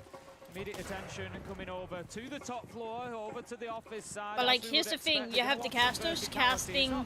If you compare to like Apex, for example, the crowd is actually quiet during when the match is on. They're actually quiet. They respect that. So why can't it be the same? A little bit of space to maneuver on in. They're still working on those top floor walls at the minute. VIP has been impact tricked 3 times now. No more Selmas remaining, so there will be no access. There is a line of sight, but no access in through VIP wall. They get rid of the cam, yes they do, that's taken away too. I like it, by the way, we saw it in the last round, this very big focus from Palu on playing the impact trick, and got away with it again this round. Only this time round, there are no Selmas left, so as you say, they can't get it open. The other problem being, Tim, if they try and exothermic it now, there's still another impact waiting in the back pocket of Palu. They don't get VIP open at this point. They can get a little sightline through it if they want, but at least we're seeing it on the screen. Everyone I'm definitely going to be tweeting it out. Blackbeard is going to get on in, but Dots taking down Shaco just removes more and more room from Falcons here. Brede is just trying to dance about, see if he can get this diffuser down. Users is there on the cover. Brede will stick it. I'm not sure if W7M were aware of that or whether oh my just god, did you not see that? Beautifully for the retake. They managed to get one. Can they find more? Falcons are just sat on top of each other at the minute. Brede with an important kill. 1v2. Uses with the shield. It could be doable, Des. Mate, he's using the environment so well here as well. Now he's truly invulnerable until he drops down the shield. Finds one, the second step through, but he's got to bait this out. Half dips the shield as well. Has to win this out against the Valkyrie, though. In comes Volt, tries to go for it. They miss each other. Finally to the left. That was so close. He missed that barely. How much time on the clock left? Damn. Just under 3 seconds. What a duel we saw there at the end. Users doing everything he could to just keep himself alive in the situation on the Blackbeard, but very, very tough for him. Of course, the shield break just coming in clutch for W7M, able to find those shots, and Volks closes it out. There was no panic in him, and you feel that Users just maybe had to take the chance of that gunfight a little bit sooner than he did. Obviously, it's a big risk, but you leave W7M having to hit the head if nothing else. But ultimately, Users was fighting a losing battle. It was a good effort from Falcons to get that diffuser down. Gave themselves every chance, but W7M, cool, calm and collected in the retake. 2-1. Became a classic question of who's stuck in there with who, right? The two players were stuck in. No way out, no windows. They knew what they got themselves involved into. Unfortunately for them, Volps is just that little bit better in the moment. Him and Dots having a great map so far. 3 rounds have gone by, though, as you can see. And we're in a position that we are. Interesting ban from W7M, Tim, that Thermite being taken away. Sure, you're not too best pleased about that as a We don't like a Thermite ban. No, we don't like a Thermite ban, Des. I just don't know who to pick if Thermite. Asami's off as Who do well. you pick in that case? You go to Ace? Nobody, I just quit. What else is there to do? Dodge, dodge. Yeah, it being taken away. No, I play a bit of Ace. Just a little bit. Yeah. Not too. You got to live up to the namesake, right? It's kind exactly of that. If I have to, I'll play another halfback. Well, they've seen it on 2 sites there. Exhibition, it got picked up, and then of course downstairs it got picked up as well. Brede playing it in both of those. Imagine now you're going to see exactly what you spoke to, is he'll step across and instead playing on the Ace like you're seeing in this round. He played that back in round 1. It's not the end of the world. However, I think W7M with that are only going to double down on what we spoke about so far, which is playing so heavily behind, denying away breaches. More looking in towards those Selmas. Yeah, I know. That's why I'm annoyed. But with future sites, keep a very close eye on that, because I think like, they'll try and keep things like hearing the caster is really hard. Straight away, Brede is heading towards that geisha wall. We saw Falcons open it up last time. Just going to get the Claymore down for the possibility of a jump out. I think they're aware that Lobin's roaming in and around that area. He is sort of close to terrace, dipping in and out between office and terrace. The geisha wall opened very, very quickly. Palu, you can see, just dips to play a little bit deeper there. Going to play more on that meeting wall. The Grim Bees will force him to just stay out of there as well. Falcon's not actually been able to take any ground in Geisha yet, so at a little bit of a stalemate at that point.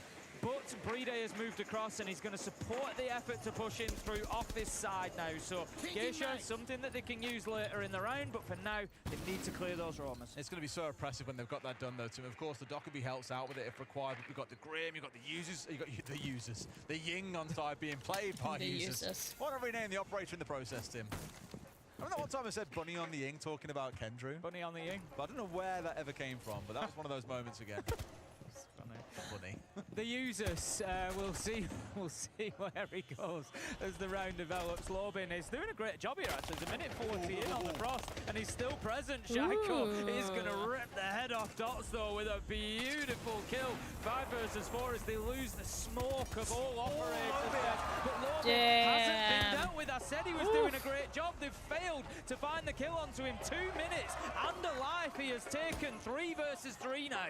Yeah, it was really great and aggressive from Lobin there to go that aggressive. Solotov was off towards his right-hand side. I'm surprised Solotov wasn't watching. I don't know if he was on his drone or focused instead on Terrace Door, but he's kind of sold his teammate out a little bit there, Tim, giving his life away for free. Lobin at least got responded from Leak, in fact, jumping in through display window and just clearing out the backside of that site, which leaves us where we are now, a 3 versus 3, with only about 30 seconds to play. And look at Bolts ratting in. They have no idea that he's there. Ying is gone. Oh, come on. Why are you, like, going in like that? And Tim, I don't think he's walking out of this one alive. Yeah, I think that was a little bit easy on that second one for Bolts there. No pre-fire or anything coming through from Leafback. Leafback just wasn't really ready for the fight. W7M, they managed to take themselves another round, 3-1, and they're starting to build a bit of momentum, and the Brazilians are looking dangerous. It's the reverse scoreline that we had back on Chalet. If you recall, it got to that 3-1 point. Admittedly, Falcons have won 3 rounds in a row, so it was a bit more scary to face that prospect, but it does mean W7M are in a good position. We thought we might be, Tim. We're going to see another site being brought out here, down to Barbecue and Kitchen. I believe that's us then having played every single one of these sites on the map, Tim, which is always a good thing to see. Indeed, we yeah, the point that we've got Barbecue Kitchen, W7M have taken us on the full tour. Hello, yeah. How you doing? The bathroom one will be the most interesting one. Sorry, I was just watching some. Not that I expect it will in this rotation, I don't or you're not going to see on screen. Message. It's a little bit different. But again, I email. think it was really good. Never had time to do that for the entire day. I'll give him all his flowers in that moment. A lot of work to bring down Brede, take up more hard breach away from the team there, and force Leaky back to have to make a big play. The fact they drew all of the Dokkaebi calls in that moment as well. Okay, we need Falcons to like get a grip now and like win rounds. They played so well. But this is, like I said, it's kind of like a curse or something within tournaments, because the team that picks the map is most likely to lose on the map pick that they did, and vice versa. So Falcon won against W7M on W7M's map pick, and now it looks like that W7M is going to win against Falcons on their pick. Dots is on one of the oldest peaks on the map, just having a little look out of storage there, takes out the Brava drone, drops down a Gumai. Nice, good to hear, good to hear. Are you enjoying the tournament? It's been a crazy tournament, a very different tournament as well, so it's like inviting everything that we like have not seen before. We've seen a lot of patience being shown by Falcons throughout this map so far. Oh my god, I really want to hear what the cast is saying. Early on to try and deal with roamers, and often that was kind of the focus, right? It's why the change came through, that you now get those 2 calls in charges rather than being something you have both immediately available at the start of the round. So there is a little window where you can capitalise if Falcons get a little bit too relaxed about things. That's exactly what Dots was looking for. If you get rid of Solotov there, can they go through that? Because then neither call is available. Straight away into Terrace after taking down the barricade, just misses. No, why? Why would you go in, Solotov? Why are you so... Why are you so aggressive? That is unlucky for Falcons on a different day. I voted for Falcons to win this. 4 Falcons, they're still progressing. Like, I'm not sure why Solotov went into aggressive by himself. They literally had no like control. Accelerate in a minute 40. Get yourselves across. You've got Leaker back inside of Terrace. He's trying to get aggressive. He's trying to take that ground so they can get some vertical control. I like the overall chemistry and gameplay that they have. I like Leafak as the IGL. Is really good. So often you see a Valkyrie getting banned away or, you know, matched by an I think they have solid play. I think they have been very unlucky for such a long time. From Volps as well, and as users uses that chance to get a bit of ground, but I think it's enough for them. They're quite well dug in here. W7M still got vertical control too, and they've got no idea about. Yeah, they're sloppy now. They're very sloppy. Might get one more back on the other side, Tim, but this round's going just like the yeah, W7M. they were sloppy now. They like. Falcons were very sloppy on this match. This, of course, was what W7M W7M did really good on roaming presence, so they did really well. I feel like Falcons did not roam enough to secure areas or like put a lot of flank drones. They just don't seem to really have any teeth. They're not taking much like W7M were on. They're just failing to take any real control. Like I say there, they never pressured towards side. They got themselves into the top floor, got about as far as Drummond. I meant me. Were unable to push any further. And they've just got to find a bit more of that bite that they had back on Chalet. It seemed like they have all the answers, I'm from Sweden, right so that's why. Doesn't seem like Falcons even know what the question is. I like Falcons. Like the organ itself, I don't really care. It was the players that made me like say I like Falcons in a way. But I think like my favorite team, like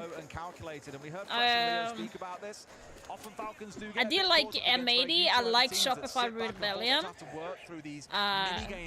Like I don't have a specific team though. I like a lot of like individual players.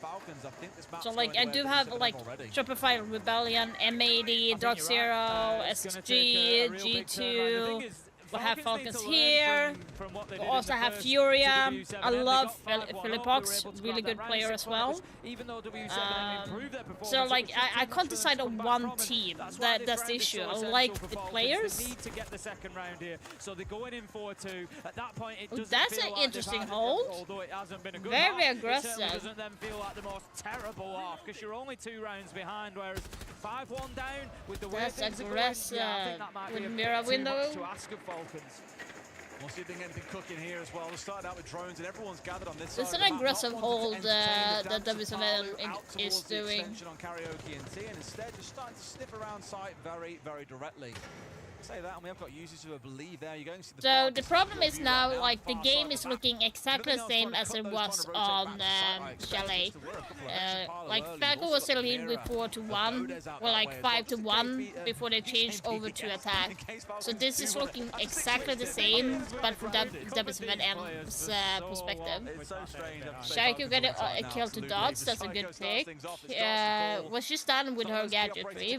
Still means C4s are in back pocket here for both Dodez and Parlo, yeah. But it's still a catch, Tim. At the minute, there's a potential 5 versus 3 on site for Falcons. They need to get rid of the mirror window, though. That's the issue. Are really stacking up around site. You've got Leakerpack roaming underneath on the Ash as well, so they're really not playing on that side of the map. Leakerpack does get caught out by the Banshee there, I think, just giving away his presence. He was trying to crouch walk his way up them stairs into a little. I'm surprised they did not go for back underneath the damage might be done for the vertical play.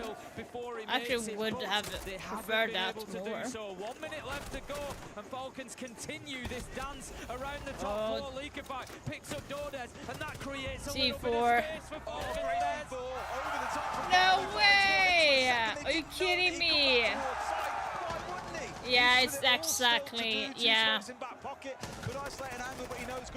That was really a bad decision of Falcons, really bad. Like, I would have gone off Ash and gone Buck instead, and bucked underneath to force the players off the VIP stairs. Wholly, because there was a mirror window towards there, so, like, so I would, like, use that instead. Force them off the VIP, and also from, like the trail, like what do you call it, exhibition, like buck underneath to make sure they move towards Dragon or towards like the garden side, or like the minibar side. Then push in maybe from Samurai, and then get the kill. Like push from the Samurai and main stairs at the same time when you push them off with the buck.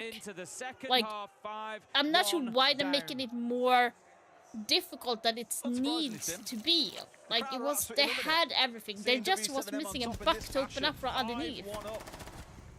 Lots of ash on the other side. Our bands have come on through just to kind of let you know what those are here. Falcons have banned away. Like it would have been much easier for them to win if they changed Ash to Buck and open up vertically.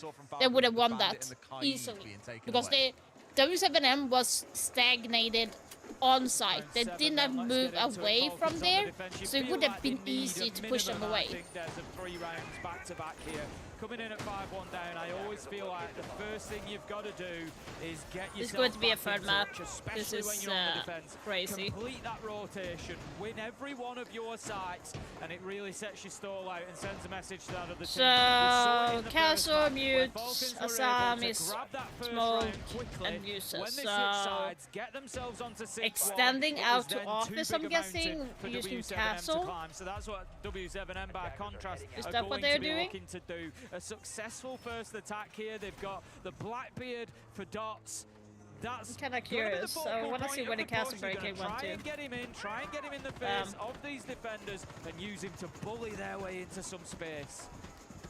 That's the thing though, Tim, this is a hard map to do. You can put all your efforts on one room on the map if you want it, but there's only so many ways into it, and you can't just like push your way in through the other side of the map and then join in the middle. It's not that simple. That's the thing about Skyscraper. It has been one of our more defender-leaning. I like the new animation when they are vaulting.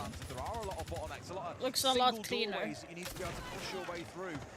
It's not that straightforward here. Trying to focus on getting this opened up from below, it seems, with a big focus on getting out any mute jammers that might be attached to the wall, but also, of course, forcing back players who are trying to impact trick it out.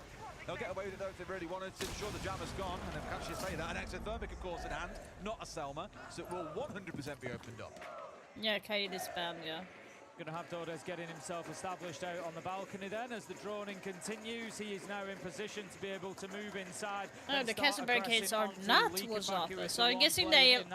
Yeah, so they put the Castle Barricade on Shrine, maybe the window on Karaoke, and also Geisha, yeah. Well when it was always offered to them. This time, I'd like to see them getting in a little bit quicker, take what is there. Dordes is going to move into office, drones are ahead of him, and that side of the map is now in the possession of W7M. Shoko is out here wasting a lot of time as well. You know, half the round gone by. Parlu almost dead. Just dancing around with those Kiba barriers and forcing them to have to expend utility. We saw the nades being used. But also, of course, using these information, once they get shot out, you know first kill. Nice, that's a Blackbeard off the board, really good. But it's Shaiko we're talking about, he's really good at fragging. But holding Geisha is very important for Falcons right now, because if they don't, it's going to be harder for them to deny the plant. Yeah, it's a big pickle from Shaiko, that, like I said, the Falcons needing 3 rounds back-to-back, in my opinion, to give them out for the a window. real chance here. Shaiko just playing inside of meeting window, dipping the new repel, look at that, the new repel. Oh my god, it's so sweet. We've still got W7M with bolts on the repel. Good pip. Way better now, Falcons, but you could have done that a little bit earlier. And use what was given to them. 2 versus 5. Volps and Lorbin trying to get anything going. What a response this has been from Falcons at the side switch. Solotov picks up Volps, and this could easily be a flawless round to kick things off for Falcons. Users just absolutely cleared them out as well. Pushed in towards Drum. They got Diffuser down. The second player in Drum that was covering him. And of course, Lobin loses out in this round to a goo mine of all things as well. I don't remember. The goo kill something we haven't seen in quite a while, and that was just trying to get through a doorway as well. But a much more convincing round. This is kind of what I expected to see coming onto that defensive side again. It's harder to break things down on the attack. This could end up being one of those affairs, Tim, where it comes right up towards the wire. Yeah, like I said, I'll win. I know, John. I know it's you, but I'm like, wait, what? Virus. That was a really, really good start from them. I don't remember you said anything about Virus yesterday, but I was kind of tired. Chalet that concerned me. They forced Leakyfag out of exhibition really, really early. And it took another 20 seconds for Dordes to make his way into office. He had a drone at his feet, but they didn't really have any numbers. Everybody was just stood on the balcony outside of terrace waiting to try and get into Geisha, but they couldn't get through Shaiko. they didn't really take that half of the map convincingly and then work from there. They didn't use it to build anything. They just lost bodies trying to force Yeah, you were integration. screaming about your FPS, yeah, but I did not know what caused Look at it. the space that you're being afforded and use it a little bit quicker, and W7M could surely benefit from that. You saw the vast majority of the kills in our replays then were from very static positions by Falcon. Solotov especially, barely moving his feet on the castle, and yet picks up 2 Just for like have free. something on W7M's a little bit asleep at the wheel and not respecting that aggression could come out of Falcons at any moment. That they could be holding a more aggressive position, and that is exactly what we saw. Still, Lol. 3 rounds behind. W7M with every chance here to keep this going. One more that round was to, but me suddenly then. they've got that 4-round advantage that they need, where again, they have to make no mistakes. So sorry, Falcons got to make no mistakes. Oh, I got so mad yesterday. I was running out from the soft wall here. Dog just said out there. I'm like, where? Because like I put the Fenrir right where the blitz are. And they activated at the same time, so that was rushing in towards site now. They need to get him, come on, shoot Blitz, come on, shoot. Its way in because there's going to be a smoke canister that dissipates, No. which it has done now. So Breeder can Don't ignore it. What the fuck are you doing? Nothing about it, and they've been punished. However, Dordes picks up the kill onto the worst operator that he could have team killed, the Blackbeard, but the kills keep What the raining in. fuck? And W7M have just run over Falcons at Yeah, but like, pace. don't get me sensitive when I like critique him, but like, it's not a critique at him. It's like more like what I want. It's the same. He needs to tell me what he wants from me when it comes to callouts. So like, it's the same when we are like, there's an enemy on the door. He doesn't say right or left on the door often. Do you know? Mano, perfeito. A gente tá, So that's one of the issues. Só acho uma coisa, se a gente for puxar mais pros splits, tentar usar um pouquinho mais de bonecão. But that's me. I'm like, love callouts. Espero que não tenha. O Lobo. Então, aí só um bagulho. Atento no terceiro ban, na questão, tipo, por mais que o cara seja dependente de Azami, a gente lidar muito com Azami nesse mapa. E principalmente se ele tiver de Lion de DMR. Acho que um bom terceiro ban é Castle. Pra gente conseguir splitar bem. Talvez. Espera essa defesa. But I'm like, I was no better either, so it doesn't really matter. Take your best guess there, Tim. What did he say? Keep doing what you're doing, and you'll win this map. Genius! Get him in the team! Put me in, coach! But that was beautiful. I spoke about the Rauer, I spoke to Dev Marshall about it over breakfast this morning, and they said, yeah, a few teams have said, we've got a few things that we can show. That was a really cool set-piece play, identifying that 3 players from Falcons were out towards Karaoke and T, making use, of course, of the smoke first and foremost, and then getting it deployed down onto the doorway. And it was then a long way walk to go around to Shrine, to then come down to Dragon, to then get back in towards the north side of site, especially when W7M were hitting you from the south. And it was, yeah, for a few moments a little bit tentative when you had the Blitz in there all by himself, and that team kill definitely didn't help things. But Falcons just had no easy way to get back to site. Their retreat angle was cut off.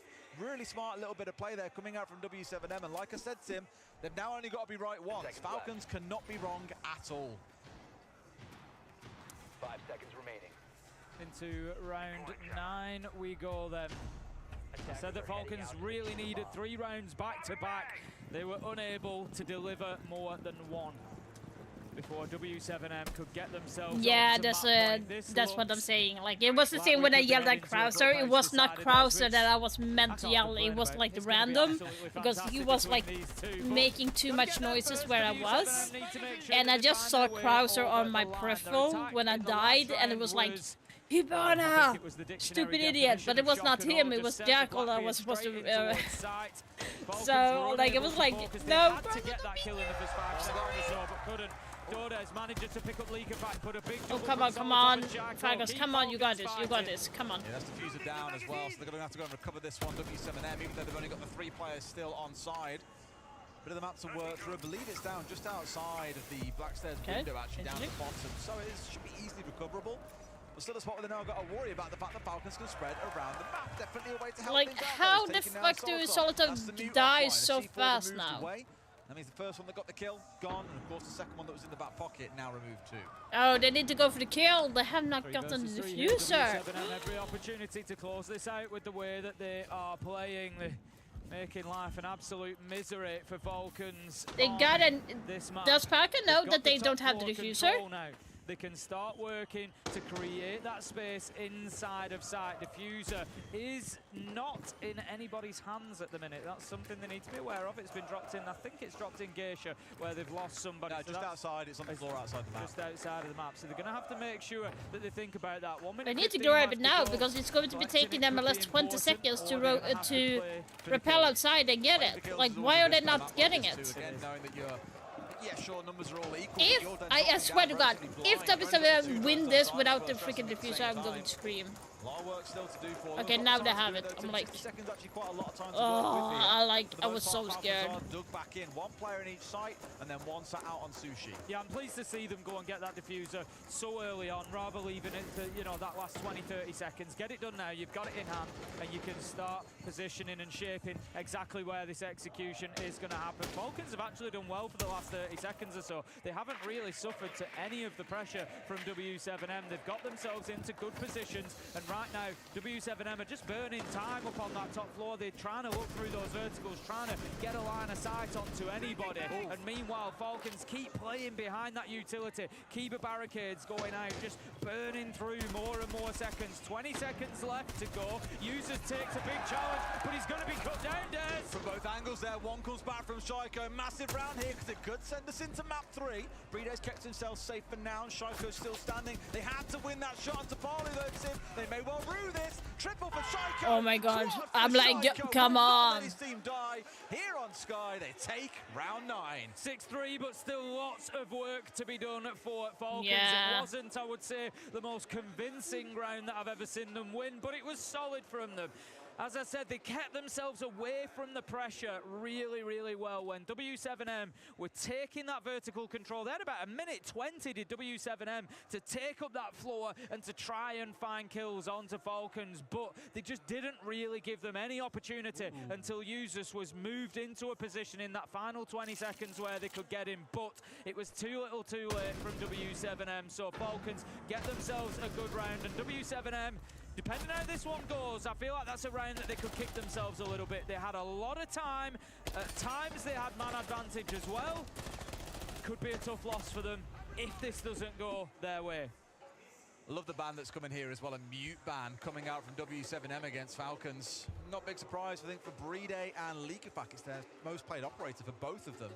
Obviously passing it around and making use of it in the team. You'll see most teams at this level will use mute an awful lot. Just such a versatile operator. If you're great with the SMG, decent gun you can work with, ability to do rotates, a C4 in hand, and of course, 4 of those jammers that you can place down to tighten up that anti-information net across the map, really making bottlenecky and slow down attacking teams. They don't want to go pushing in blind and just expect they can win a gunfight into a completely blind room. They have to be able to clear it out and work their way through. So just a great way of slowing down the other side. And I think here W7M acknowledging that's been quite a roadblock for them across especially round 7 and round 8. This could be their ticket to be able to move that little bit quick here in round 10 and get it done. 3 rounds to get it right though, Tim. Oh, Solitaire, you need to be quick. Solitaire just waiting on the threshold of the terrace door there for a little peek for anybody repelling. It's Leakafak's on the breach as well, waiting. Same way Lobin was earlier on, hoping someone just steps in blind. Oh, the run out. The Gomez goes in for the repel, and he's found his man. Beautiful bit of play. Really, really well played by Sophia, Leakafak. yeah. Just exactly what Falcons need right okay, now. kill, because you have the utilities gone, but they still open up with the Thermite, so... They still have Grim. Like, I would probably want the Grim to die instead, because then you will lose the tracking opportunity, but good kill. Those big plays, it's about doing it round after round after round with no mistakes. As it is, W7M, plenty of access to office and exhibition should they want it. They haven't been able to impact onto Geisha yet. It's looking like they're stacking up for a top black stairs push. Ready at the hole here as well. They get that headshot. Why would you... Solitaire again, for fuck's sake! Can you stop doing those unnecessary peeks? On this map, Tim, pretty fair to say. Like, he's done this so much in this game, right? Like, on defense, it's getting annoyed. So far. Just going to see Shaiko in his usual position, dancing between Meeting and Geisha. A little bit of pressure mounting for him now at the halfway mark as we see Geisha wall opened by Parlu. So he may have an opportunity to go on in, but Shaiko goes out the window. They both lose their lives at the same time. 3 3 versus 3. Yeah, they're traded, so... Leak it back into a second, they might be able to just hold on here, Tim, and it looks like they could have done enough. Volts, we've sung a lot of praise about him so far. 3 players to bring down here. Got the time to do it, admittedly, but it's a lot to ask when you've got very little information on what's going on around the map. Volts just with that long angle across, looking for his man. He knows he needs to get a couple of kills here. Doesn't have diffuser in hand and doesn't really have an option in a 1v3 to do anything with it, even if he did. It's all about trying to break these up into 1v1s, whereas Falcons, they just need to keep themselves in positions where they can impact on each other's deaths. They don't need to be taking peeks on. Nice done. Ride steps up, finds his man, and Falcons get another one back. It's 4-6. Love Frida there as well, being super passive on the main stairs, waiting for the call on where the player was before he makes the swing out. And this is what we've seen a number of teams throughout the tournament not quite get right, admittedly, Tim. However, Nicely done. Timeout coming in here, so let's see what's going on. Não, pode ver. É peitada rapidinho, mas eles estão todas as vezes esquivando full. Come on, Falcons. Careca, ele ia pegar no máximo mais um dano e voltar. Então toda hora a caçada tá ficando free pra gente. A gente pegou aquela hora conseguiu progredir full a cozinha. O Volps entrou igual um maluco também lá na laje. O ponto é, se a gente conseguir botar forte na caçada, um exemplo, Olo, a gente jogar bem, fazer aquela finalização pelo dragão igual a gente fazia, jump laje com peitada na porta, a gente vai conseguir dar bastante pressão pela caçada, só que mesmo assim eu quero split na finalização.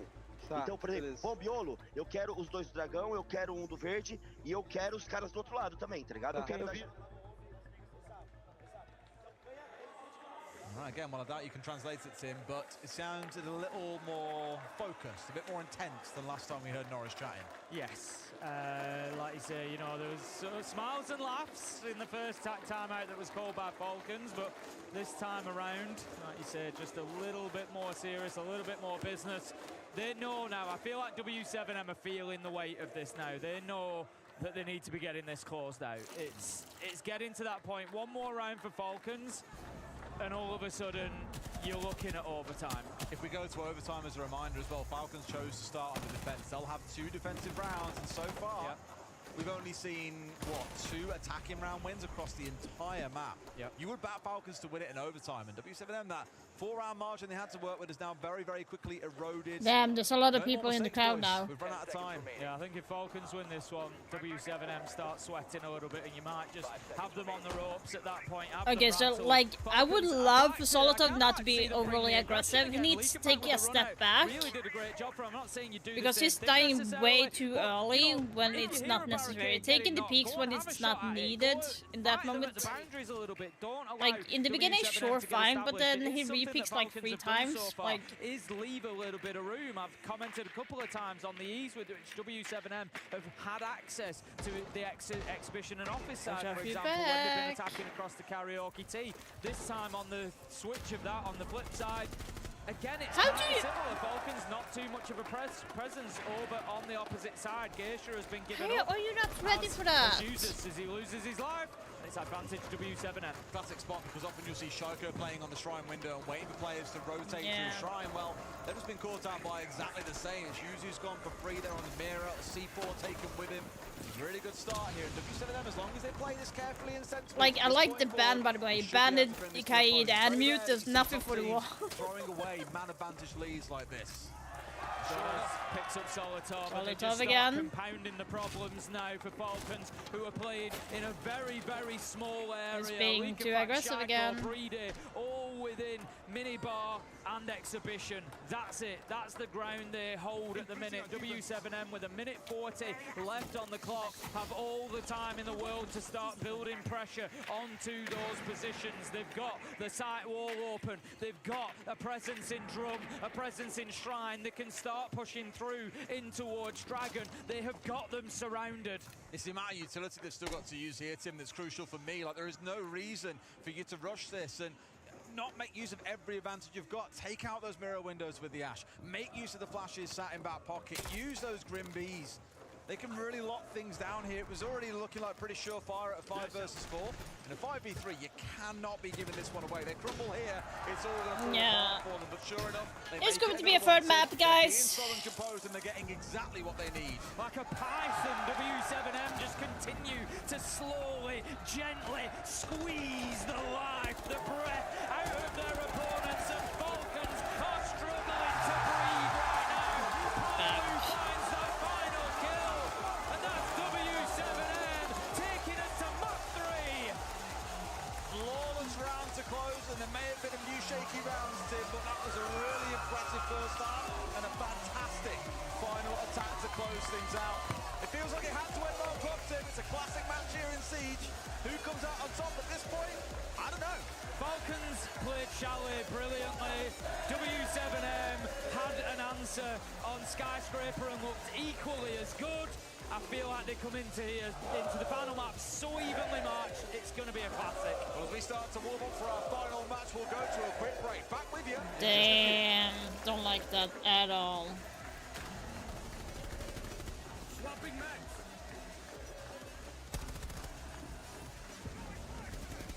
I'm reloading.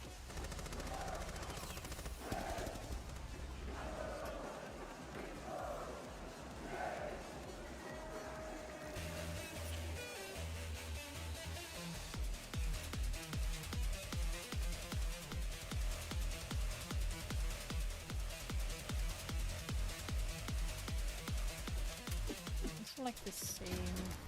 You know what they say. Small changes can make a big difference. Go on, try it.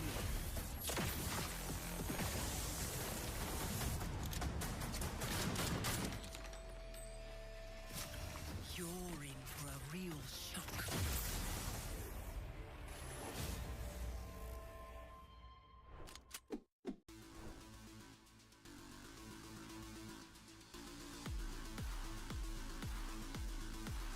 What?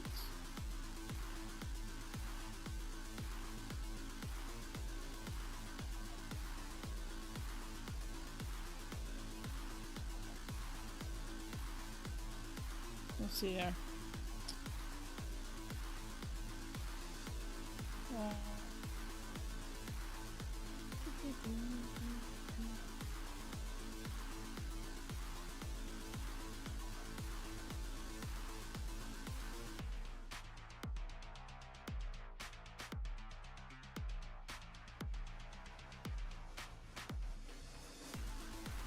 Oh no, I'm doing it wrong. Fuck. Okay. Oh no. I hate TikTok sometimes when it resets. Like, I'm trying to look for something at the same time. Okay, John, thank you for being here. Yeah, sorry, I'm like trying to like fix something at the same time.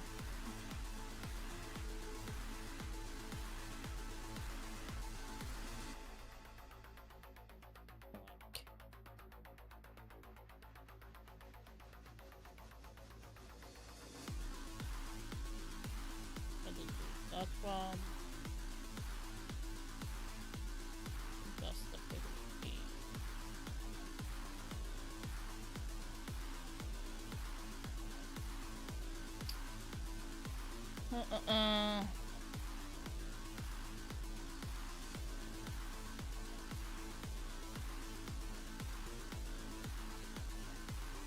No, that's not the right one.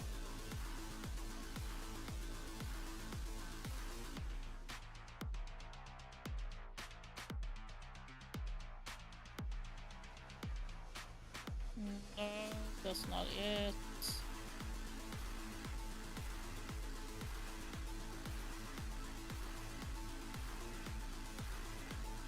Is that it?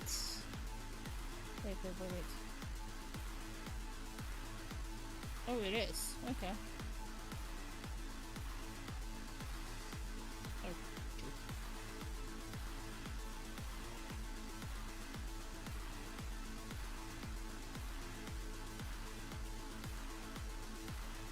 Yeah. Well, that like I said, there's a curse. Every map you pick, you're going to lose, but you're going to win the enemy's pick.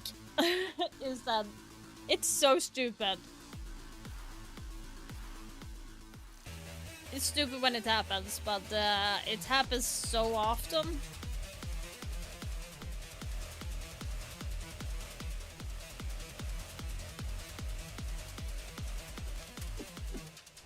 W7M now make this so much more interesting. They've got more in the tank.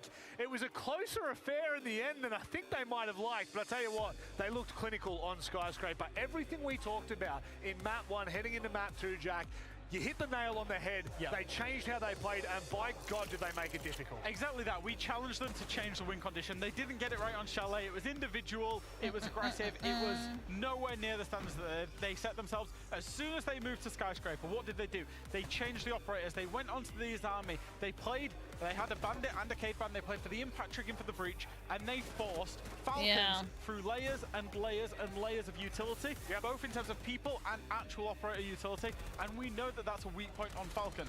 They, to be fair to them, a couple of clutch scenarios that they get through, but they get a 5-1 defensive split on Skyscraper, and from there, the scoreboard pressure, they managed to then take it out from there. The exact same win condition that helped Falcons win Chalet, which was play the utility game, play layers, and play passive towards the bomb site, is exactly what W7M used on Skyscraper, one of the best maps in the map pool, to do it, and that's what enabled them to go 5-1 in defense and then close it in attack. Now, I will say the biggest difference here was the attack, because they consistently went for direct takes towards the bomb site. Instead of having to full roam clear, which clearly Falcons could not do, they went directly onto the bomb site, and that's what exactly enabled them to win the attack side. And that is the hardest thing to do on Skyscraper, is to go from one side and sweep all the way through. And the reason being is the defenders can rotate so quickly to support that. Layers upon layers and you've got to play through so many layers, you run out of time. Whereas when W7M got their defense, they just went straight for the bomb site, pinched the players out of sight, and then just flooded. Look, sometimes there's complexities to maps, and other times there's not. Sometimes it takes one player to step up. With now, this. granted, that's not what happened here, but by God, Volps absolutely popped off. Listen, you're gonna call me a Volps fanboy? You know what? Sue me. This guy was absolutely amazing, and he was the biggest difference maker for W7M. Already in defense, in the roam, he was the one fighting for this extended sides and making sure that these guys could not be cleared. On the other side, when he went to attack, he was the one that got 200 kills, very important ones, to get these 2 attack rounds on the table. He got a gnarly one-tap onto Solotop out there on the top black balcony as well. And I will say about Volps, he's a really interesting player, because when he tries too hard, when he tries to be the guy too hard, he often overextends, lets his team down. When he's playing in those roles, getting the kills that he should collect, you know, playing the cut-offs, he's such a good and such an important player for this roster. Well, thanks for breaking down Skyscraper. We've got one more map to come, but you don't need to worry. We've still got plenty more to go. Maria is going to be chatting to the players right now, courtside. Falcons just won one attack in this map. Is that something you guys were gonna talk about? Not really. I think we just play with the fear, and I think we were just scared to lose, scared to win. Sorry. But now we don't have the choice to win the last map, so we just have to play better in attack and in defense. Even in wow, that was zoomed in. What the fuck? Time left and a lot, and I guess that helps when you have a good environment to just play better, me? That was even when so you're zoomed in. losing sometimes. Yeah, of course. Like, we know what they are doing well, and we are trying to fix them, but of course you have to enjoy the moment. We are talking, trying to fix it, but they are also playing really well, so yeah, it doesn't matter. We are doing the best things we can, and that's it. We are going to the clubhouse really confident right now. Crazy how it goes. Let's see here. Do we have any...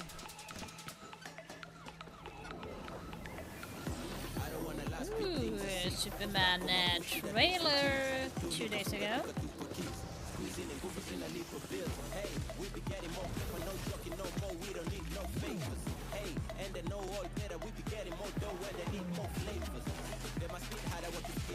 Don't like this at all.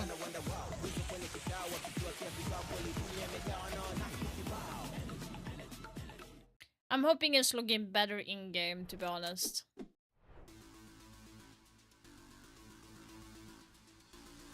I'm really hoping it's looking better in-game. And we go for the commercial.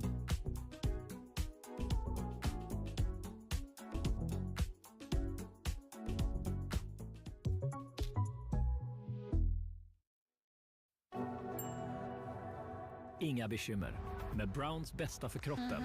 Skonsam och behaglig för huden. Även i känsliga områden. Brown. Better by design. Better by design. You heard him. You heard him.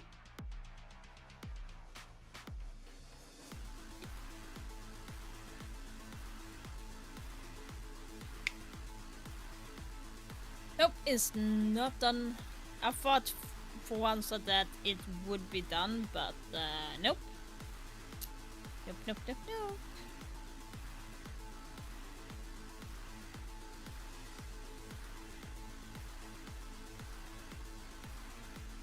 I hate it when you save stuff on TikTok, like videos that you wanna like get back to, and it just like resets everything that you scroll down. I really hate that because I have so much on my saving. I like reading a lot of my manga, so like that's why. So I save a lot of TikTok videos, of course, so I know like which story I'm supposed to be looking up to read. So I literally have to scroll for like 5 minutes or something just to get to the bottom. Like I have so many.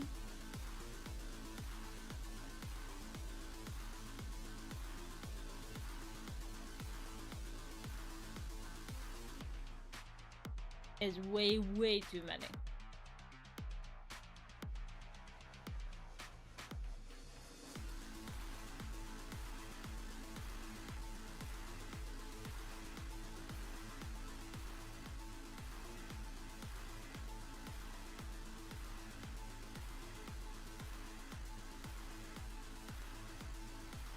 Oh, I don't have that one. Okay. Apparently, I forgot to set up my passwords for my broadband.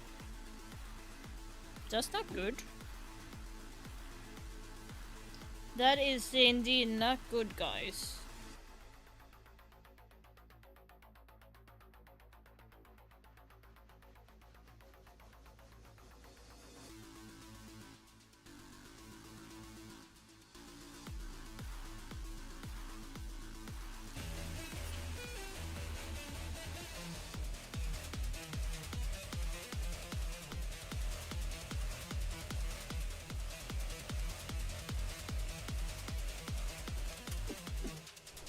Well, right before we headed to a break, you heard from the players, and it was pretty simple. W7M, we're going to keep doing what we need to do to win the games. Falcons, we're not too happy. We need to stop playing with fear. Stop playing scared. Yeah. Exactly that. Yeah, and look, it did feel a little reserved, but at the same time, I think we don't want to take away props from W7M, especially on Skyscraper. They did look phenomenal. Yeah, they abused clearly starting on the defense side. For me, that was the main story. When you go in first side, you have 5 rounds up, you can just abuse it and then close the round later side. For me, this is why the side, whoever starts in defense in the next map will be for sure advantage. Yeah, absolutely. Both teams have won on their opponent's map pick. Falcons winning out on Chalet, W7M winning out on Skyscraper. Now we go to Clubhouse. Now, Clubhouse, when we had the IGL Summit, they said it's about the map, test the team that has the best fundamentals, the best teamwork, the best everything. Yeah. And Clubhouse does that. It's a perfect decider map. And I will say both of these teams on their maps that they've lost have looked a little bit shaky when it comes to their fundamental siege and playing as a team. Now, the side that will get the most punished when you cannot have good fundamentals and clear the right way is the side that's starting in attack. In this very decider, Falcons is starting in defense, W7M starts in attack. They can gain the momentum again. It's a little scary, don't you think? It is. It's a big, because like Leo said, that keyword momentum. If Falcons can start getting a 4-2, 5-1 potentially on the defense, just because they have the positions that need to be attacked into, that's where they can start snowballing that into a victory. All right, well, very quickly, before we deep dive into the map any further, Maria stood with both coaches to hear what they had to say about this final match. Club is a map where Falcons and W7M are tied in results. So what do you think is going to be the difference now to make W7M win this time? We're gonna do the same thing we do in Montreal. Only win, okay? Not known. Now we're talking English, okay? You struggle attacking the last map. So is there anything else you have noticed you need to change for a club? Yeah, too many hesitation in attack. So we have to change this for Clubhouse. But we will do it. Now I fixed my Wi-Fi on this freaking phone. Oh my god, there was so much things that I need to fix on my phone that I didn't even know about. Jesus, like it's like a mini computer. It takes hours to like days to fix everything. If you will, just do what we did in Montreal. They had the momentum for themselves, you know, they're just fresh off the map. Norris is the guy. Norris loves it. Norris loves it. He's here for us, is the star of the show, and obviously they don't want to give too much to us. One thing that I will say though, speaking with Falcons, consistently throughout this tournament, they've had trust issues. Liquefact maybe is being doubted in certain calls. They're hesitating, like you've said. I don't know what's happening in the team, but the comms needs to be clear, and for sure yeah, they need like to trust Liquefact. I think one of the best on they need to commit to his on calls, Falcons, yeah. I would say Solotov is being overly aggressive. You just got to trust in your leader, and things will sort themselves out. Well, gents, thank you very much for breaking this one down. It's time for us to go to our incredible, illustrious duo, Ace and Des. Thank you very much, Rob. Here we go then, Tim. We said we wanted to get to map 3, and Clubhouse feels like the perfect battleground for it. And Norris may have said a repeat of Montreal. It was an 8-6 scoreline. It was pretty close. Yeah, that's exactly what I'm expecting out of this last one. We've had two that have been a little bit one-sided in either direction. Score might not quite say that, but in performance terms it has been. So now I'm hoping that they both come and deliver their absolute A-game on Clubhouse. We know that it's a map that both Clubhouse of these is teams going to can be play fun. really well. We've said it countless times. Everybody should be able to play Clubhouse really, really well. They need to come and deliver now. This is a little, I think it's more about mentality than performance now. It's about mental state, being able to get in there and do it when it really counts. You heard the Des talking about, Leo specifically, about us pulling back to being, you know, defender-sided here for Falcons. They should be able to get off to a good start, build some momentum. I think about Club, because it is quite a default map, it's a map that's been in the pool for a long time. Every team knows it and understands it to at least a semi-decent level. Yeah, it's more about fragging out than like the strats. Around the map. Skyscraper, very big map, lots to work through as a team. Club for me kind of sits as the middle ground between the two. Some sites do ask you to do an awful lot. Others, like Cash and CC, really don't ask all that much of you. So this could be a really interesting mid-ground for both teams here. And I won't be shocked if we see overtime coming out. We're back to 50%. We started at 50%. They were swayed a little bit in the middle, but they've returned to the status quo. Well, Tim, Club is ready. Let's find out who's going through to the semi-finals. Is it Falcons? Is it W7M? We're going to find out right now.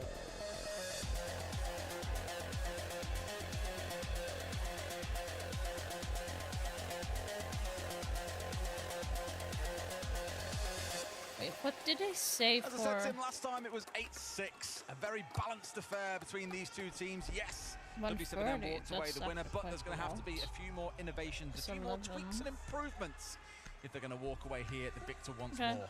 It feels a little bit like it's a time for heroes nowadays. It feels like it's a time for that player. And we all know who it might be, on the side of Falcons at least. But, you know, somebody like a Volps, somebody like a Breeder, maybe even a Shaco, who knows, to step up. He exists. To step up and really grab a hold of Would this have one been for their team. Blitz. And the thing is, the server's full Oh, of them. no, we're There's in 10 the band players too, in there who can all do it. And it's just who is going to be able to. We've gone through the I banning was Monty phase. the We've band, got okay. Monty and Blackbeard. We've got Bandit and Bandit Kaid. Kaid, Jesus Christ, I hate the electricity. And we're going to get into this one. We were looking at the stats in the break as well about how these two teams have stacked up so far. If you want to know who the big highlight standout player is, well, you haven't got to look very far. Just look back to the last map. Volps 24-11 he currently stands. 133 EPS.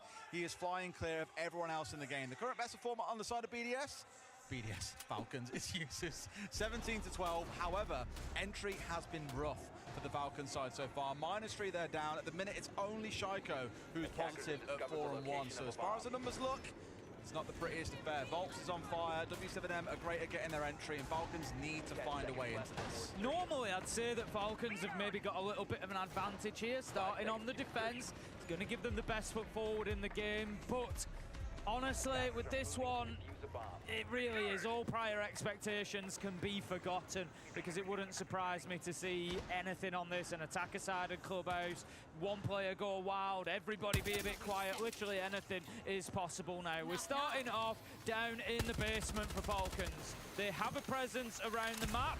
We've got Liquefact and Solotov up on the top floor for W7M to clear, but this early pressure through Dirt Tunnel from Dots might just encourage those two players back to site. Did they not hear him open up? Are you kidding me? Did they not hear him? Ray's got away with it there, and If he comes back, though. I mean, Gonz can get us to the doorway Seriously, here and did really you cause not some hear volume. him? Starting to ask the question down blue. Is going to run through the fire, but no! Dies to the environmental, and Tim, Oh my it's God. a blue slaughter. Falcons decimating W7. I was kind of worried that they did Only not Dodos and hear. Palu left on their Jesus feet. Christ. It already feels like round one has been decided.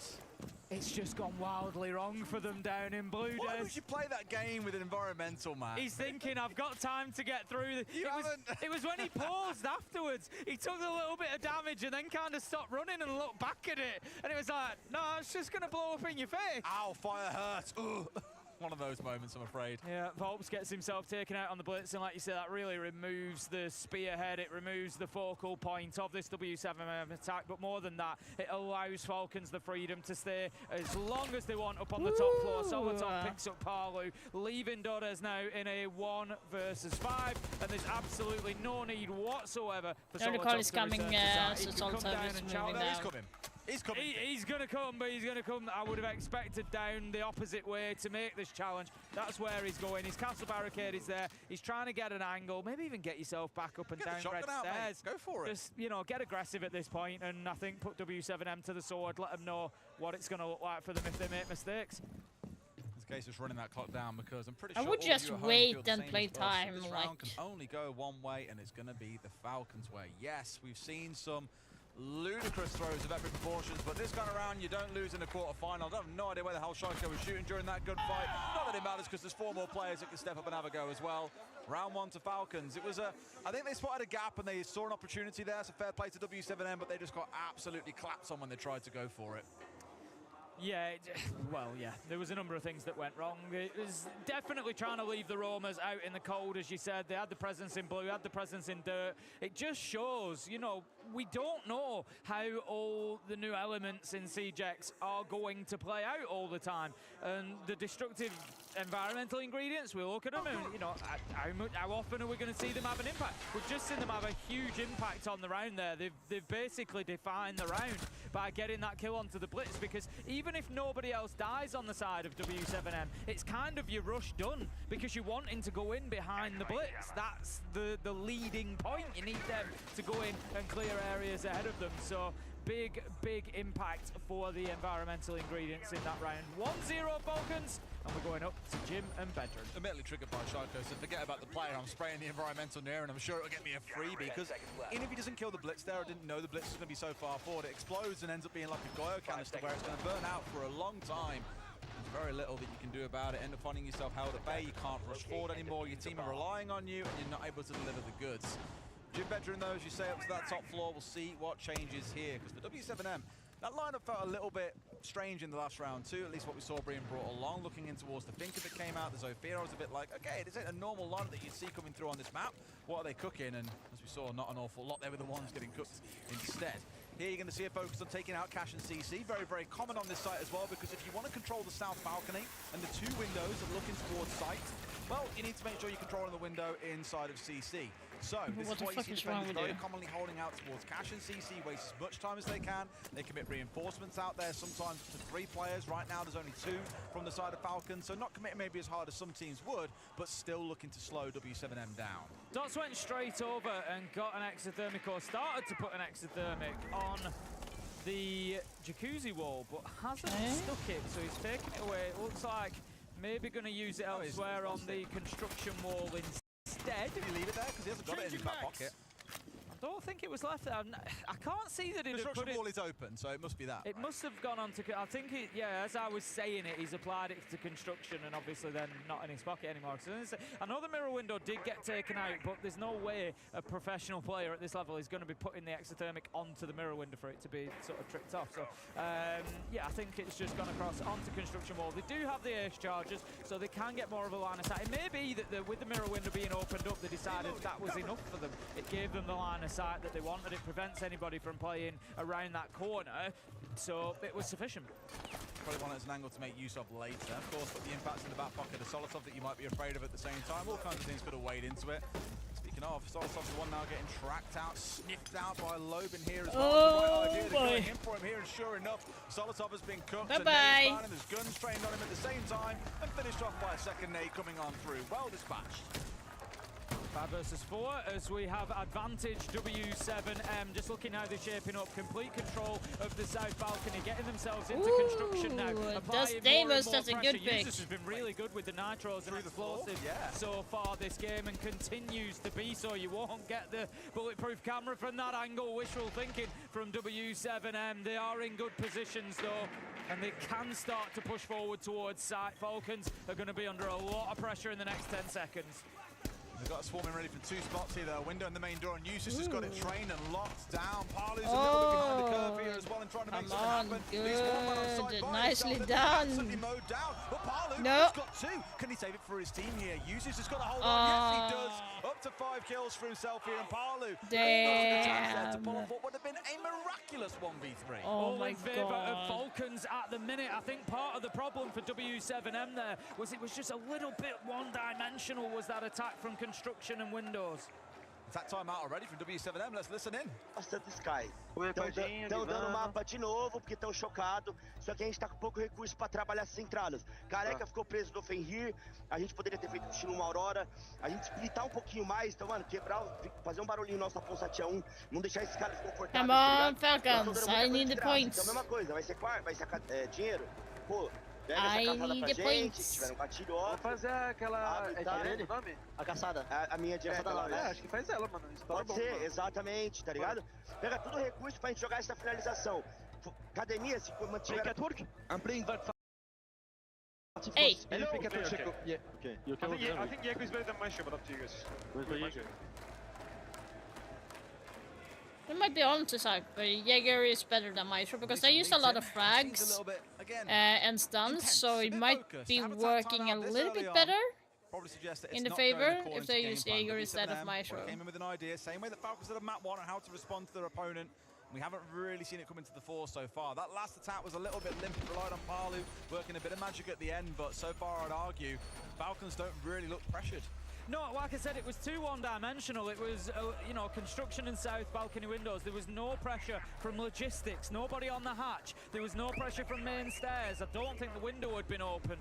The jacuzzi wall hadn't been breached. Yes, there was a mirror window hole in it because the glass had been dropped. But other than that, it's still a very limited line of sight, realistically, versus that wall being wide open. And no control downstairs. Exactly that. So that came up was easy. Falcons knew that they were never going to be pressured from anywhere but the windows and construction. And you saw exactly what happened. They were just able to front it up. All guns point in one direction, and they get the kills they need. Yes, W7M really worked my wife. And if you remember at the beginning of the game, I said one of these teams maybe needs a hero, needs somebody to just come through and power them to the finish line. Interesting, and Cam, so interesting. Far, that person has been used as 5-0, doing great work for Falcons. Well, no, pretty confident 1v1 against Parlo in the previous round. Did come far closer than arguably it ever should have, but got away with it. Put those cameras down from Leakerback as well. You saw him downstairs on the first floor and then, of course, working his way back through bedroom. This is the site, really, team, where if you feel like W7M are going to find any joy, it should be this one, because it's pretty direct and obvious on what you can do with this one. You always look to get the main breach opened up, which they've now already done inside 45 seconds, and then you either look to put your focus inside of construction or in through garage. Get your clearance up on towards catwalk, normally a Monty. In this case, it could be a blitz doing work for them. But for looking at where their drones are and where the players are scattered around, it feels like it's going to be a construction side push. Yeah, it's all construction. There's no presence in garage. There's no presence. It's just phantom pressure onto CCTV. They've got the wall open, which you have to do. Oh, but didn't. They've not stationed Oh, he's not seeing the Varcam. He's not seeing the Varcam. The person to keep an eye on here is the He has not seen the Varcam. Varcam. At the bottom of main stairs on the Valkyrie, and he's just waiting for his opportunity. Shaco manages to get Dordes. If W7M aren't careful here, they will get caught out big time. Dordes there has gone in very alone, and Shaiko, I think quite rightly, was a bit like, okay, is there no one on breach? Like, is no one playing Repel right now? No. They've all pushed to the other side of the map, so they were completely alone in that position and able to take out that one was versus unnecessary. One. Overexposing himself and paying the price. And Shaiko is overexposing. If he died here to him, it would have been the second player going down without response. Leakerback has made the decision that he needs to switch and come back over to the other side. It's the correct decision. It shows a good understanding from Falcons as to what is going on. The pressure has moved away from construction. They've tried to push over onto CCTV breach, and it hasn't happened. Dots has been downed, Volts has been taken out, and it's now all up to Parlu. 1 once again. 1 versus 4 this time. 1 versus 3 he was close with last time, but surely won't get near this one. Brede peeks around. Des, it's 3-0 to Falcons, and W7M are crumbling before our eyes. And falling apart at the basics here, Tim, that was really messy because they had a great idea. Smoke off the rotate from Garage, smoke off the window, and then push in as a team. But one of the 2 players pushing in downed immediately. And then we had our Blitz player who vaulted through the window to try and chase down Solotov, who was still sat on Catwalk, wasn't aware that Leakafak was sat on the far wall, actually sees Leakafak at the last second, and then completely forgets about Solotov, who's off to his right, and that shield dies without so much as a whimper in that round. It just completely crumbled before they even got moving because they'd only tried to tackle what was in front of them, not players that were returning to site from elsewhere. We didn't know which this might look like, Chalet or Skyscraper, but right now it's looking a lot more like Chalet. This is the Falcons that we saw in map 1, who were clued in, who knew everything that was going to come their way, who played it perfectly.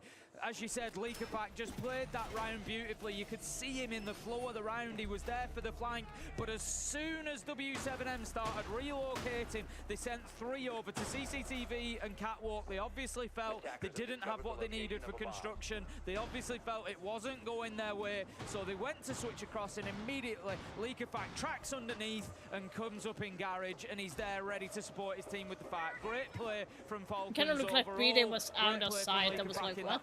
Look at the stats across Falcons. Like, outside. 3-1 Solotov, 3-1 Brede, like that is not possible. users. Absolutely dominant right now. Where was Volks when they needed him most, Tim? He vanished. And it's not looking too good. Falcons not even having to play as aggressive as they did back on Chalet either. Like, it sounds quite harsh, but in a way, W7 are beating themselves. It's the attacks just don't quite look as spread as they need to. It's very, very single-minded, as you said before. It's exactly not the same sharp story, it's just a little bit 1-2. Like, they're not really alternating too much, and for the most part, Falcons are barely having to move their feet and getting 3 kills. Shako! He's already nearly shut down this entire round, Tim. Might find a 30, is still going fishing. You spoke about who needs to step up, Tim. For the most part, it's been users, but Shiko has hit a nasty 2K there that all but guarantees this round. Wow, both hard breach are gone. It's the 2 hard breaches. He certainly had his moments, that much is for sure. 5 versus 3. And W7M back to the drawing board once again. He's not getting stung by that again. Absolutely, Volks he's going to be scarred for life off that one, I think. He will be shooting that gas pipe out every time he goes anywhere near it, attack or defense. You see the Toxic Babe canister come out. It just tells us Falcons know exactly where W7M are. Again, Des, it's like they've got the playbook. They know what's coming. They know where the pressure is going to mount from, and they are ready to front it. Oh! Solotov hits him with a turn and burn, gives him the 180, takes him down at billions. Doesn't really matter that he's lost his life after that, because again, Falcons can now play the free game. Just a little bit too slow from Leakafak. Could have been another freebie. You'll take that as Solotov going 1-for-1 when there's only 3 players left on the other side. And of course, has removed Lobin, taking the Capitao off board. And Leakafak's got one from below here. It's just all too easy. I said earlier on, Tim, that this map, it's a bit more default. Every team can play it to at least a semi-decent standard. Falcons aren't having to do an awful lot here. Honestly, they're being quite aggressive and willing to challenge W7M. At this point, I would actually just stick top 4 and talk with my teammates and see what we can do. Yeah, I don't know whether it's, you know, maybe the pressure getting to them. You know, this is a team that have got plenty of experience on stage, in big venues, in important matches, on Clubhouse, you know, but it just, I don't know, it seems like something's just got to them, and they've switched off at the wrong time here because Falcons are running over them. This is going to be a speed run for the win if this continues. 4-0, you know, let's focus on Falcons though, Des, because right now they look absolutely electric. Taking a read of the dissertation of study, no doubt put together by the backroom staff on this team. And back on Chalet, we said the counter prep was absolutely sublime. Everything that W7 threw at them, Falcons had an answer, and it feels the same here once again. Admittedly, somewhat helped by not seeing W7M at their best on this map, but Falcons just look ready for anything that seems to head their way. Gym and bedroom we head to in round 5. Already seen a good round here. We've noted before about the one-dimensional nature of W7M. Very focused on construction, drawing that south balcony window. that's really all they had to work with. There were C4s coming in from below, there were longer angles taken up by multiple players, and if not for a Paul who flourished near the end, it would have been a near flawless round. Yeah, they need to make sure they're working from multiple angles here. Get a bit of pressure onto Logistics Hatch. Get a little bit of pressure up main stairs, maybe. You know, like you said, Des, work from underneath. You've got Lobin on the Deimos. Get under there, get some tracks. Everyone in the Falcons are actually kind of even on the kill count. As it is, so. Falcons are going to be trying to hold on to cash, but they're not, I don't think, committing too much utility out there. They've got users, they've got Liquefy. They're still setting up that area. They've reinforced the CCTV wall, which is going to get open very quickly. But in terms of manpower, it's a little bit limited for Falcons over there. W7M need to recognise that. Get in there quickly, get aggressive and take the ground. All right, same as last time around, Tim. The focus is on getting out the extended hold breach open and then also getting the single wall opened up at the same time. At least are you kidding me? Start out better. Lobin, he's been pretty quiet this series. Tim, the lowest rated player for W7M, but we've seen what this man can do. Many a time over, has torn the round open. Dodo's into another, a trade coming back through, but this is man advantage by quite a significant margin here for W7M. Breeday's got to hold on, all on his lonesome. And where has Lobin's success come from? Inside of Logistics. Do something different, mix it up, force them to look around. Breeday gets 1v4 becomes a 1v3. We have the Nitro. Use the Nitro! Use the Nitro! What the fuck are you using your Nitro? Utility after utility thrown his way. We could have thrown the Nitro. He saw someone hit the window. Then throw the fucking Nitro. Oh my god. What didn't work last time? We were too one-dimensional. What do we do this time? We drop Lobin unexpectedly into Logistics. We attack from the back. At that point, Falcons were all focused still towards CCTV, cash, construction, south balcony, and they got hit hard. Lobin breaks the round wide open. End of the day, Tim, having one round on the board is better than none, and even if they lose this next round, at least they've given themselves the smallest margin for error going into that second half. I would have like aimed getting. She was completely like rushing up the main stairs. Really are you serious? For the rest of his team, and I like that. Being willing to make this play that does expose Falcons, that doesn't let them sit there comfortably and wait for you to push. Instead, you go to them when they least expect it.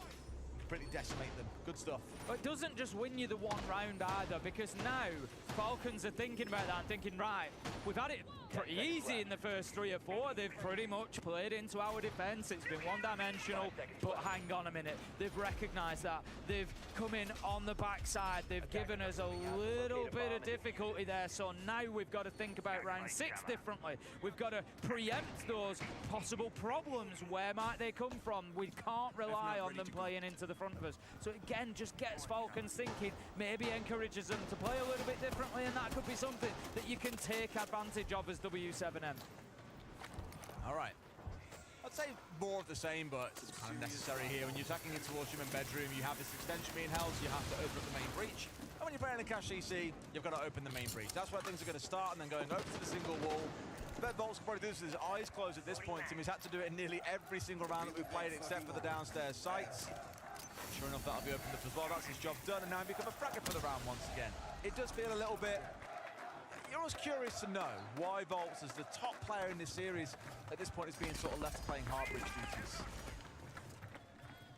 Got Solotov out on that garage catwalk. I think he is going to see some pressure. Dots has the Capitao, so will be able to play some asphyxiation bolts up there. We can see there is absolutely Solotov dead already. Lobin just goes in and finds the kill. Could he be the W7M hero? They had nothing to protect Solotov up there. It was always going to be a weak position on catwalk, and that is a big step for W7M. I'm a little bit surprised that Falcons have given catwalk away that easily, to be honest with you. He's doing it again. Just straying across windows. Again, Liquefy giving himself away. Falcons, I don't know what it is, Des, but the last 2 rounds they seem to have switched up. Well, Liquefy has been desperate to step in and retake catwalk and has just died to Parlo in the process. It's unfortunate for him. Oh my god. He needed, which was to re-establish control, to slow down this execute. Instead, all they've done is bleed out one after the other. Oh, they need to win this. No prisoners these last couple of rounds, and now they're in a 4 versus 2.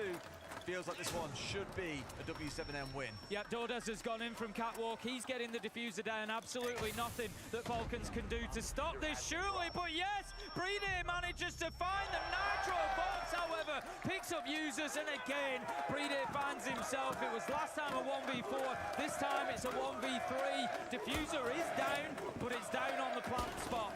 So right now, Palu's making his way there. He's going to go straight in and straight for the plant. Nothing that Prede can do, no C4, no nothing to help him here. He's got to go straight up in gunfights, and there's a crossfire on him. Not that it's Fuck. remains the hero and gives This is them not 2 good. rounds of what felt like a disastrous first half to begin with. I don't know what Falcons have just done the last couple of rounds, but particularly round 6, it was kind of weird. They basically, they must have known they were giving Garage Catwalk up. They had no utility there. They had no Wamai, no Jaeger, nothing to stop the bolts. They had nothing there to help them keep it. So I'm thinking, why is Liquefight running back in there? If it's so desperate for you to keep hold of Garage Catwalk, why have you not invested in it in the first place? As it is at that point, it feels like, yes, it's make or break for the round, but to be honest, you'd already given it up. So, I don't know, it all went wrong for Falcons there, but by contrast, let's look at the good side of what W7M did. They recognised how little utility there was available on that catwalk, and they went straight in aggressively, took Solotov out, took the ground, punished Liquefight for trying to take it back. They knew one of the big win conditions in that round was getting that catwalk control, because between that and holding from the breach, you are almost free to plant. They did lose one try-in, but it didn't matter. Great round from W7M. Look at these bans coming out. W7M's again and going in towards that thermite. We saw it on the last map, but it was their third ban that came out in the 4th round of the half.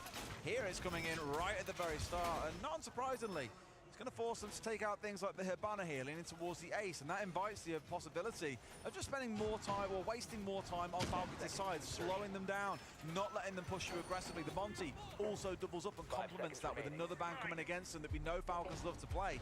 Instead, it's going to force them into, you guessed it, the Dockerby play, something we spoke about a lot throughout this series. They've stepped away from the Deimos, very surprisingly, because of course that is available.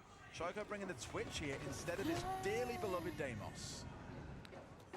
15 seconds in, and we've got already Falcons shaping up towards the CCTV Same side ban, of things. Solotov basically, but they're taking Thermite instead. Is going to be more of the focus at the minute and where his positioning is, because he's the only major hard breacher on that side. There's no hard breach secondary gadgets, so it is all going to be determined by where he goes. I think the mirror window has been opened by the Twitch, so that gives the line of sight that Falcons need from CCTV window, which may free them up to be able to attack from construction side if they want. But I tell you what, Des, W7M have stacked up heavily to prevent a construction push. There is 3 of them. Dots, Palu and Lobin are in Master, Gym and Construction. They are giving nothing for free. So if it tells me that Solotov is going to die here, window until about the 227 mark, and only then did he place it down on that bathroom wall. Once they identified the Falcons had committed drones out that way, and no doubt that meant players were coming out that way, did they then choose to lock down and say, no, this is where our defense really and truly begins? What that's then drew out of Falcons is 2 or 3 players actually moving back over towards the east side of things. So they said, okay, they've committed a mirror out here, we know they've got utility down, we do not want to fight through this, let's keep things a bit more simple and go straight through main breach. But the problem is, Tim, they haven't got any garage control, they've got no construction control. You need one of the 2 to make and execute work. Falcons feel, I agree, a little bit lost at sea for me at the minute. They're kind of caught between a number of decisions, a number of choices, and it doesn't really feel like they're massively committing to any of them at the minute. Solotov has moved around to get himself onto construction window. Users and Liquefight are working underneath, looking to challenge red stairs at the minute, but they haven't got a big presence inside of the map. Dots with a brilliant first kill, but here Falcons go, relying on that gun skill. Shako users managed to get a kill apiece. 3 versus 3, 50 seconds left to go. Back up to bring one. Are you kidding me? Here we go, they found the 2. What the fuck is Falcon doing? They're just giving the rounds away. Well, our Fenrir is doing an absolute nightmare for them here. Managed to get 1 kill through it, but nothing else to follow. Volts into a second. W7M starting the half off with a win. That really is game on now. What are they? Get themselves onto 3 rounds. Why are they so lost on attack on Clubhouse? Again, Falcons there, Des, just seemed a little bit in between decisions. They didn't really know which way to go, where to push. I contrast that with the attacking round that we saw from It's W7M crazy. onto that side. W7M recognised that there was no utility in Garage. They went in and they took it quickly, and it was just default from there. Get catwalk, get breach, push in, and get aggressive. It was the exact same situation. W7M barely set anything up inside a Garage. Falcons chose not to go and take it. They have a look at construction. They come back. They get a bit of a wobbly breach around the mirror window. They don't have a clear access in through CCTV wall. They're working underneath. It was just kind of a number of scrappy ideas that just never really came together. Well, does it start to incite a little bit of a comeback? W7M equalising the score in this round to bring it to 4-4? I sure hope so. At first 4 rounds, it looked like all hope was lost and W7M wouldn't be able to get anything from that first half. But at least showing in the last 2 attacking rounds, and then also here in that first offensive, they've still got a bit of bite about them. They've still got some fight. No doubt spurred on by the drum band that we've got sat down in the crowd below us. Gym bedroom going to be the next site then. Tim up here on the 2nd floor.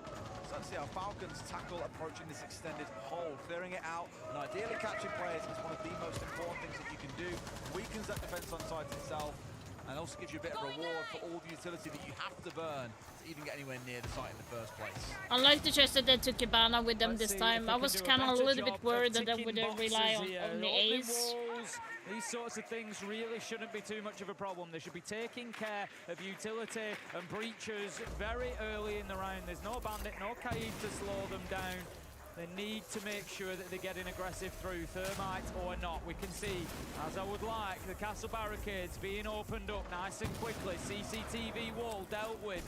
Need to now start pressuring these defenders. Don't allow them to stay in their positions. Volt is getting a little bit aggressive and pushing out of that radio door, but that should now slow down as we see catwalk. Yeah, better push from Falcons actually, but the question is, the problem is going to be like, where are they going to be pushing in? Like, is it where the plant is going to be? Like, is it going to be in gym, or are they going to be planting a default in A?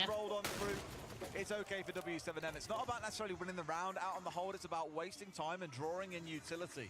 And about 1 minute and 15 was wasted, and all that utility has been worked through at the same time. You'd count that as a win. Breeder just trying to work his way into construction with the shield so that he can again start forcing W7M. What Falcons want to do now is just keep surrounded. Well, that's what they want to do. Solitop picks up a big headshot onto Dots, but really they want to keep this sort of, they've got them ensnared at the minute and they just need to drive them in like, I feel like they're going to be pushing it at the same time. So you have Shaika on they get themselves in construction. They need to Logi. Jesus Christ. Then you have Solitov outside on the bedroom, and then you have on construction. So I feel like the push is going to be. Lou is being an absolute rat here as well, lay down in front of the window. They won't know that he's there until, of course, they jump in, and then it's a guaranteed death.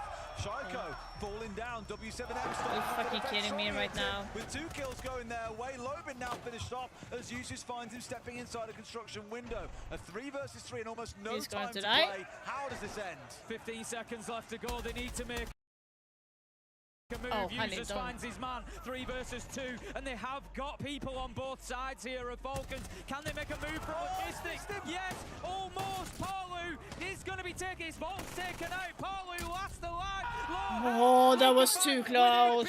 Big moment. That was so fucking close.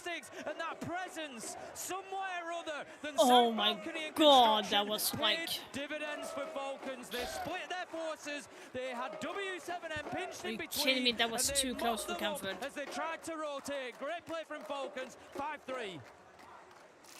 It's great that they get an early attacking round on the board as well, Tim. We haven't seen W7M put together 4 attacks back-to-back and really leave it all up to Falcons at the bitter end of things here. They're able to get it done early and put themselves up to 5-3.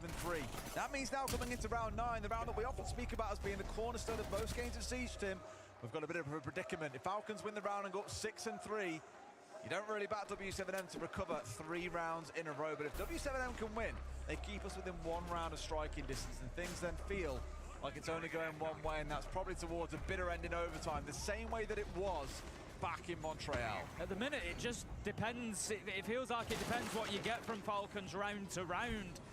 there's no real consistency for them. It seems to be all or nothing, and they come out looking like absolute world beaters or kind of leave you scratching your heads. That's been the story of round 7 and 8 there, but they at least carry the momentum of a world beater round in round 8 to push them forward into round 9. W7M going to go down to the basement. That's where they're going to try to hold on here. They need this round at least. Like you said, gets them back in touching distance. It's 5-4. They build from there. Rim's trying to roam around the whole map here as well. 2 players on the top floor. We have 1 hovering around that ground floor on the bar as well. 2 down on site. So quite a spread from W7M. Really inviting Falcons in to have to clear the entire map and work their way through them. It's going to be a little bit more difficult than usual without things like the Dockerby on side. Yes, they're linked towards that Grim, but the Grim alongside the Captain Tower is much more for the execute team. So right now, Falcons are being pulled into playing mini games around the map and having to clear it out before they can even think about the site. Moving across on the sweep is Solotov. Surely has intel ahead of him, sees the logistics wall opened up as well, so he knows that he might be suffering to a crossfire here, as there are multiple operators up on this top floor with him. At the minute, it is Lobin and Palu that he is going to have to play in towards. Palu just holding the angle inside of logistics. He knows Wait, where that are it's a tough holding? one Is for it Solotov downstairs? to be able to push into. So much so that Solotov has dipped himself away. It's leaking back. No, leaking back! Oh my god! Manages to damage Palu. Lobin steps in to back his teammate. And it is 5 versus 4. It's so good they were looking to fall back together there, because Lobin in the perfect place at the perfect time to follow his teammate down, secures them a freebie, and Leakifat will be kicking himself that he didn't pick up not just 1, but both of those kills for himself. himself. Oh my fucking Shotgun's trying to god. go direct towards side to get a freebie for himself, but it's been punished for that. Again, Falls put down to low HP. It feels like nothing can go Falcons' way in this round, Tim. They might as well be battling their way back in. Lobin gone, and a 2 versus 4, but for me, this feels like it's that 5-4 score I was speaking about. They've just been surprised by 1 inside a kitchen. Solotov does manage to take down Volt 2v3, but a failure to deal with the top floor is going to punish them. Palu managing to pick up Solotov, uses low health, 45 seconds, has no choice here really, but to just drop down to site and see what he can get going. He's got no diffuser in hand, so he needs to play for kills. He's left that behind him, and I don't think Falcons realistically expect to be coming away with anything from this round. A little bit of a semi-unofficial timeout, I'd imagine, everything else as well. Like, you know, it's very unlikely he brings out a big 1 versus 3 here without the diffuser. Sure enough, W7M close it down. Falcons now probably starting to feel the heat a little bit, Tim. Because W7M are once again just 1 round behind. Certainly warming up in the arena with the loud of the W7M fans just increasing round after round after round. The drums continue to pound, and W7M continue to push forward, continue to refuse to be pushed out of this game. 5-4. We have the bands coming in, and where are they going to go? We're going to see the Azami and the Ace. Now that's interesting from W7M, because timeout is coming now as well, that's so not going to make it any easier. We need to abuse the shield, okay guys? It's really important. They are too bad when you're using some shields. Other things, the plan was good, but we did a thing alone, 1 by 1. It's not good, guys, okay? We have the info on the guy office. We have to play this together, guys, okay? Everyone is going by themselves. That is correct. Let's go, guys. But the rest is, everything is good, guys. The mentality, the code, everything. Just play together, guys, okay? 3, 2, 1, go! Let's go, guys. Abuse Demos as well. Abuse Demos as well, guys. The only round. You heard the final call there, Tim, was the one that I was kind of surprised you haven't seen more. Abuse Deimos. We know that they're very capable of doing it, but the other key thing that you probably heard repeated a good few times there was play as a team, make 3, 2, 1 counts, absolutely. And you saw that a little bit in the last round when we had Leakifat marching his way forwards. It was very much him ahead of the curve. It was the same with Shaiko hitting Moto, trying to get a backstab to go through. It feels more trying to throw stuff at the wall and see what sticks, right? Yeah, exactly that. I think Falcons like I said, need to, on the rounds that they've struggled with, it's kind of like, it's almost a lack of committing. I mean, they were a little bit unfortunate on that top one. It was well played. It wasn't really that Leakerfact lost the fight. It was just well played by W7M. Like you said, you know, retiring from top floor together just meant that Lobin could impact, and it's something that we talk about so often, is playing as a pair, playing as a team, making sure that you're in a position to be able to impact on gunfights that your teammate gets into. Even if Palu loses his life there, Lobin still gets the refrag. As it was, yeah, a little bit of luck went in the way of W7M, so they came away with both of those operators. But even then, generally speaking, it's come on, just Falcons, that, you know, solid come siege on. basics of working together meant that they were in a position to be able to do that. So W7M certainly coming out and winning that round. Oh, and the embargo was today. Okay. They said, as Stuflex said, Oh, just a little bit individual at times. Need to make sure they're working together. Need to make sure they're using that utility. Like I said, though, coming in, the A span is going to affect them. We have already seen them, even with IQ on side, even without KE Bandit, struggling to get walls open at times. That's just got more difficult. Not forgetting to, of course, if Come on, Falcons, I know you can do it. I know you can. Just play together as a team, push to... Don't push by yourself, make sure that you have a friend with you at all times. In our semi-finals at a tournament. Yeah. Crazy to think about. It might just be that way, Des, as Leakerfact manages to take down Lobin. Advantage Falcons. Attack timeout might just be doing them some good. Volks takes a whole ton of damage as well. He really cannot be getting into any unnecessary fights, but Deimos taken out. Tordes finding Shaiko 4 versus 4. Hard thing to do to bring down Shaiko, and Deimos is a bit of a monster with that operator. However, that being offline takes the scans away from you for one. But also gets Shaiko off the board. They go for it, but no, Leakerfact's found his man. Volts there with a golden opportunity, almost managing to mow down two players. Like, go in for the plant! Instead, he's the one losing his life. Wrong side. They're playing like it was a gym bedroom, like I'm really confused. Already. They've not gone anywhere near site yet. They've gone nowhere like I'm really confused. There is so much more work for them to do to be able to close this out. And right now, W7M, they're happy to play their positions. Yeah, you've they been need too slow. to take logistics to Falcons. It's the next big fight. I don't think they know about the castle. No, they don't. It's a free one. They've got sucked into the man behind Des there and paid the price. Palu serving as the perfect bait, and Dots has gone fishing and got his reward. And now W7M can just play the trade game, Des. They can just go 1 for 1 as they fall. Why are you hiding, Renee? Let Falcons do the work. 35 seconds left to go. Uses manages to get himself inside, but he doesn't have the diffuser. He can't even work as a distraction. Breeder is going to be taken down by Palu. Users 1v3. He tries to take a fight onto the door. Does he look to mix his position or no? What the fuck are they doing? I get that you're supposed to take the fight, but if you know, fucking know, that's like... And it's 5-5. The Brazilians fight back. Oh dear, Tim.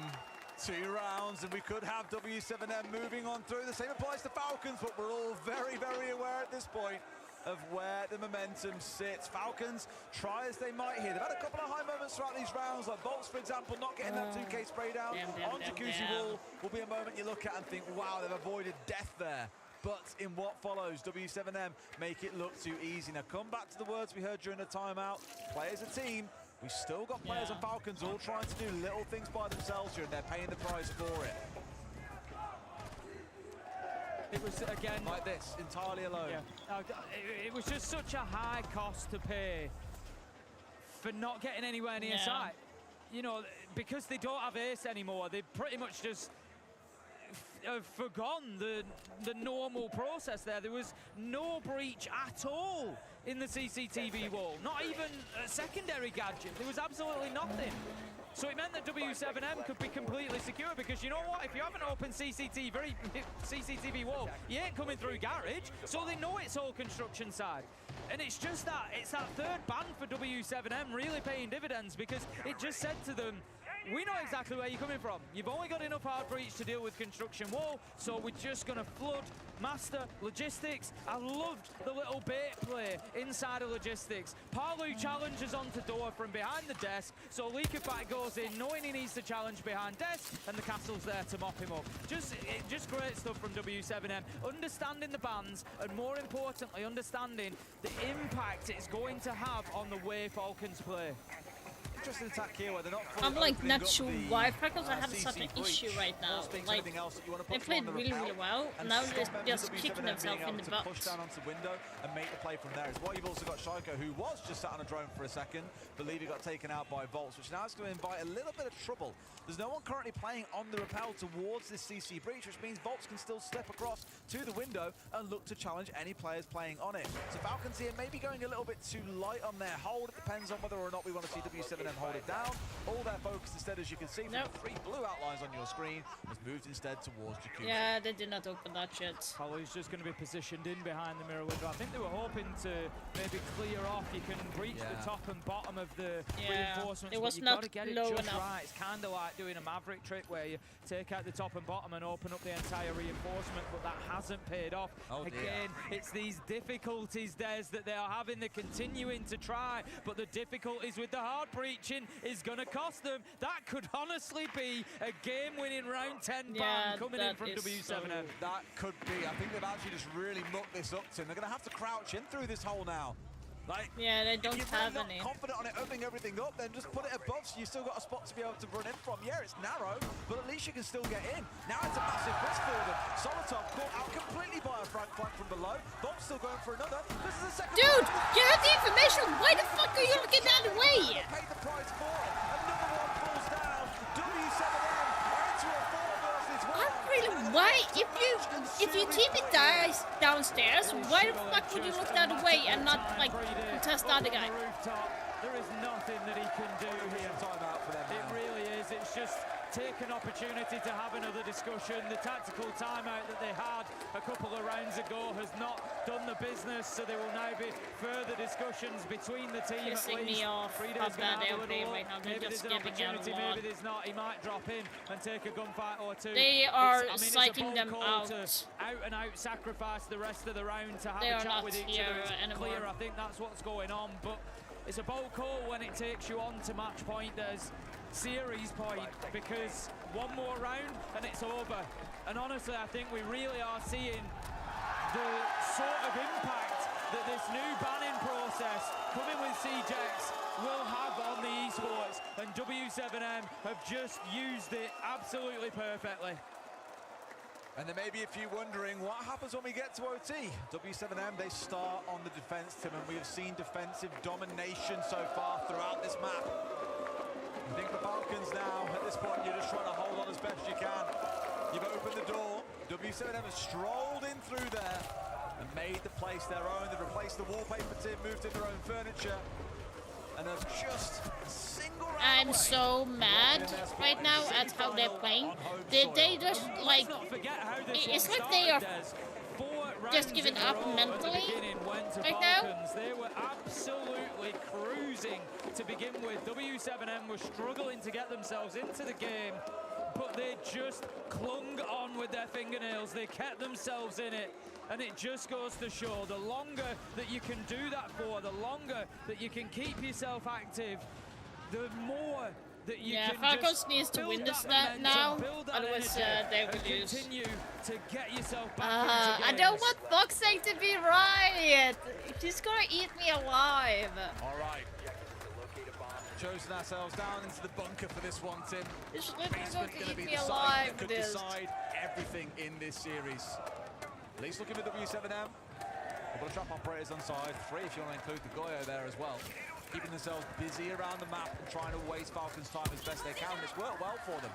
I like the Falcons leaning back into what has worked for them historically, the blitz. Alongside the now Refak is stressed. You can clearly tell that he's stressed. Do because they found them running that clock down and being left with very little time, having to take unfavourable gunfights or being forced into situations where clearly they have no intel, and it has hurt them multiple times over.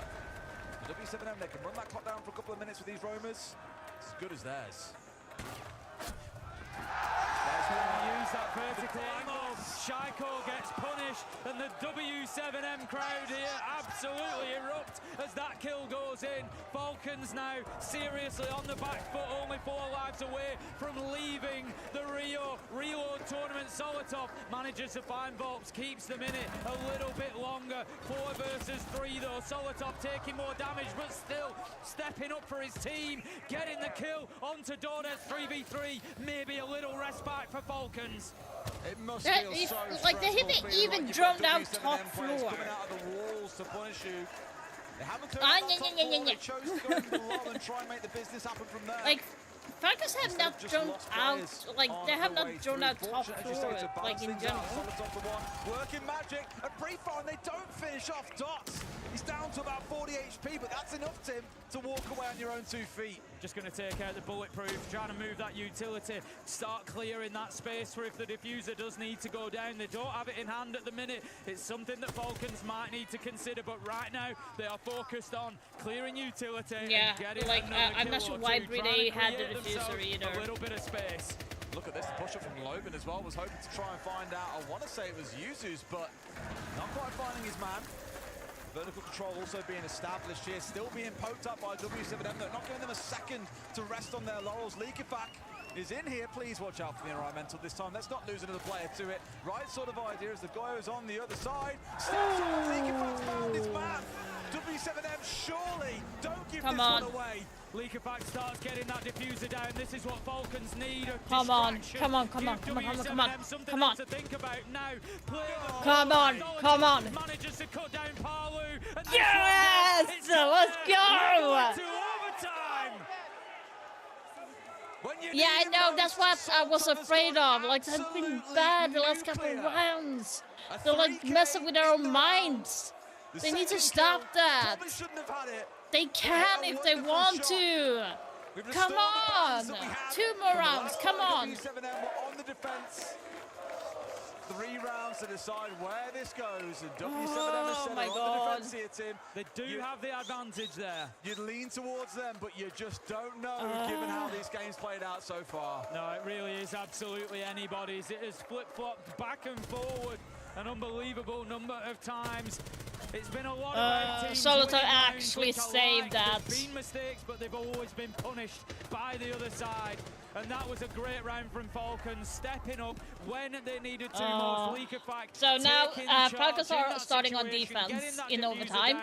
So it's in their favor. In round 12. So, as you said, Des, we now move through overtime. All or no, 6 not. bans will be active in every single round, and it will be the teams it was in the relevant rounds, if you will. So Falcons, it is their defensive bans that are now used for this round. And that maybe I was thinking when it it started, because they started on defense, Falcon. Tim, you asked me a question at the very start of this game. Do you remember what it was? I don't. Oh, what, the map or the entire game? I did say okay. we're going to have a Falcons need to make sure to open up the jacuzzi properly. They need to also drone out where they are and do a proper push. So who's going to become the hero? There's only 3 rounds to don that. Now they're bringing Maverick to make sure they can open up this time. Not relying only on a Hibana. They're going to go back to bringing along a Maverick with them at the same time. Right call, I think, as well, given how it completely cost them last time. Yeah, they've really struggled with the breaching, even to a degree when the ace was on the card. It still wasn't, you know, they weren't getting Repel upside down! Dude! You might like to see. What the fuck are you doing? Yeah, I think definitely, Repel upside down! And Maverick the fucking hole! It still hasn't Dude. done the job just yet. They've done a bit of work on that wall, but the Maverick still it's not safe for you to do that! Taken out yet. I don't know if they're high enough to get a drone through it as well, so it's not oh quite my the prettiest. God. Bolts is still skirting around here. See him on the other side of the reinforced wall, taking out drones, taking out his Kairos. It would have been faster if we repelled upside down. It was safe. And start your charge on through. Yep, that'll do the job. Nade goes over the wall just to clear out any utility behind it. Oh my God. Away, which is now the case. We've got cache and CCTV in yeah, the you go control of straight. Falcons, so they can start using that south balcony as well. Last time that they had some success on this site, it came from the push through logistics. So hopefully Falcons, they learn from that, and they're going to push the other side as well. W7M needs to be aware of that. They need to make sure that they don't allow it this time. should be able to spray these off. I was going to say, yeah, the player inside of Valdan's Plank should be able to help out, and sure enough, Lobin does just that. The mirror staying intact, and this is the thing, Tim, there's layers to this defense. It's great. Taking a minute and a half to deal with Cash CC. Only now they're trying to deal with that mirror. Oh. Shaiko steps in, 2 kills come through. Will Falcons get the attacking round win they sorely need? It will be an absolutely pivotal moment in this game, you feel, whoever wins these attacks, and right now it's looking good for Falcons. W7 Oh, he doesn't some come. serious trouble. They need to Oh find no, their no, no, hero, he's gonna and die, they he's need to gonna find die, them he's gonna now. die, he's gonna Bolts is die. underneath. Palu picks up Jaco Dordes. He responds as well onto Solotov. 3v3. Volts finds the Nitro. They don't just need one, Des. They've got 3 heroes here who've just turned a 3v5 into a 3v2. And Falcons on the back foot. Palu, Dordes find the reins. And W7M from absolutely nowhere. They hold on. I had such a good hold, Falcons. Why did I die? Perfect trio there when they need the most. Palu with 2 huge kills at the end. Just when it looked like Falcons had done enough to get the round win. Like they're doing like Falcons are doing like very one-dimensional push. So they're doing so. What W7M, they have a lot of layers. So Falcons decide to push from Cash, and there's a layer to do everything. You have obviously like the server wall, then you have the Cash wall. Then you have both construction, then logging. Like, there's too much for them. They need to decide how they need to go. And also, they should have had someone from underneath. Like, you had the Daemons, he should be underneath. He should be underneath to try and pressure the enemy. Not sure why he was upstairs. Pressure to come through logistics. We saw them keep checking the hatch. Falcons never went down that route, but W7M were ready for it, and they were able to just press back into them. Volts' move underneath with the Nitro was big. Falcons had done nothing to cut that off, to prevent that from happening. I think maybe they were a little bit overconfident in that 5v3. We just need to push forward. We've got the numbers. But we forgot about Billiards. We forgot about Bar. Yeah, that's what I'm saying. They forgot about that underneath. W7M looking great in the last round, but can they do it on the attack? 7-6. Will we go all the way? TBD, Tim. TBD. I'll let you know in 2.5 minutes' time. As this round shapes up, it's a very similar comp to what we saw out of Falcons actually earlier on when they were on the attack. Blitz to get a lot of fast rounds. A Dockerby, a Lion, and Tim. This train ain't stopping. They're going straight towards site here. Blown out, stopped on the one-way now. Out towards the left, there are 2 players in Arsenal. They found one and may have been able to at least stem the bleeding for now. But the Blitz is in. Finds one more. It's a second kill. W7M, a 3 versus 2, Tim. W7M have truly full sent this. Solotov, he could be the rescue mission here. He just needs to get himself down the main stairs and have an impact. And that's exactly what he's going to do. He finds one, but not the second that he needs. Users has got it all to do. Does starts to put that diffuser down, but he's so low health, Des. He's so low health, Palu. He's on the cover. They've got the split. They've got red pings. They know where these players are. Users knows, but he's on the other side of the door. And now there's a blitz back. Fuck! To be Palu to get the final kill. To finally Again! They choked again! W7M into the semi-finals. What a performance from the Brazilians in the Oh, damn it! That overtime was perfectly played by them. They took a big chance. Damn it! Again they got kicked out! They're fully committed to it. Damn!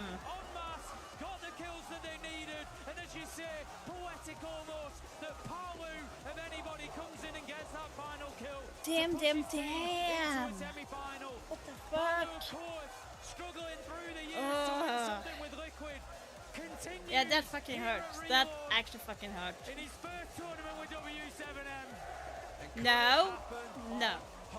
I'm not going to admit that. But I gotta say, Falca fucked themselves over mentally because, like, here's the thing: who the fuck doesn't like have some form of control on main stairs? Don't you have any form of understanding that someone might be coming there, or like hear someone running with a shield in the hallway. It's clear as day that you hear someone running and they're not even reacting to it. It's like crazy. Obviously it could be like the audience that is too loud as well, but like still it's crazy.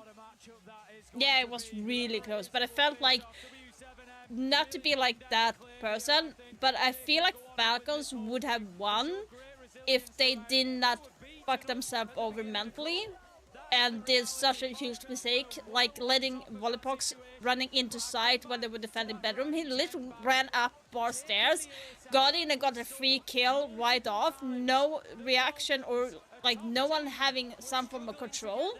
And same was for the last one here with Blitz. He just ran down the main stairs unattended. Like that was something that they need to look at Falcons like in the replay and say like that was shitty, because you don't leave like certain entrance unattended. You just don't do that. No matter how like unlikely it is for them to come down.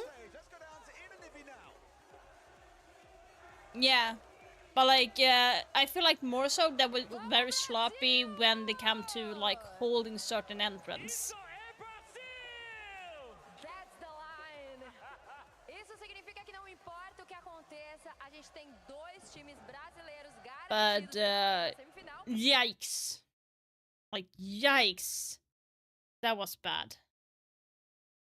That was really, really bad. To be honest. Did not expect that. That's yikes. Not for me. Not for me. Okay, so I can't have... If I have another win wrong, I will not be able to get that skin. Damn.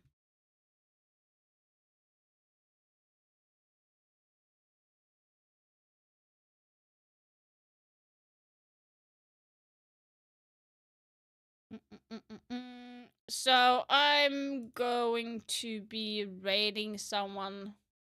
So we do have a couple of people, because I'm not going to be able to watch the last game. I don't have that energy anymore to do that. It's midnight, so of course I wanna like be able to stream tomorrow as well. And did I get... Yeah, I have all the packs. Yeah, we're good. We're good. So we have a couple of people that we can raid. Mostly we're not a bigger audience here, but... So I'm thinking... Maybe... Wait, Coconut Bro, why does he have only 8?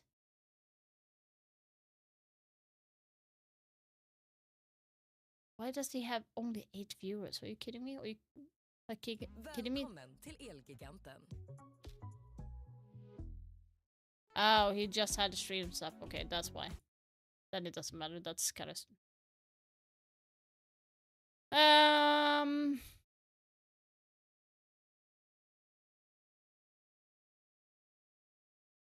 Oh, she deserves it. She's been raiding me a couple of times, and now we raid her. So copy the message, be nice to her, say hi to her. I see all... Oh, shoot. I actually closed it down. Please don't. Please don't. Back emphasis.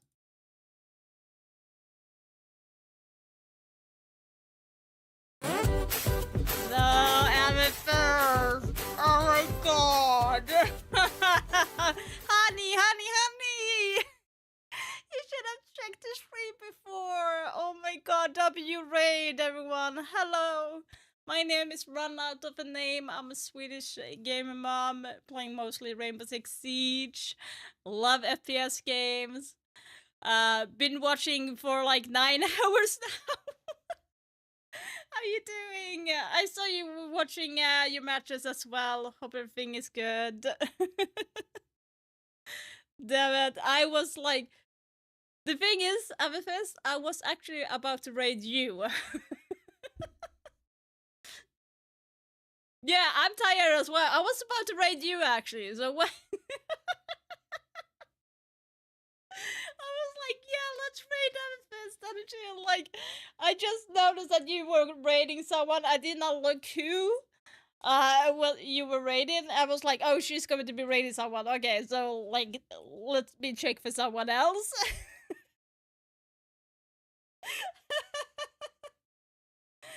Yeah, like, yeah, it's like midnight and I've been streaming 9 hours. I'm so fucking tired. I'm so brain dead and so emotionally unstable because of all the matches today. It's been crazy.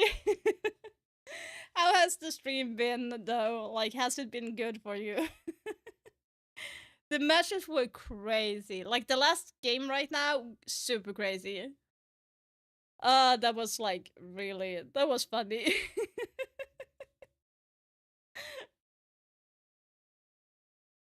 Yeah, that was insane!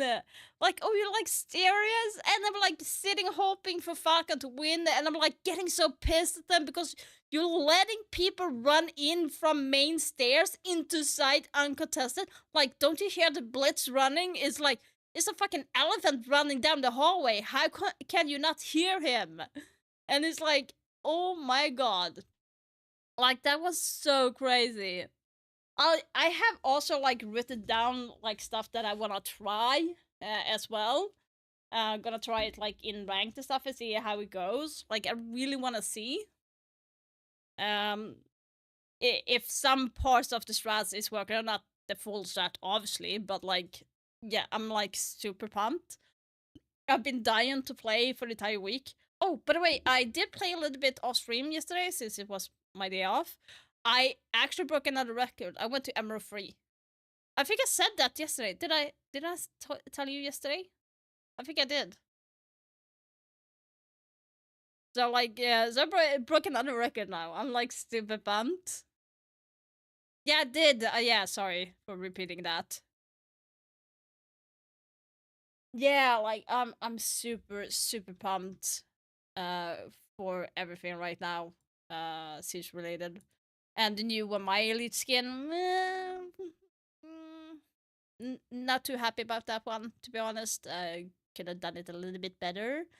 I feel like just a little smidge better, actually. Yeah, like the trailer did not make it look cool per se, but it might look better when I see it in the game. So that's like what I'm like waiting for. So otherwise, by the way, how has the prediction gone for you? By the way, how many points have you gotten so far? I don't think I have like, I don't remember how many I have actually. Damn, I've got. Let's bring out the prediction. How many do I have? I have 2. I have 3 points so far. Is that looking good? Is that looking good? Yeah, I'm screwed. I'm so screwed with my prediction. Damn.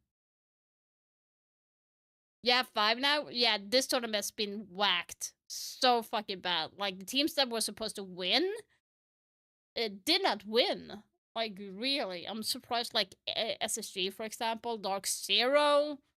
Like, that is crazy. I'm just glad it's, like, not the major or, like, the series. So this is, like, a standalone.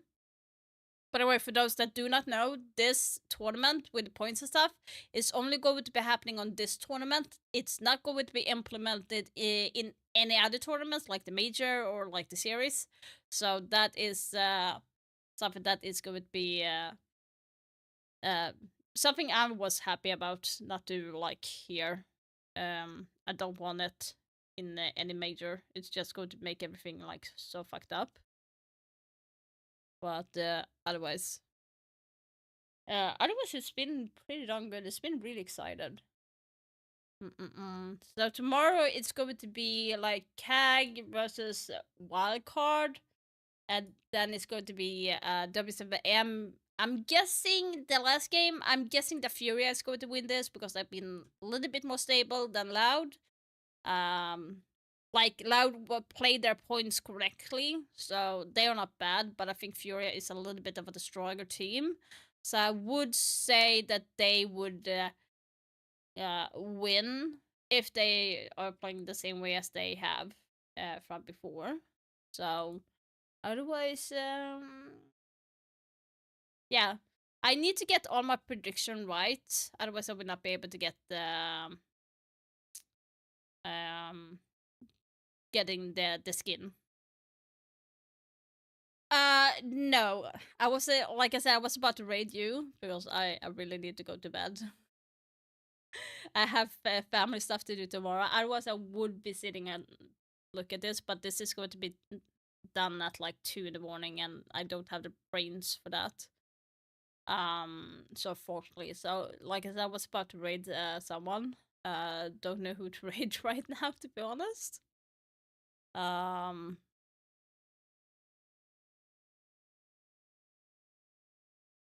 Really don't know who, though. Domino? Yeah, sure. I haven't done Domino in a while, actually. I have Domino. Let's do that. I do apologize, Amethyst, that your raid did not go as planned here since I'm going off. Do apologize for everyone that followed through with the raid. I do apologize as well. We would do better next time. But I would definitely be live tomorrow again, and Sunday, of course. Really excited about Sunday. Really excited about the updates. I have so much that I want to try out. Yeah, Amethyst, I really appreciate the raid. Also, guys, if you're interested, I do have social media, and I do have a raid message if you want to spread that through as well. So we are going to be showing some love and positivity to Domino. She's such a cutie. But otherwise, I will be here tomorrow. Not sure when the match is going to be starting. When's the match starting? So it says 17:45 tomorrow, so I will probably be live around 5-ish. Because they're going to be pre-showing and everything. So around 5 p.m. tomorrow I will be live. I'm surprised that my family has not killed me yet, either.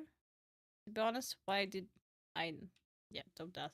I'm telling you, I'm too tired. I can't even, like, raid anything. I'm just pinning a Domino's name instead. You too, fuck's sake. Thank you for being here. You're such a darling. Thank you, thank you. What was I kind of forgot what I was talking about. I actually genuinely forgot what I was talking about. That is annoying. But anyways, guys, I will see you tomorrow. Thank you so much for the love that you showed me. Thank you, Amethyst, for the raid. I really appreciate that. And I will see you guys tomorrow. By the way, Amethyst, I did send you a friend request, and you have not accepted it on Discord, as you asked me to do. If you do want to do a co-stream where we talk about Siege, just send me a DM if you want to. No worries. I don't want to be a bother or anything. I just thought I would remind you. But like, if you do want to do it, like some form of co-stream, we're talking about the match and stuff, you're more than welcome to hit me up.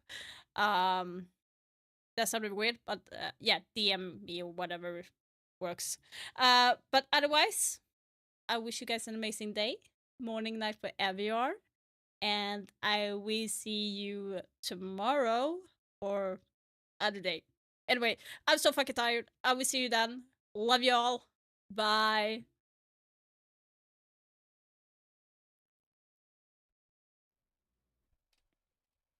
Okay, I gotta restart my game after this. For no reason. I don't know where we are. What's happening? Hey, Ron, welcome. Yeah, go to sleep. Go to sleep. Amethyst. For fuck's sakes, welcome. We just switched over from Doom, so this is our first game. So, however bad I do, it's not my fault. Yeah, for fuck's sake. Jesus. Don't curse. They don't curse. No cursing in my Christian mind.